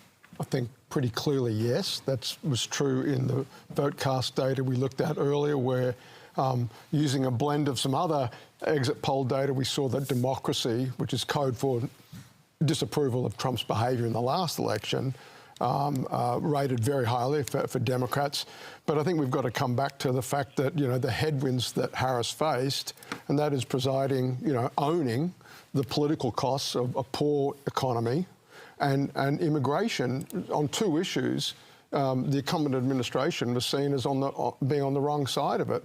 And so I think, though, if you were looking for a reason to not vote for Harris, to vote for Trump, in spite of everything you knew about Donald Trump, you had plenty of rational reasons that you could tell yourself or your friends or your family as to why you were voting the way you were voting. Whereas I think if you were, people who were voting for Harris, yes, they have to vote for Harris in spite of a poor economy, and they're going to put concerns about democracy, or they're highly motivated by Trump's behaviour towards women, or they're highly motivated by, critically, and we were talking about this much earlier today, the Dobbs decision and reproductive freedom. Parnell, very quickly, your observations on this phenomenon? Well, the union effect is something we see across the world as well, isn't it? So a lot of unionists these days actually really dislike the public unions. And I have seen this in Australia as well, that you actually get small unions breaking away from the official unions because they feel like they have become simply political tools. And instead, what you get is these sort of breakaway unions who feel like they are part of the private sector, they are a private thing. That sounds very much like the kind of union which would endorse Elon Musk and not see a conflict there. Even if it would diminish the power of unions ultimately in the workforce? That's interesting. Well, so they don't see it that way. So certainly the private or the small unions I've spoken to here, what they see is the big unions taking away their voice. Parnell, thank you very much. We're about to count down to Hawaii closing its votes. Another 4 electoral college votes entering the count. You're watching USA Votes live from the ABC Election Centre.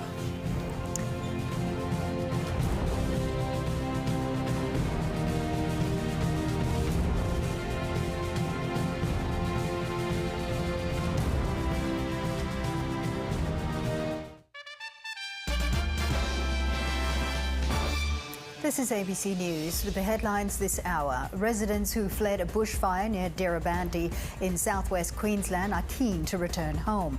An evacuation alert was issued overnight for the small town 600 kilometres west of Brisbane, and a watch and act alert remains in place. Fire crews are working to bolster containment lines, and at this stage there are no reports of property damage. Extreme heat and strong winds are making for difficult conditions on the ground. The federal government has lost a high court battle over a law requiring former immigration detainees to wear ankle bracelet monitors and live under a curfew. Lawyers for a stateless man argue the law is unconstitutional as the measures are punitive, which the court has accepted in a 5-2 ruling. Protests have erupted in cities across Israel in reaction to the Prime Minister's sacking of his Defence Minister, Yoav Gallant. Benjamin Netanyahu cited differences of opinion over the management of the wars in Gaza and Lebanon. The former Defence Minister is now calling for an inquiry into failures which led to the Hamas October 7 attacks. And around 90 people are still missing in flooded areas of Valencia in eastern Spain. More than 200 people are confirmed dead. The country's Prime Minister has authorised a $17 billion recovery package for victims. And there's more on the ABC News app and on ABC iView. I'm Fauzia Ibrahim. I'll have more news headlines in the next hour. Hi, I'm David Spears. Join me live from Washington, D.C. for the latest analysis on the presidential election. How will it shape the future of the US, and what will the result mean for Australia? Insiders, Sunday on ABC and ABC iView. Stay across the latest from the US election with ABC News Online. Up-to-the-minute results, a state-by-state interactive explainer, live updates and analysis from our expert political reporters. Go to the ABC News website or download the app. We are counting down to the state of Hawaii closing its polls, and that would make 535 of the 538 Electoral College votes in the count. We'll be back with you in just a moment with the latest.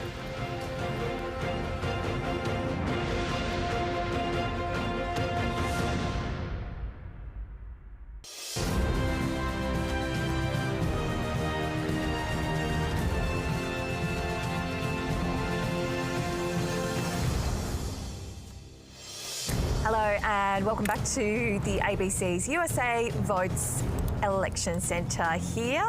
We've got plenty more coming up in a moment, but first, Jez, we're going to go over to Casey. Hello, Bridget. Hello, Jez. Look, this big board is still colouring in with the battleground states, the states that have looked too close to call all through this campaign, still blank. But again, as we've been doing, let me just colour in who's leading in each of these states. These are not predictions, this is just who is ahead on the raw count. And Trump is ahead in Georgia, Arizona, Wisconsin, Pennsylvania and Michigan. We still have no votes reported in the state of Nevada. That is telling you everything you need to know about why Kamala Harris is in trouble and her pathways are limited. I want to take you back to the map. I want to take you now to the state of Hawaii, which has just closed. We can also say Kamala Harris has won the 4 Electoral College votes in Hawaii. No real surprises there, but 4 more votes in Kamala Harris's column there. And now I want to take you now to one of those battleground states, and that is the state of Georgia, which we're getting a very slow final count, 93.1%. We might be getting toward the end of what we're going to get for the moment, but Donald Trump remains 2.3 percentage points ahead. Let me show you this other colour palette we've been showing you to show you the change in vote. Because Atlanta is this big blue blob. You've got some blue blobs around Savannah and Augusta and in the south. But if I turn this, hit this button, again, orange means a swing toward Trump. Purple means a swing toward Kamala Harris. We're seeing Kamala Harris is making some gains just south of Atlanta in these counties here. But at the moment, they are being more than offset by Donald Trump gains in the south of Georgia. And if we have a look at counties like Fulton County in the centre of Atlanta, we are also seeing Kamala Harris up 45 percentage points, a little bit worse performance than Joe Biden. So she's going marginally backwards in Fulton County. She's gaining a little bit south in southern Atlanta. She's losing ground here, and that is why Donald Trump does appear to be the clear favourite in Georgia. And I've just been tracking the remaining votes that are coming through. A short time ago, actually a little while ago, there were 500,000 votes remaining, and 150,000 was the gap between these two candidates. A short time ago, that gap had come down, more votes had come in. There were 380,000 votes remaining and 117,000 was the gap. And so what that means is Kamala Harris is closing that gap, but she's closing it at a slower pace than she would need to in order to overtake Donald Trump. So she would really need to gain some ground and gain some serious ground on the counting that's yet to come. It's not impossible. There are still quite a lot of votes in central Atlanta, but at the current rate of counting, she is not gaining ground fast enough to win Georgia. And that's why Donald Trump is the clear leader, the clear favourite in Georgia right now. Sarah James, I want to point to some of the live pictures we're receiving from the Trump watch parties where there's this sort of quiet, excited anticipation. Meanwhile, at Brown University... Not that quiet. Not that quiet. They've put on the music and they've turned off the feeds of the coverage. What does that tell you? Yeah, I think you're seeing the reaction in the two different camps in terms of what they think they're seeing. I think we're being very appropriately cautious in terms of not calling anything, because you don't call anything like this. The Associated Press actually is great on that. They say they call a state when there is no chance that the other candidate can win, and that's really important.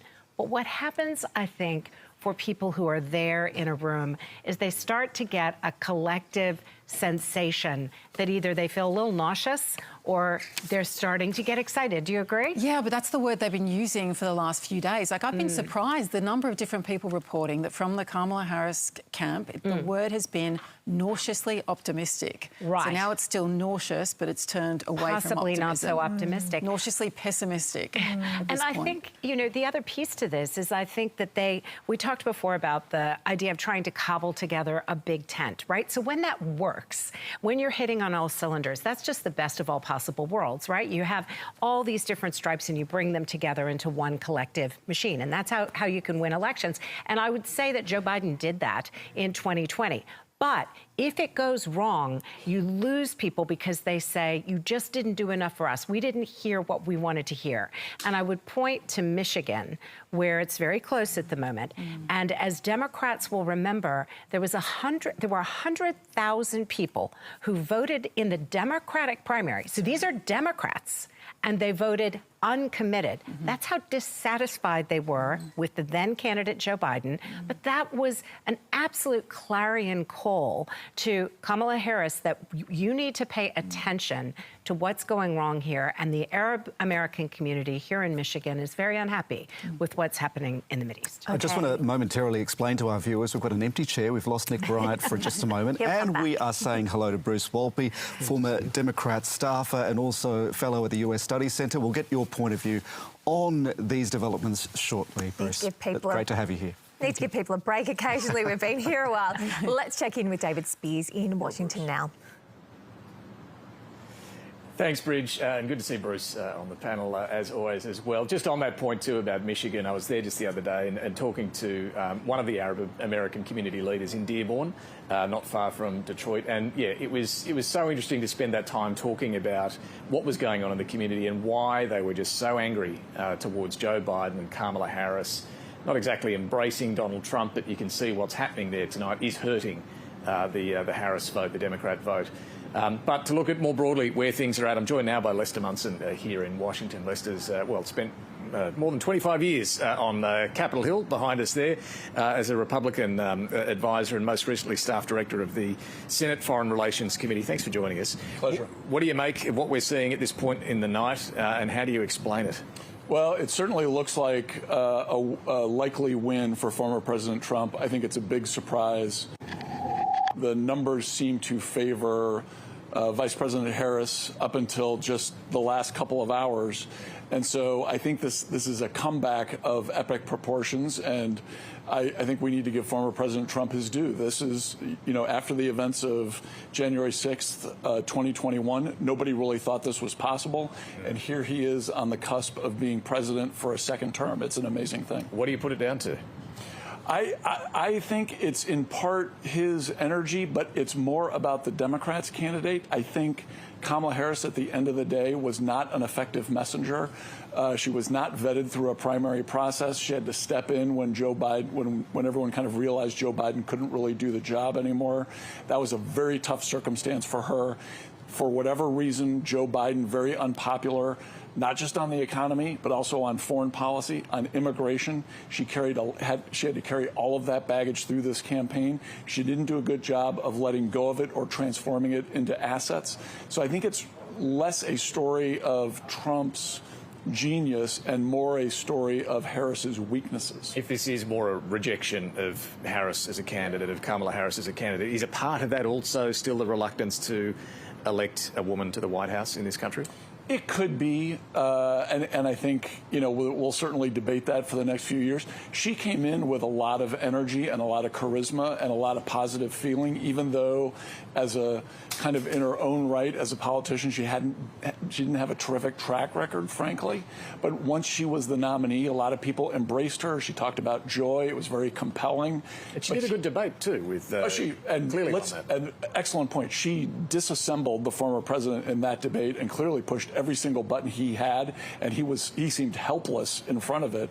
But then she didn't transform that into a winning message here in November, and I think that's the critical failure. So, I mean, there's a way to go yet, but if Donald Trump wins, as you say, is likely, you were just making an interesting point before we came on air. He will inevitably, immediately be a lame duck president because he technically cannot run for a second term. Right. So third term, I should say. Can't run for a third term. Yeah. Now, he doesn't mean he won't talk about it, probably. But, yeah, he's legally prohibited from another term. So a lot of the decisions he makes are going to be in a different political environment than he's ever had. He's always Explain that to me. As someone who's worked here on Capitol Hill, how does it change things? So he's always been pregnant with possibility, right? There's there's other politicians see him, see his power, fear him in a primary. If you're a Republican, you fear what he might do to you in a primary, support your opponent, talk bad about you. If you're a Democrat, you fear what he might do in a general election. Now that's mostly gone, and whatever's left of it will dissipate within a couple of years. Second-term American presidents have historically not done terrifically well. So he's got, former President Trump, if in fact he's the winner, has got an uphill road to be a successful president. You're saying he'll be less powerful than he was the first time around? He'll instantly be less powerful than he was the first time. On day one, will be less powerful. But does not this victory, if it is a victory, if he gets there, cement the success of Trumpism to come back from what happened here 4 years ago on January 6th? Again, the comeback story is an amazing phenomenon, and I think we'll be talking about it for a generation. It's a shocking development. Again, 4 years ago, no one thought this was possible, and here we are on the cusp of another Trump presidency. That doesn't mean he's going to have a lot of policy victories with Congress. If it, as I suspect, the Democrats end up taking the House of Representatives, he's going to have a very difficult time getting any legislation out of Congress. He's going to have to rely on executive orders. Those are going to be met with skepticism from Congress, from the American people, certainly from the news media. So he's going to be fighting some losing battles here. He's not going to be able to win on everything. Just before I let you go, would the Republican Party, you know it well, ever entertain changing that law around a two-term limit? No. I don't think so. I'm sure there's going to be some people on the fringes, maybe some members of the Freedom Caucus, perhaps Marjorie Taylor Greene will come out and say, I think a third term's a great idea. No real mainstream politician in the Republican Party is going to embrace that, and certainly I don't think the American people will. Lester Munson, really interesting to hear your analysis on this. Thank you so much for joining us. Pleasure. Yeah, so there you go, an interesting dynamic that Donald Trump will enter the White House with if he enters the White House or re-enters the White House. As we keep saying, he's not there yet, but all the signs are that it's heading in his direction. Back to you at the Election Centre. David, thank you. Bruce Wolpe, Lester Munson used this phrase just a moment ago, that Trump has always been pregnant with possibility. It's an intoxicating message for people who kind of see that possibility and see the potential. He's close to giving birth to a second term. But it's interesting, isn't it? There's hope in that. Yeah. There is, but I think it really comes back to it's still the economy, stupid. And when you have a country where 60 to 70% think the country's on the wrong track, when you ask people, are you better off today than you were 4 years ago? That was the question that nailed Jimmy Carter by Ronald Reagan in 1980. And people say, no, I'm not better off than 4 years ago. When you get back to those basics, and the inflation effect is the same in America as it is here, and you see how potent that issue is. And it is just, he dialed it up to the max and was seen as the person most able to manage it effectively. And so she wanted to make this election a referendum on Trump. That has failed. It is really on his promise of economic performance in remembrance of better days when he was president. So there's this kind of phenomenon, right? People talk about whether you take him literally and seriously or seriously but not literally. When he makes those big promises about hope and change and, kind of putting more money in your pocket, which one is it? No, they want him to deliver on his promises. They want the border addressed. They want not to engage in unwanted foreign wars. They want more protectionism on trade. And so it is, they expect him to deliver on those issues, and that will improve the economy and improve their future outlook. I want to talk that question of Trump supporters. Now, this came from Serena Alito. She was writing an article for The Atlantic magazine in 2016, and she said that Trump supporters take him seriously but not literally, and the press takes him literally but not seriously. Right. And it struck a chord with so many people, especially for the press and the media, which were then beating themselves up for having missed the whole phenomenon. But it must be remembered that's always been something that Republicans have liked to repeat. Don't worry about the detail. He's not actually going to do all of that. Just go for the vibes of the thing. Yes, he says he'll deport 10 million. Maybe he'll just kind of send a few back. And Bruce just listed it, right? I mean, the promises that he's making are enormous. They're absolutely... Well, look, last time, I'm going to build a wall. He didn't really build a wall, but there was a section of it that was improved. He didn't rip up NATO, but, he got more of the members to pay their dues. So that is actually, I think, the fundamental question going forward. What will he actually do that he swears he's going to do? I promise we'll come back to this. We just need to get over to Casey now. Yeah, I just want to look at the national map as it stands at the moment. Here's all of the states that have been called. Donald Trump on 230, Kamala Harris on 209 Electoral College votes. We've got 6 battleground states still in play. We've got a number of states that are leaning one way or the other. I just want to show you what happens if I colour in this entire map with the person who is favoured to win at this point. So this is a hypothetical scenario we're going through, but these are the favourites in each state. Permit me, I'm putting Alaska for the moment in the Republican column, even though they're voting still. And Nevada, we should just say we still have no votes there. The reason for that is that Nevada does not report votes until the last person in line at the last polling place has voted. So they're always quite slow in Nevada. But other than that, if I colour in every state with who is the favourite, here's where you end up. Kamala Harris, 226, Donald Trump, 306, well over the 270 he would need to win, and he is the favourite in these Rust Belt states, all of them at this point. Not a guarantee, but he is the favourite in all 3 of those. He's the clear favourite in Georgia, and he's ahead in Arizona as well. And let's just study this map for a second, because keen students of political history will recognise this map, with the exception of Nevada that's not coloured in at the moment. This is the map from 2016. This is the map that Donald Trump defeated Hillary Clinton with. And this is the direction things are trending at the moment, is a rerun of the 2016 election with a very similar looking result. Lose you, sadly. What are your big picture thoughts as it stands? Well, of course, we don't have an answer. And I think my first big picture thought is you never call anything before you have all the data. So I'm not going to begin to do that. But what I think we can say already is something that we know, which is that voters actually no longer quite have the same view of the Trump presidency that they had when Trump was in office. We know that that's changed. It's gotten rosier. They look back on it and they remember all the positive stuff. And the chaos, well, they kind of let that stuff go. Because between that Trump presidency and what we have now, so many things have happened. Memories are short. So I think what they experience now is a lot of Sturm und Drang, a lot of change, a lot of things are happening. We've talked about the economy, but we haven't talked about some of the huge issues that are coming down the pike for whoever wins this election. The uptake of artificial intelligence and robotics, all the ways in which that's changing the world. This is particularly going to affect workers in the middle of the country in those Rust Belt states that we talked about, where they're building things and doing things, and that's what they do and that's what they know. So they're looking not just at the uptake of electric vehicles, they're looking at where are the jobs going to be? How are we going to train for that? And what's that going to mean for our future?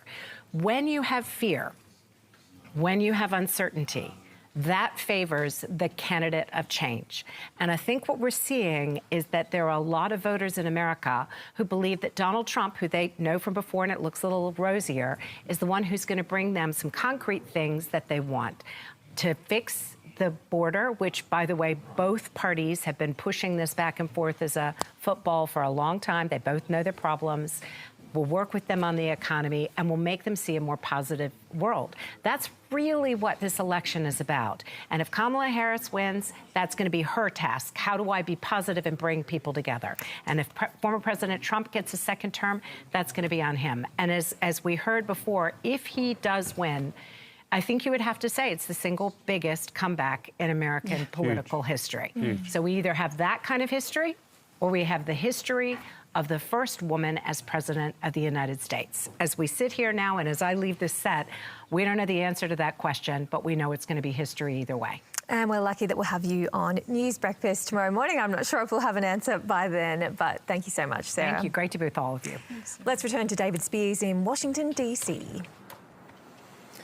And terrific analysis from Sarah James there about the history that is going to be made. And yeah, look, if it is Donald Trump, that's absolutely right about the remarkable political comeback this has been from where we were, where the Republican Party was indeed 4 years ago. A lot of soul searching. 10 Republican House members, remember, voted to impeach Trump.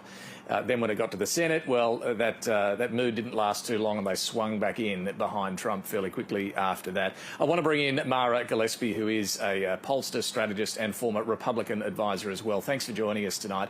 Are you surprised at the results we're seeing at the moment? No, this election has always been the Republicans to lose. And it doesn't matter whether it was Biden or Kamala Harris, but I think in a large way, the inner circle, the inner sanctum of the Biden team really did put the Democrats, but also put the country in a bad position, because they knew that going into this election, people were unhappy with how things were, the current status. The current status quo was not, people were high gas prices, or gas prices were high, but grocery prices were high, housing costs are high, there isn't enough housing to go around, essentially. There's not houses on the market. So people were already upset, plus the safety and security aspects. And Republicans at large are viewed as better on those two areas. And those are the main issues that people were concerned about. And so it really was the Republicans to lose. And the only reason why it's this close and that we don't know the answer to it is because of the fact that Donald Trump is so polarizing. He is so toxic in many ways. And he failed to deliver on a peaceful transfer of power 4 years ago. So when people talk about how much better their life was 4 years ago, I'd also hearken them to remember that the people who were around him, his cabinet, the people who were his top advisors, they're no longer going to be there. And so unfortunately for us, we have a whole new band of people that could be with him should he win the White House tonight. Just explain that last point to us, because I've heard this many times, that he won't have the so-called adult supervision, as some put it, that was there in the first Trump presidency, and the cabinet in particular. Who will be in Donald Trump's ear? Who will be most influential? Is it going to be some of the figures that we've seen, certainly through the campaign? That's what he has said so far. He's already talked to reporters about wanting to put people like Vivek Ramaswamy and Tulsi Gabbard and others in his corner. I think, he's talked about having Elon Musk around, maybe as an advisor. He's interviewed more or less people like Kevin McCarthy to be his chief of staff. So really, it's concerning in a lot of ways that people think that, one, he is going to be able to do this job the way that he was able to do it in 2016, that he could possibly do it the same way now. But my hope is that with the Senate going to Republicans, and I'm hoping that the Senate Republicans elect John Thune to be their majority leader, I think he can steer the ship in a better direction. Again, I do think the Republicans are better equipped to handle things like getting the economy back on track, but I just don't see how we can completely ignore the fact that Donald Trump, the things that he says, the things that he does, it is embarrassing in a lot of ways. I think I'm not that's afraid what, to say that. yeah, I'm a Republican, but it's important to say it. Yeah, and I think that's what, people can understand, I'm sure, that the economy is a big factor here, that the people are struggling, and that's cost Kamala Harris support. But the point you're making there about how do people overlook or overcome denying the outcome of the last election, the felony conviction, the various other charges that he's facing, all the things that he says and so on. How do you explain why so many American voters tonight have overlooked that? I think, again, largely when they got into the voting, but again, we still don't know the outcome, but I do think a lot of it has to do with, okay, well, I approve of the Republicans on policy, not necessarily Trump himself, but because they just are been so disappointed by what the Biden-Harris administration has done over the last 4 years, they went with change. They went with an option by ignoring who Trump is as a person and telling themselves, listen, if you're looking for a reason to justify an action is probably not the best action to take, you're going to find a reason to justify it. And I think that's what you're seeing play out right now, is that people are looking, and I'm not going to judge. Again, listen, we have a right to choose who we want to. You can vote for Republican, Democrat, Independent, or you can write in. It's our choice. But you also don't need to give your vote to somebody who doesn't deserve it. And I think that in a lot of ways, Republicans have overlooked so many things in kind of advancing the policy aspects that they hope to see play out, and instead of what the moral compass should have been.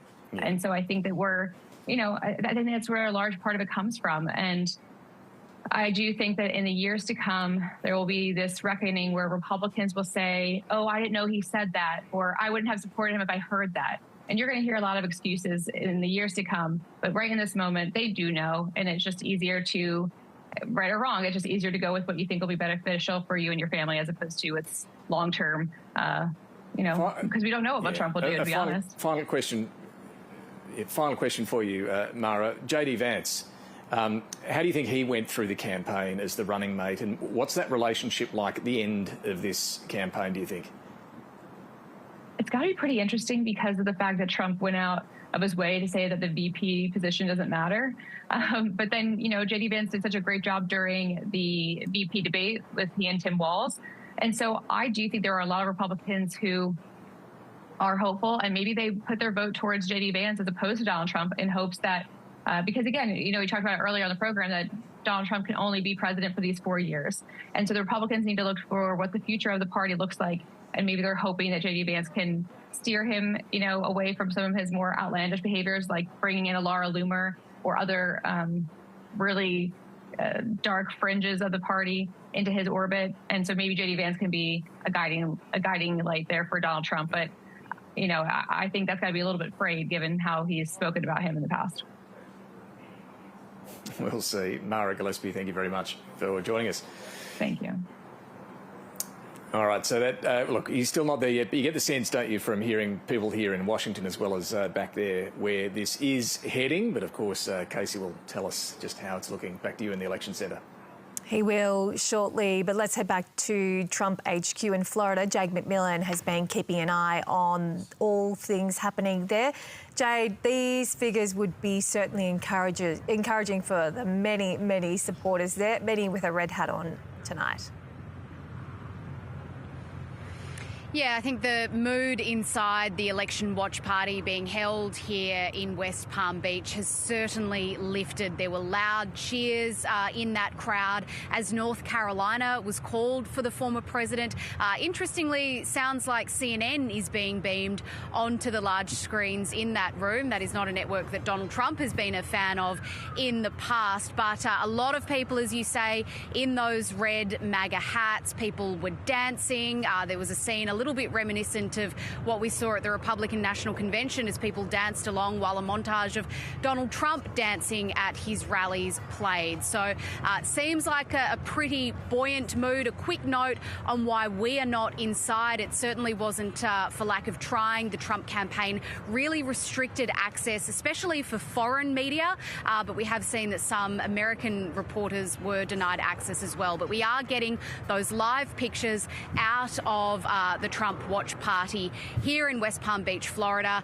Donald Trump has spent most of the day at his Mar-a-Lago residence, which is only about 10 minutes from here. He's surrounded there by senior advisors. Also, he's there, has been there with Elon Musk, the billionaire that really became such a central figure in his campaign in its final stages. So as we've been hearing from Casey, as we've been hearing from all of the guests, it really is still too close to call. North Carolina has been called, but we're still keeping such a close eye on those other swing states. At the moment, though, certainly on the Trump side, there is a real feeling of optimism.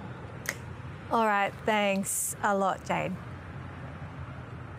Let's check in on what's happening on ABC News' live blog. Lisa Miller and Lee Sales are over in the newsroom. Lee and Lisa, over to you. G'day, Jeremy. Look, I've actually just posted something on North Carolina, which I find pretty fascinating, excuse me, given that it is the first battleground state that we're seeing, that key state. It's gone to Trump. We call it a battleground state, but it does raise the question, do we start changing our thinking about what's a battleground state, given that Trump won it in 2016 and 2020 and now in 2024. Yeah, fascinating to see that. And also, I keep checking in with people in DC, and certainly Democrats there have described the situation as fairly bleak. Well, we're starting to, that's also coming through, of course, on the ABC News website, the mood from across the country. The Trump campaign is absolutely jubilant and Democrats are getting kind of grimmer and grimmer. I've been having a look for a piece that I'm working on at the moment about, with the Democrats, clearly it's disappointing, and looking at the campaign and what's gone wrong. And many of the issues with the Democrat campaign have been entirely obvious the whole way along, starting with the fact that she was late as the nominee. 107 days. That's it, because of Joe Biden's implosion at the first presidential debate. She's largely unknown to the American public, even though she's vice president. It's not a high-profile role. Trump is, of course, incredibly well known to the American public, so that was a big ask. You've got the fact that history, there's never been a woman in the White House, and there's only been one black person, Barack Obama. So for a black woman to make it, bucks against the trends of history. The other thing that's a problem is how the American economy is going, but how the American public perceives the economy is going. The big picture indicators have improved under the Biden administration, unemployment, inflation, growth, but people still feel like their lives are getting harder. And that's because things like grocery prices, petrol prices, things they buy all the time, prices of those things are much higher than they were before COVID. So she's had the impossible task of trying to kind of claim credit for the Biden administration's economic achievements while not ignoring, you know, the concerns of everyday people. You know, thinking about those concerns, one of the other things that I've been doing is diving into TikTok and having a look to see what young people have been saying. One of the reasons a lot of young people have said that they're voting for Trump is because they're hospitality workers and they're the ones who are on TikTok, and they're saying that Trump is going to be taxing them on their tips and therefore they need to vote for him.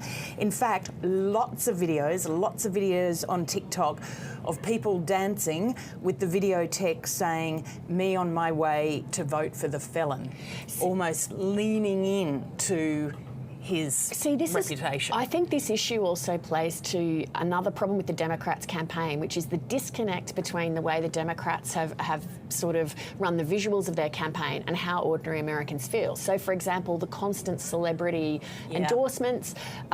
So you had Trump serving fries at Macca's. Beyonce's out endorsing Kamala Harris, came out looking absolutely gorgeous with this lustrous, amazing hair that screamed, "I spent more on this haircut and colour than you earned in the past month." Is that the message that you want to be kind of sending out to the electorate? The other thing, the mood, Kamala Harris's mood, of course, of her campaign is hopeful and sunny.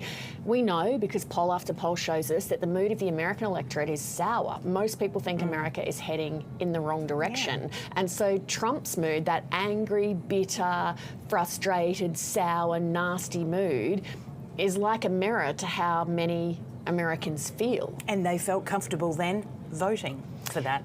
That's it would exactly appear. right. Yeah, look, I mean, we're a long way to go yet, of course, but certainly our hot take at the moment is that things are not looking good for Kamala Harris, and that's how the Democrats that we've been talking to are feeling. We are still posting on the live blog, as all of you are as well, some good material there. We'd encourage people to do their multitasking, watch you, and continue having a look at the live blog. Back to you, Jeremy. Lee and Lisa, thank you very, very much. We've got Casey with us to break down some of the other numbers, because it's not just the presidential race today. Yeah, there's thousands of races, but if we're just looking at the national political arena, the House and the Senate are very important in terms of whoever the next president is, what power will they have? Will they have a friendly Congress or an unfriendly one? We're getting a clearer idea of the Senate, at least. The Democrats held that in the last term of Congress, but it is now clear that the Republicans have taken control of the Senate. They've won at least 51 votes in the Senate. Of course, if Donald Trump does become the president, J.D. Vance will be the president of the Senate as well. But for, at the very least, the barest of majorities at this point, the Republicans have taken control of the US Senate. Nick, what does that mean in practical terms? Well, there's a possibility that Donald Trump will not only be the president, he will be a president with a Republican Congress, because obviously it looks he's going to get the Senate for sure. And if these kind of presidential results are replicated in the House races, which isn't by any means, you might get split ticket and people voting different ways for Congress people than for president, but, you know, you've got to think they stand a pretty good chance of winning the House as well. We will see. But that gives him very significant power. I mean, one of the checks and balances of the US Constitution is a countervailing force in Congress. Now, if it's Republican, it's not going to be a countervailing force. Now, there are mechanisms that help the Democrats get in his way. There's something called the filibuster in the Senate that they can use to try and obstruct his path. But if he does get control of Congress, and remember, he's got massive control of the Supreme Court as well, a 6-3. And if he is to become the next president, there's a possibility that it might even get to appoint another one or two. So, yeah, it gives him very significant power. Yeah, it's worth being really clear that one of the great powers of the Senate is confirming appointments that the president nominates. So that's judicial appointments at both the Supreme Court level and the federal court, executive appointments, cabinet positions, all manner of positions. So if if Donald Trump does become president, he is going to have a Congress that is likely to rubber stamp every single one of them. And just a quickie, no surprise about the Senate. We thought the Democrats were going to lose the Senate. They were defending seats that are tough to defend. It was a defensive Democratic Party that went into the Senate elections. We did expect the Senate to go Republican.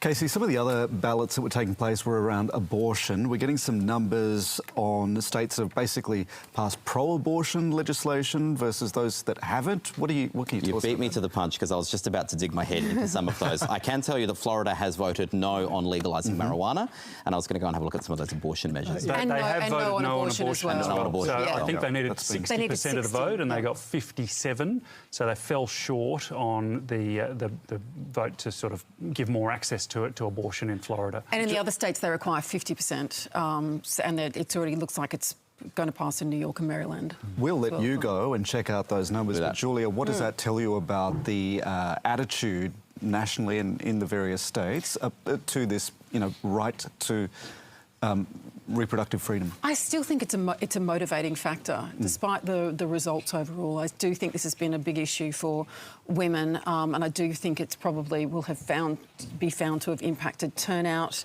I'd be surprised if these other measures didn't get through. It looks like they're kind of projected through, except for Florida at the moment. I would point out that one really fascinating statistic, which people seem to miss in this entire discussion, is that abortions have gone up since the Dobbs decision. They were there was a high point in the 1990s, and then it dropped quite precipitously all through Obama, all through those years, and it went up in the Trump years, and then it went up further after Dobbs. And the reason for that is telehealth being available, and also neighbouring states saying we will put in protection laws and you can come to us. And some of the states that neighbours those places, the states where you can't have abortions or it's outlawed very early, and there's no exceptions, as it is in 10 states, no exceptions for rape or incest. The bordering states that allow it and will protect people and medical workers that help those women, it's gone up by about 30 to 40%. How do you think you'd be feeling right now as an American woman with a dangerous pregnancy, or a pregnancy for whatever valid reason is not one that you want to carry through with?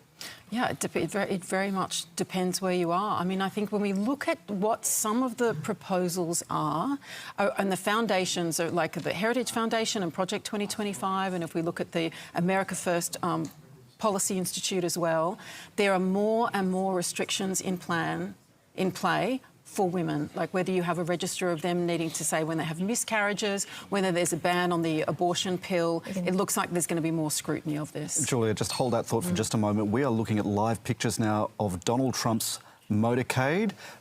We presume that he's heading to this party in West Palm Beach, Florida, where there is some tense, excited anticipation that he may show up at any time now.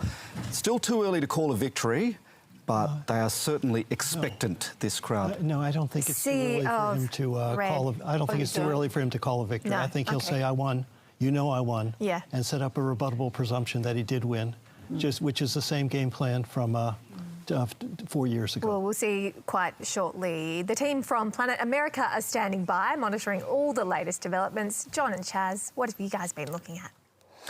We've been seeing history in the making. We don't quite know what that history is going to say, of course. It may be the greatest comeback in American politics.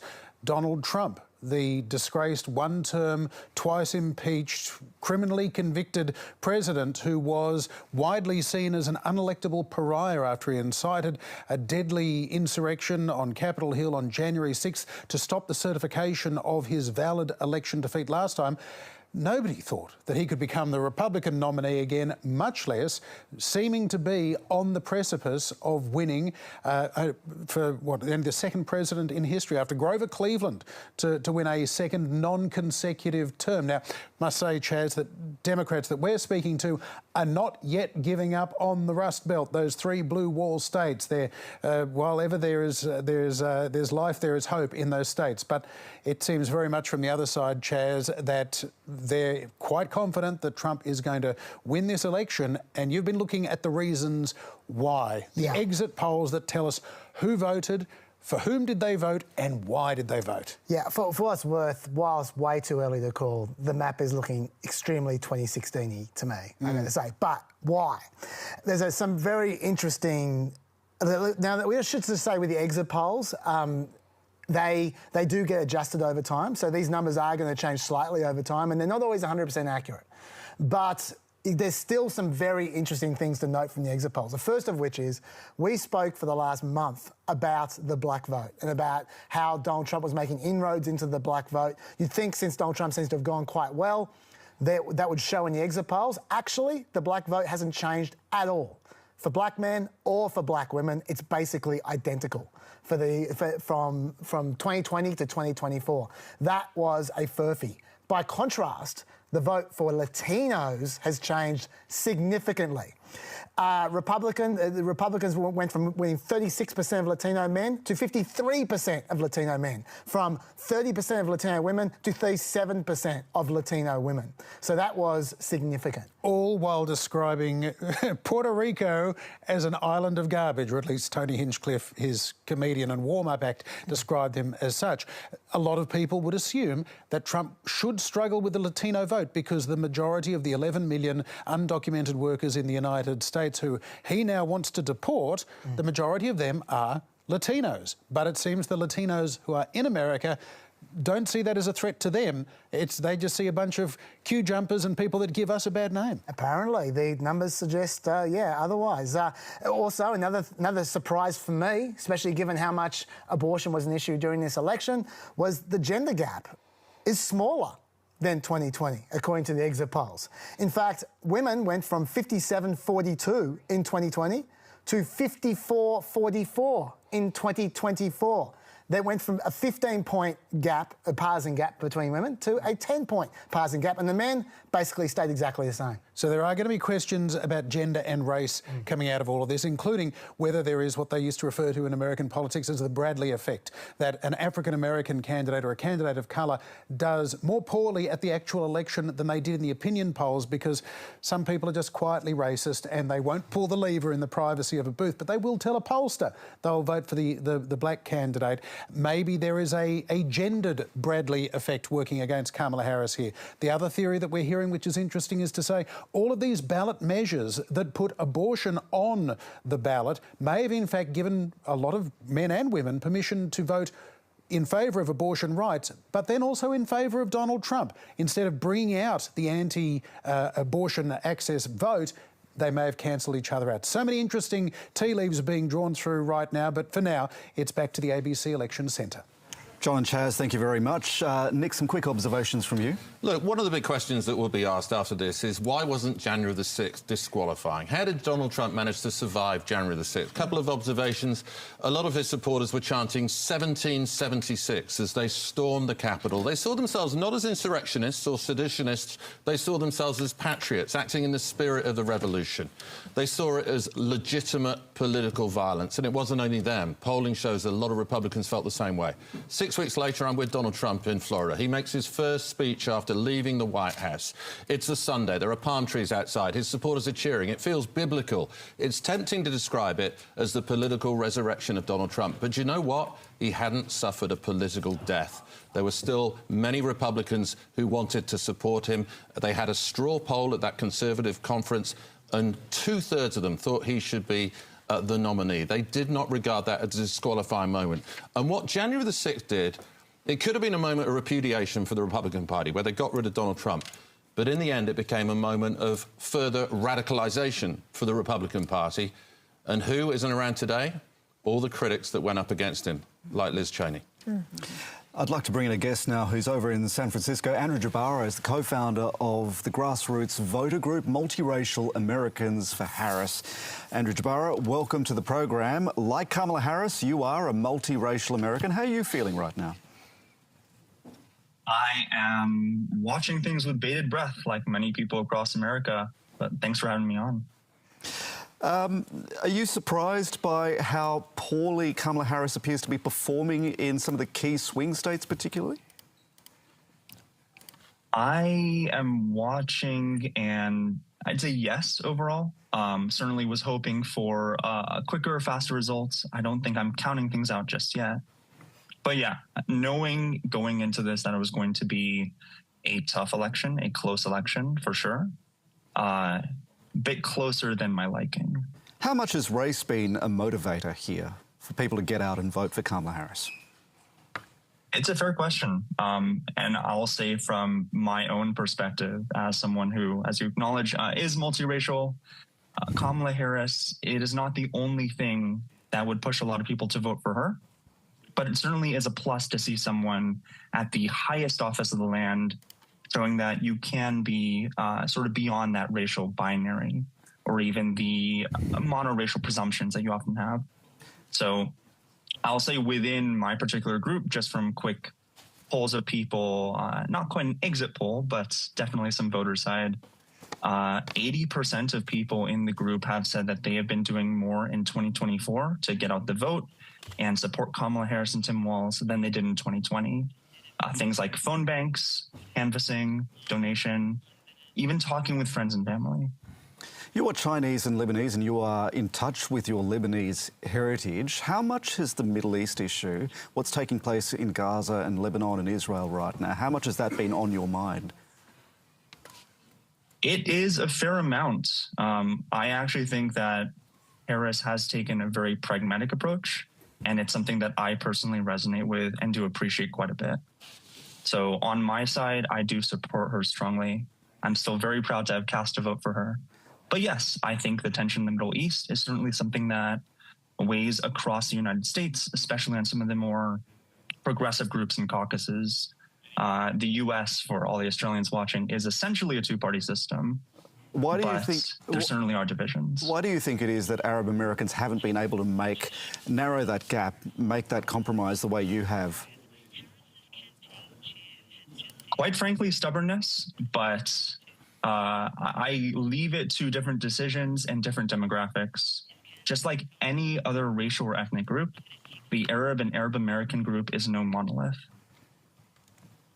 Andrew Jabaro, terrific to have you with us. Thank you so much. I want to bring you some news. Thanks for having me. I want to bring you some news now from Washington, D.C., where we can see people there at that function at Howard University in Washington, D.C., starting to leave. We have heard from the Harris campaign chair, who said votes are still being counted. And at this stage, it's anticipated that Kamala Harris will speak tomorrow. And that's why you're seeing people leaving there, Democrats leaving that party there. Nick? Bridget, a couple of things are coming out of the Harris campaign privately. The writing is on the wall, one person has said. Another person is using the F word. Okay. So that gives you a sense of the mood in the Harris camp. Deja vu is the text message I just received. Deja vu from 2016. The confidence in the days just before today that has evaporated substantially. What's really interesting is she almost could do no wrong, even though it was only a 107 days campaign. Her approval rating hit 50%. She was lauded for her campaign appearances and how they proceeded. She was building support, taking the country. Where do people want to do? They want to go forward. And for all of that, she hits this wall.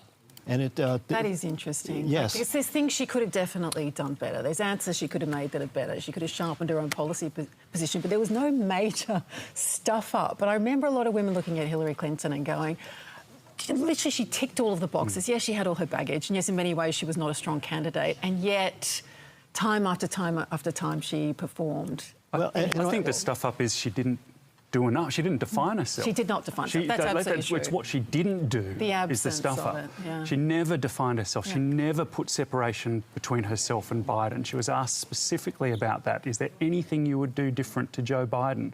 Remembering that only 28% of the country thought that the economy was going in the right direction. She said, no, I can't think of anything. Can I just recap that news again from Kamala Harris's camp? Her campaign chair says votes are still to be counted, states still to be called.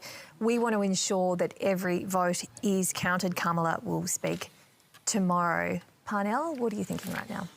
I think the echoes are quite right, but you know, we were talking about her approval ratings going up, and this was at the beginning when she took over from Biden. There was this immense sense of possibility, you know, and joy. There really was joy, because it was a relief that Biden was no longer in the race, that he was no longer the best option against Trump, and she had so much potential to be able to set out what she was going to do, and she really missed that opportunity in a way that I think we have to appreciate, and the Democrats are going to have to appreciate in passing this election result.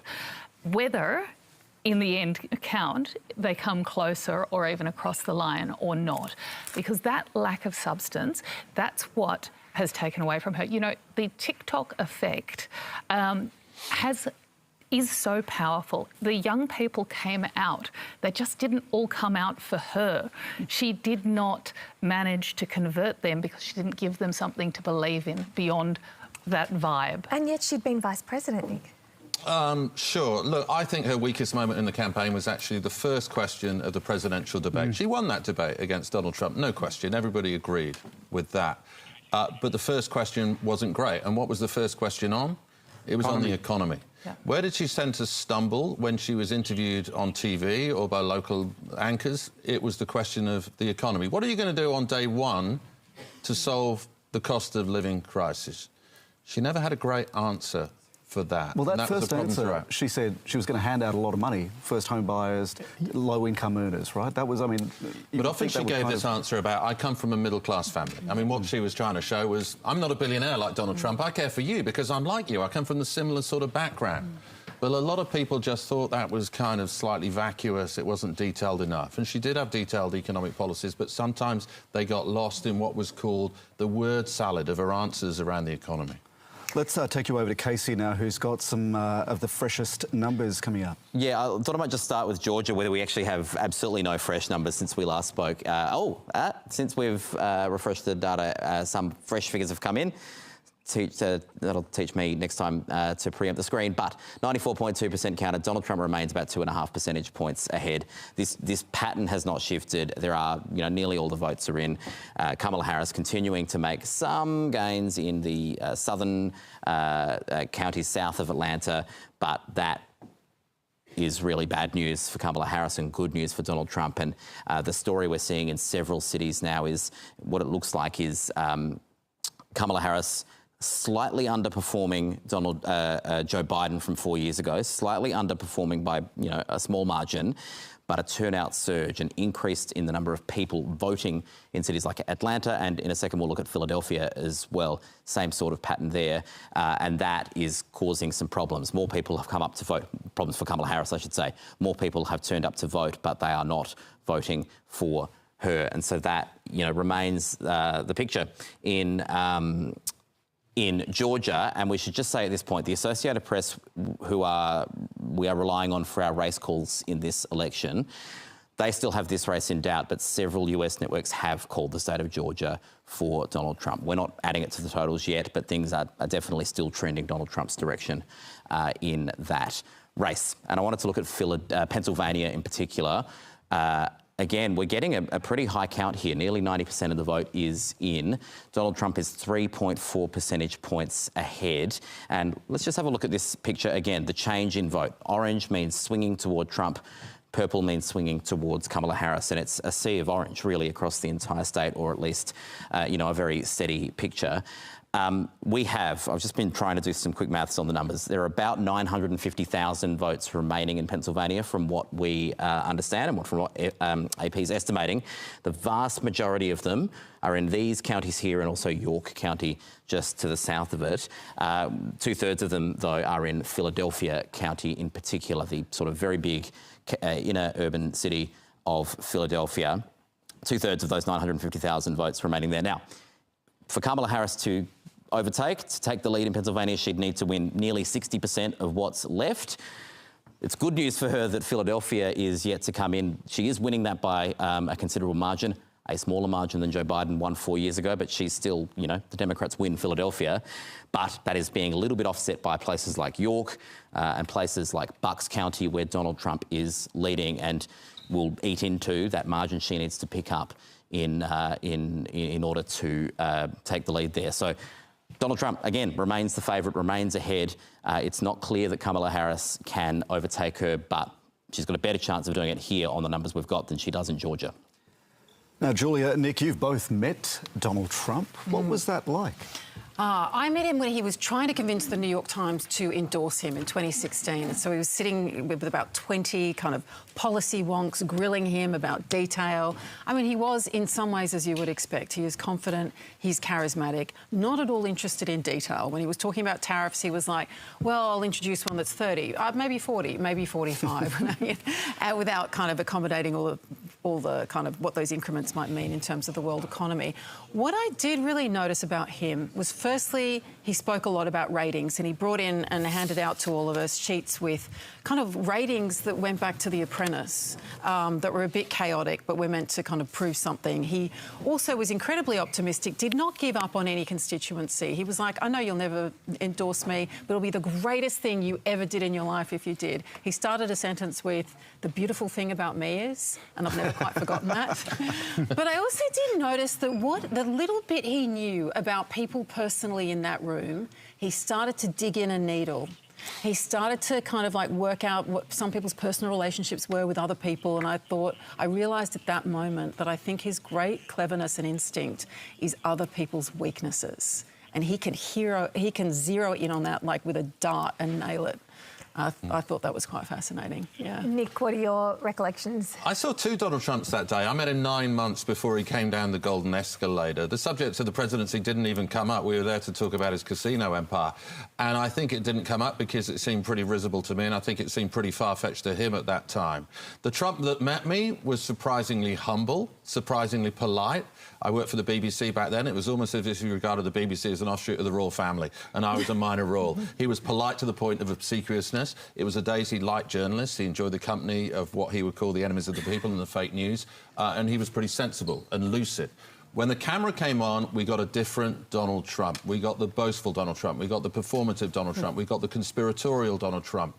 We got the Trump that was talking about Atlantic City and the way that he would talk about America with this kind of nostalgic nationalism. And then the camera went off again and he kind of reverted back to the Trump I'd met. And when he became the president, I thought, I wonder which Trump we'll get. Will we get the kind of slightly sensible Trump, or will we get the crazy Trump? We got the crazy Trump times 100. Parnell, what are your observations about why Donald Trump is such a formidable political campaigner? I think to begin with, it's sort of to what Julia said. He's got immense charisma, and while people who don't like him don't see that, or they sort of do, they're very drawn to looking at him, to reporting on him. This is why the media can't get enough of him. Even if it's articles about how terrible he is, people want to look. So he has got that sort of, that charisma. And then, of course, he is talking about things that matter to people in a way that translates to people. So a lot of the time, you know, we look at the way he expresses himself with his strange and simple expressions, and we think, well, you know, that doesn't make sense. How could anybody fall for that? But it's really clear language, clear concepts for people who just want a country that works again. And I do think that we underestimate the way that panic about a candidate can actually work in their favour in the end. So there is simply in campaigning what you call the mere exposure effect. The more that you are exposed to a candidate, the more you start to like them. It's a strange psychological phenomenon. And of course, we're exposed to Donald Trump the whole time. So he becomes less and less scary the more that he is on screen. And he's on screen so much because he's so compelling. Bruce? No, I don't completely agree with that. I think he is more and more liked by his base, but half the country is not his base. In fact, he presents all of his grievances, all of his narcissism. He's going to prosecute them to the max. He's not the uniter-in-chief, he's the divider-in-chief. Yeah, and yet look at these results, Bruce. Well, it's still a 50-50 country. It's still a 50-50 country. Yeah. Look, he's not going to win them over. Yeah, look, and you do have to split this into two Trumps, as you were saying. I mean, there is certainly the Trump who has taken over the Republican Party, and he has effectively set up a system within the Republican Party where nobody can go against him.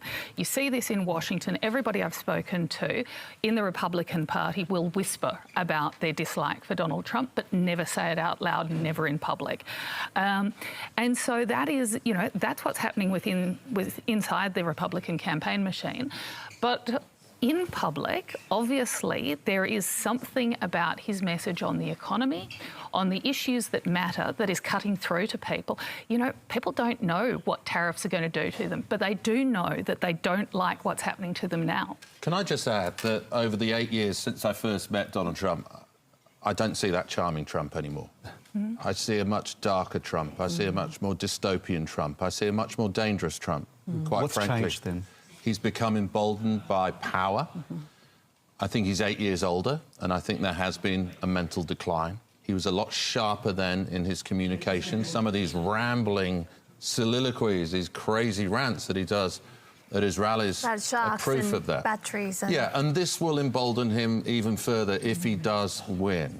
And that's what's worrying. He's spoken about being a dictator on day one. That is worrying because Donald Trump tends to semaphore what he is going to do. He's going to be emboldened by the fact that he could literally incite a mob to go to the Capitol in an attempt to overturn the thing, and it hasn't been disqualified. All right. Well, we've got plenty coming up, including our last poll to close. Alaska will have Casey Briggs with the latest on the count, so stay with us. Casey.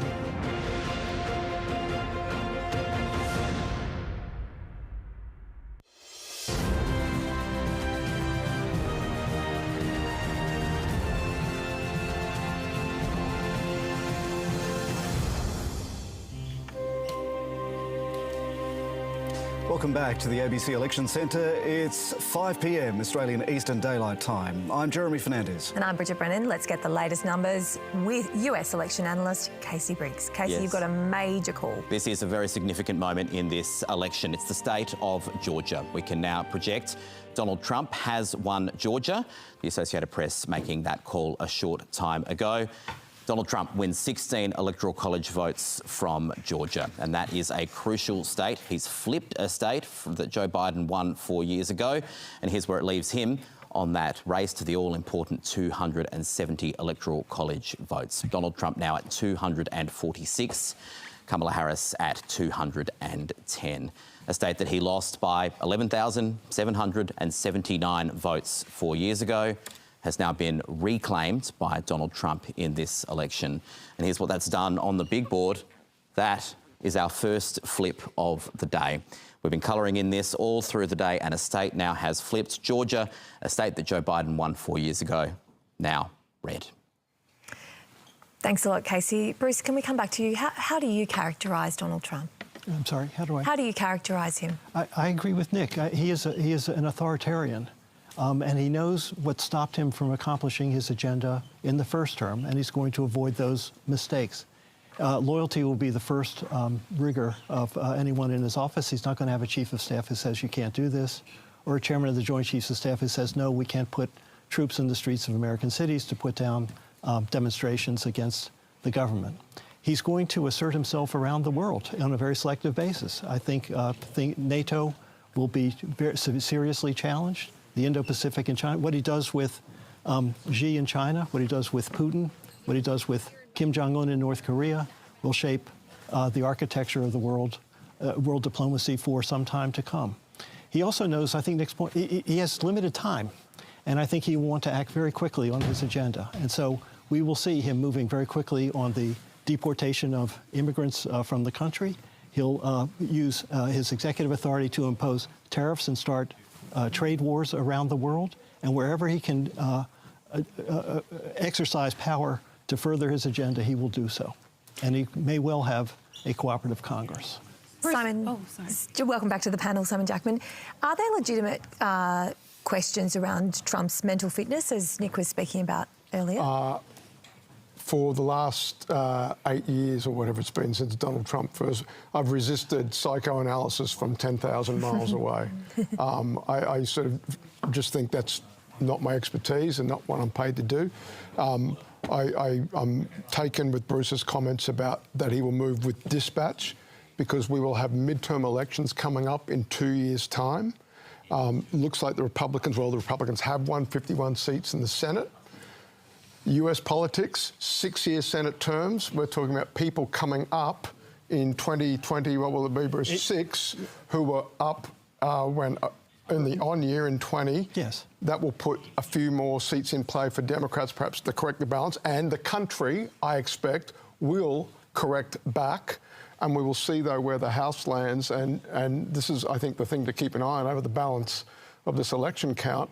If it looks like Trump has won, I think there's some really big questions as to how much of the rest of Washington he's got and what will be potentially a handbrake in the separation of power system that is the Washington system. Bruce, speaking of handbrakes, the last time Donald Trump was president, there were a number of checks and balances that put a brake on his intentions.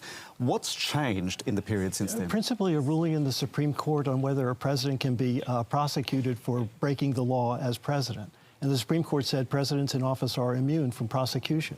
So even if he disobeys an act of Congress, if it is an official act and anything a president does is official, then it's beyond accountability under the law.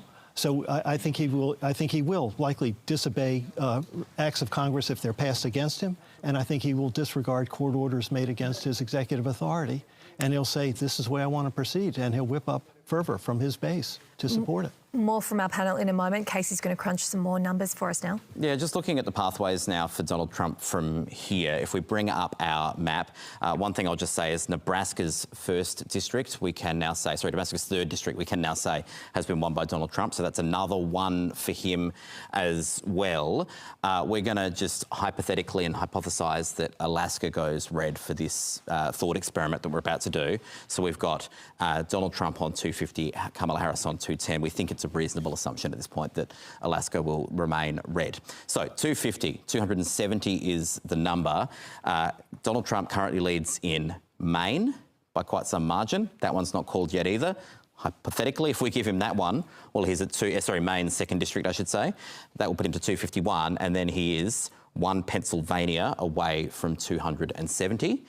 Or he is 2 of these away. Oh, I've gone in too close, apologies. He is a Wisconsin and a Michigan away from 270, or say a Michigan and an Arizona, where he currently leads, away from 270, or an Arizona and a Wisconsin away. So Donald Trump's path has plenty of options at this point to get to that 270 mark.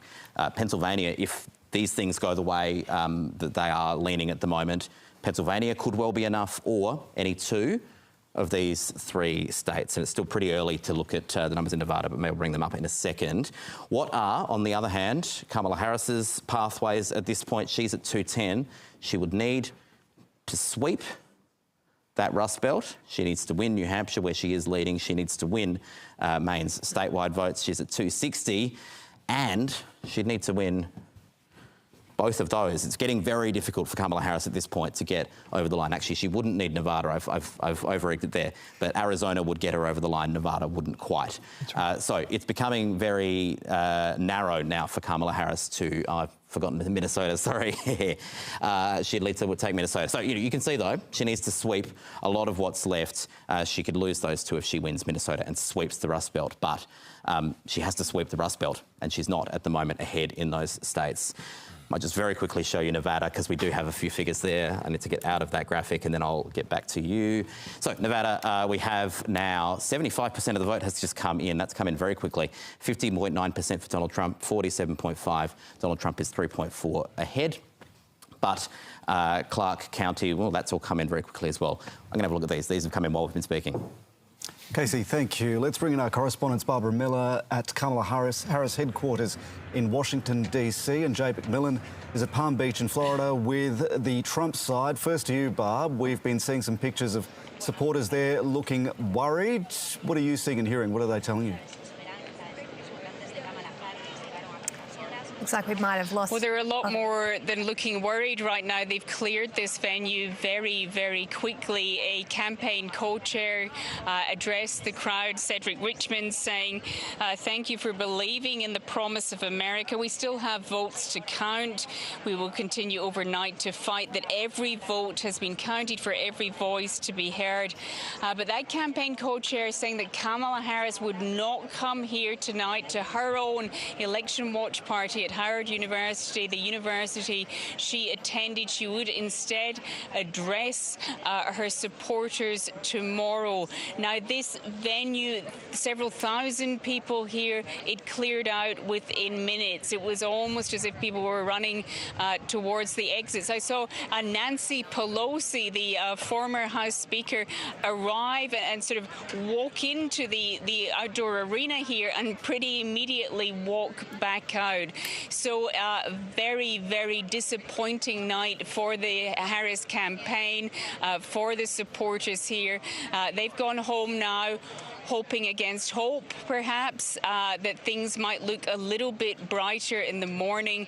But as you can imagine, a pretty devastating sign that the Vice President didn't take to the stage behind me here. It was all set up with a bulletproof glass all ready for that address that was to have been filled with symbolism. Coming back here to this historically black university, she hoped to claim victory in this presidential election, to become the first female president, the first woman of color to be in the White House. It doesn't look like that's to be, but of course, not every vote has been counted, and the campaign will look to the following hours, perhaps even days, to see if there's any glimmer of hope that she could still claim victory over Donald Trump. Barb, thank you. To you, Jade McMillan in Palm Beach, Florida now. Jade, are you expecting Donald Trump there this evening? Look, there is an expectation here that Donald Trump will be making his way from his Mar-a-Lago residence, which is about a 10-minute drive away from here, that he will be coming to his election watch party that has been underway for some time now in West Palm Beach. There is a really heavy police presence here, as you can expect. Not entirely clear exactly where the former president is at this stage, or what this sort of increased security coming in now could signal, but the Associated Press is reporting that some members of Donald Trump's family have started to arrive at that venue. It was certainly a very buoyant mood inside that watch party. People cheered very loudly as North Carolina was called for Donald Trump, and then only in the past few minutes, as we heard from Casey there, Georgia called for the former president as well. People dressed in MAGA hats, people cheering, dancing. Donald Trump was really trying to project a sense of optimism all day. People in that room certainly feeling like things are heading their way. Now, one of Donald Trump's spokeswomen pointed to what Barbara was just describing at Kamala Harris's event. She posted to social media that sounds like joy has left the building. That was a reference to that sense of optimism that we were hearing from the Vice President in the early stages of her campaign. So taking a swipe at how things were unfolding there. As I said, still no word yet on exactly when Donald Trump will speak, but Kamala Harris's campaign had been briefing out in the days leading up to this moment that they were expecting that Donald Trump might prematurely declare victory, even if the result was still too close to call. They were planning, they said, to sort of flood the airwaves, to take to social media, to call for calm and to call for patience if that happened. We'll have to see now in the next hour or so ahead how this all plays out. OK, thanks very much, Jade. I think we are going to Casey now, are we? Yeah. No, Casey, we're not going to Casey. We'll come back to Casey. Bruce, we were talking a moment ago about the checks and balances that are in place, yes, and what's changed since Donald Trump was last in office. How much can he enact this big kind of policy agenda. He can act on the border, he can act on trade immediately. He doesn't need any legislation to do that. Shipping out 10 million illegal migrants? We'll see how big it is, but it's going to be significant. Well, remember the uproar over the Muslim ban and what happened at airports across the country in the first few days of his... This is going to be that on an epic scale. So it will have consequences. And where he figures that he can take executive action to do other things, he will try and do that. And then you'll have challenges, legal challenges, and so forth. But the trajectory is set. He also wants to use the power of the state to go after his enemies. He said so. He wants to fire the special prosecutor. He wants to take away the licenses of CBS and NBC. And he will act in these spheres. So you're going to have a time of great confrontation and great testing ahead. And the country will become I wish, Parnell, that the country was less wrought. It's going to become overwrought. Absolutely. Yes. But let's just remember what happened in the UK with a similar situation with Boris Johnson, right? So it's very similar between Donald Trump with Elon Musk and ripping apart the bureaucracy as Boris Johnson's promise with Dominic Cummings. Yeah. And look how that ended up. It just ran aground because there are a lot of structures in the way of that kind of complete ripping apart of everything as it stands. There's just, bureaucrats in the way. Look, one thing we found in the Trump first term was that there are gaps in the Constitution. It's based almost as much on norms as well as laws. I mean, one of the reasons why the Supreme Court had to intervene on the presidential immunity thing, because the Constitution doesn't make that clear. When the Founding Fathers drafted the Constitution, they knew that George Washington was going to be the president, and he would be his one-man check and balance. He would be very circumspect in how he used those powers. The guy that surrendered his sword at the end of the War of Independence would be circumspect in the use of his presidential powers, and he was. But the problem was that the operating manual wasn't complete, and Donald Trump can exploit some of the gaps in the operating manual. Casey Briggs is standing by. Yes, I am. I was just stretching my legs. Apologies. I wanted to take you to Nevada. I promised we'd come back to that because a whole flood of figures came in very quickly. Thank you to the last person in line who has now voted. 3/4 of the vote already in, a massive drop. Just a couple of things to understand about the state of Nevada. So, first of all, Donald Trump's ahead by 3.4%, 50.9 to 47.5. The game in Nevada is this county here. The city of Las Vegas, the county of Clark County, where we have 80% of the vote. Now, Democrats typically win here. The challenge for Democrats is win by a strong enough margin to offset the fact that most of the rest of the state is red. This is by far the biggest county. Let me show you the result from 4 years ago. So, noting Kamala Harris is ahead 1.8. 4 years ago, Joe Biden won this county by nearly 10 points. So that, not a great sign for Kamala Harris in Las Vegas and Clark County. The city of Reno as well, we can have a quick look at. Donald Trump just ahead there, a fraction ahead. So this would be, I would imagine, a worrying sign for the Democrats as well, and a very positive sign for Donald Trump in this race that's just come in very quickly. Donald Trump ahead and really closing the gap on what we're seeing so far in Clark County.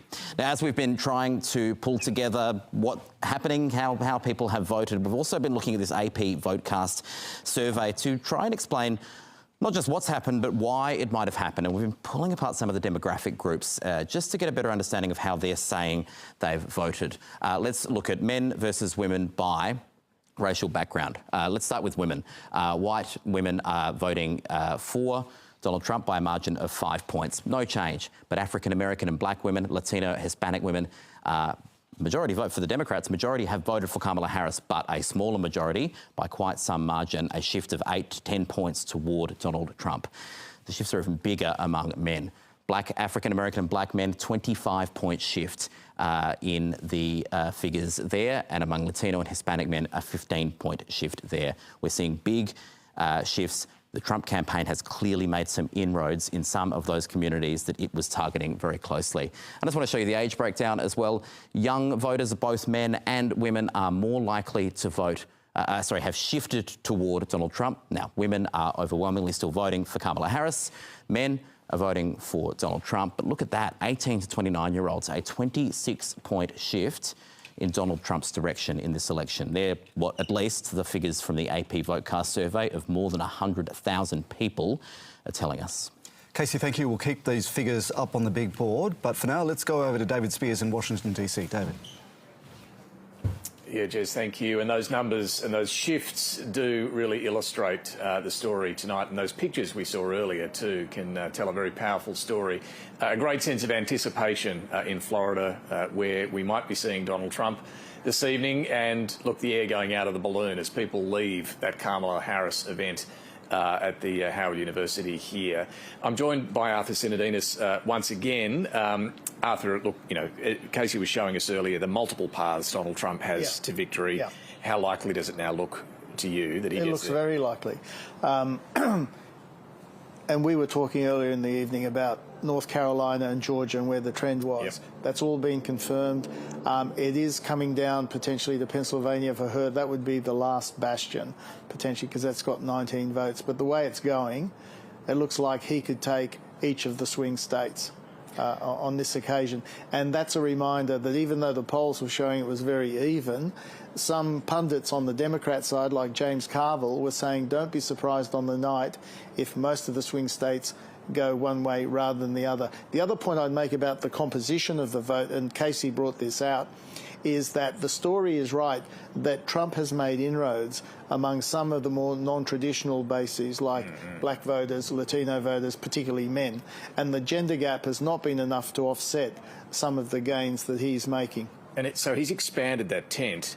Yeah. And we've talked a little bit about where Kamala Harris has gone wrong in the campaign and the short period of time she had. But I'm keen to just look at what this country is embracing, what it's actually doing by putting Donald Trump back. The first lesson of politics is don't over-egg the cake and think that suddenly we have a new coalition or a new majority or there's been an ideological, historical realignment.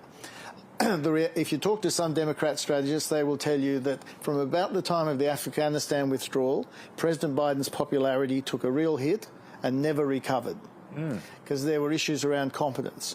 You put that together with what's happened with the economy in particular, and the fact that I think Nick talked about this, the Democrats haven't come up with a convincing answer apart from the Fed cutting rates as to how they will deal with the economy going forward. She hasn't really engaged in that. So I think what I'm saying in a long-winded way is some of the traditional factors that impact campaigns, like what you've done on the economy, for example, are coming into play. So it's more in your mind, this unique set of circumstances around the economy or perhaps some of those other issues like withdrawing from Afghanistan, rather than a historic shift towards embracing a more isolationist, populist I don't underestimate that there may be more of a turn towards a more isolationist America, because there are a lot of Americans who feel that they've missed out and that America has been so focused on helping the rest of the world that what about us? And don't forget, there are a lot of Americans who, since the global financial crisis, feel that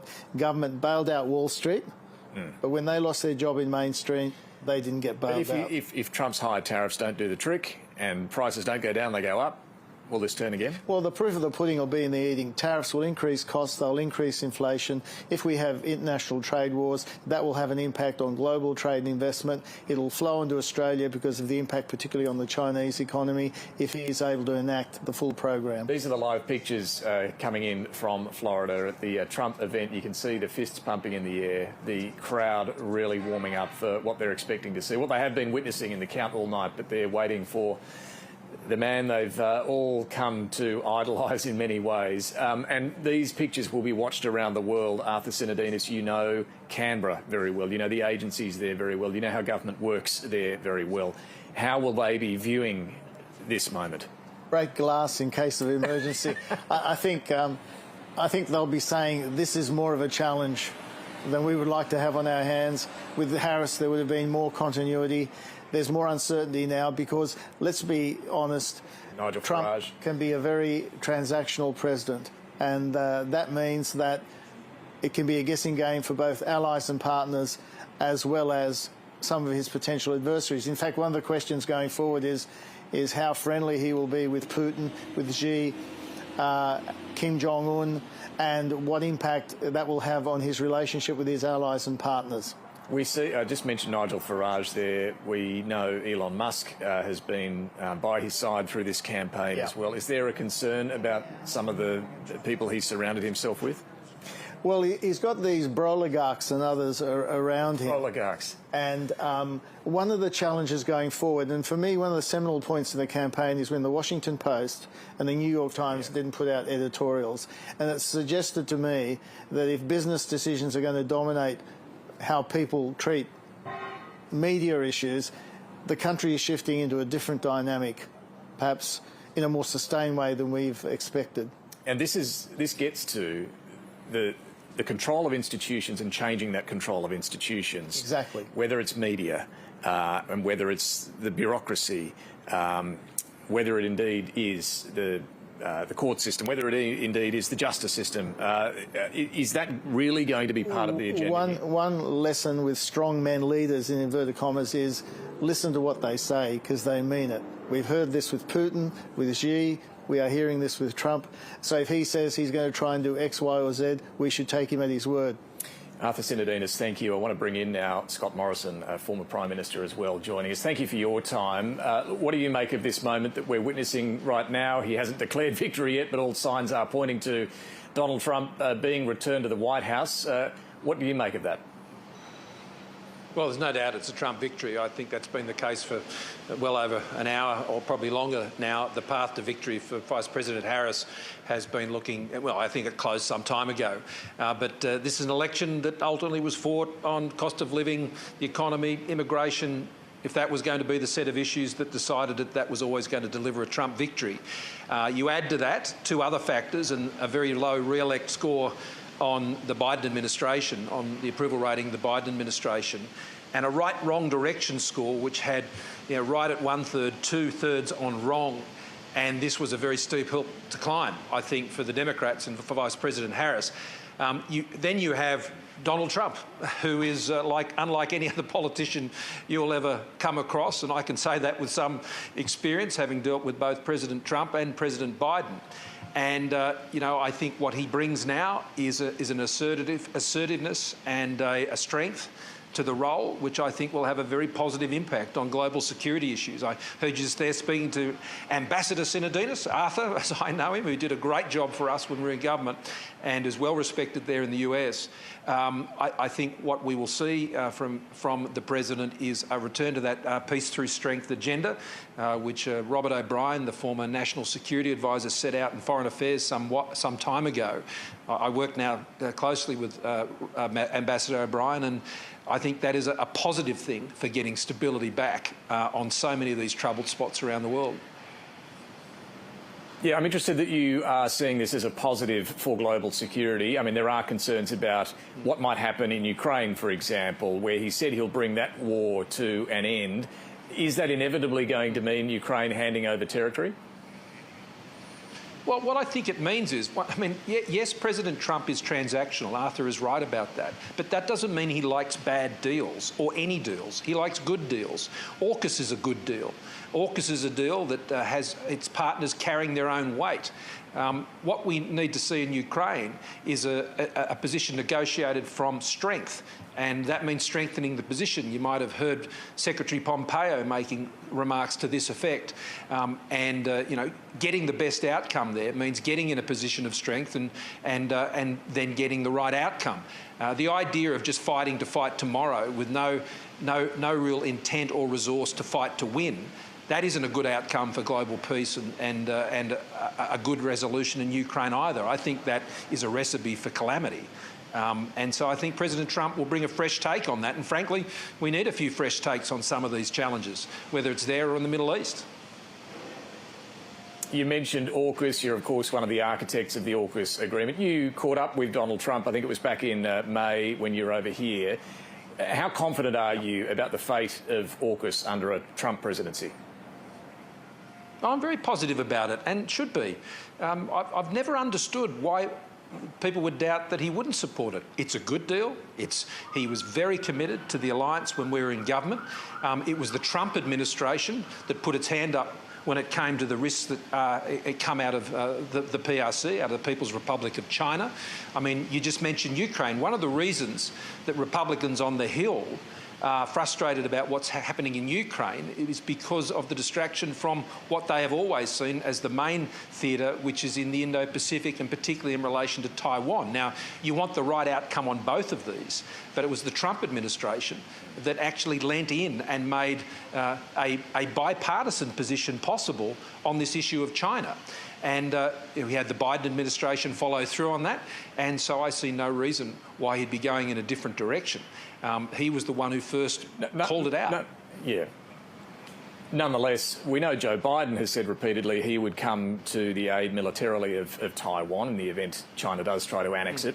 This could well be a real challenge for whoever's in the White House. It looks like Donald Trump over the next 4 years. He's had a different set of words. He's described Taiwan as, oh, well, it's 9,500 miles away. How confident are you that a returned President Trump would be there in the event of such a conflict? Well, you're right. President Biden used language that no other president has used ever before in relation to the Taiwan Straits. I mean, it's very clear that the US interests are heavily aligned with resisting the PRC taking over Taiwan. I mean, all the other conflicts we're seeing at the moment are just horrendous and awful. But in terms of their global implications, nothing compares with the fall of Taiwan to the PRC. Now, the good news, the news, I should say, in China, I think they've got a few other issues they've got to focus on at the moment because their economy is in all sorts of strife. And I think that provides the opportunity for partners, allies and others to align together and continue to strengthen our deterrent to ensure that we don't see any conflict. I mean, the point of AUKUS is to resist that aggression coming out of China, amongst many other things. And if you have that strong deterrent, then you don't have to use it. But you have to be determined and clear about your willingness to put this in place. And weakness is not something that I've ever associated with Donald Trump. What about your own relationship with Donald Trump and how Australia does re-establish a relationship with him if he is back in the White House? There's been focus on Kevin Rudd as ambassador. Would you like to see him stay? And are you willing to play any sort of role in ensuring a smooth relationship? Well, look, I'll do everything I can to support Australia, but I have no interest in taking on such a role.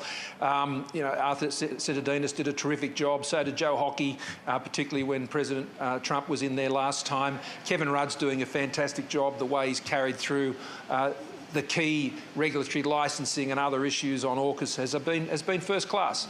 And I see no reason why you'd be making any changes there.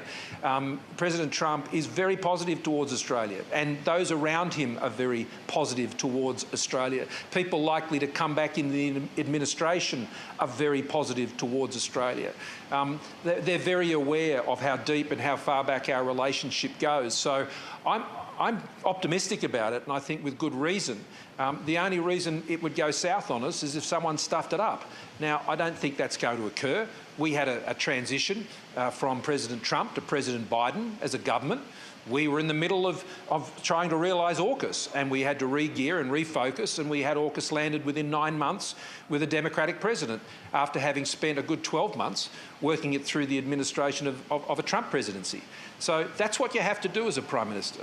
When it comes to tariffs, I mean, Arthur set out the issues there, I think, really well. But again, when we were in government last time, we had to argue those issues through with President Trump, both Malcolm Turnbull when he was Prime Minister and we were successful when it came to aluminium and steel tariffs. We've got a good case to make. We have to make it.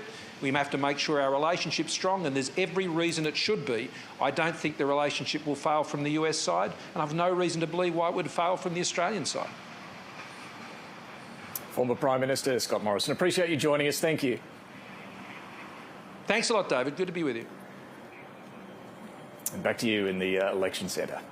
David Spears in Washington, D.C. Thank you. Now, we're keeping a very close eye on the election watch party taking place at West Palm Beach, Florida, where Donald Trump is expected to speak any moment now. His Mar-a-Lago estate is only 10 minutes up the road. We can see scenes of people dancing. There have been scenes of people punching the air in anticipated victory. A moment ago, we saw Nigel Farage and Tucker Carlson some of his closest allies and supporters and communicators during this campaign. They've just arrived at this watch party. So we'll take you straight back to West Palm Beach, Florida, when Donald Trump does appear at that lectern. Casey, what have you got for us? Yeah, just an update on a state that's taken a little while to come in, the state of New Hampshire, but we can now say that Kamala Harris will carry the state of New Hampshire and its 4 electoral college votes, another 4 in the Kamala Harris column, as we're watching her pathways to the White House really narrow very dramatically. 214 is her current total. Donald Trump on 247, or 23 votes away from the presidency. And I want to show you a really important state, the state of Pennsylvania, because I've been tracking the figures, we've been doing a little bit of maths on what's left and what's yet to come in. Let me show you the overall figures in Pennsylvania quickly. 51.2% for Donald Trump, 47.8% for Kamala Harris. He is 3.4 percentage points ahead, with 92% of the vote in now. Now, at about 4:45 Australian Eastern Daylight Time, the gap between these two candidates was 170,000 votes.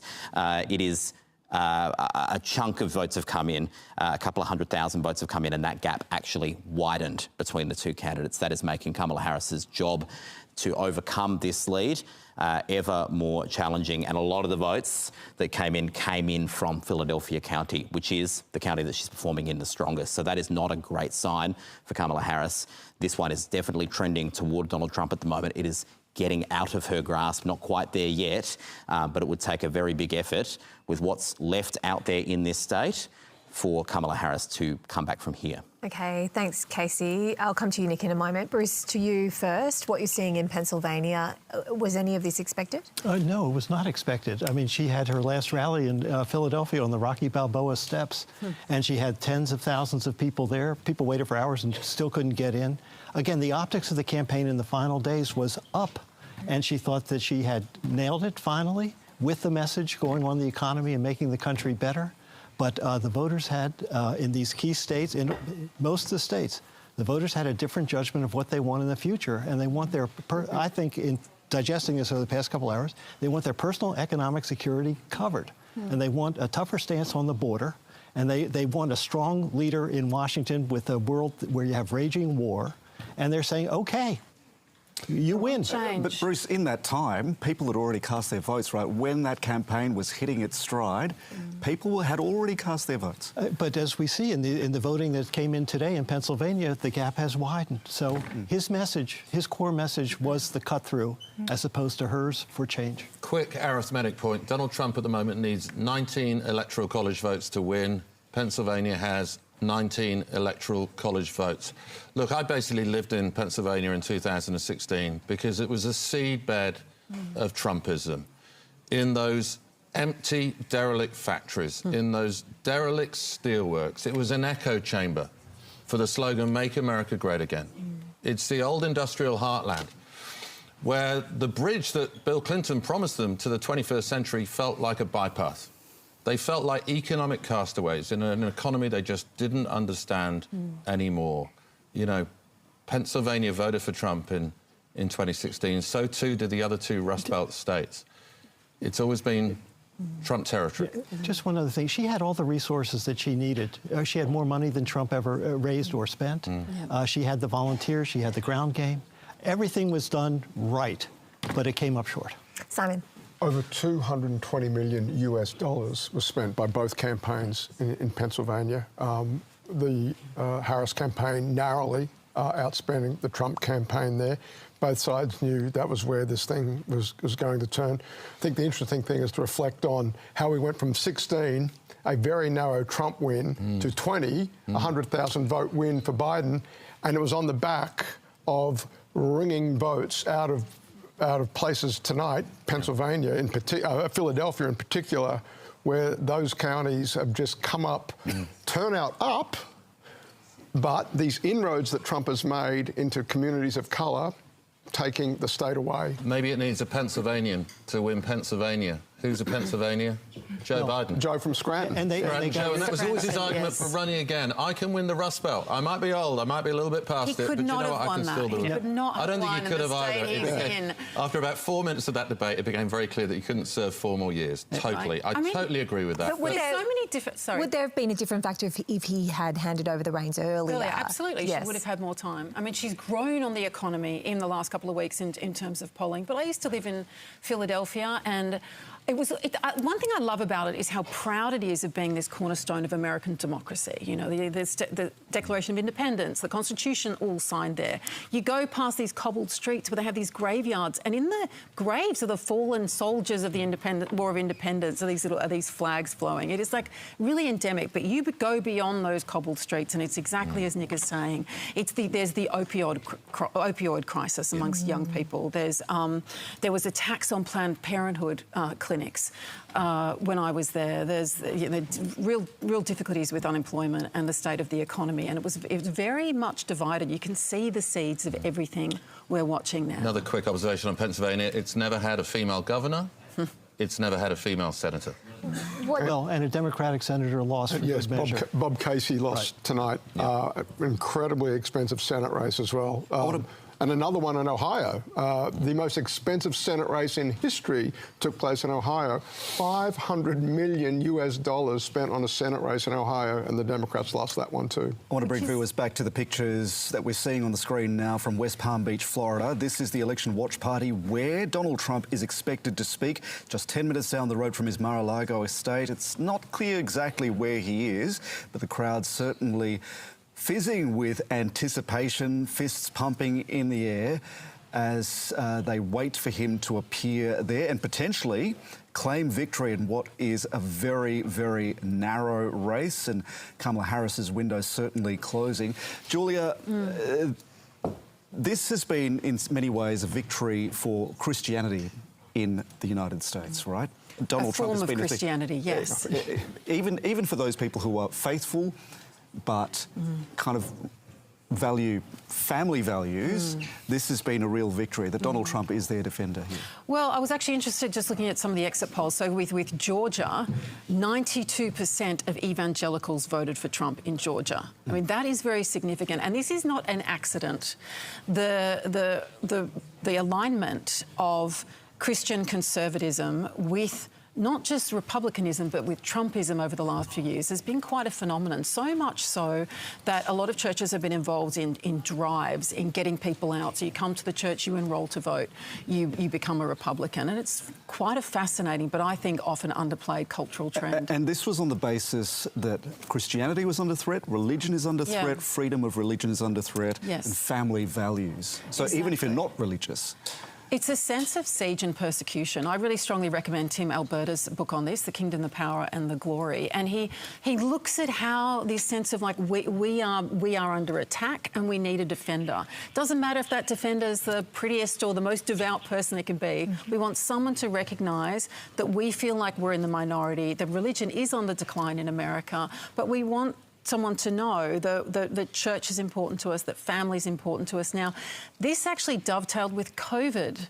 We were talking about this earlier, when COVID happened, and I hadn't really thought this through, that when some of those church communities were shut down during the lockdown period to stop them getting COVID, they saw that as, OK, it's finally happened. What we thought would happen, the society is going to come in and tell us not to meet anymore, and we really need to take up cudgels. And because of that, the language that has crept into Trumpism is increasingly religious. We can see now, I was just looking on Truth Social and X about the prophecy coming true. He is the Messiah. He is the chosen one. And therefore the opponents are evil, demonic, and, as Kamala Harris was called, the Antichrist. So what that means for when Donald Trump repeatedly says the enemy is within, is going to bear some kind of scrutiny and thought over the next little while. Casey's got more for us over at the wall there. Yeah, we talk a lot about swing states and battleground states. I just want to draw everyone's attention to the northeast of the country. Look at New Jersey. This is a Kamala Harris win.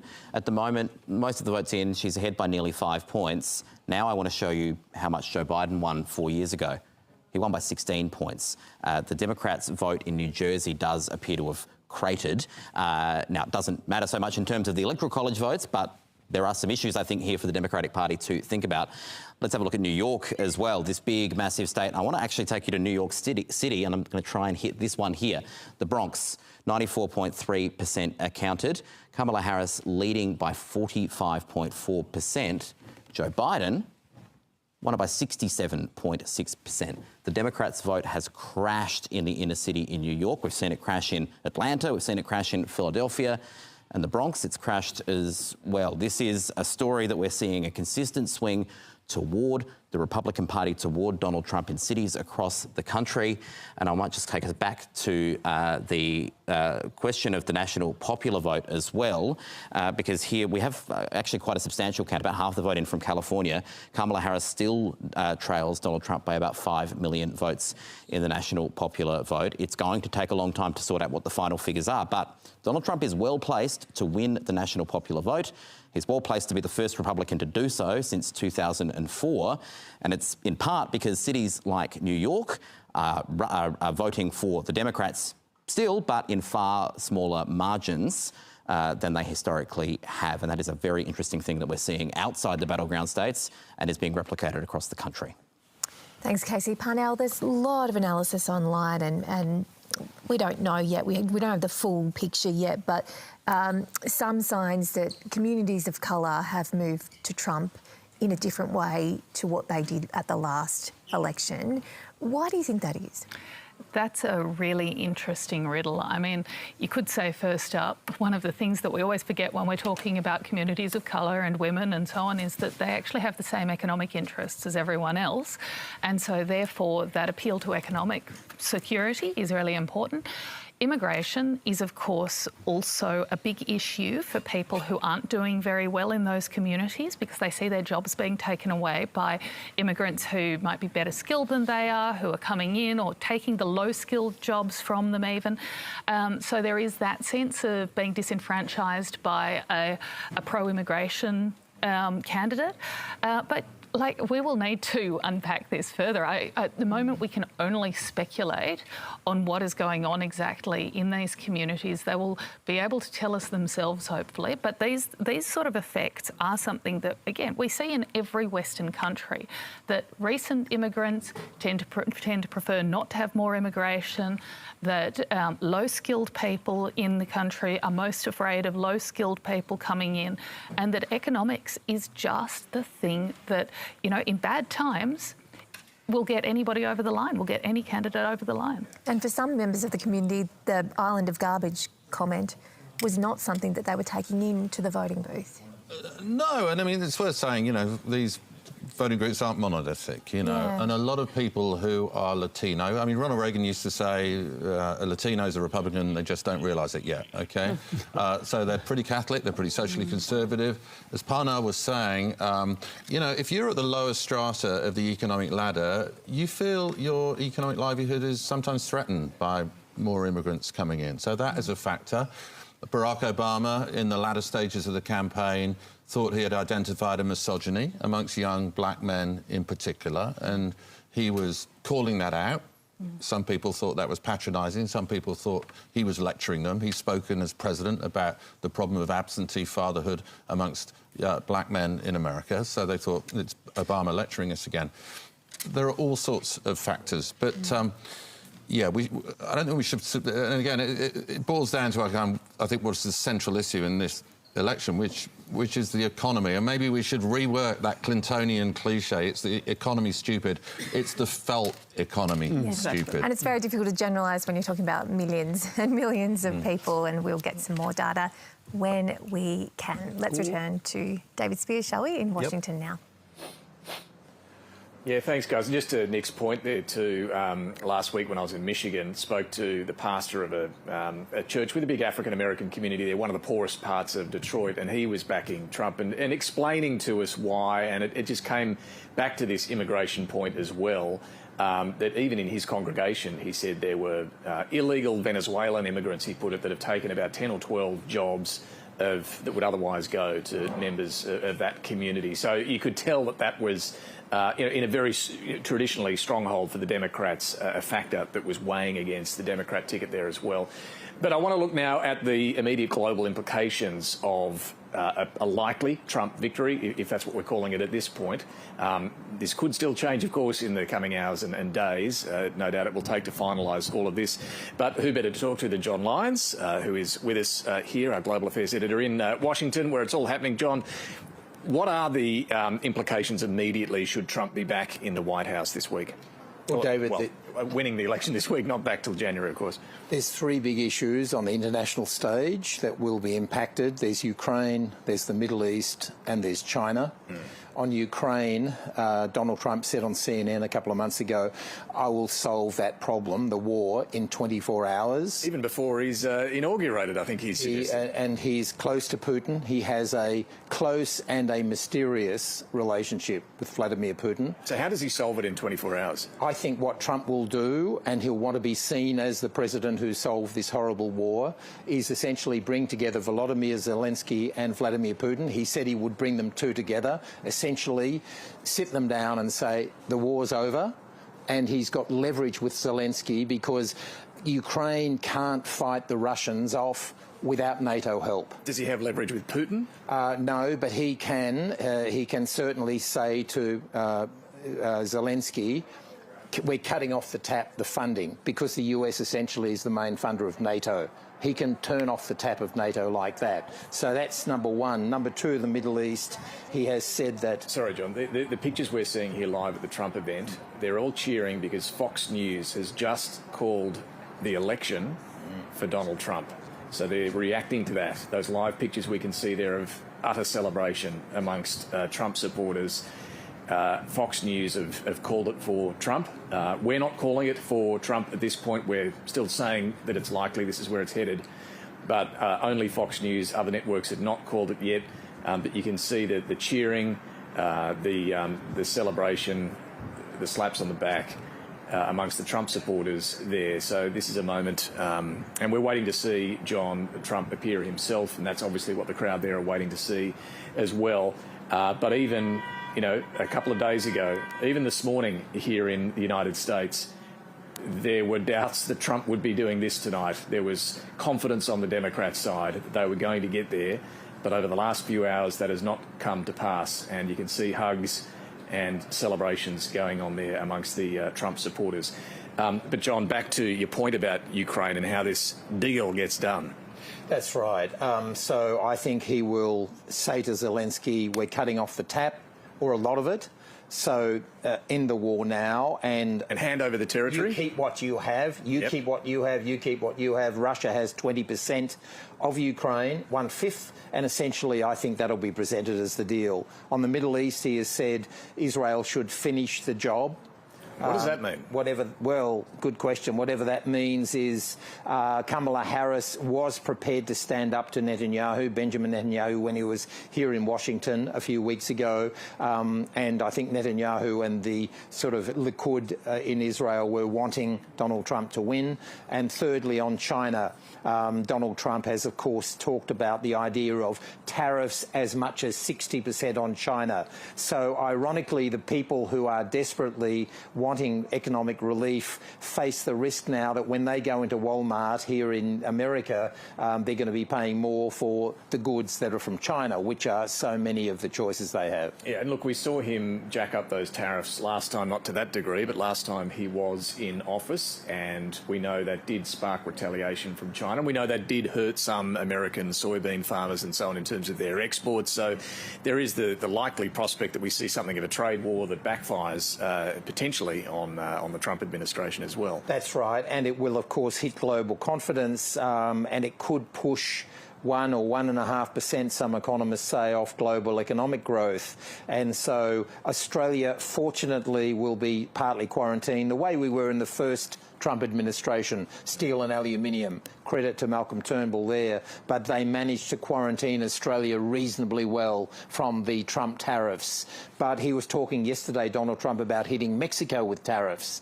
He's going to hit China with tariffs. So this is a president who can use executive order. He can roll over these tariffs in 3-month bites in an emergency sort of regulation he can use if he wants to. So the world's in for a big economic economic shake-up. He does not need that building behind us, Congress, when it comes to imposing those tariffs. He can do it with executive order. Make America Great Again is the cap, and we saw flash up on the screen there. He'll fix it. Donald Trump will fix it. This has been such a simplistic slogan for him, but an effective one, hasn't it? Because whether it's fixing those global hotspots that you talk about, whether it's fixing inflation, these are complex things. These are difficult things to fix. But he's presenting as a man with very simple answers. And I think we need to look at why he won. For everything Donald Trump said and done, he looks like being re-elected as president, and I think it's important we analyse what it is. I've just read the J.D. Vance book, his running mate, Hillbilly Elegy, which paints a devastating, bleak picture of so many parts of America. Children going to bed at night with pain in their mouths because their teeth are rotten. Vance himself says when he was 9 months old, his mother fed him his bottle, formula bottle, filled with Pepsi. Now, it's that America that's elected Donald Trump tonight. And I think the media here, the left-wing media, needs to, the elements that are left-wing, seriously look at how they got it wrong. It's the second time they've got it wrong. They got it wrong in 2016 when the New York Times editor called the staff together and said, "What happened? How come you didn't see this coming?" They've got it wrong again tonight. It's nothing like that miss, though, in 2016, is it? I mean, the polls all pointed to a very tight outcome. Do you think the media here really did not think this was possible? I think the media had the view that because of all of the legal issues and problems, including the civil finding, the $5 million over sexual assault, all of that I think they thought would preclude him, disqualify him from being president again. Whereas the people we're talking about, Ohio, Kentucky, Greater Appalachia, they're thinking about the children with the teeth that are rotten, not being able to send their children on school camps, not being able to put food on the table, no reliable jobs. That's the America that's put Donald Trump back into the White House if he's back in there. John Lyons, good to talk to you. Thanks so much. Thanks, Dave. All right, back to you guys in the Election Centre. David Spears, thank you. Let's quickly take you over to Casey now. Yes, Jeremy, we've just got another call to bring you, a very small one, but it could be a crucial one. Maine's 2nd District, that has been won. That's this one here, has been won by Donald Trump. That is one more electoral vote for Donald Trump, 248, 22 votes away from 270. Let's just talk you quickly through, where a really clear pathway for him would be. It would be in these two states of, Wisconsin and of Pennsylvania. If he can win both of those, he would be over 270. And we've been talking about how that gap in Pennsylvania isn't shrinking by anywhere near fast enough on the votes that we believe are left for Kamala Harris to overtake him, but still a bit of counting to be done. Let's, though, have a look at Wisconsin now on the latest figures I've got. So 51.3% for Donald Trump, 47.2% for Kamala Harris. He's 4.1% ahead. This count is getting quite progressed as well, 88.2% counted. Our estimate at the moment, our best estimate, is that there are about 380 to 400,000 votes left in Wisconsin. About, or just under half of them are in Milwaukee, which is a spot that Kamala Harris can expect to win the vote. But her problem is about half of them are in this sort of part of the state. There is quite a chunk of votes in some of these more rural counties as well. And so that is, again, going to make it difficult to close a 4-point gap when there are only about 400,000 votes remaining. So Wisconsin is leaning in Donald Trump's direction. As we've been saying, most of these states are leaning in Trump's direction. But Wisconsin, we'll just point out, is nearing a final count, as is Pennsylvania. We're at 94% there. Donald Trump is 3 points ahead. That gap has not been shrinking fast enough for Kamala Harris to make it up. Thanks, Casey. And so Donald Trump's path to victory is widening while Kamala Harris's is narrowing. Let's return to our panel now. And joining us is Dr. Lavina Lee, an expert on security and the Indo-Pacific at Macquarie University. Dr. Lee, welcome. Thank you. How much has the global geopolitical landscape changed? Do you mean... With this likely result? With this likely result. I think the Trump policy, with the word disruption is always used. He's got a highly heterodox foreign policy, which means that he effectively will be quite happy to discard orthodox positions on foreign policy. Under Harris and Biden, we've seen a much more managed competition between the United States and other adversaries of the United States, but I think we're going to see a new era. So what does disruption mean, do you think, in this context, with things like Russia, China, the Middle East? OK, well, firstly, I think with China, the gloves are off. I think we have to remember that with the last election, Trump basically lost the last election because of the COVID-19 pandemic, which he squarely blames China for. And we can see all the rhetoric that he used at the time. So for him, this is now his chance to get back on his second-term agenda that was thwarted. And we can see that in terms of disruption, he's talking about the current 18% tariffs maybe tripling or maybe more than tripling.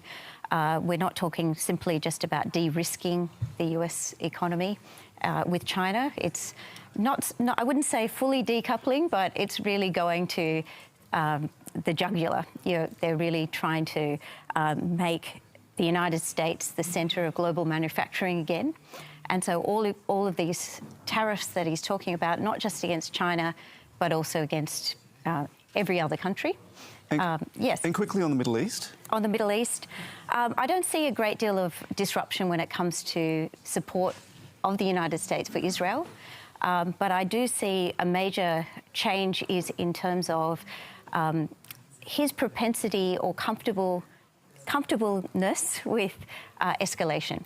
So when you have authoritarian regimes around the world, I think they have been less wary of the United States under Harris and Biden, because in most cases, I think they've sought to deter, but when it comes to escalation, they try to avoid escalation. They try to dampen escalation. But I think Trump, one, they're uncertain, but I think he's much more comfortable with escalating when it comes to these kinds of authoritarian regimes. And so what does that mean for Australia? What does that conversation between Anthony Albanese and Donald Trump look like about Australia's position in all of this? I think there's nowhere to hide for Australia.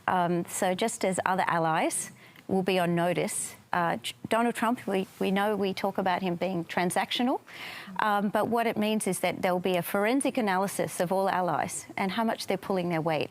And this comes from a perspective of the United States no longer being in a secure position where it dominates in all spheres. It's no longer the most dominant industrial power or economy. I mean, yes, technically, yes, but they see China as a peer competitor and one that is gathering pace. So allies have to pull their weight in this circumstance where we've got forces of authoritarian nature working together. The United States will be looking to allies like Australia to pull our weight, to spend more in defence, to be willing to support the United States even more than it does now, to project power in our region to deter. Yeah. OK, thanks, Lavina. We'll come back to that conversation. We've got to go quickly to Barbara Miller now at the Kamala Harris headquarters in Washington, D.C. Barb, we can see it has emptied out there. What was the mood like there as people were deciding to leave? Oh, it was pretty grim. I mean, we'd seen the mood gradually get worse throughout the evening. People were still putting something of a brave face on it. People did start to leave as it looked like Donald Trump was doing increasingly well as those results came through. But many stayed in the hope of hearing from Vice President Kamala Harris. Then came the announcement that she would not come to her own election watch party. She would not address her supporters tonight. A campaign co-chair saying they would continue to fight for every vote to be counted, for all those voices to be heard. That was already sounding a little bit like resignation, although the campaign is still saying, there is a potential path to victory, the one they always thought was the most likely, and that's through those blue wall states. So Kamala Harris expected to come here tomorrow, back to Howard University. That's her former university, and she wanted to come here and make a speech speech that would have been so full of symbolism. This is a historically black university. It was established in the time of segregation, and she wanted to come here and become, announce herself victorious as the first female president of this country, the first woman of colour to be in the White House. It's looking increasingly like that's not going to happen. After the announcement that she wasn't going to address the crowds tonight, I mean, they almost ran out of here. They really just wanted to get out of here. We saw the former House Speaker Nancy Pelosi make her way down here. She was just going to enter here, and she pretty much turned on her heel and headed back out again. She arrived just as that announcement came that Kamala Harris would not address the crowds. So, of course, people will still hope and watch those returns come in from those blue wall states. But I think people who were here tonight are really bracing themselves that when they do hear from Kamala Harris, it might be in the form of a concession speech. OK, thanks, Barb. Parnell, to you before we say farewell, what are your final observations?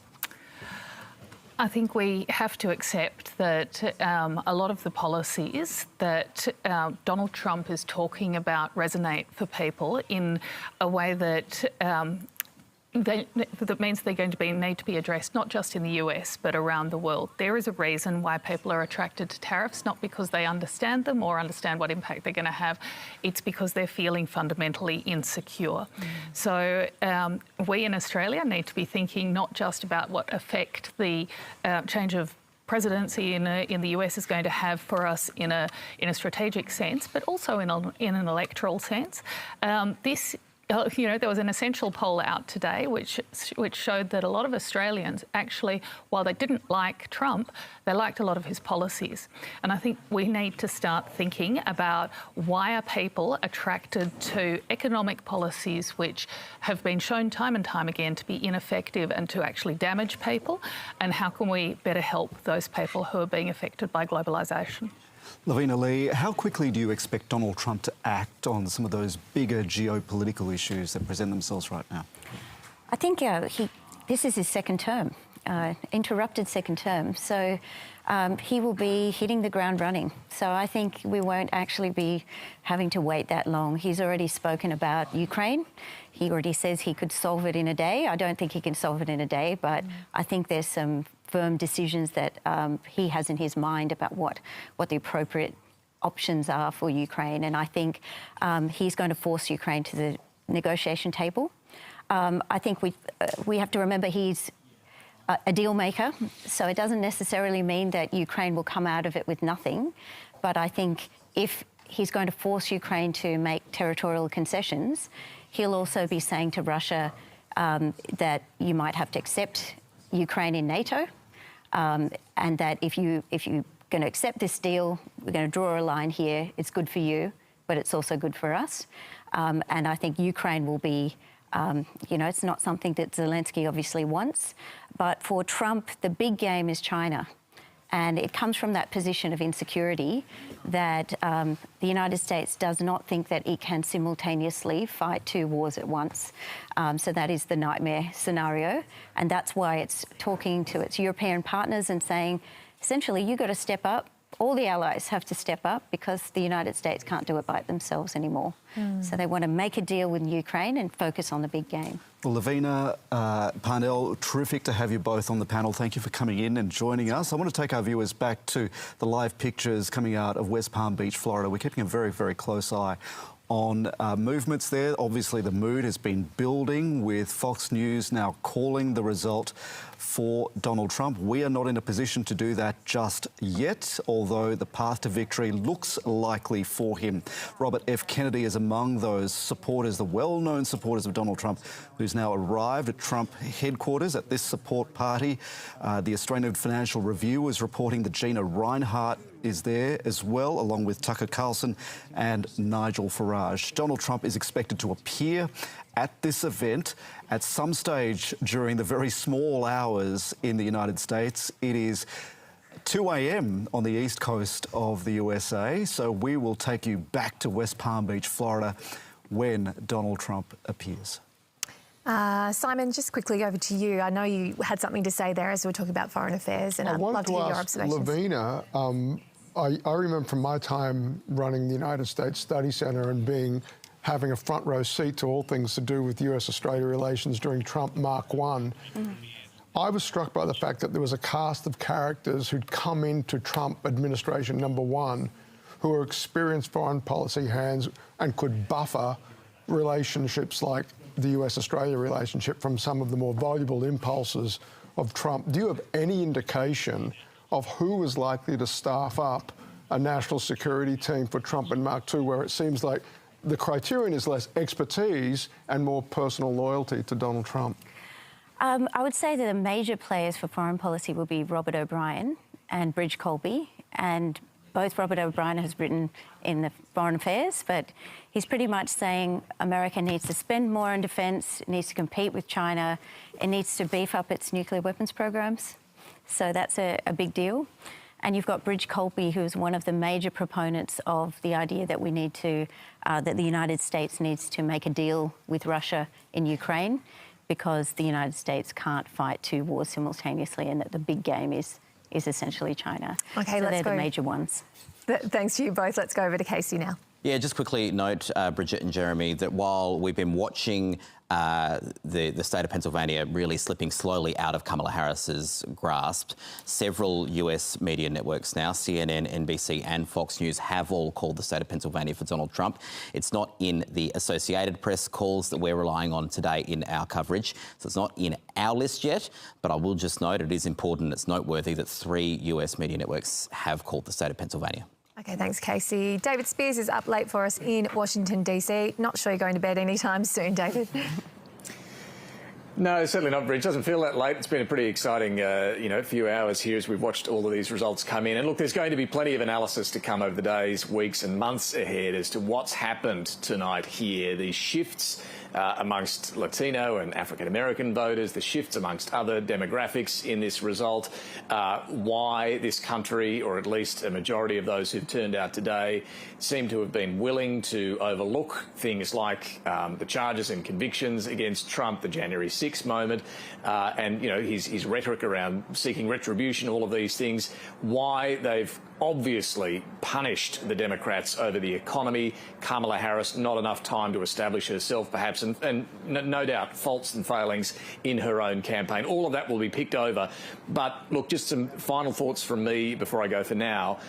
What this means for Australia, I think there's a few things to bear in mind here as we stand by, and Canberra will be standing by, waiting to see Donald Trump emerge on this stage in a moment. There will be nervousness and shock in the sections of the foreign policy establishment in Australia. They like certainty, and Donald Trump does not mean certainty. There will be urgent efforts, no doubt, from Prime Minister Anthony Albanese, once this is confirmed, to get in touch with Donald Trump as a close ally to congratulate him, but to try and lock in support for AUKUS and for the US presence more broadly in our part of the world, in the Asia-Pacific or Indo-Pacific. There will be an effort to ensure Australia is not hit with the tariffs Donald Trump has promised. We will seek, no doubt, an exemption, as we've sought and succeeded to achieve in the Trump presidency Mark I.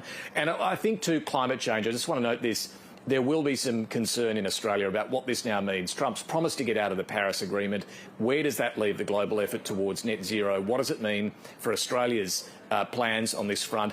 Peter Dutton, no doubt, will be emboldened not only on the climate change front, but on Trump's success here in targeting an incumbent administration over the cost of living. This is exactly what he plans to pull off next year. So this will have an impact on the political contest in Australia as well. But look, as we wait for Trump to speak there, I'll say goodbye for now from Washington, but I will be back in just under an hour with Sarah Ferguson for a live news special here from Washington.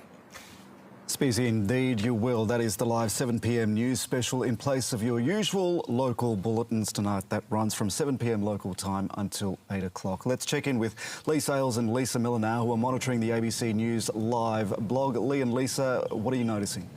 I thought I might just give a little bit of context around Fox News calling the election overall for Donald Trump, because there might be a lot of Australian voters who would think, OK, well, I know Fox News is that extremely biased pro-Trump network, and that is actually correct. But I would point out the Fox News decision desk that they have on election night is actually considered quite a credible source. In fact, in 2020, the Fox News decision desk called the state of Arizona. They were the first to call Arizona for Biden, which prompted Trump to have an absolutely furious meltdown. Get on the phone. That's it. The call was accurate and it was borne out. They were first, but it was accurate. But 2 Fox staffers actually ended up losing their jobs over that because Trump was so enraged. So yes, Trump is a biased network, but their calls that come out of their desk are usually pretty credible. Yeah, and as you say, you were running through, Jeremy, the different, or Casey, running through the different organisations that are projecting a Trump victory. And we've spoken previously about the New York Times needle that we have been watching all afternoon, just moving steadily towards now saying that it's a greater than 95% chance that Donald Trump will be the next president. The other thing that is very noticeable, I think, is that there is already a lot of discussion about where do the Democrats go now. So there's been no concession speech, but already you could say some recriminations about the decision from Joe Biden, whether that should have come earlier. It's going to take a while to work out those shifts in voting groups and if they are significant shifts, and what the Democrats do as far as whether they reconstitute as a party to try and get back to that more moderate formation, and if that's the way that they're going to go, whether they need new talent as they did when Barack Obama came along and he was the saviour from the 2004 drubbing. Well, I think one of the things that's really interesting is, so Donald Trump has got white women and black men, right? So he's got this wholesale appeal right across the electorate. Yeah. Now, we know these days from the research of political scientists and psychologists that what mostly motivates voters in this era is what we call negative partisanship, which is you basically vote for something because you hate the opponent that's on offer. So you don't even have to really like or understand what you're voting for. You just have to find it less offensive than the values of the other side. So what that would suggest is that many people have voted for Trump because they absolutely hate the values and beliefs of the Democrats. So what the Democrats are going to have to do is think about, well, what is it about us that is turning people off? Well, for starters, she didn't go on Joe Rogan's show. It's that sense of, well, I don't need to appeal to the young men. Because, and also because, oh, well, I have my base and so on. But then you have to ask yourself, so there's a couple of ways you can go. You can have a base that you appeal to, but then you can be trying to appeal to the middle ground as well, which is the point you're alluding to. Well, one of the things I do think you can guarantee with the Democrats is that they do, with the recriminations, there is a reckoning that they swing. Like Hillary Clinton lost the Midwestern white men and then they swung to a Joe Biden. Yeah. So you will see them working out what way they need to swing, but they're going to have a lot of discussions about this. Hey, the other thing I wanted to just point out that we're noticing as well, we spoke a lot about possible misinformation and disinformation ahead of this election day. What has been really noticeable is there hasn't been a lot of it. We saw 3 videos that were put out impersonating the FBI, and the FBI jumped on it straight away. We saw Donald Trump come out on Truth Social very early in the morning alleging the cheating in Pennsylvania, and that was immediately ditched. And nothing from Musk, Bannon and Tucker. Super interesting. Back to you in the studio. And Lisa. We're looking at live pictures coming in from Trump HQ at West Palm Beach in Florida, where Donald Trump is expected to speak. Just a moment ago, we were seeing some activity on stage. This is the first activity we've seen on stage for some couple of hours now, so they're clearly setting up for an imminent arrival of Donald Trump at some stage here. As we've been reporting, Fox News has now called this election for Donald Trump, and it's certainly looking that his path to victory has widened through the course of the evening. It's now 2:15 on the east coast of the United States, 11:15 Pacific time on the west coast. It's a late night for Americans, but people are tuned in to see what the possible President-elect may have to say in his first address on this post-election day? Looks as though we'll hear from Donald Trump imminently. Julia, what would Joe Biden be thinking right now? He's probably switched the TV off by now, but... I hope he's gone to bed because there's going to be a lot of questions about, I mean, again, what Nick and I have been talking about before, Nick saying, well, that's why he thought he should keep running, because he just didn't think that a black woman could win in the United States. Others will be saying, and I think probably more vociferously, that he should have stepped aside and given her much more time. And also let her compete against, is she the best candidate that there was for the Democratic side? In primaries, they have to hone their views on a whole bunch of things, state who they are, state how they're different, and she didn't have that chance. Look, Biden, but also losing a lot of places that he made inroads into. I mean, that's surely going to grieve him. Do you know what that primaries point reminds me of? Come back to this if we can. Sorry, I've known Casey's anxiously awaiting us over there at the wall. Yeah, I want to look at another very much a non-battleground state. We've been digging around the map, just looking for interesting patterns, and I want to just show you Texas, and particularly the southern end of Texas. Have a look at this set of counties down at the bottom, near the border, we should say, the border with Mexico. This is what it looks like in 2024. This is what it looked like in 2020. 2016, 2012. Let's also just have a quick look at maybe a couple of examples so you can see that blue blob, as Simon Jackman's been calling them all day, that blue blob has been receding. Let me just pull out one county in particular, Starr County, which Barack Obama won by 73 percentage points just 12 years ago. In 2016, Hillary Clinton won it by 60 percentage points. In 2020, Joe Biden won it by 5 percentage points. And in 2024, Donald Trump's won it by 16 percentage points. We are seeing over time, and particularly in this election, this part of Texas near the border where immigration has been an issue, turning red. Yeah, just talking about the lack of a primary contest to bring in Kamala Harris, it reminds me a little bit, and it's a very different scenario, but of when Julia Gillard took over from Kevin Rudd. To put it in an Australian context, I mean, that was an undemocratic transition, if you like. It was very clean. But there is a reason that politics is messy. There's a reason that primaries exist, to test candidates, to pressure them, to put them through their paces. And I guess the other sort of echo, if you like, not that the US is echoing Australian politics, but the other thing around that time was the surge in migration here in Australia, asylum seekers. Another sort of thing that was going on around that time here in Australia that massively damaged Labor, and I think that's a factor as well in the United States. I think historians will look back and think Biden did too well at two critical junctions in the midterms in 2022. Yeah. Remember, we were expecting the red wave, and it was kind of a red ripple. It was kind of nothing at all. That encouraged Biden to stay on. And there was a second moment as well, this year's State of the Union address. Do you remember? I mean, he was like, wow, what did he have for breakfast? He's just, poor. This isn't Sleepy Joe. And I think those two moments, if you'd have had a kind of freeze moment in the State of the Union, like he had in the debate, then Nancy Pelosi would have blasted him out earlier. They blasted him out pretty late. I don't know, it's funny you bringing up Julia Gillard. I mean, it just reminds me, we talk about double standards a lot, and I don't want to be simplistic or reductive about this because it is a very complicated result and there's a lot of things going through it. But you cannot disagree with the fact that she has been judged with a far more exacting standard than her opponent on just about every metric that there is. I mean, like her getting to power that way, if there was a bloke that had served all that time and been prosecutor and been vice president, wouldn't you naturally assume that authority would be yours, that should rest upon your shoulders? I do think that she has suffered from it in terms of the party. Do you think that's because, we didn't know who she was? We knew who Trump was. He's been around forever. Yeah. The but pressure the wisdom was her. The more we saw of him, the more his vote went down. Remember, they were keeping him out of sight for a while because of that. I mean, I just think there's some deeper currents here that can't be very easily categorised. Now, I keep thinking about the Tea Party. Who was living in the States when the Tea Party was happening? You were and you were. OK.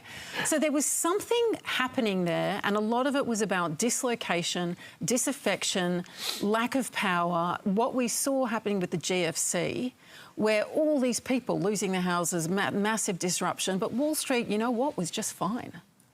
And the anger that began to boil at the elites looking after each other. And then at the same time, those people who were protesting it were caricatured as foolish and silly, and they wore strange hats and they had weird banners, and there was a kind of a snobbishness about what that was all about. And I just think we've seen that in many ways, that sense of impotence and frustration has just snowballed into what we're watching tonight. Does that explain J.D. Vance's trajectory as well? Because he's kind of really mirrored that change, hasn't he? Yeah, well, exactly, but also in a very much more kind of slick way. When we think about the reasons that, you know, Donald Trump chose him, it was, you know, he was younger, he had the Silicon Valley connections, he'd, you know, had the background which was working class, had articulated it so well, and then come up through law school. Trump also loved his blue eyes. He talks about his blue eyes all the time, but also he was seen as someone who could be a sharp advocate and leader within the MAGA movement, which was increasingly cannibalising or overtaking what was the GOP, I think. So. And critically, a pathway to a lot of Silicon Valley money that had launches. But the J.D. Vance story is a remarkable one. This guy is now Vice President of the United States, and therefore the presumptive nominee in 2028 for a Donald Trump who will be ineligible to run again. Yeah. And J.D. Vance's story tells us a lot about the trajectory of the modern-day Republican Party. A never-Trumper. Do you remember? Yes. He described him as America's Hitler. Yeah. Described him as an idiot. Then he becomes a Trump impersonator when he's trying to run for the Senate and succeeded in Ohio. And now he speaks with the zealotry of a convert. And I think that is kind of the trajectory of the modern-day Republican Party microcosm. To our viewers at this Trump HQ party that's taking place now, you might have just spotted Nigel Farage in the crowd. There he is, waiting for Donald Trump to arrive. Nick, Julia used the term slick, that J.D. Vance has been slick. Is he too slick to maintain a relationship long-term with Donald Trump? Oh, look, forgive me, I'm so distracted by the picture of Nigel Farage there. I think it speaks of something. The Trump effect, not only on global affairs, but on domestic politics around the globe. It's going to have a radicalising effect on conservative parties including all over. Here in Australia? I think so. We're already seeing signs of the Americanisation of the Liberal Party. I think we've seen that for a number of years now, taking plays out of the Trumpian playbook, and I'd suggest that's going to be a big thing that comes from this. It's not only the impact of Trumpism in America, but how Trumpism percolates all around the world. I'll just get your reflection on how slick J.D. Vance is and what that relationship is like, Nick, with Donald Trump. Oh, well, they made it up. I mean, that was the story of how he became the vice president. He positioned himself as the guy that was going to carry on the MAGA movement. I mean, when he was selected, it was a kind of going mega MAGA. And he kind of apologised to Trump, didn't he? He said, you know, I was wrong about you, I got you wrong, and now I'm going to kind of go to war for you and I'll help you in the Rust Belt and all that kind of stuff. But I think there's bigger things to worry about right now than J.D. Vance. There is a bit of a view that in some quarters that J.D. Vance is too slick and that Donald Trump doesn't like anyone outshining him and that he won't last too long. Now, we'll wait and see. Stand by. Here is Donald Trump. Lady Usha Vance, along campaign staff. And I'm proud to be an American, where at least I know I'm free. And I won't forget the men who died, who gave that right to me. And I gladly stand up next to you and defend her still today. 'Cause there ain't no doubt I love this land. God bless the USA.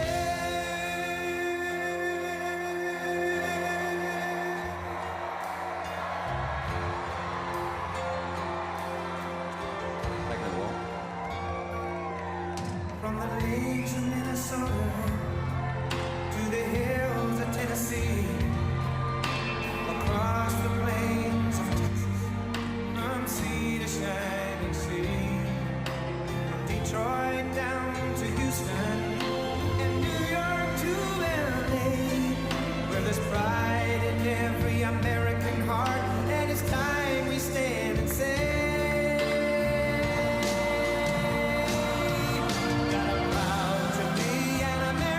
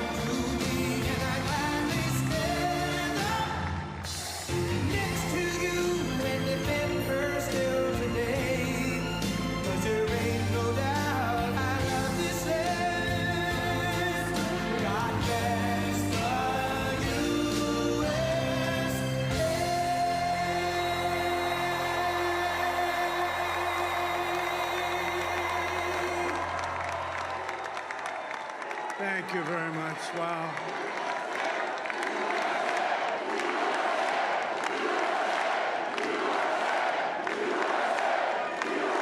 Well, I want to thank you all very much. This is great. These are our friends. We have thousands of friends on this incredible movement.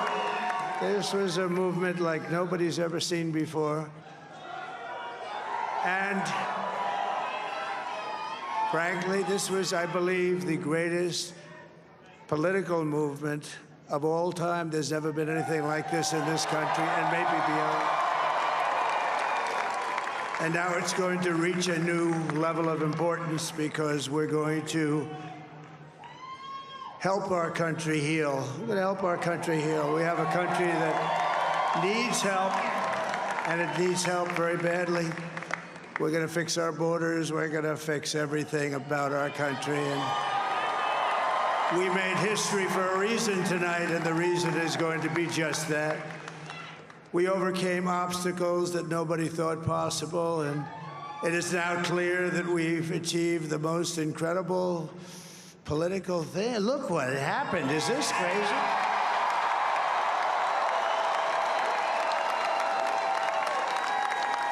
But it's a political victory that our country has never seen before, nothing like this. I want to thank the American people for the extraordinary honor of being elected your 47th president and your 45th president.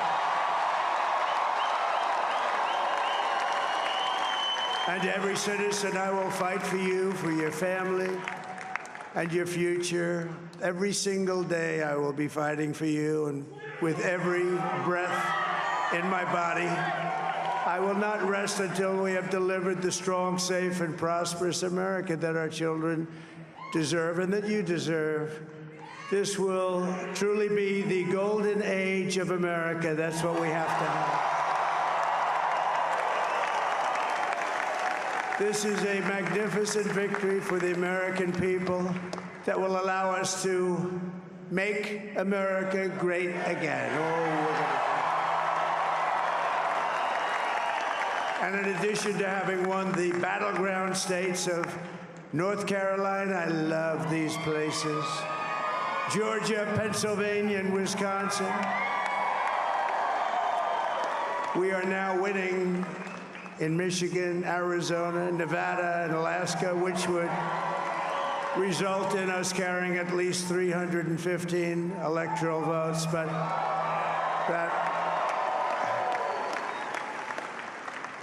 But it's much easier doing what the networks did or whoever called it, because there was no other path. There was no other path to victory. We also have won the popular vote. That was great. Very proud of that.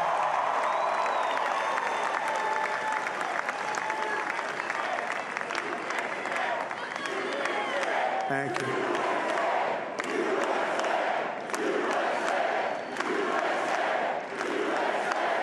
Thank you very much. Thank you. And, winning the popular vote was very nice, I will tell you.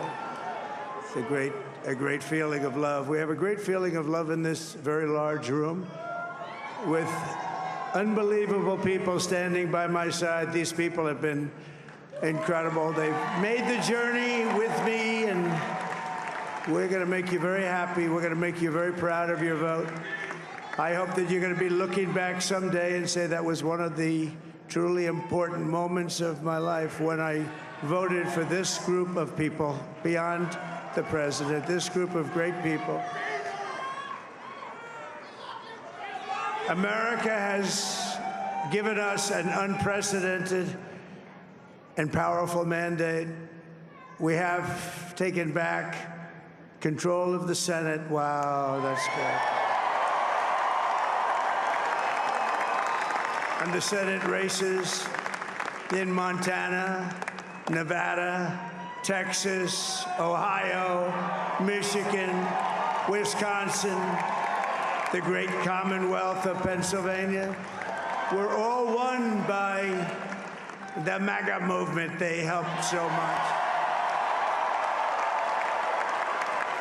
And in those cases, every one of them, we worked with the senators. They were tough races. And I mean, the number of victories in the Senate was absolutely incredible. And we did tele-rallies. We did tele-rallies with each one of them. And sometimes we did 2 or 3 and it was amazing to look at all of those victories. Nobody expected that, nobody. So I just wanted to thank you very much for that. And you have some great senators and some great new senators. And it also looks like we'll be keeping control of the House of Representatives.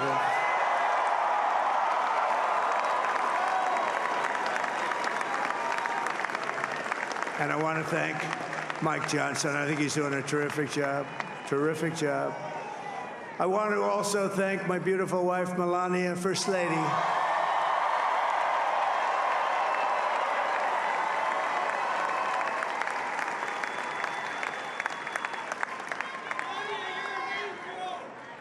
Who has the #1 best-selling book in the country. Can you believe that?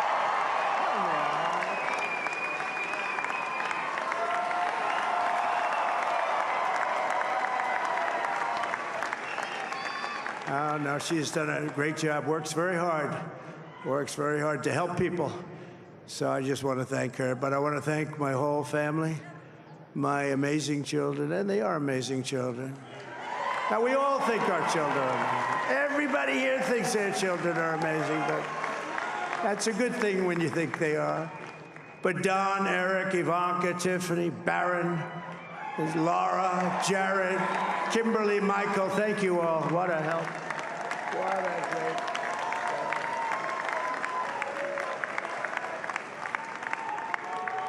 My father-in-law, Victor, is tremendous, and we miss very much Melania's mother, Amalia.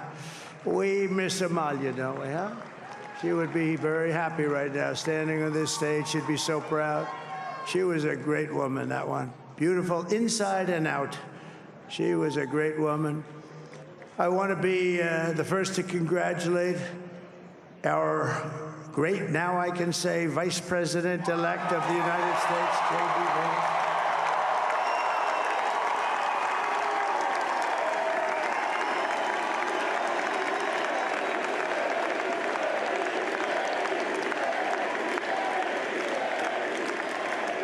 And his absolutely remarkable and beautiful wife, USAVotes. And he is a feisty guy, isn't he? You know, I've said, go into the enemy camp. And you know, the enemy camp is certain networks. And a lot of people don't like to, sir, do I have to do that? He just goes, okay. Which one? CNN, MSDNC? He'll say, all right, thank you very much. He actually looks fine. He's like the only guy I've ever seen. He really looks forward to it, and then he just goes in and absolutely obliterates them. Say a couple of words here.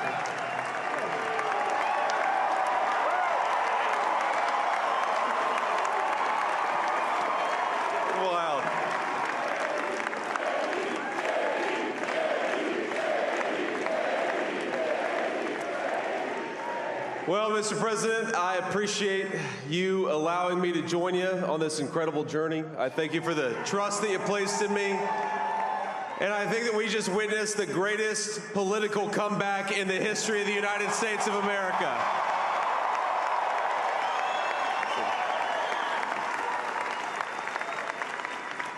And under President Trump's leadership, we're never going to stop fighting for you, for your dreams, for the future of your children. And after the greatest political comeback in American history, we're going to lead the greatest economic comeback in American history under Donald Trump's leadership.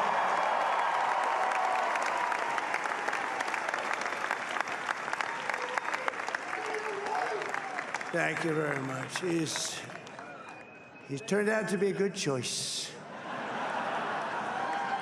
I took a little heat at the beginning, but he was, I knew the brain was a good one, about as good as it gets. And we love the family, and we're going to have a great 4 years, and we're going to turn our country around, make it something very special. It lost that little that little thing called special, we have to make it so. We're going to make this so great. It's the greatest country and potentially the greatest country in the world by far. And right now, we're going to just work very hard to get all of that back. We're going to make it the best it's ever been. We can do that. If we had to wait longer, I don't know. It was going bad, and it was going bad fast. We're going to have to seal up those borders, and we're going to have to let people come into our country.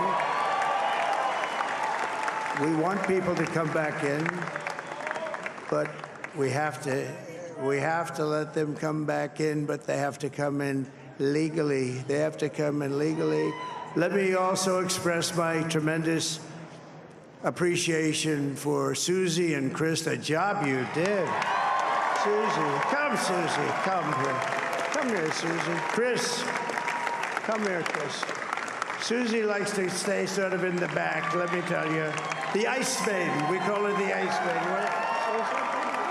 Come here, Chris, come here, Chris.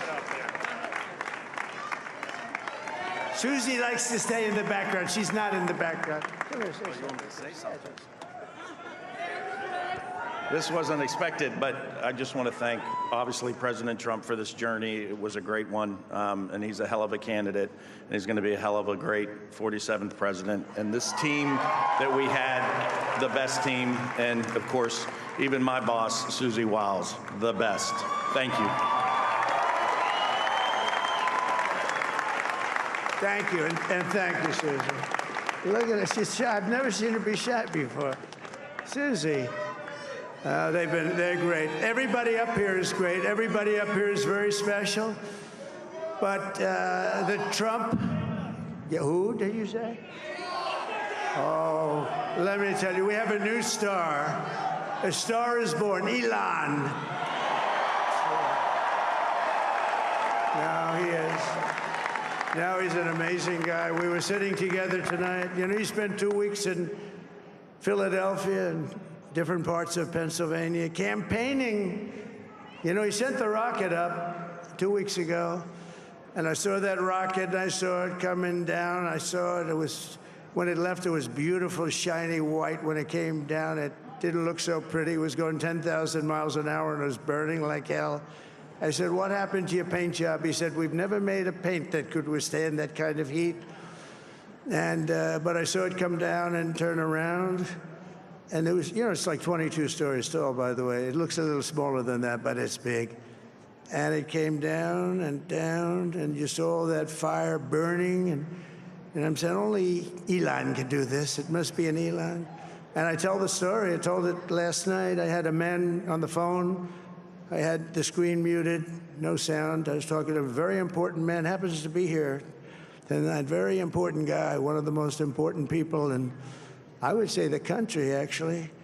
But, you know, I was president, and now it looks like I was going to be maybe president again, so I figured I could ask him to hold.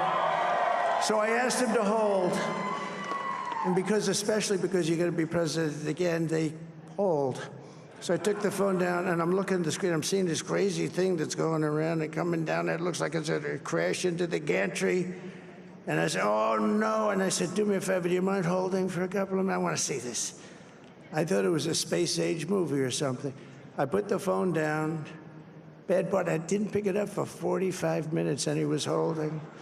But this spaceship came down, and I saw those engines firing, and it looked like it was over. It was going to smash. And then I saw the fire pour out from the left side, and I put it straight. And it came down so gently, and then it wrapped those arms around it, and it held it. And just like you hold your baby at night, your little baby. And it was a beautiful thing to see. And I called Elon. I said, Elon, was that you? He said, yes, it was. I said, who else can do that? Can Russia do it? No. Can China do it? No. Can the United States do it other than you? No, nobody can do that. I said, that's why I love you, Elon. That's great. And you know, when we had the tragic Hurricane Helene, and it hit North Carolina, they were really devastated, the water. This was a big water, as big as we've ever seen, water hurricane. It built lakes out of nothing. Fields became lakes, and the danger was unbelievable. And the people from North Carolina came to me and they said, would it be possible, at all possible, for you to speak to Elon Musk? We need Starlink. I said, what's Starlink? It's a form of communication. So I called Elon, and I'll tell you what, he had, and it was very dangerous. People would die. They had no communication. All the wires were down. I called Elon Musk. I said, Elon, you have something called Starlink. Is that right? Yes, I do. What the hell is it? He said, it's a communication system that's very good. I said, Elon, they need it really, really badly in North Carolina. Can you get it? He had that there so fast. It was incredible. So, and it was great. It saved a lot of lives. He saved a lot of lives. But he's a character. He's a special guy. He's a super genius. We have to protect our geniuses. We don't have that many of them. We have to protect our super geniuses. I want to thank some of the guys. You know, we have up here today the U.S. Open champion. He's a fantastic golfer. He's slightly longer than me. It's a ball a little bit longer than me. Just a little bit. Bryson DeChambeau is up here someplace. What happened to Bryson? Where is he? Bryson. Oh, he was shot. He's hitting balls. Oh, he's on the way. He's hitting balls. Bryson. Oh, look at him.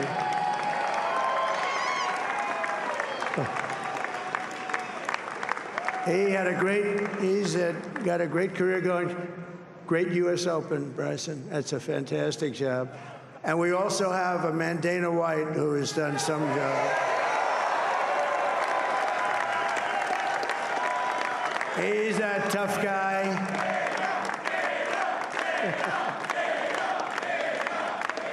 So Dana started UFC and came to me, do you mind if I use your... Nobody wanted to give him a rinse because they said it's a rough sport, a little rough.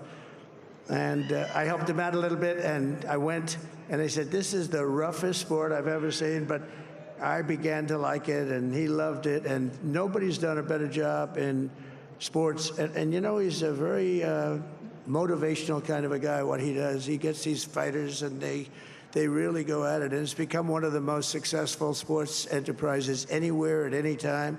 It's doing so well. I'd like to ask Dana just to say a couple of words, because people love to hear from him. Dana,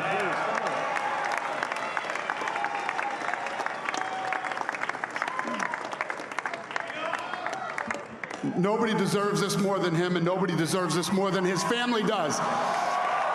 This is what happens when the machine comes after you. What you've seen over the last several years, this is what it looks like. Couldn't stop him. He keeps going forward. He doesn't quit. He's the most resilient, hard-working man I've ever met in my life. His family are incredible people. This is karma, ladies and gentlemen. He deserves this. They deserve it as a family. I want to thank some people real quick. I want to thank the Nelk boys, Aiden Ross, Theo Vaughn, busting with the boys, and last but not least, the mighty and powerful Joe Rogan. And thank you, America. Thank you. Have a good night.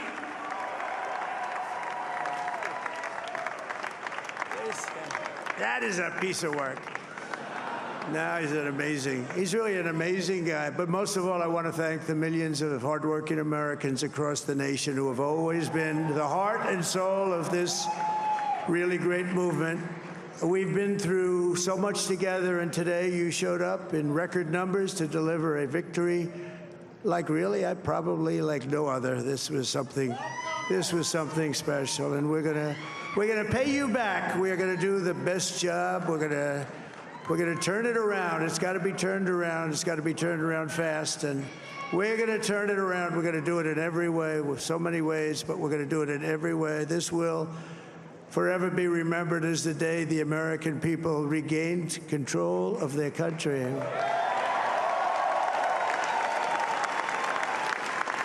So I just want to say that on behalf of this great group of people, these are hard-working people. These are fantastic people, and we can add a few names like Robert F. Kennedy Jr. He came in.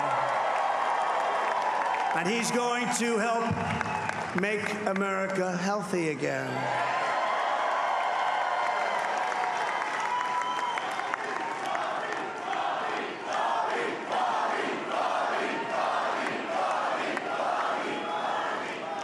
And now he's a great guy, and he really means it. He wants to do some things, and we're going to let him go to it. I just said, but, Bobby, leave the oil to me. We have more liquid gold, oil and gas. We have more liquid gold than any country in the world, more than Saudi Arabia. We have more than Russia. Bobby, stay away from the liquid gold. Other than that, go have a good time, Bobby. We're going to be paying down debt. We're going to be reducing taxes. We can do things that nobody else can do. Nobody else is going to be able to do it. China doesn't have what we have. Nobody has what we have. But we have the greatest people also. Maybe that's the most important thing. This campaign has been so historic in so many ways. We've built the biggest, the broadest, the most unified coalition. They've never seen anything like it in all of American history. They've never seen it. Young and old, men and women, rural and urban. And we had them all helping us tonight. When you think, I mean, I was looking at it, I was watching it. They had some great analysis of the people that voted for us. Nobody's ever seen anything like that. They came from all corners, union, non-union, African American, Hispanic American, Asian American, Arab American, Muslim American. We had everybody, and it was beautiful. It was a historic realignment, uniting citizens of all backgrounds around a common core of common sense. You know, we're the party of common sense. We want to have borders. We want to have security. We want to have things be good, safe. We want great education. We want a strong and powerful military, and ideally we don't have to use it. You know, we had no wars. 4 years we had no wars, except we defeated ISIS. We defeated ISIS in record time, but we had no wars. They said, he will start a war. I'm not going to start a war. I'm going to stop wars. But this is also a massive victory for democracy and for freedom. Together, we're going to unlock America's glorious destiny, and we're going to achieve the most incredible future for our people. Yesterday, as I stood at my last stop on the campaign trail, I'll never be doing a rally again. Can you believe it? I think we've done 900 rallies approximately from them. Can you imagine? 901, something, a lot of rallies. And it was sad. Everybody was sad. Many people, I said, this is our last rally. But now we're going on to something that's far more important, because the rallies were used for us to be put in this position where we can really help our country. That's what we're going to do. We're going to make our country better than it ever has been. And I said that many people have told me that God spared my life for a reason.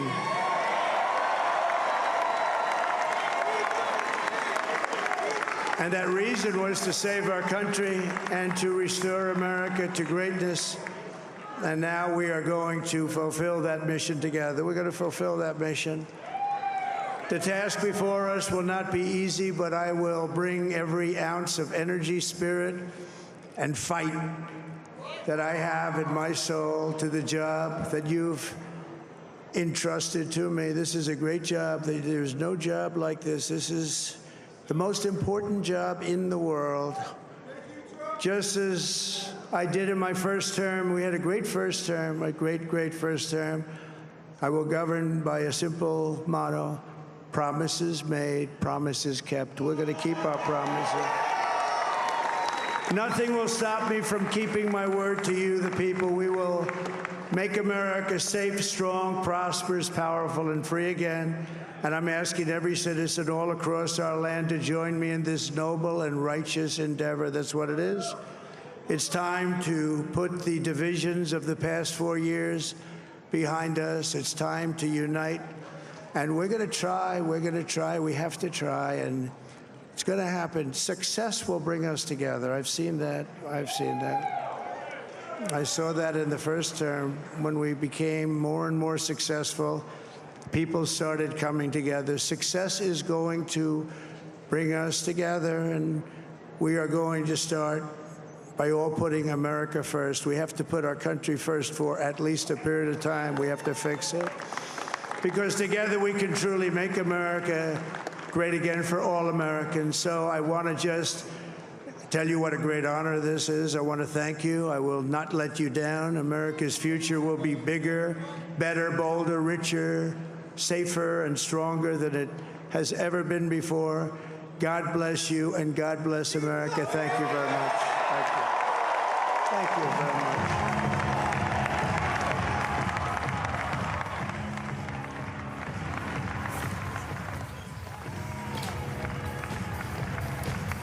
Donald Trump, in his own words, describing this as the greatest political movement of all time. This will, he says, be the golden age of America. We're going to help our country heal.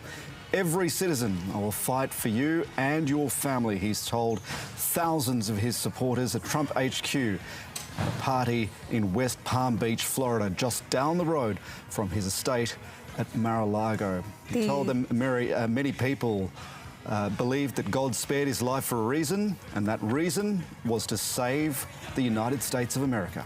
The election result not yet final. Trump describes a magnificent victory after seizing Pennsylvania, we believe. Fox News has called the US election for Donald Trump. Other networks yet to do that. He thanked his family, saying that his wife Melania had stood beside him throughout the campaign.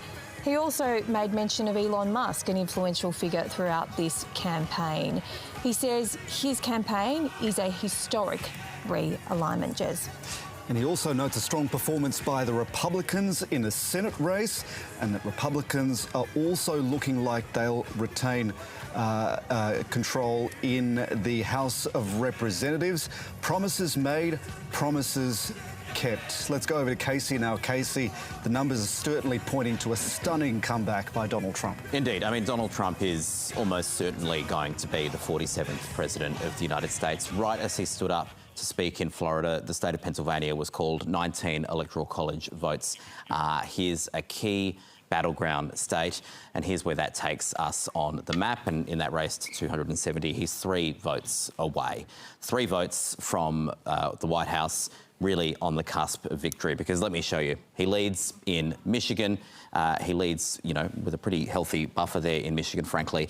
He leads in Wisconsin by 4 points with only a very small number of votes left to come. I believe he's leading in Nevada as well, and he's leading in Arizona. Any one of those would tip him over the line, but there's actually an even easier route for Donald Trump to get over the line.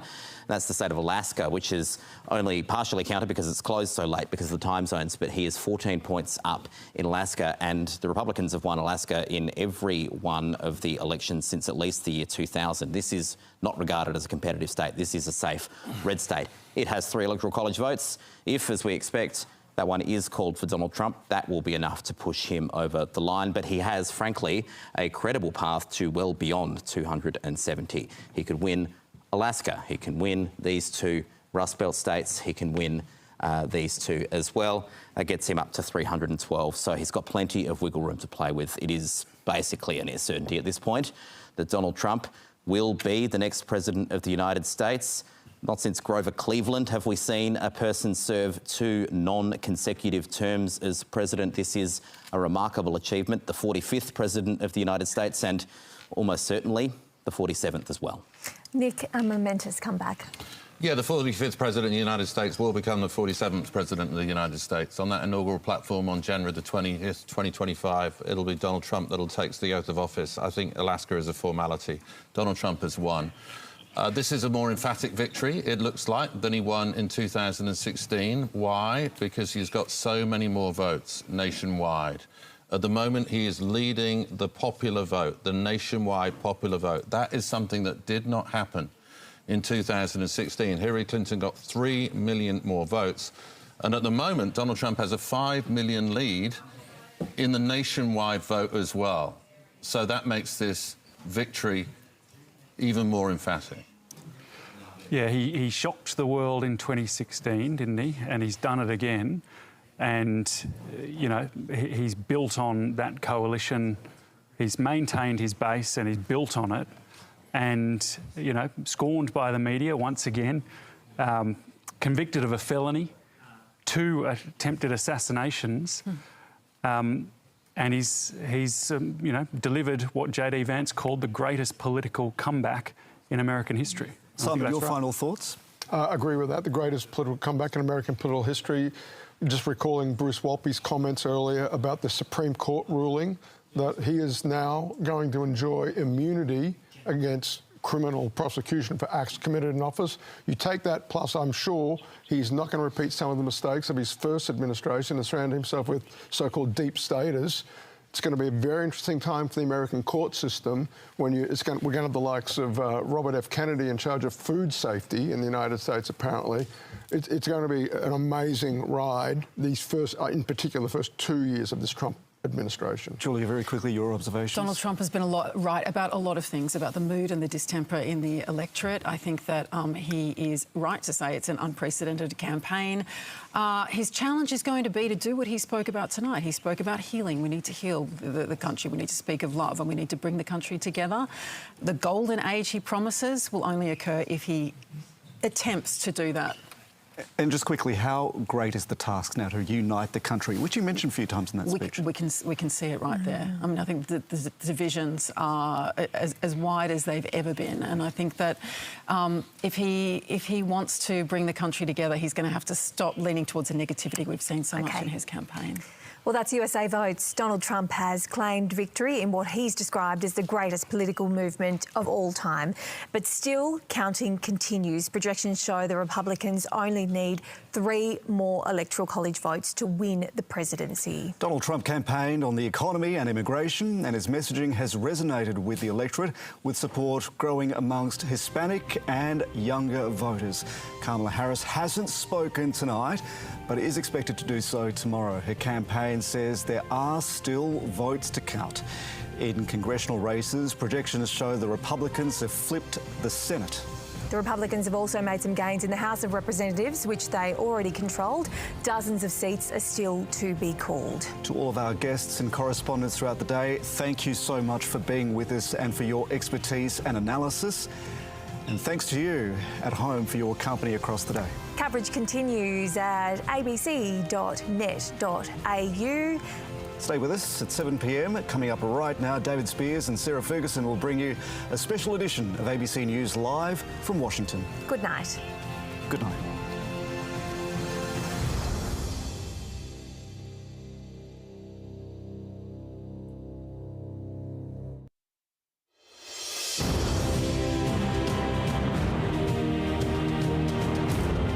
Tonight, Donald Trump is on track to stage one of the biggest comebacks in American political history.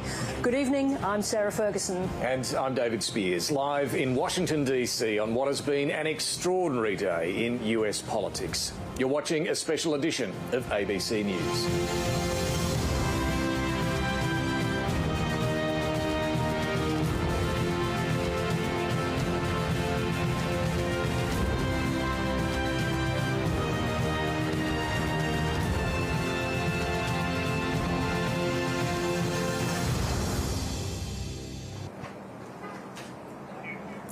Hello, David. Hello, everyone at home. Now, stay tuned because we'll also have top stories from your local state and territory newsrooms a little later. But first, to the hugely consequential story unfolding in front of the world's eyes. Donald Trump is on track to defeat Kamala Harris and retake the White House. In the end, it's the economy that appears to have been the biggest factor in this result. Concerns over Donald Trump's conviction, his rhetoric and the January 6th insurrection weren't enough to disqualify him in the eyes of voters. This likely outcome also means Americans have again said no to electing a female president. Our correspondents are in the swing states across the country, poised to bring you the latest developments as the count continues. We're going to go live to the Trump camp's headquarters in just a moment. But first, let's take a listen to what the Republican presidential nominee has had to say in the past few moments.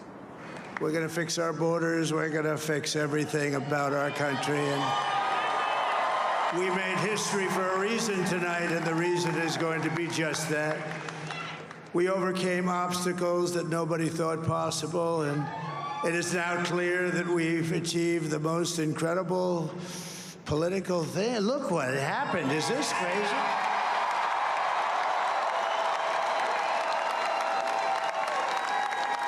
But it's a political victory that Our country has never seen before nothing like this. A jubilant Donald Trump and supporters there. It has been a long day for our teams in the United States, but of course there's plenty more to come yet. So let's go straight to the ABC's North America Bureau Chief, Jade McMillan, who's been there at that Trump event at West Palm Beach in Florida. And our North America correspondent, Barbara Miller, joining us as well. She's at the Harris headquarters at Howard University here in Washington, D.C. Jade, first to you. We've just seen Donald Trump give a lengthy speech. Give us a flavour of what he's had to say. Well, Donald Trump was joined on stage here at his election watch party in West Palm Beach by members of his family, senior figures in his campaign, and also his running mate, J.D. Vance. J.D. Vance described this moment as the greatest political comeback in US history. Donald Trump has certainly claimed victory. Fox News was the first to declare him as the winner. A number of other media outlets, including the Associated Press, which the ABC uses, hasn't yet put him over the line, over the 270 votes that he needs to enter the White House, but he is leading, it appears, in all of those states that could deliver him that result. So there is a very broad expectation here that Donald Trump will be returning to the White House. He described this as a tremendous victory. He referenced the assassination attempt, the bullet that nearly came very close to taking his life. He said that people had suggested to him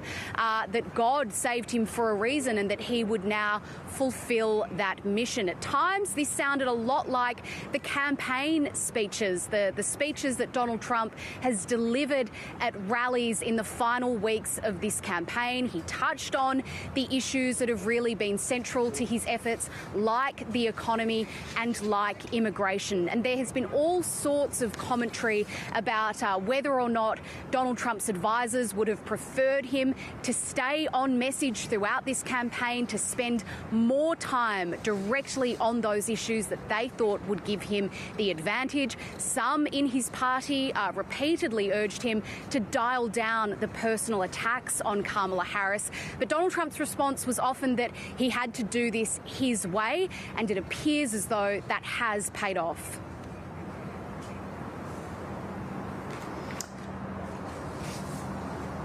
Trump HQ in a state of euphoria. Frankly, this was, I believe, the greatest political movement of all time. There's never been anything like this in this country, and maybe beyond. MAGA royalty, old and new, arriving at the party, celebrations at every call. The Fox News decision desk can now officially project that Donald Trump will become the 47th President of the United States. These are our friends. We have thousands of friends in this incredible movement. This was a movement like nobody's ever seen before. This could be the result the Trump faithful had desperately hoped for. This feels a lot like the 2016 vibes as you see the results coming in. You can tell the crowd here, pretty psyched. Tailgating outside the former president's Mar-a-Lago home, supporters couldn't contain their joy. He did a great job. He was very fearless. We really needed to wake up, and it took a certain person to do that. His billionaire backer, Elon Musk, celebrating on X. The future is going to be fire. Donald Trump cast his ballot in person, beginning Election Day with a sense of optimism. No, I feel very confident. I have felt, we went in with a very big lead today. And it looks like Republicans have shown up in force. He visited a campaign office in Florida. They're going to be watching, make sure there's no cheating, right? There's going to be no cheating. And encouraged those still waiting to vote in other states to stick around. Stay in line. Don't let them take you off that line.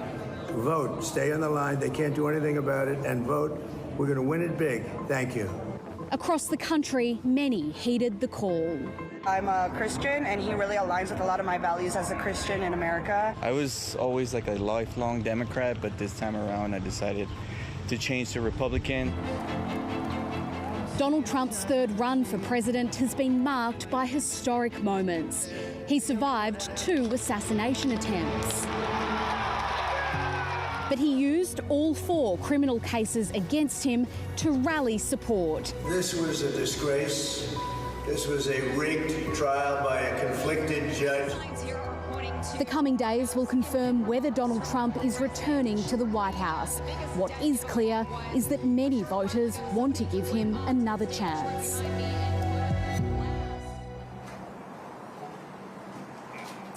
Now, Barbara Miller is at the Kamala Harris headquarters, not very far from here at Kamala Harris's alma mater, the famous black university, Howard University. Obviously a very different scene.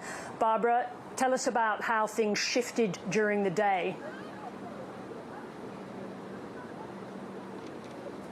They shifted dramatically. The atmosphere really went downhill pretty rapidly here. And then when an announcement came that Kamala Harris wouldn't address her own election party, this place just cleared out. I mean, the atmosphere here couldn't be more different than just a day ago when we were in Philadelphia and there was that star-studded rally, that promise of the election eve. It really speaks volumes that Kamala Harris decided not to come here and address her supporters. I think we can read that the campaign was absolutely reading the writing on the wall there. And I don't think it's going to be long before we see the bloodletting begin in the Democratic Party. Questions about whether she really was the right candidate, whether they should have had an open convention, and whether Joe Biden should have come good on that promise to be a transitional president and should have stepped aside earlier. But before all that, Kamala Harris is expected here later today now to address supporters back here at Howard University. And when she comes here, is going to be to deliver a very different speech than she intended to or hoped to, and certainly a very different one than the supporters who flocked here tonight hoped to hear.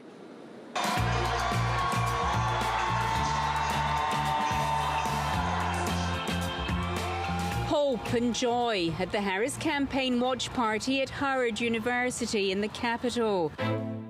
But the mood turned as it became increasingly clear this wasn't their night for a convincing victory. Some were still putting on a brave face. I don't want to necessarily put myself in that mindset of her not winning.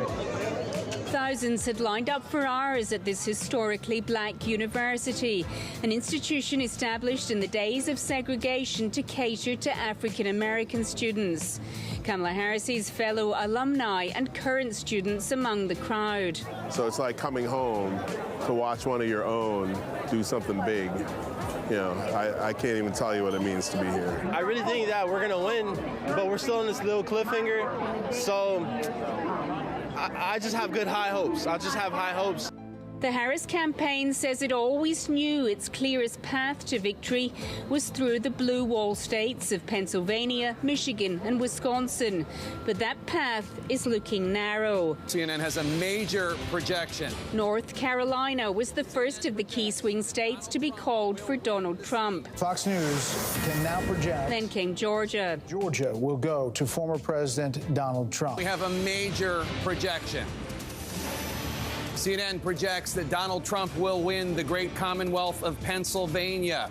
This is a huge, huge achievement for Donald Trump. Donald Trump's message on the economy and immigration seems to have hit home in a cost of living crisis. I'm definitely for, Donald Trump, obviously. It's important for him to get back in office, for me, to secure our borders, to help our economy to get back to where we were. My economy was much better under him than it is now. And the immigration issue is very important to me.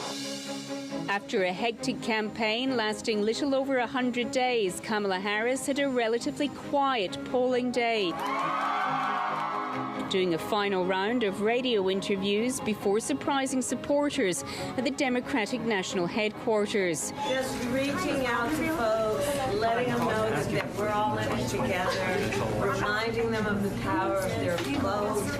Votes out here. Got to talk to voters. Hitting the phones herself to try and get every last vote. You did. Thank you.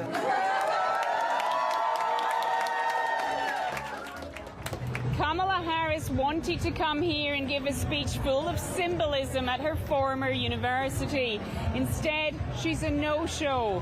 Her supporters now flooding home, hoping that tomorrow might bring better news. We will continue overnight to fight to make sure that every vote is counted, that every voice has spoken. So you won't hear from the Vice President tonight, but you will hear from her tomorrow.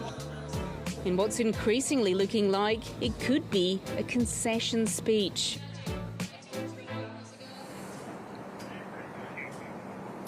Well, Casey Briggs has been crunching the numbers at the ABC's election HQ for us all day. Casey, bring us up to speed. Hey, Sarah. So the first sign that things were going wrong for Kamala Harris and very right for Donald Trump came from southern states like Georgia, where we started to see that Kamala Harris was underperforming Joe Biden in urban centres like Atlanta, but also cities like Philadelphia further north, and Donald Trump was overperforming in the south of the state. So it became relatively clear in the afternoon that, yes, Donald Trump has won Georgia. Donald Trump also won the state of North Carolina and, late in the day, the state of Pennsylvania. And that gets us to 267 Electoral College votes for Donald Trump. 3 away from victory, from 270, from being the 47th President of the United States. And, well, let's just look at the pathways of how he can get those 3, and it's relatively easy for him to do so, because look at the state of Alaska. That has 3 Electoral College votes. That would get him there, and this is a relatively safe red state. Republicans have won this really every election since the year 2000 and before. But Donald Trump's also leading in these 2 states, the Great Lakes states of Michigan and Wisconsin. He's leading in Nevada and Arizona as well. So he's got quite a lot of buffer room there. And at this point, it is looking near certainty, extremely likely that Donald Trump will be the next president of the United States. He'll be only the 2nd person to serve 2 non-consecutive terms as president, and that hasn't been done since Grover Cleveland in the 19th century. Amazing. Casey, thank you very much for that. That's the lay of the land with the Electoral College, and you can see there Trump ahead in so many of those battleground states and among so many different demographics as well. Why? Well, it is becoming clear that economy and the cost of living was one of the driving factors at the ballot box. Let's get more on this and bring in Stephen Hamilton, an economist with George Washington University. Stephen Hamilton, firstly, how would you describe the shape and state of the US economy right now, and how is it actually being felt by those who have backed in Donald Trump tonight? Yeah, there's this incredible contrast, because I think the US economy is probably the strongest economy in the world, right? We have very high productivity growth, 3 times faster economy than Australia, unemployment at 4.1, inflation's back down to 3%. The Fed is cutting rates. It's sort of a Goldilocks scenario, but I think in people's minds are the last 4 years, right? And you can see from the breadth of this sort of victory, it's everywhere in the suburbs, in the rural areas, in the cities, that people have just rejected the economic situation of the last 4 years. Can I just ask you about that, Stephen, because you're talking about the economy being in strong shape, and it's an irony that Trump is going to inherit an economy that's building. But for people, for the voters, they weren't yet feeling all of that in their pay packets and in the cost of goods, were they? Well, recently, real wages have started to grow quite strongly, actually, because of that high productivity number. But, inflation only goes one way, right? It's a ratchet.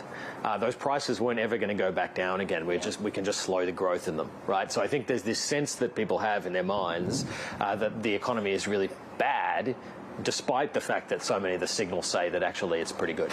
So here's the question. Trump says he will fix it. will he, with his plans to increase these tariffs on the world? Well, look, I mean, if he does that, it'll make the problem significantly worse. There's no doubt about that, right? Raising the price of every single imported good by 10 to 20% can only do one thing to inflation, right? So the hope that we have, actually, is that he doesn't do what he said he'd do.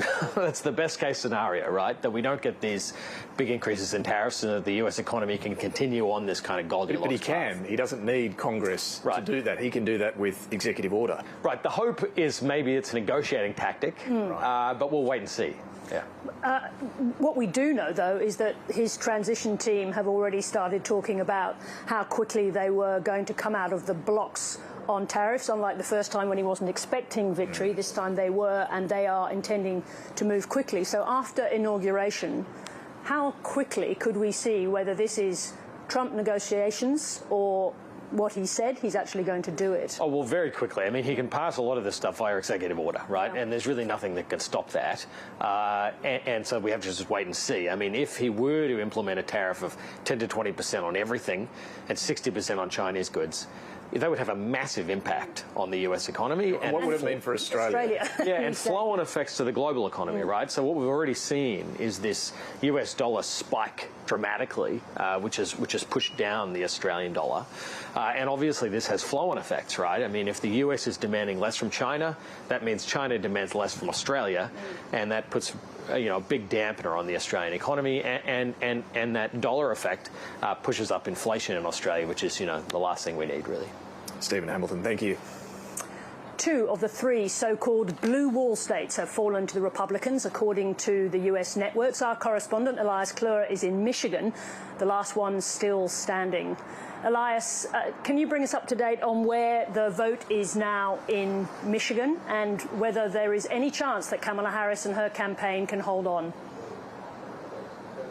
Sarah, well, I'm currently at the official Michigan Republican event here in the suburbs of Detroit, and I've just spoken to the regional director here who says he predicts that Donald Trump will carry Michigan by about 2%. He doesn't believe there's a pathway for Kamala Harris to win. Now, of course, he's a Republican. He's the regional director of the GOP here, but he's saying a 2% victory in Michigan to Donald Trump. Now, of course, Donald Trump won in 2016 by just 11,000 votes. So if that 2% prediction is correct, he would have had to have built on that blue-collar worker coalition he developed so effectively in 2016 with younger voters. Some exit pollings we've seen so far shows that Donald Trump has performed exceptionally well in the college towns and younger voters here in Michigan, and critically, Arab American voters. So about 3% of the Michigan population are Arab American, and the GOP operation really used disquiet within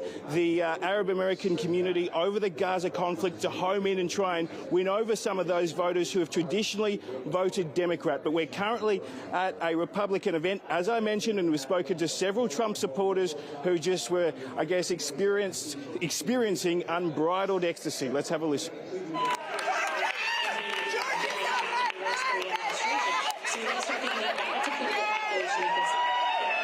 He cares so much about this country. He took a bullet for this country, and I think America is speaking. It's going to get our energy from right here, where we have it, our liquid gold under our feet. Like he says, crack, crack, crack. I mean, he's demonstrated to people that he cares and that he has solutions that will work for them. So a lot of these people feel like they've been forgotten. Elias Kluwer, thank you. So many interesting shifts in the vote here tonight and so many implications for Australia, which we're going to explore this evening as well. That's all from Washington, D.C. for now. We will be back soon, though, with the latest in this historic presidential election. Now we're going to return you to your local newsroom for the rest of the day's news.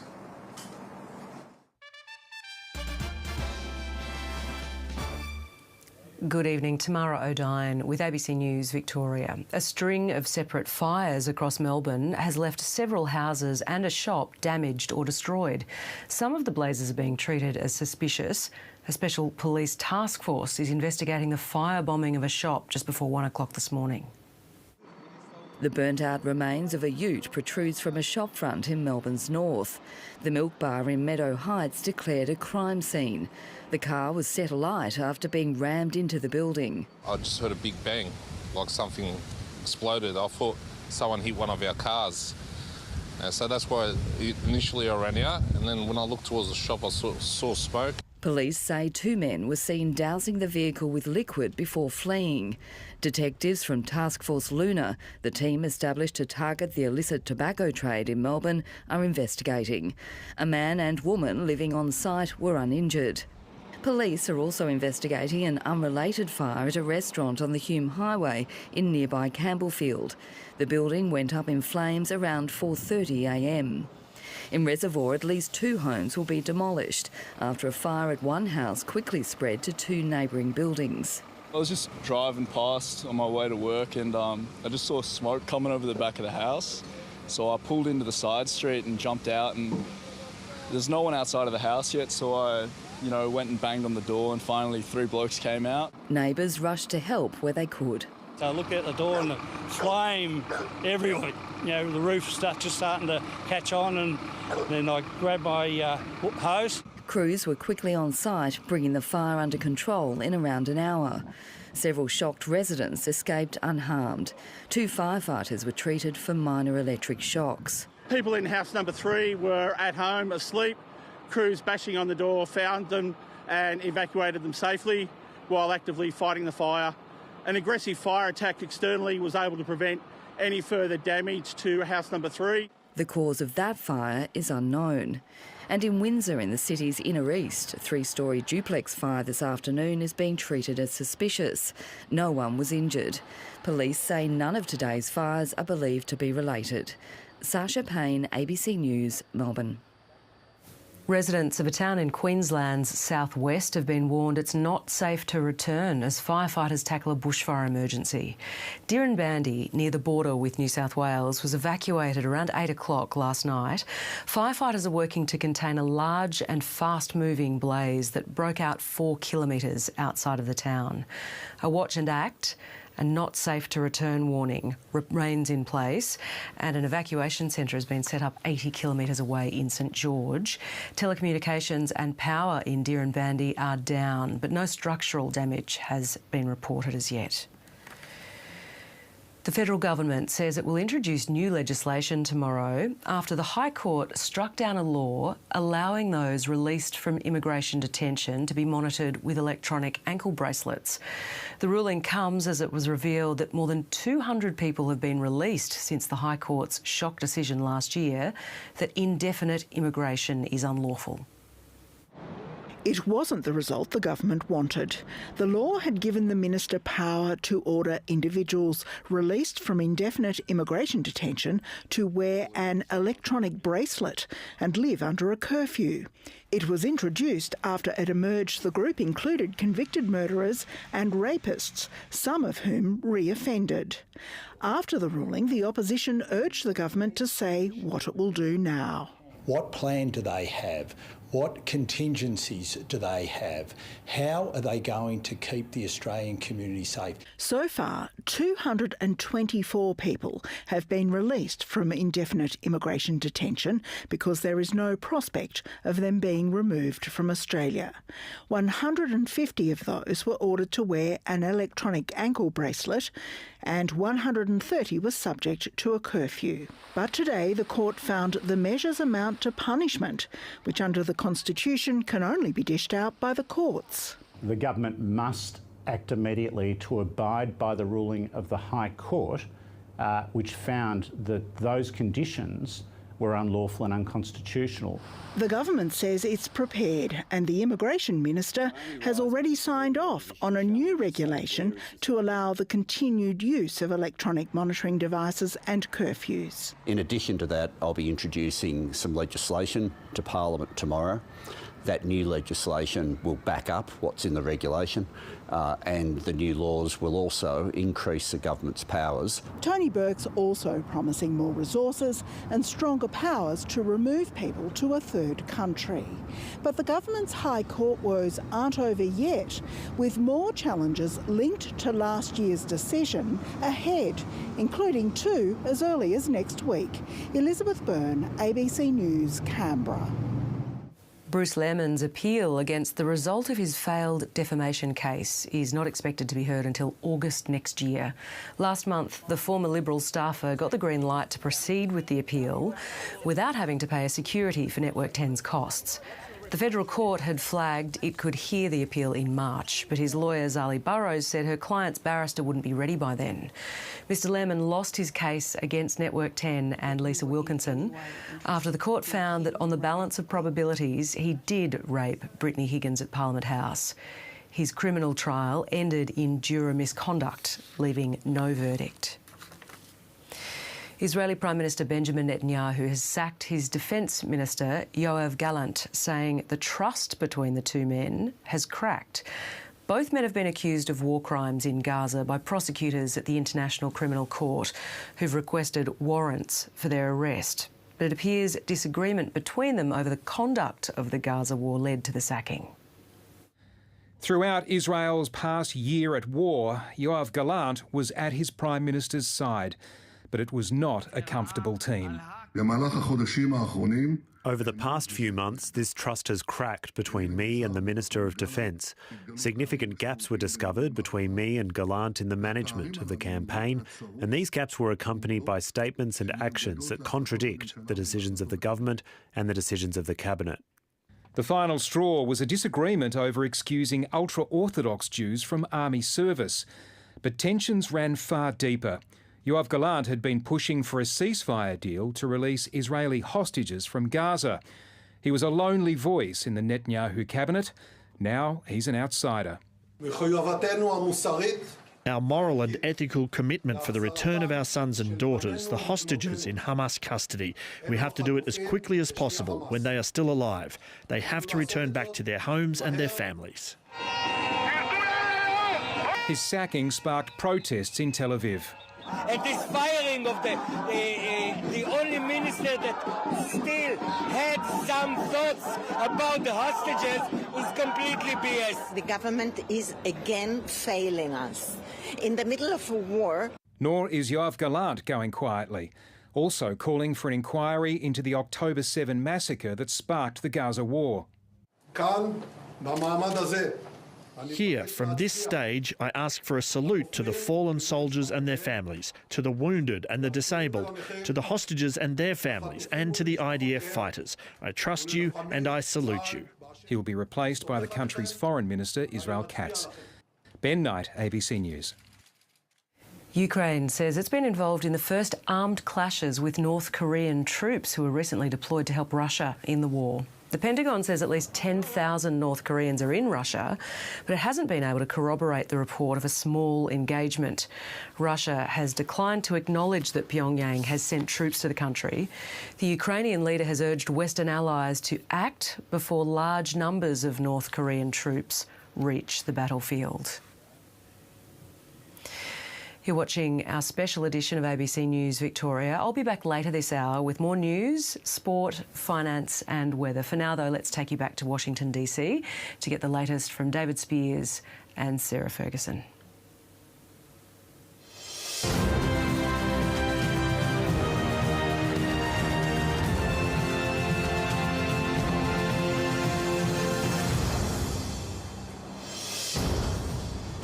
Welcome back to Washington, D.C. On this historic night in the United States, several of the networks here in the US have called this race for Donald Trump. We've seen him give, well, a celebration speech, we can call it that. The ABC, we're not yet calling it for Donald Trump, but we've made it very clear, as Casey Briggs was telling us earlier, he has several paths to victory. It is looking very likely that this will be a return to Donald Trump in the White House. And to that end, we've also received statements just in from Prime Minister Anthony Anthony Albanese and opposition leader Peter Dutton congratulating Donald Trump on victory. Anthony Albanese says congratulations to President Donald Trump on his election victory. Australians and Americans are great friends, true allies. Working together, we can ensure the partnership between our nations and peoples remains strong into the future. Similar sentiment from Peter Dutton, who says on behalf of the federal coalition, I congratulate Donald Trump on being elected by the American people as the 47th President of the United States of America. And we're joined now by the former ambassador, US ambassador to Australia, an appointment of Barack Obama, Jeff Bleich. Jeff is also the chair of the Centre of Democracy and Disruptive Technologies at Flinders University. But importantly, Jeff Bleich is also a very long-standing colleague of Kamala Harris. They worked together in California politics since the mid-1990s. So I have to ask you the hard question first. Jeff Bleich, is it over for Kamala Harris? I think it most likely is. If you look at the electoral results, it's very difficult to see any way that you could run the table with the remaining 4 states that haven't certified their elections yet. And so I think tomorrow we're likely to get a final resolution on this. And do you think that Kamala Harris did not have enough time to define herself? Is this a reflection, first of all, on her or on the conditions in the United States as they stand at the moment? I don't think that this is a reflection on her, although there will be some analysis done. There are certain demographics that didn't show up, and the question will be what was motivating them to vote differently than they did in the Biden election. But I think it had more to do with what she had hoped to do, which was a mandate on Donald Trump and his fitness for office. And I think her expectation was that the second time around, or now the third time around, the Republican Party would move away from him, more women would come out against him, and that he would not be able to return to office. And the conclusion that came out is that Republicans have become comfortable with him as the voice and face of their party, and that women, although they came out in high numbers, not enough to overcome men who he had encouraged to come out, and it was very much based upon those factors. Clearly, the American people, or at least those who voted for Donald Trump, weren't discouraged by the many things Democrats warned about. We heard warnings that democracy was on the ballot here, that Trump was an authoritarian, an autocrat. Do you still fear that's what we're going to see in this country? What does this mean for your democracy? Well, you know, we did not move into an autocracy during the first term.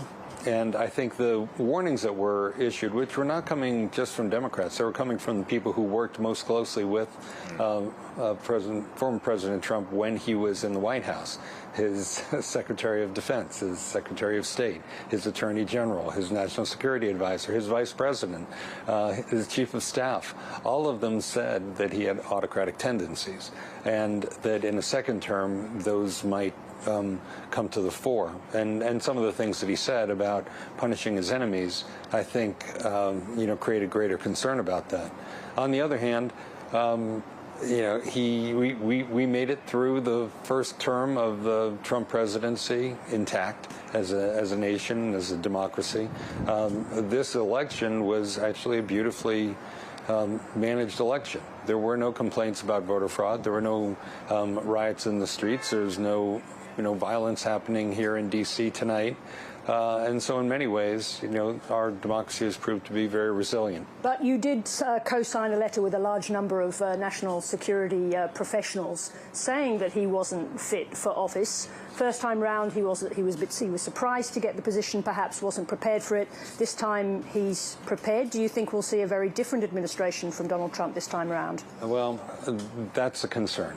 I don't know what he's going to do. There are things that people who supported him will push back on.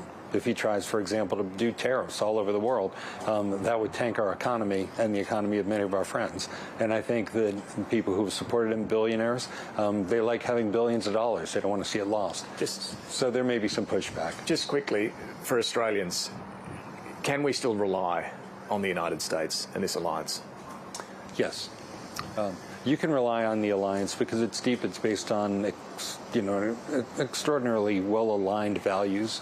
There is a not just a set of treaties, but there are actual people, and there are departments, and there are agencies, and there's a deep well of... You say agencies, but they've promised to get rid of 75% of the federal government. Yeah, well, again, we'll see what happens. But there's a commitment between our two nations, and I think the people of our nations want us to be committed to each other. That, I think, is going to be the greatest strength, but it will be challenged. And I could say more, but it's been a long day. Emotions are raw, and I think it's best to allow them to mellow. And we appreciate you coming in this evening on a tough night for Democrats. Jeff Blush, thank you very much for joining us. Thank you. Well, the road to the White House has seen both Donald Trump and Kamala Harris focus on key swing states across the US, battlegrounds. They absolutely had to win to get into the White House. The biggest of these states is Pennsylvania, and just a few moments ago it was declared a win for Trump. So we'll go to Carrington Clark now, who's in Pennsylvania, and also to Isabella Higgins in Phoenix, Arizona. Carrington, do we understand yet why it is that Kamala Harris appears to have underperformed in some of the areas of Pennsylvania that were absolutely crucial to her victory there?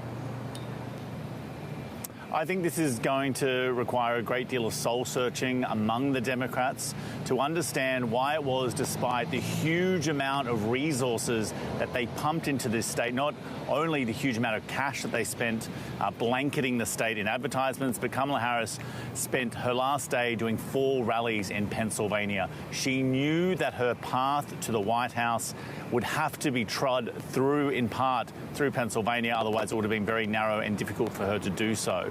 And so they spent the resources here, but it doesn't appear that they were able to actually secure the support where they needed to secure it. It was fascinating watching it from this state.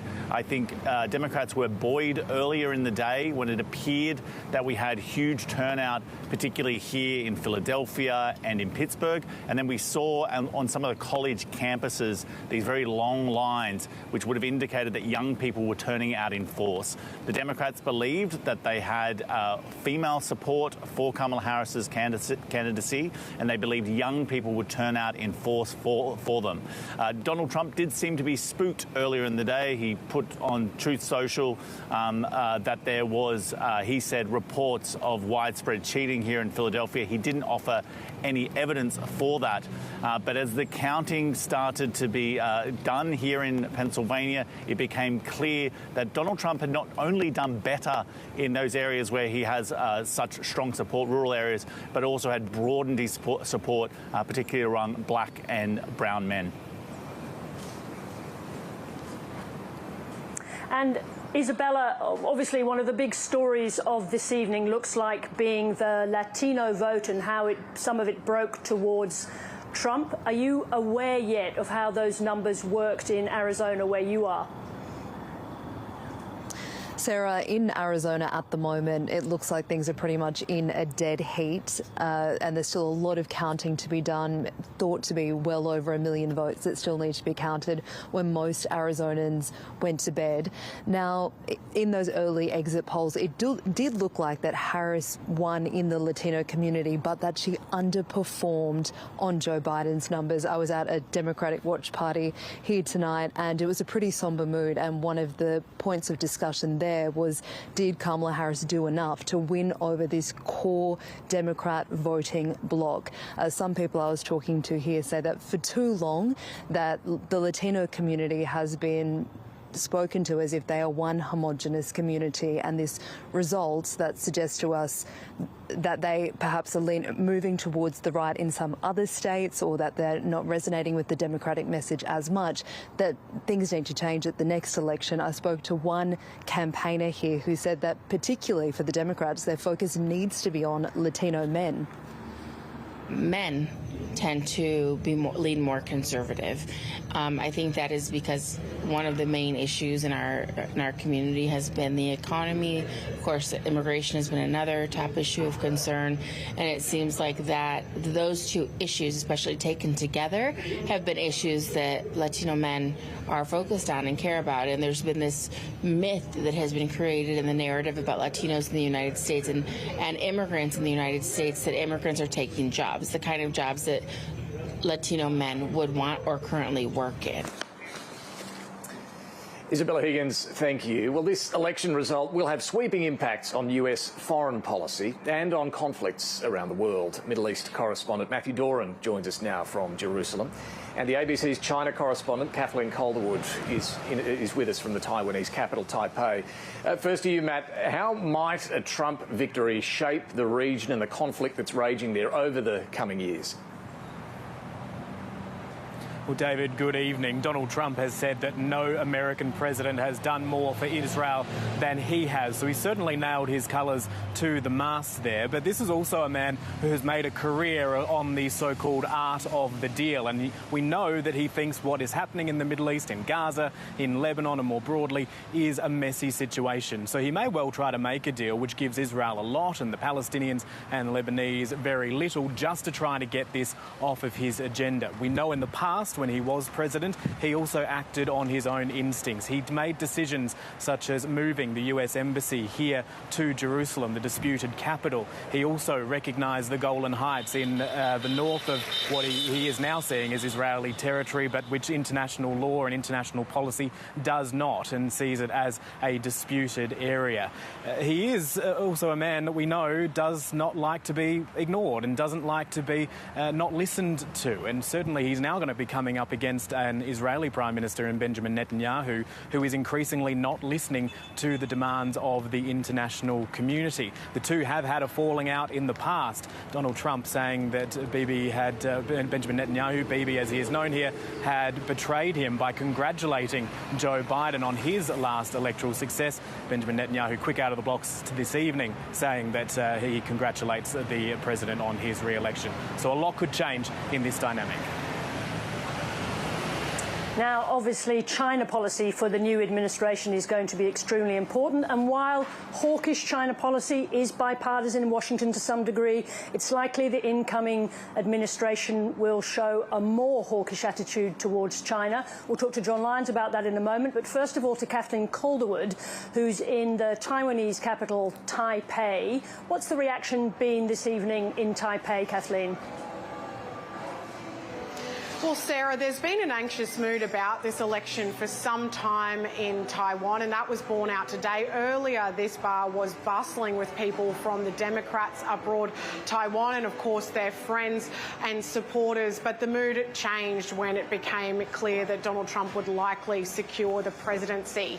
America is Taiwan's most important ally, and the US is committed to ensuring that the island has the resources it needs to defend itself were China to attack. But Donald Trump has swung wildly in his messaging around China and Taiwan lately. So if he gets over the line, it means there will be a great deal more unpredictability in this region. China itself is grappling with an enormous economic crisis that is consuming domestic politics. So it's very likely that the leadership in Beijing will now be bracing themselves for a ratcheting up of that trade war with the US. But on the other hand, some do argue that the uncertainty a Trump presidency will create for US allies in the region could work in Beijing's favour, because dealing with America alone is easier than managing the relationship when the US has a lot of friends. I'll ask Ukraine. Okay. China. All right, thank you, Kathleen Calderwood. We're dealing with a few delays here from Washington, but I'm pleased to say that John Lyons is here to steady the ship for us, our Global Affairs editor. Thank you for joining us. Look, Kathleen, explaining there this uncertainty over the US-China relationship, and it did seem to seesaw during Trump's first time in office. What can we expect in terms of this pivotal relationship now? Well, one of Donald Trump's favourite words is wild. He has said he'll let him be wild with healthcare, and I think we'll be in for a wild ride with Donald Trump now. All of the bitterness of having had an election stolen from him, in his view, he's now back in power. He thought, the elites thought he was down and out. He's back in there now. So everything he's wanted to do, this is the last chance saloon now. And I think he's talked about 60% tariffs on China. I think he will go through with those. Executive order, they don't necessarily have to go through Congress. And China would respond to that too. China would hit back. So I think we're on the brink of a trade war, of another major trade war between China and the US. And obviously with huge consequences for Australia. Australia getting caught in the middle, as always, having to choose between our biggest customer, China, and our biggest ally, the United States. So I think we're in for a trade war with China. Ukraine. Tonight, Ukraine will be devastated by this result. Let me ask you a question, actually, John. How do you think Volodymyr Zelensky is feeling right now? Well, Sarah, my 3 trips to Ukraine since the Russian invasion, they were so focused on Washington as much as on Moscow. They will be absolutely gutted because Donald Trump's talked about cutting NATO funding. There's a big constituency here in America. Why should we be spending money on Ukraine? And without NATO money, the Russians can essentially come in. Donald Trump has said, I will solve Ukraine in 24 hours. He said that on CNN. I think he'll try to bring together Putin and Zelensky. He's very close to Putin, has an opaque relationship with Putin. He'll bang their heads together and say to Zelensky, if you don't accept these current borders, then you get no more money, which means Ukraine loses 20% of its land. So, in effect, tonight's result will physically redraw the boundaries of Europe. And just very briefly on the Middle East, we know that Donald Trump said that he told Netanyahu that he should finish the job. What do you anticipate we'll see? I think Donald Trump's very close to Israel. His son-in-law, Jared Kushner, is a very strong supporter of the illegal settlements. I think it's devastating news, as it is for Ukraine, for the Palestinians as well, and the Lebanese. John Lyons, thank you. So you heard John talking about China there, about the Middle East, and obviously a very big story that this will be in Kyiv tonight. There's a very big defence pact, of course, that involves Australia's relationship with the US, AUKUS. We're yet to know what Donald Trump's position is on that. That will emerge. But let's go live now to the Osborne shipyards in Adelaide, and our reporter there, Rory McLaren. Rory, where you are is obviously eventually where Australia may build its nuclear-powered submarine. I'm not going to say will. It's been thrust back into the spotlight in the past 24 hours. What are your reflections on the result tonight and what that means for AUKUS and the construction of submarines in Australia? Yeah, there's no doubt about it that AUKUS is well and truly back in the spotlight given today's developments. I mean, local industry here in South Australia and across the country will be hoping for that continued bipartisan support for the project as they look to increase their investment ahead of the construction of the SSN AUKUS submarines here at Osborne. Of course, there are 2 phases to the AUKUS submarine program. The first phase, buying Virginia-class submarines from the United States and then constructing, hopefully here at Osborne, US-designed UK-designed vessels in the future. Now, earlier today we heard from former Trump White House staffer Emma Doyle. She now works for former Federal Treasurer and US Ambassador Joe Hockey's firm. She says that it makes sense for Donald Trump to continue to support the AUKUS deal. We also heard a little bit earlier this afternoon from former Prime Minister Scott Morrison. He, of course, was one of the architects of the AUKUS agreement. He says it is a good deal and that Donald Trump was very committed to the alliance between Australia and the United States during his first term in the White House.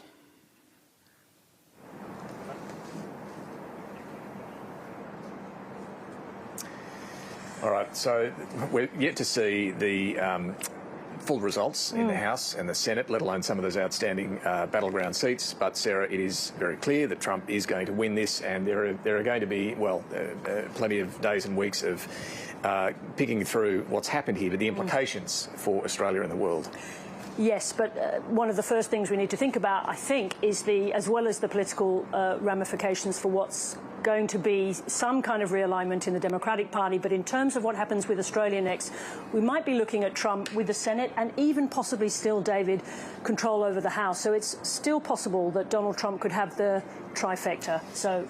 Well, indeed, that's all for now from Washington, D.C. on an historic night. Let's return you now to your local newsroom.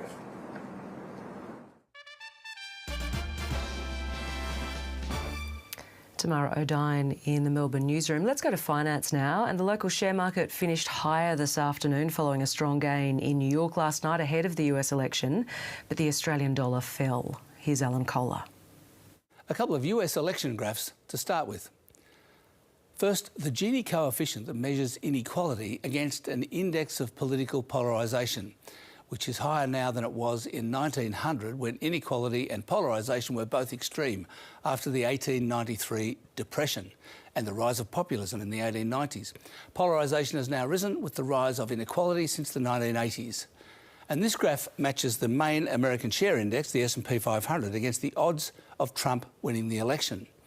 They both fell in mid-July when Joe Biden pulled out, and then the share market followed Trump's odds higher, presumably because he's going to cut the company tax rate. And then his odds spiked last night, and the share index rose 1.2%. The euphoria spread to Japan today, although shares in Hong Kong fell. In Australia, strong gains by retailers, banks and tech stocks drove the index 0.8% higher.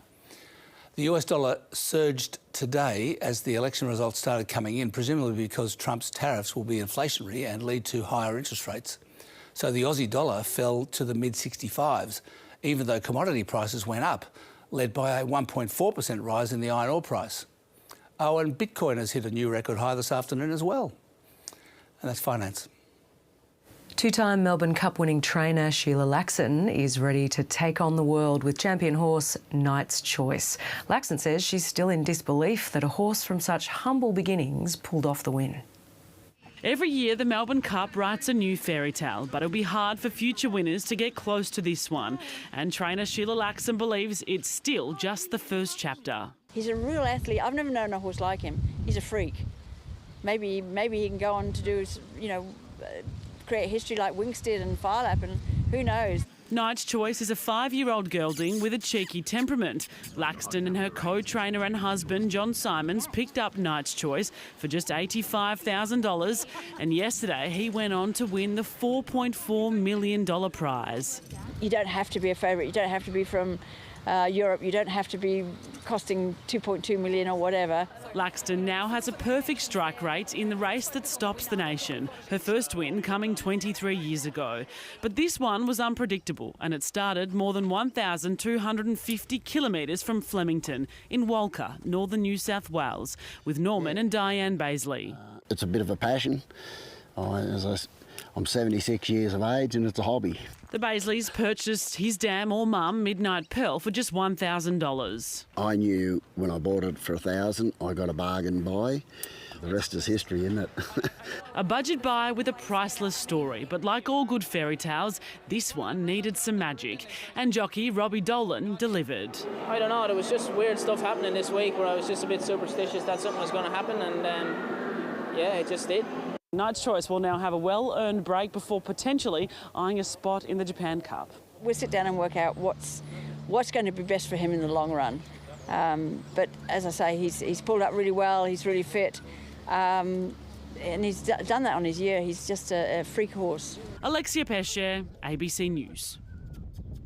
The 2024 AFLW Grand Final will be played under lights this year in a first for the league. The final series kicks off on Friday night between North Melbourne and Adelaide, with the season decider on the 30th of November. The game will be at 7:45 p.m. Eastern Daylight Time, regardless of which city ends up hosting the match. AFL executive Laura Kane says the decision is not a precursor to holding a men's night grand final. To the weather now, and last night minimum temperatures mostly ranged between 8 and 16 degrees. It was coldest at Strathbogie, East Sale, Omeo and Mount Hotham on 7. Today, isolated showers and thunderstorms in the west moved east through the late morning and afternoon as a cool southwesterly change entered the state and reached central parts later today. Top temperatures were up to 15 degrees above the November average. It was hottest in Swan Hill, where it got to 39. Here in Melbourne, we reached our high of 32.8 degrees at 2:17 this afternoon, and it's dropped right down to 20 degrees outside now. Interstate today, Hobart had showers. It was mostly sunny in Sydney, Brisbane and Darwin, and cloudy in Perth and Adelaide.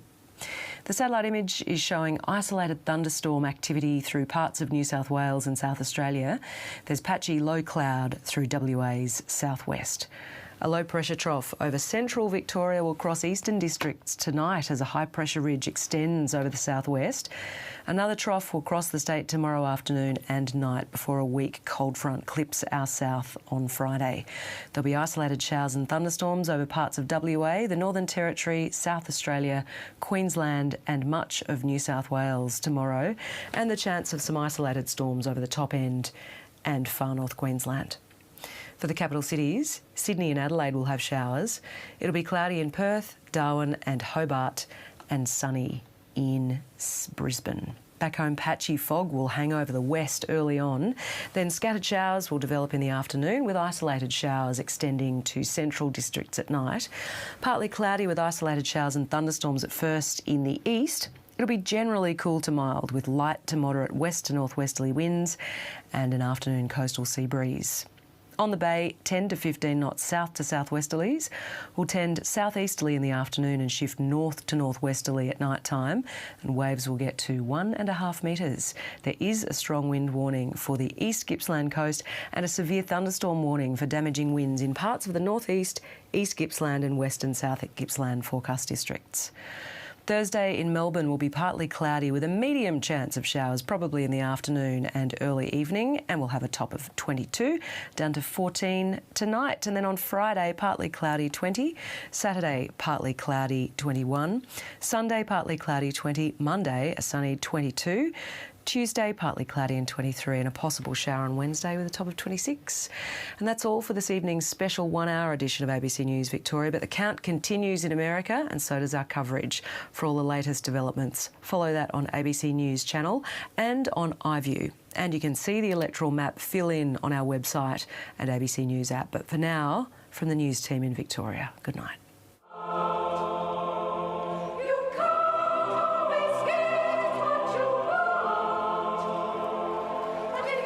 This is not okay, ladies and gentlemen. Kamala Harris and Tim Walz for president. Joyful warriors. And when we fight, we win! Well, I wouldn't mind this job. You think you just fell out of a coconut tree?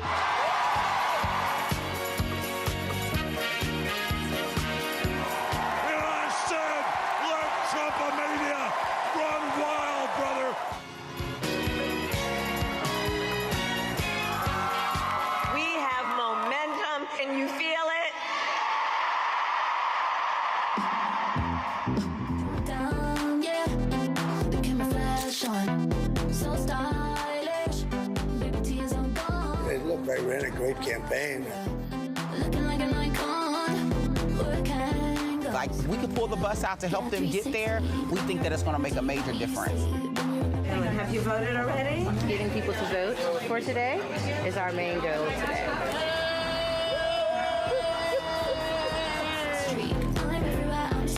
I voted. Go vote. Go vote. If you know anybody that needs a ride to vote to the polls, I'ma keep on running because the winner don't quit on themselves.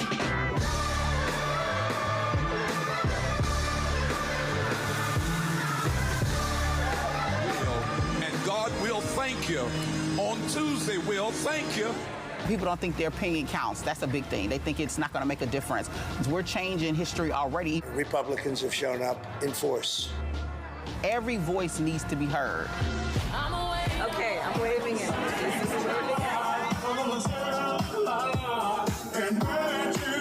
I got this feeling inside my bones.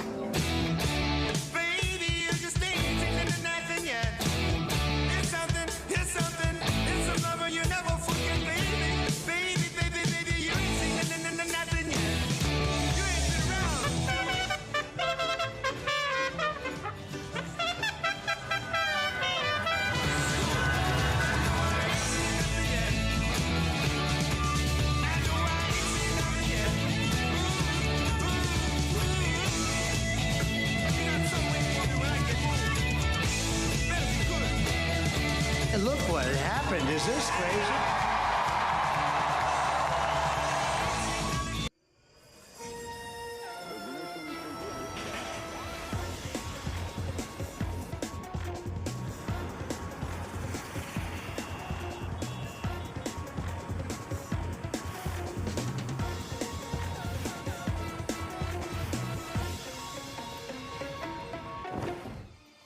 Hello there and welcome to Planet America's Election 2024 special. Live from the Foval office, I'm John Barron. And I'm Chaz Licciardello. It has been one of the most consequential, controversial and unpredictable elections in American history, between a vice president vying to become the first woman ever elected to the presidency and a twice impeached, criminally convicted former president described by senior staff as a fascist, unfit for office. And it's been a wild ride, John. Joe Biden was running for a second term at one point in time, and then his age caught up with him on the presidential debate stage back in June. Then Donald Trump was shot at a rally in July, and he came within millimetres of death. And then Kamala Harris was nominated by the Democrats. Bobby Kennedy Jr. was running against both of them, and he decided to drop out. He backed Trump, and now he wants to take fluoride out of the water. It just goes on and on. It sure does. The polls have gone from what was a close race between Biden and Trump at the start of the year to a big Trump lead after that debate. Then Harris came in. She took the lead, and it's been pretty much on a knife edge ever since, according to the polls, which suggested this could be the closest election ever. So, let's take a look at what's happened.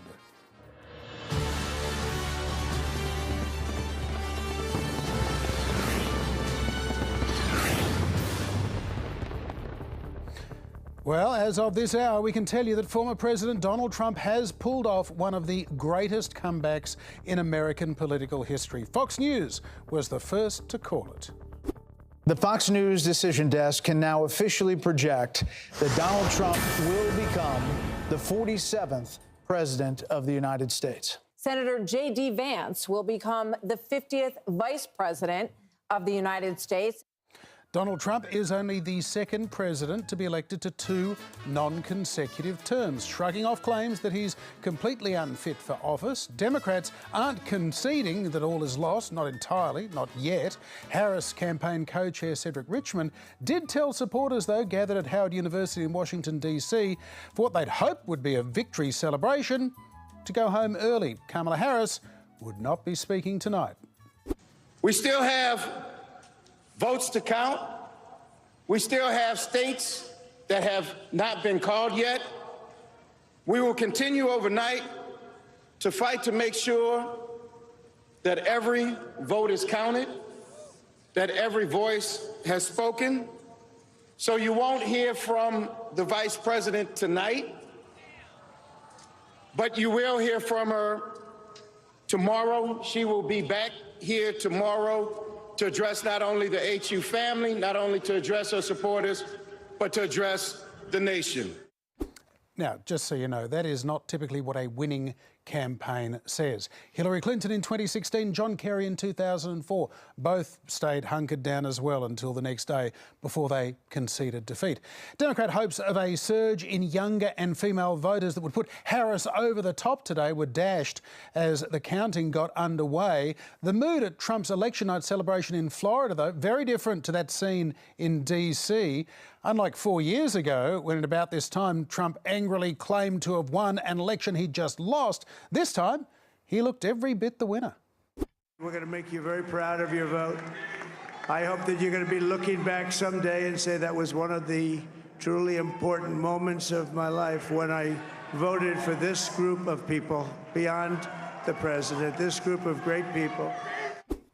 And after the usual expressions of thank yous, he spent some time talking about Elon Musk's rockets and a whole other bunch of stuff.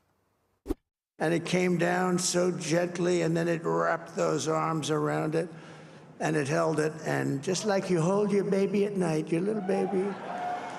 And it was a beautiful thing to see, and I called Elon. I said, Elon, was that you? But he's a character. He's a special guy. He's a super genius. And on it went. Trump is still going to be Trump. We know that much, Chaz. Assuming there is no sudden surprise, Trump will have a Senate majority to help pass any legislation that he can get through the House. The final composition of the House is still to be determined, Chaz. But take us through, because we need 270 Electoral College votes to win the presidency. And on the big board you've got 267, he's almost there. That's right. As this is the map as it stands, although having said that, all four of those white states there are about to be red from the looks of things. Let me just take you through those white states and only those white states, just to show every one of these states would put Trump over the edge. First of all, let's have a look there at Michigan. You can see there's a 4-point margin. The reason I'm showing you that is because Hillary Clinton lost Michigan by 0.3%. So then if we go back and have a look at Wisconsin, that's a 4-point margin. I just showed you that, didn't I? Let's look at Michigan then instead. That's all. No, they're both 4-point margins. That's right. You're going fine. Live TV is fantastic. Yeah. Michigan, Clinton lost by 0.3%. Wisconsin, Clinton lost by 0.7%. That's my point. Yep. Let's look at Nevada. That is a 5-point margin, and Clinton won Nevada. Yeah. And then we've got Arizona as well, which that's a 2.5-point margin. Now, Clinton lost Arizona by 3.5, so that might be the one area where Kamala Harris did better than Clinton. Otherwise, this is Clinton's map. Yep. It's just worse. Like the margins are bigger. And Clinton won the popular vote by 2%. At the moment, Kamala Harris is 3.8% behind. Now, that's going to close up because California has a lot more votes to come in. I'm not sure it's going to close up to the point where she wins the popular vote. She definitely, I don't think, is going to get 2% ahead of Trump. So you'd have to say Harris has done slightly worse than Clinton did in 2016. Absolutely. And compared to where Joe Biden was 4 years ago, she's apparently lost the Rust Belt and the Sun Belt as well. This is also significant, Chaz, because the polls were consistently saying that all 7 of these states were within the margin of error. They could have gone either way, but it was assumed that Harris probably had a lock on those 3 industrial Midwestern states, Pennsylvania, Michigan and Wisconsin, where she appears to be on track to lose by about 4 percentage points. So like 2020 and 2016, Donald Trump is doing about 4 points better in the vote than he was in the polls. So there is still something wrong with the polls. Absolutely. We did say repeatedly that while all those states we just talked about and more, the 7 swing states, were all basically ties in the polls. We did say there's a 3-point margin of error. Yep. So it'd be so easy for one of the candidates to win all 7 of them by 2 points or 3 points, and that was on the cards. Now, as it happened, that's exactly what's happened, except for, as you say, it wasn't by 2 or 3 points, it was by 4 or 5 points, at least so far. They might come within the margin of error. But if they don't, then there is another polling error. And by the way, I talked about just then that Harris didn't do as well as Clinton. Credit where credit's due.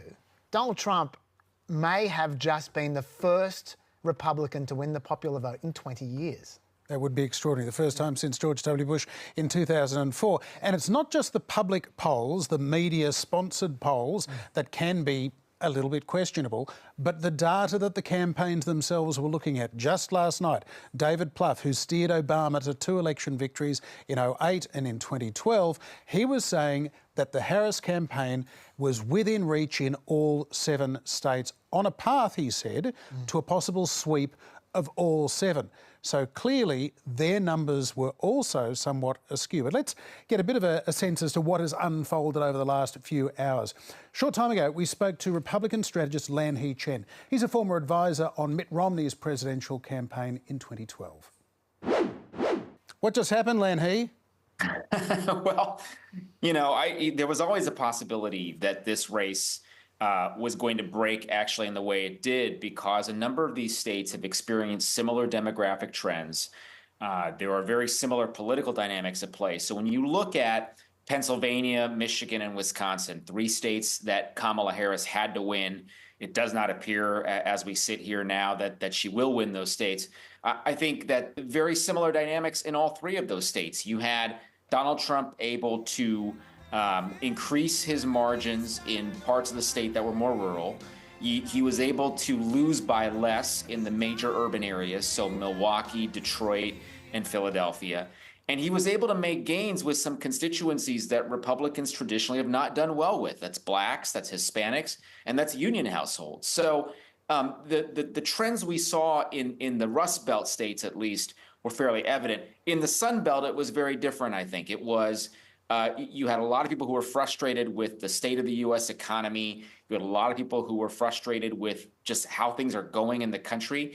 And the expression of that frustration in places like Georgia and North Carolina was a vote for Donald Trump. So I think that this race ended up being an expression of anger at the status quo, anger at Joe Biden, and dissatisfaction in some ways with Kamala Harris and the candidate that she is.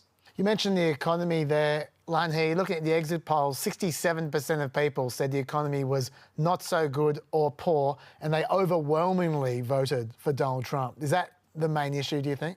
Yeah, it's the economy. I mean, I think, Chaz, in some of these places, the economy was the top issue. Immigration, sort of migration policy and the issues around the southern border, that was a major issue. But, even amongst voters who said that democracy was the top issue, Donald Trump didn't do so badly, as it turns out. So on all these different dynamics and dimensions, Donald Trump was able to present, I think, an opportunity for people to vote against the status quo. That's really what this was. And I think that it ended up working in his favor, quite significantly. So, Lanhee, for our viewers who are wondering how a twice impeached, criminally convicted, disgraced election denier who's also been found liable for sexual abuse, how that guy could get elected yet again. What's your answer?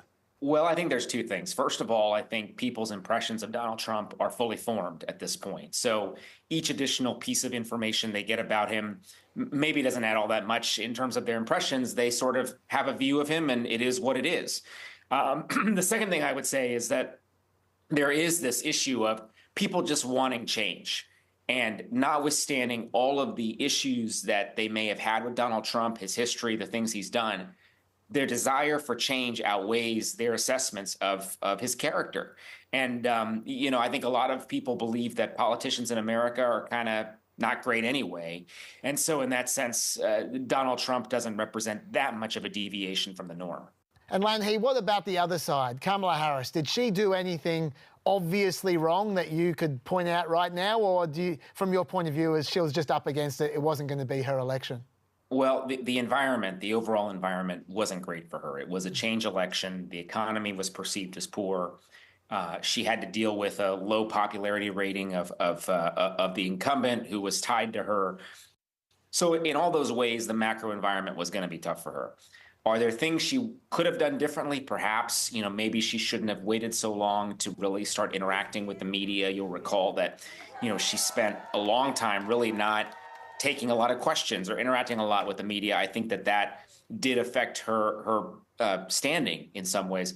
I'd also argue that, she should have picked a different VP nominee. And not that those things matter a whole lot, but if you've got to win Pennsylvania and you've got a perfectly good governor of Pennsylvania who could be your vice presidential nominee, it does strike me as a little strange that you wouldn't pick him for electoral purposes. And I don't know if that would have made a difference in Pennsylvania, but I tend to think that given how small the margin was, it would have meant something. And so there are decisions we can look at, but the overall reality of the environment was this is going to be a very hard election for Democrats to win, whether it was Joe Biden or Kamala Harris. And that was really the headwind she was running into. Lanhee, what is your anticipation now for a second Trump term? He makes a lot of threats, promises, call it what you will, but he talks about big things like massive tariffs on China and indeed on trading partners like Australia as well. He's talking about mass deportation, maybe 11 million undocumented workers to be banished from the United States. If these things happen, they will have presumably a massive economic and social impact.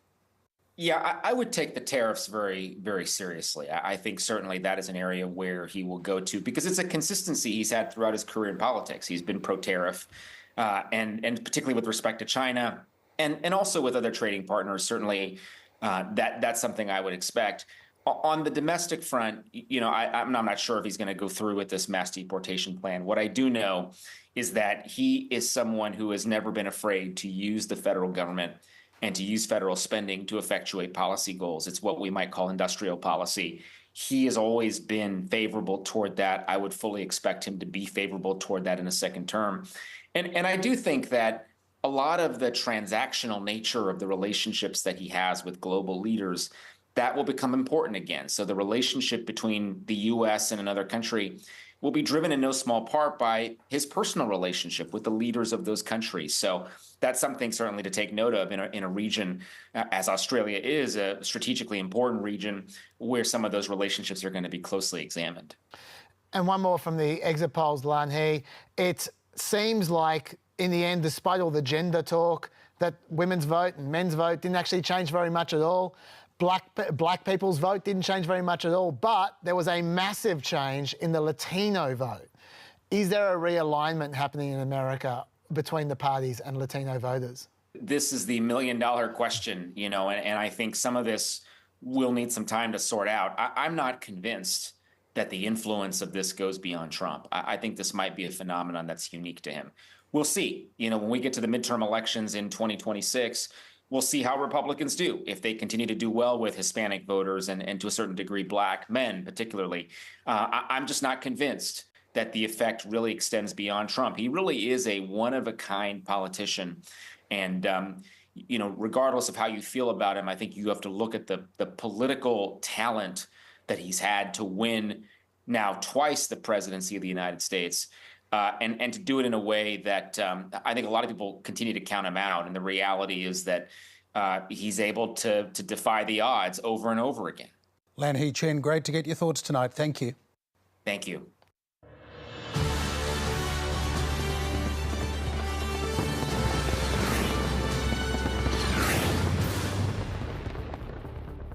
So, as of this hour, Chaz, the results are fairly clear to see. Donald Trump on the verge of a historic second term in office.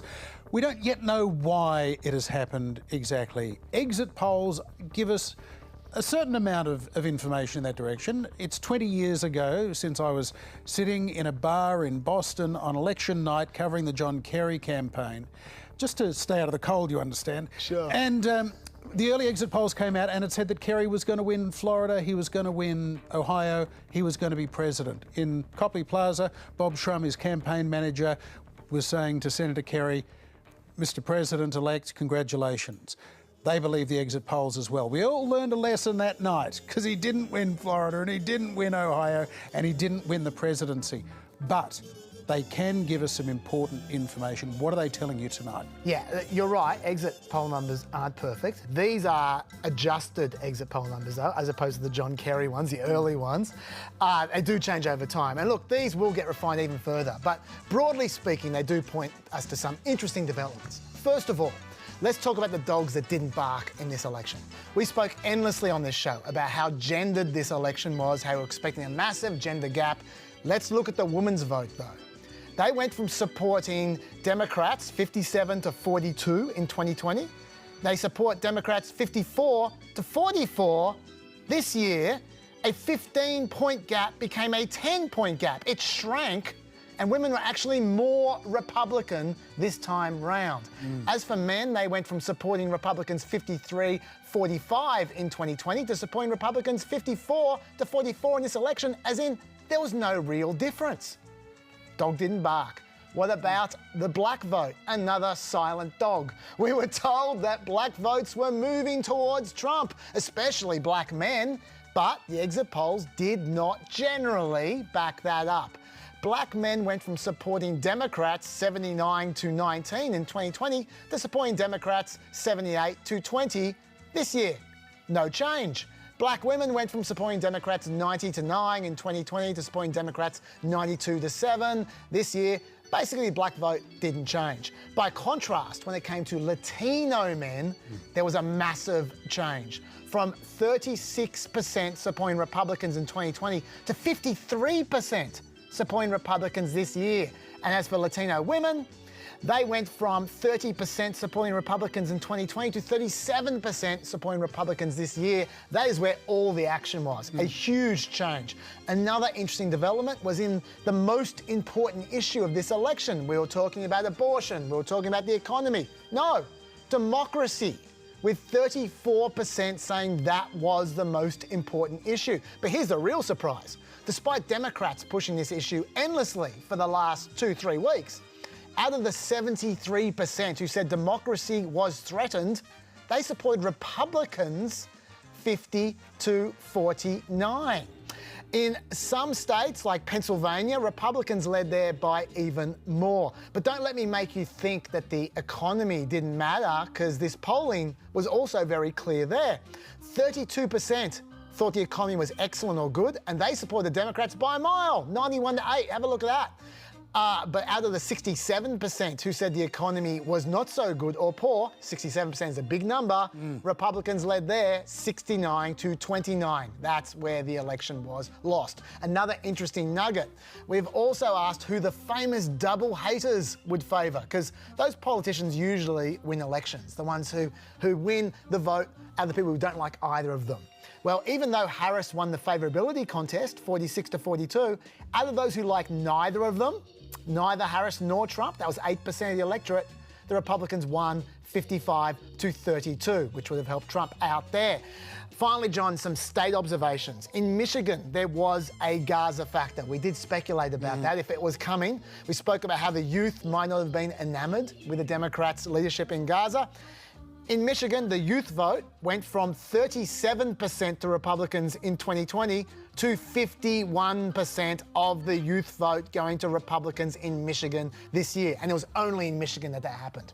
Finally, in Pennsylvania, we wondered if all those Pennsylvania Puerto Ricans would object to Puerto Rico being called rubbish in a joke during the Madison Square Garden rally.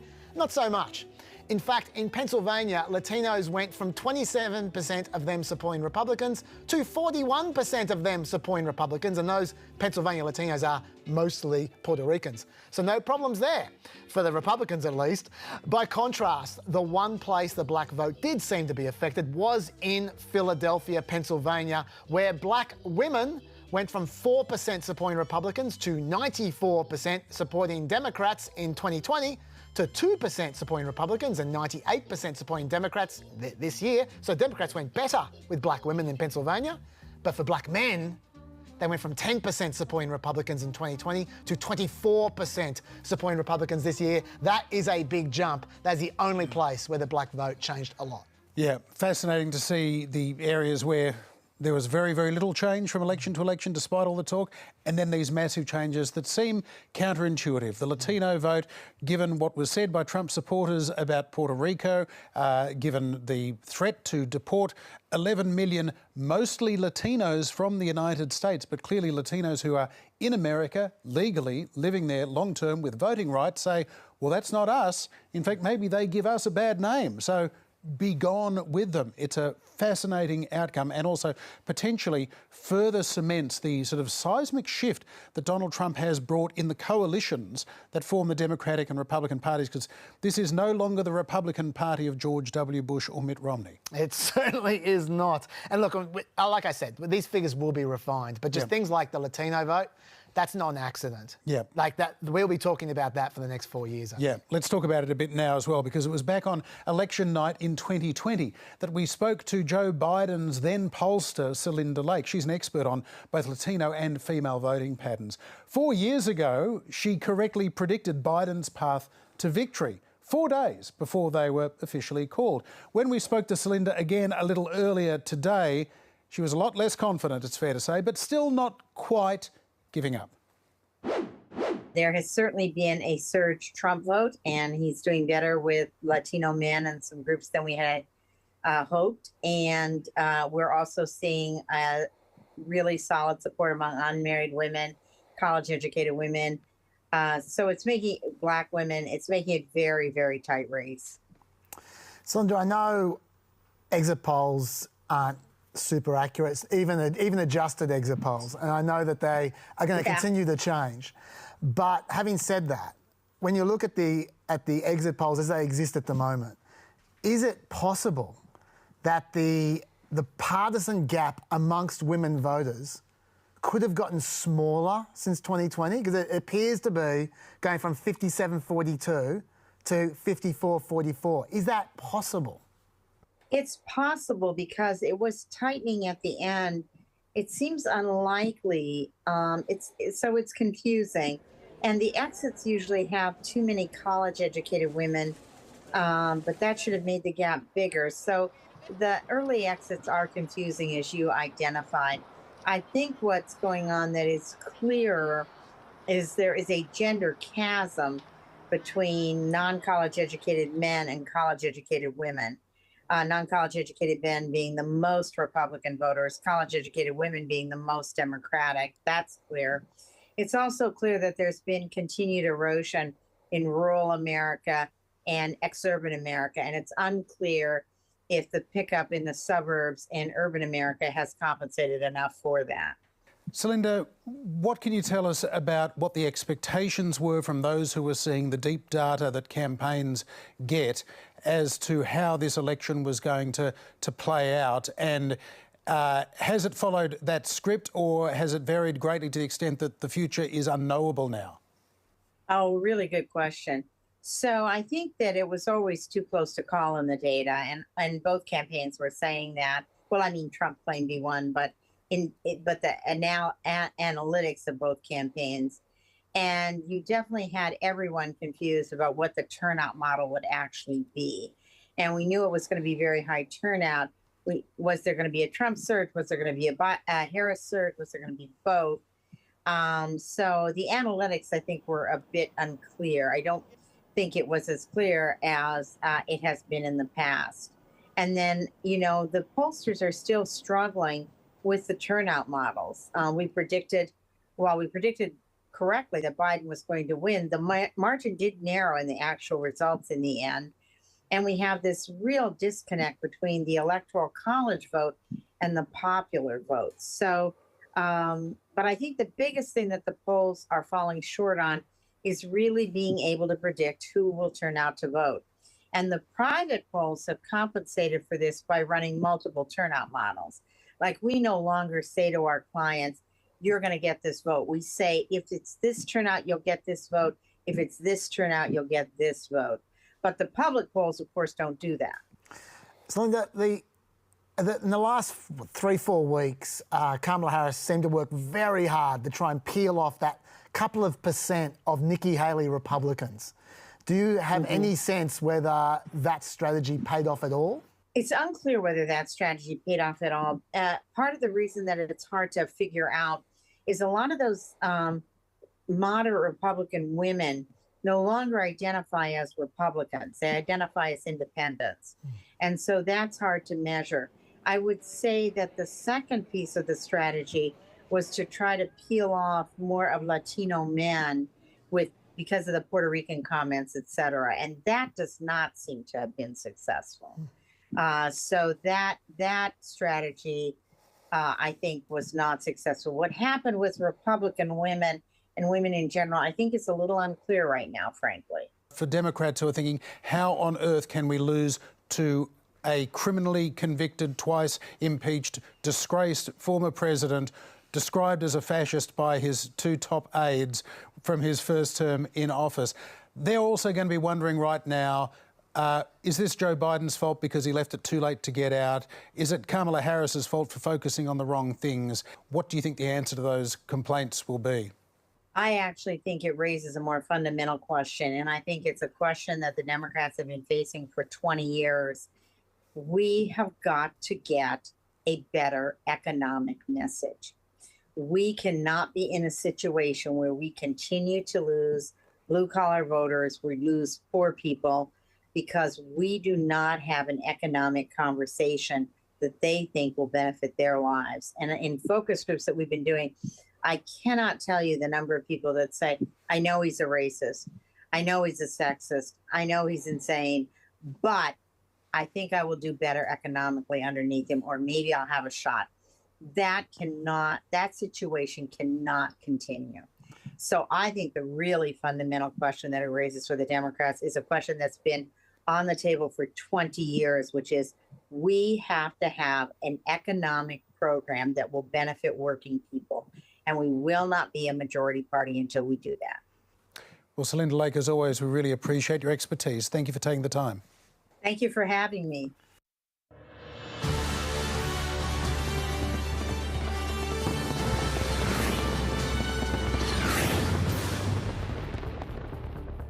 Now, the next president isn't the only thing being decided on this election. Voters in most states will also get the chance to decide the fate of dozens of ballot measures on topics as diverse as abortion, election laws and drug legalisation. Here's Melina Wicks with so much more.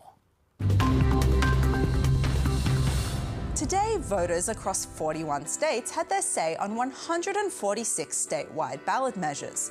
Because in a country like America, you can never have too much democracy. The biggest issue this cycle is abortion, with 10 states voting on whether to enshrine abortion rights in their constitution, the most on record for a single year.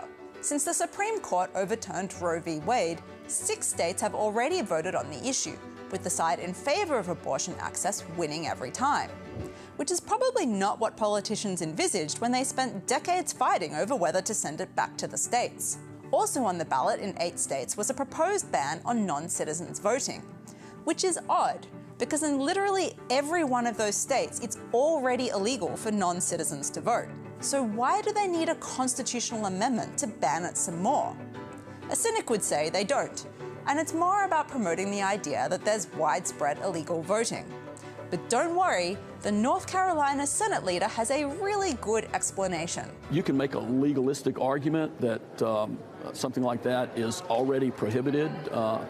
However, I do think that I don't see any harm in including that as a constitutional amendment. North Carolina Constitutional Amendment 2024. Pointless but harmless. And it wouldn't be an election year in the US without ballot initiatives about drugs. North Dakota, South Dakota and Florida voted on whether to legalize recreational marijuana.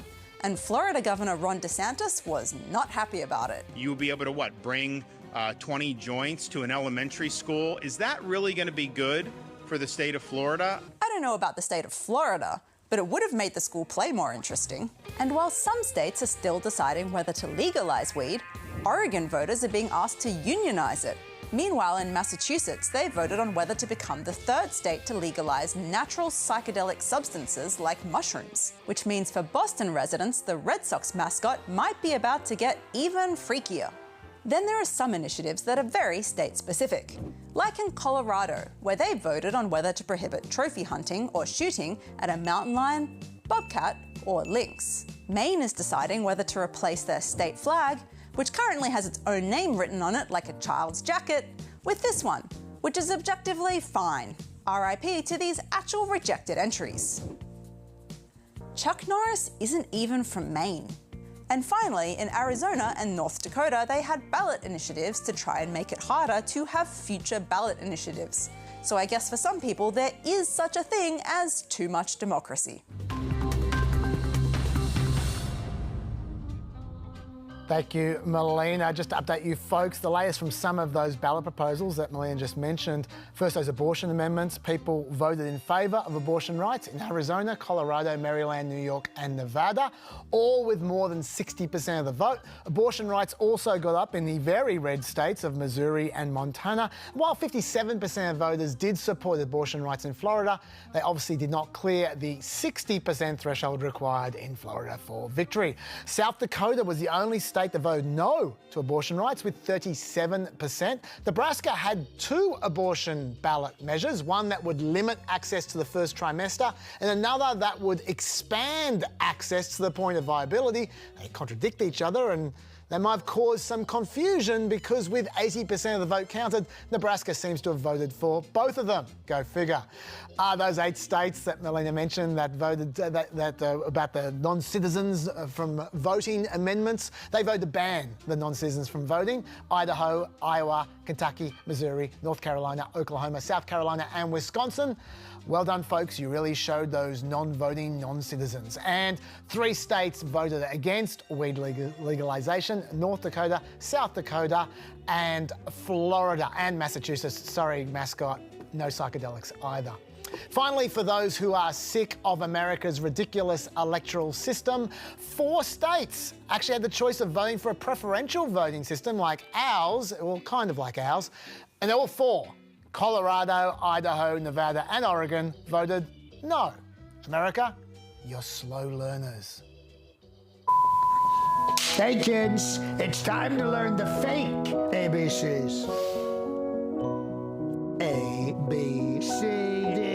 fake anchors, fake ballots, fake cameras, fake debate. AFG. Fake economy. The FBI crime statistics are fake. Fake woke generals. HIJK. Maggie Haberman, she's fake. Fake infrastructure. Fake jobs. Kamala was fake. LMNOP. Fake lawsuits. Fake media. Fake news. Fake out. The fake polls. QRS. TUV. Quotes from some of the fake news, fake reports, fake stuff, fake Tapper. Unfortunately, fake news, fake votes, W, fake writers, X, Y, and Z. Everything is fake. Next time, won't you sing with me? Don't we love that term, fake? What we've learned about fake over the last little while.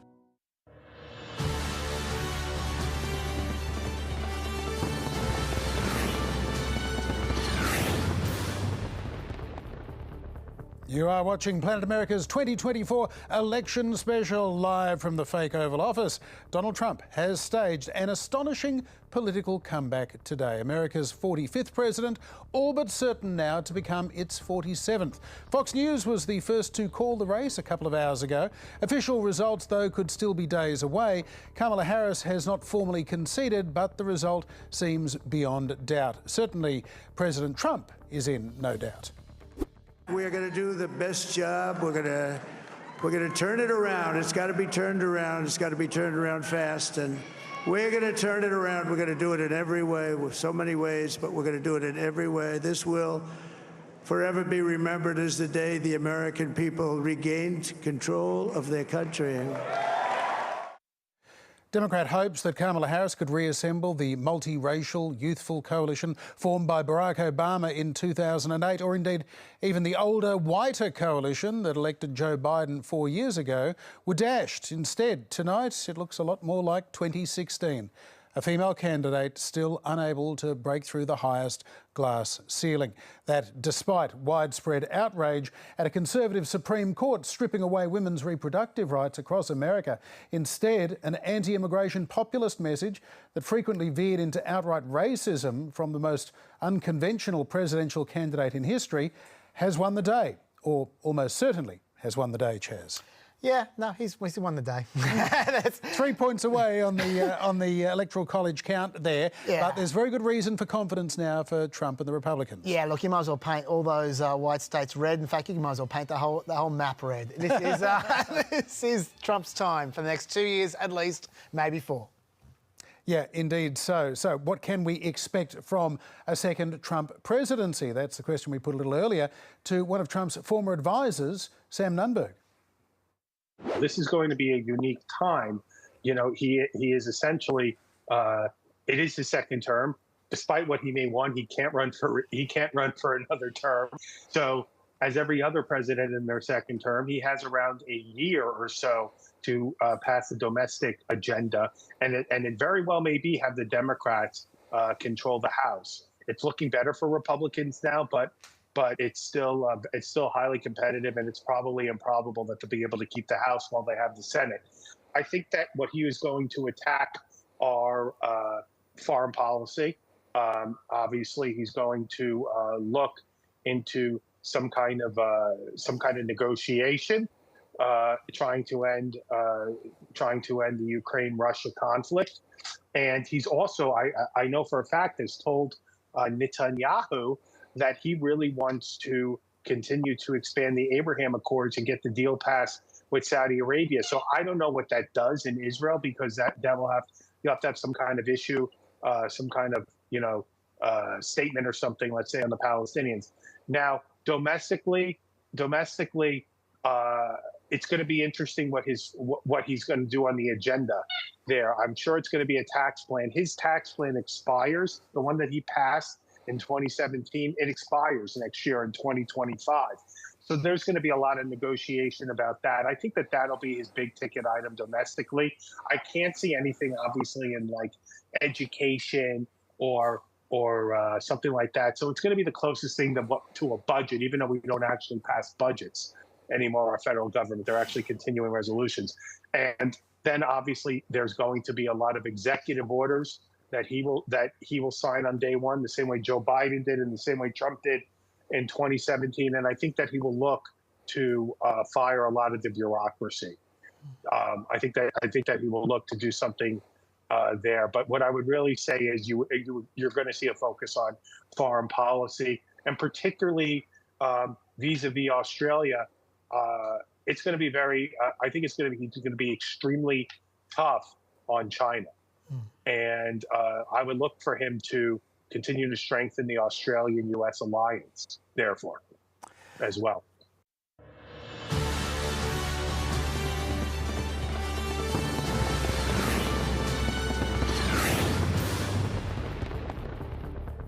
So Sam Nunberg there, Chaz, talking about a focus on foreign policy in a second Trump administration. The assumption really is now that funding for the Ukrainian war effort against Russia is going to come to a rather sudden halt. Certainly that'll be the case if there is a Republican majority in both the House as well as the Senate. The Senate not in doubt right now at all, overwhelmingly to the Republicans, and the House is looking pretty strong for them as well now. Absolutely. Let's start with the Senate.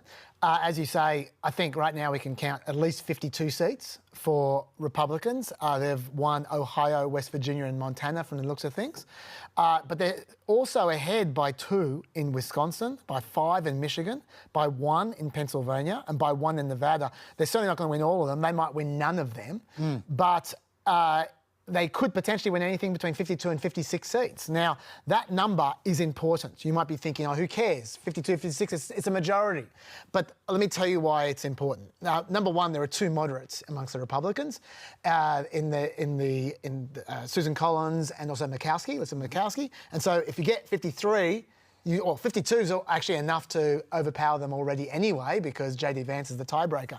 But on top of that, if you looking ahead to 2026, I can't believe we're already talking about 2026. Sure. If you look at the map coming up for the opportunities for Democrats to pinch seats from Republicans in the next election, there's really only 3 gettable seats. That's Joni Ernst in Iowa, Susan Collins in Maine, and Tom Tillis in North Carolina. None of them are easy, but they're in a positive election for Democrats, and usually a party out of power wins in the midterms. Yes.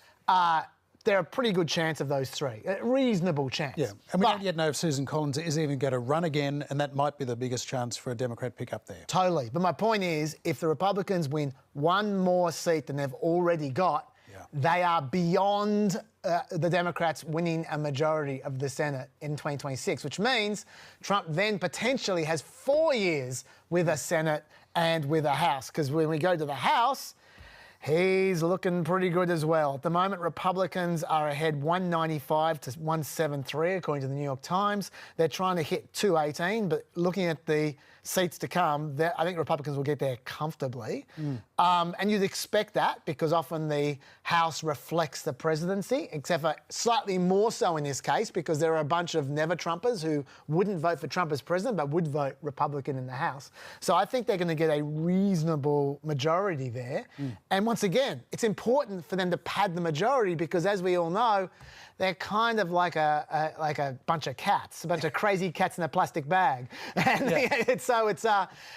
there's Republicans. So you want to have a margin of 10 or 15 to be able to pass things. And it takes the heat off Donald Trump as well, because with a Republican majority in both the House and the Senate, they have a majority on every committee that the House and Senate forms that have oversight of the presidency. So the House and Senate Judiciary Committees, for example, or the House and Senate Intelligence Committees that might like to investigate Donald Trump and Russian election interference in 2024, for example, or look at any number of things that might come along.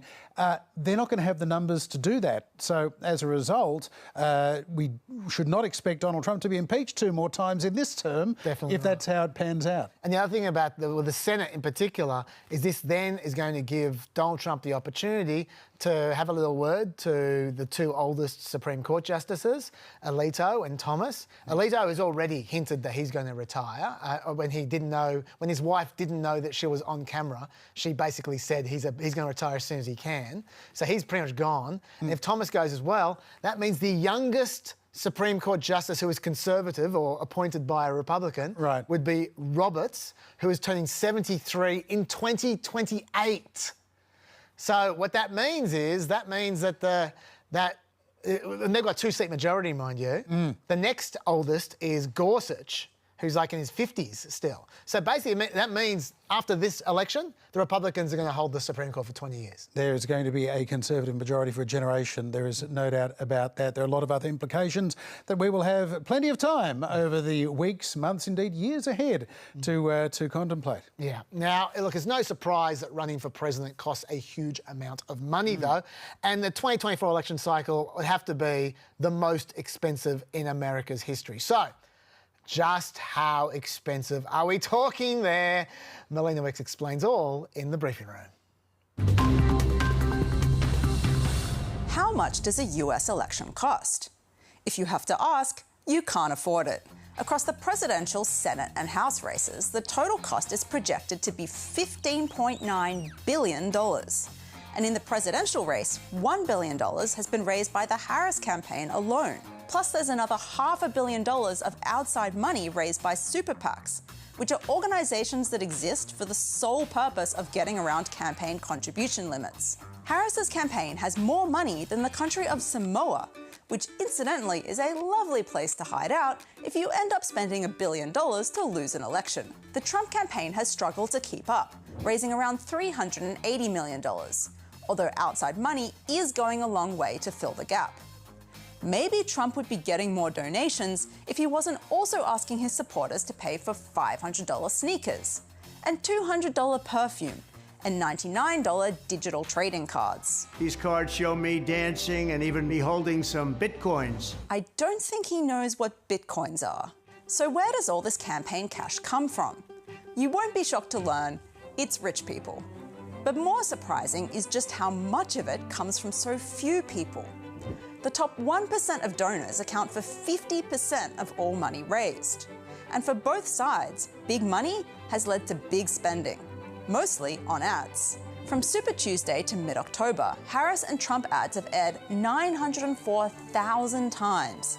And if you live in a swing state, you've noticed. I'm not making this up when I tell you that every single ad, every single day, on every single channel is about the presidential election. I've not seen an ad for a car or cereal or anything else in weeks. Cereal ads have been displaced by election ads, and they are somehow even less healthy. Political campaigns have to run a lot of ads, because according to at least one study, nobody knows which political ads work and why. That might seem like an enormous waste of money, but it's worth it, so that everyday people can feel informed about the candidates and enthusiastic about voting. Well, I don't think they're really talking about issues that matter. It's just like, you know, she's an idiot, he's an idiot. I'm so sick of it. I'm ready for the election to be over. It's wearing me out. I don't need any more advice. It's a waste of money, to be honest. Every time one comes on, I'm like, oh, there goes a lot of money. There goes a lot of money. That's one campaign slogan we can all agree on.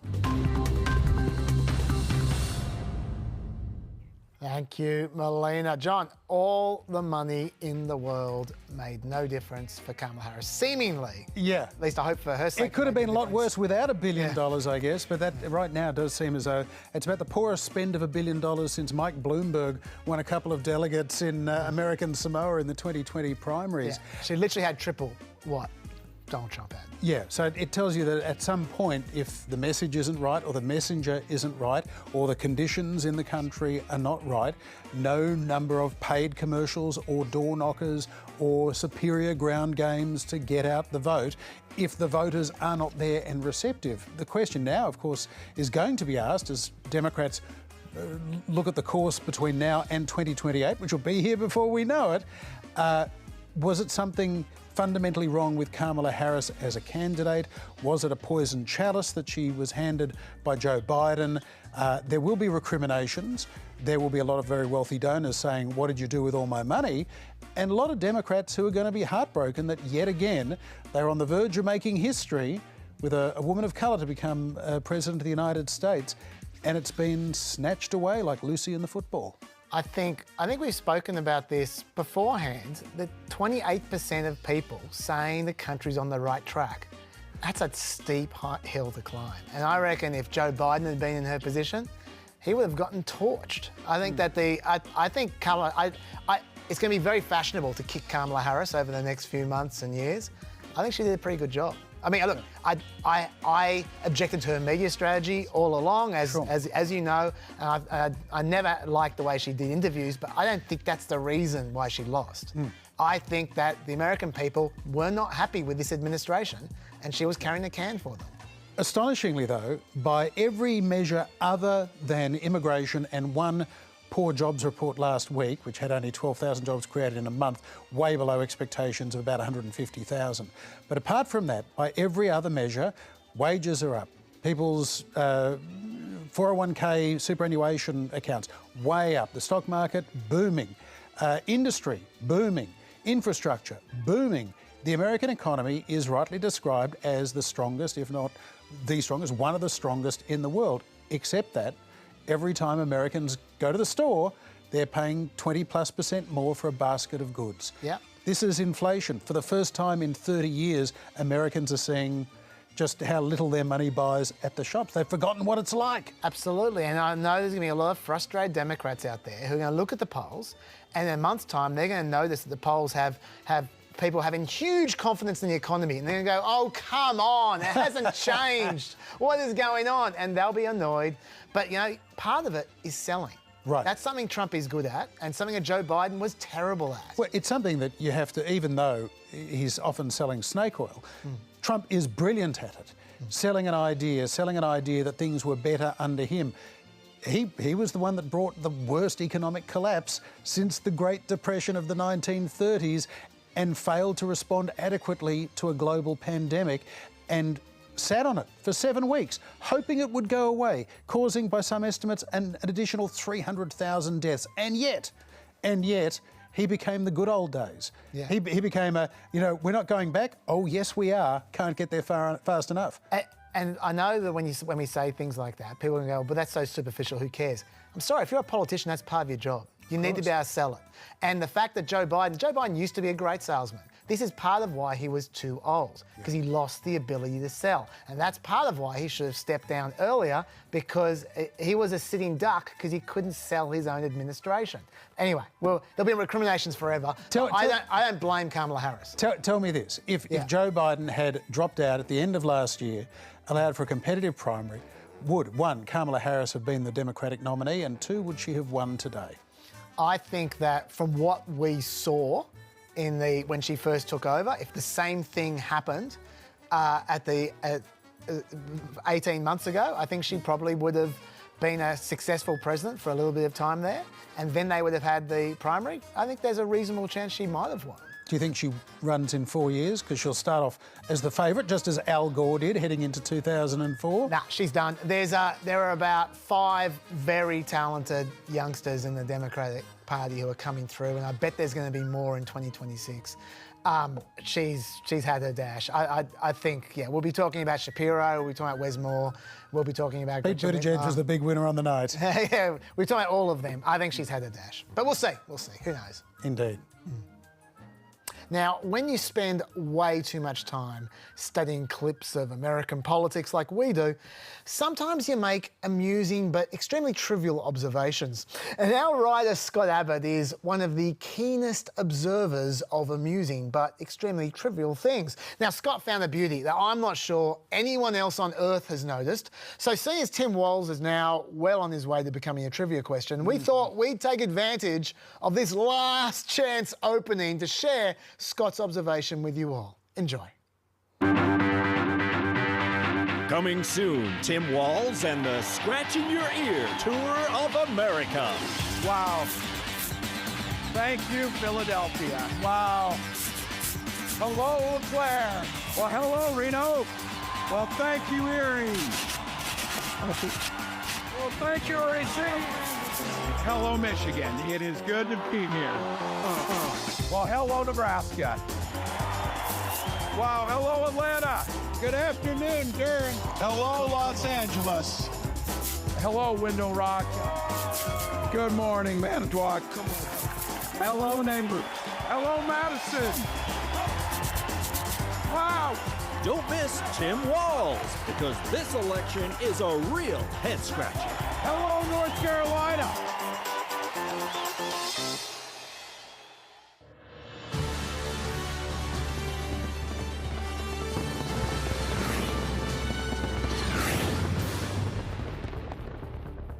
poor Scott, hundreds of hours when you do that. Or Tim Walls as well. So 4 years ago, Chaz, we were sitting here with a strange situation where Donald Trump had claimed victory. We knew that the votes were out there to give Joe Biden the victory. We then saw what happened. Trump still refuses to accept that he lost that election. He didn't turn up at the inauguration. Now it appears as though he has won. It's cut and dried.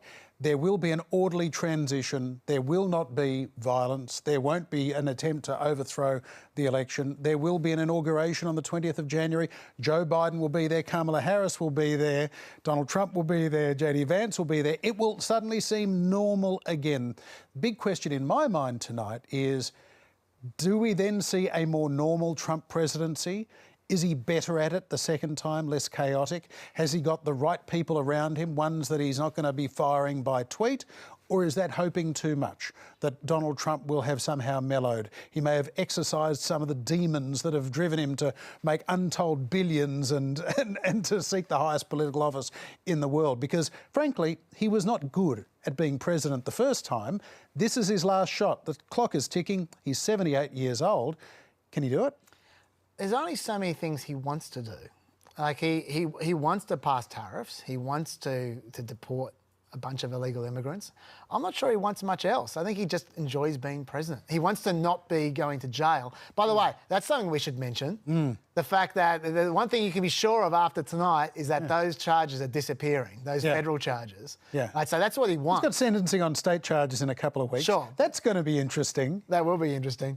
But yeah, he's I don't think he necessarily cares whether he is what we would call a conventional orthodox kind of president. He just wants to do those tariffs and the deportations. Now, I think the tariffs are going to happen. I agree with Lan He-chen, what he said before.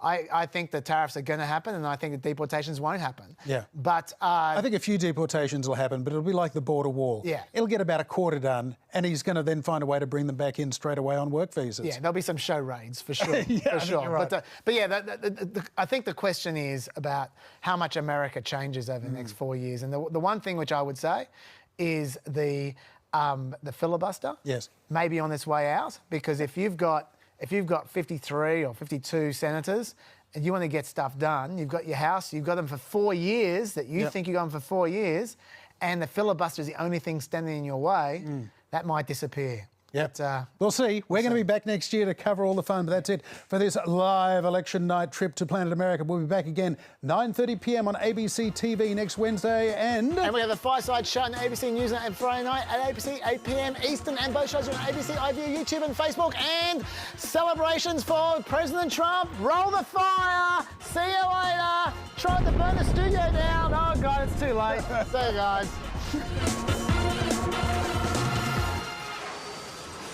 With new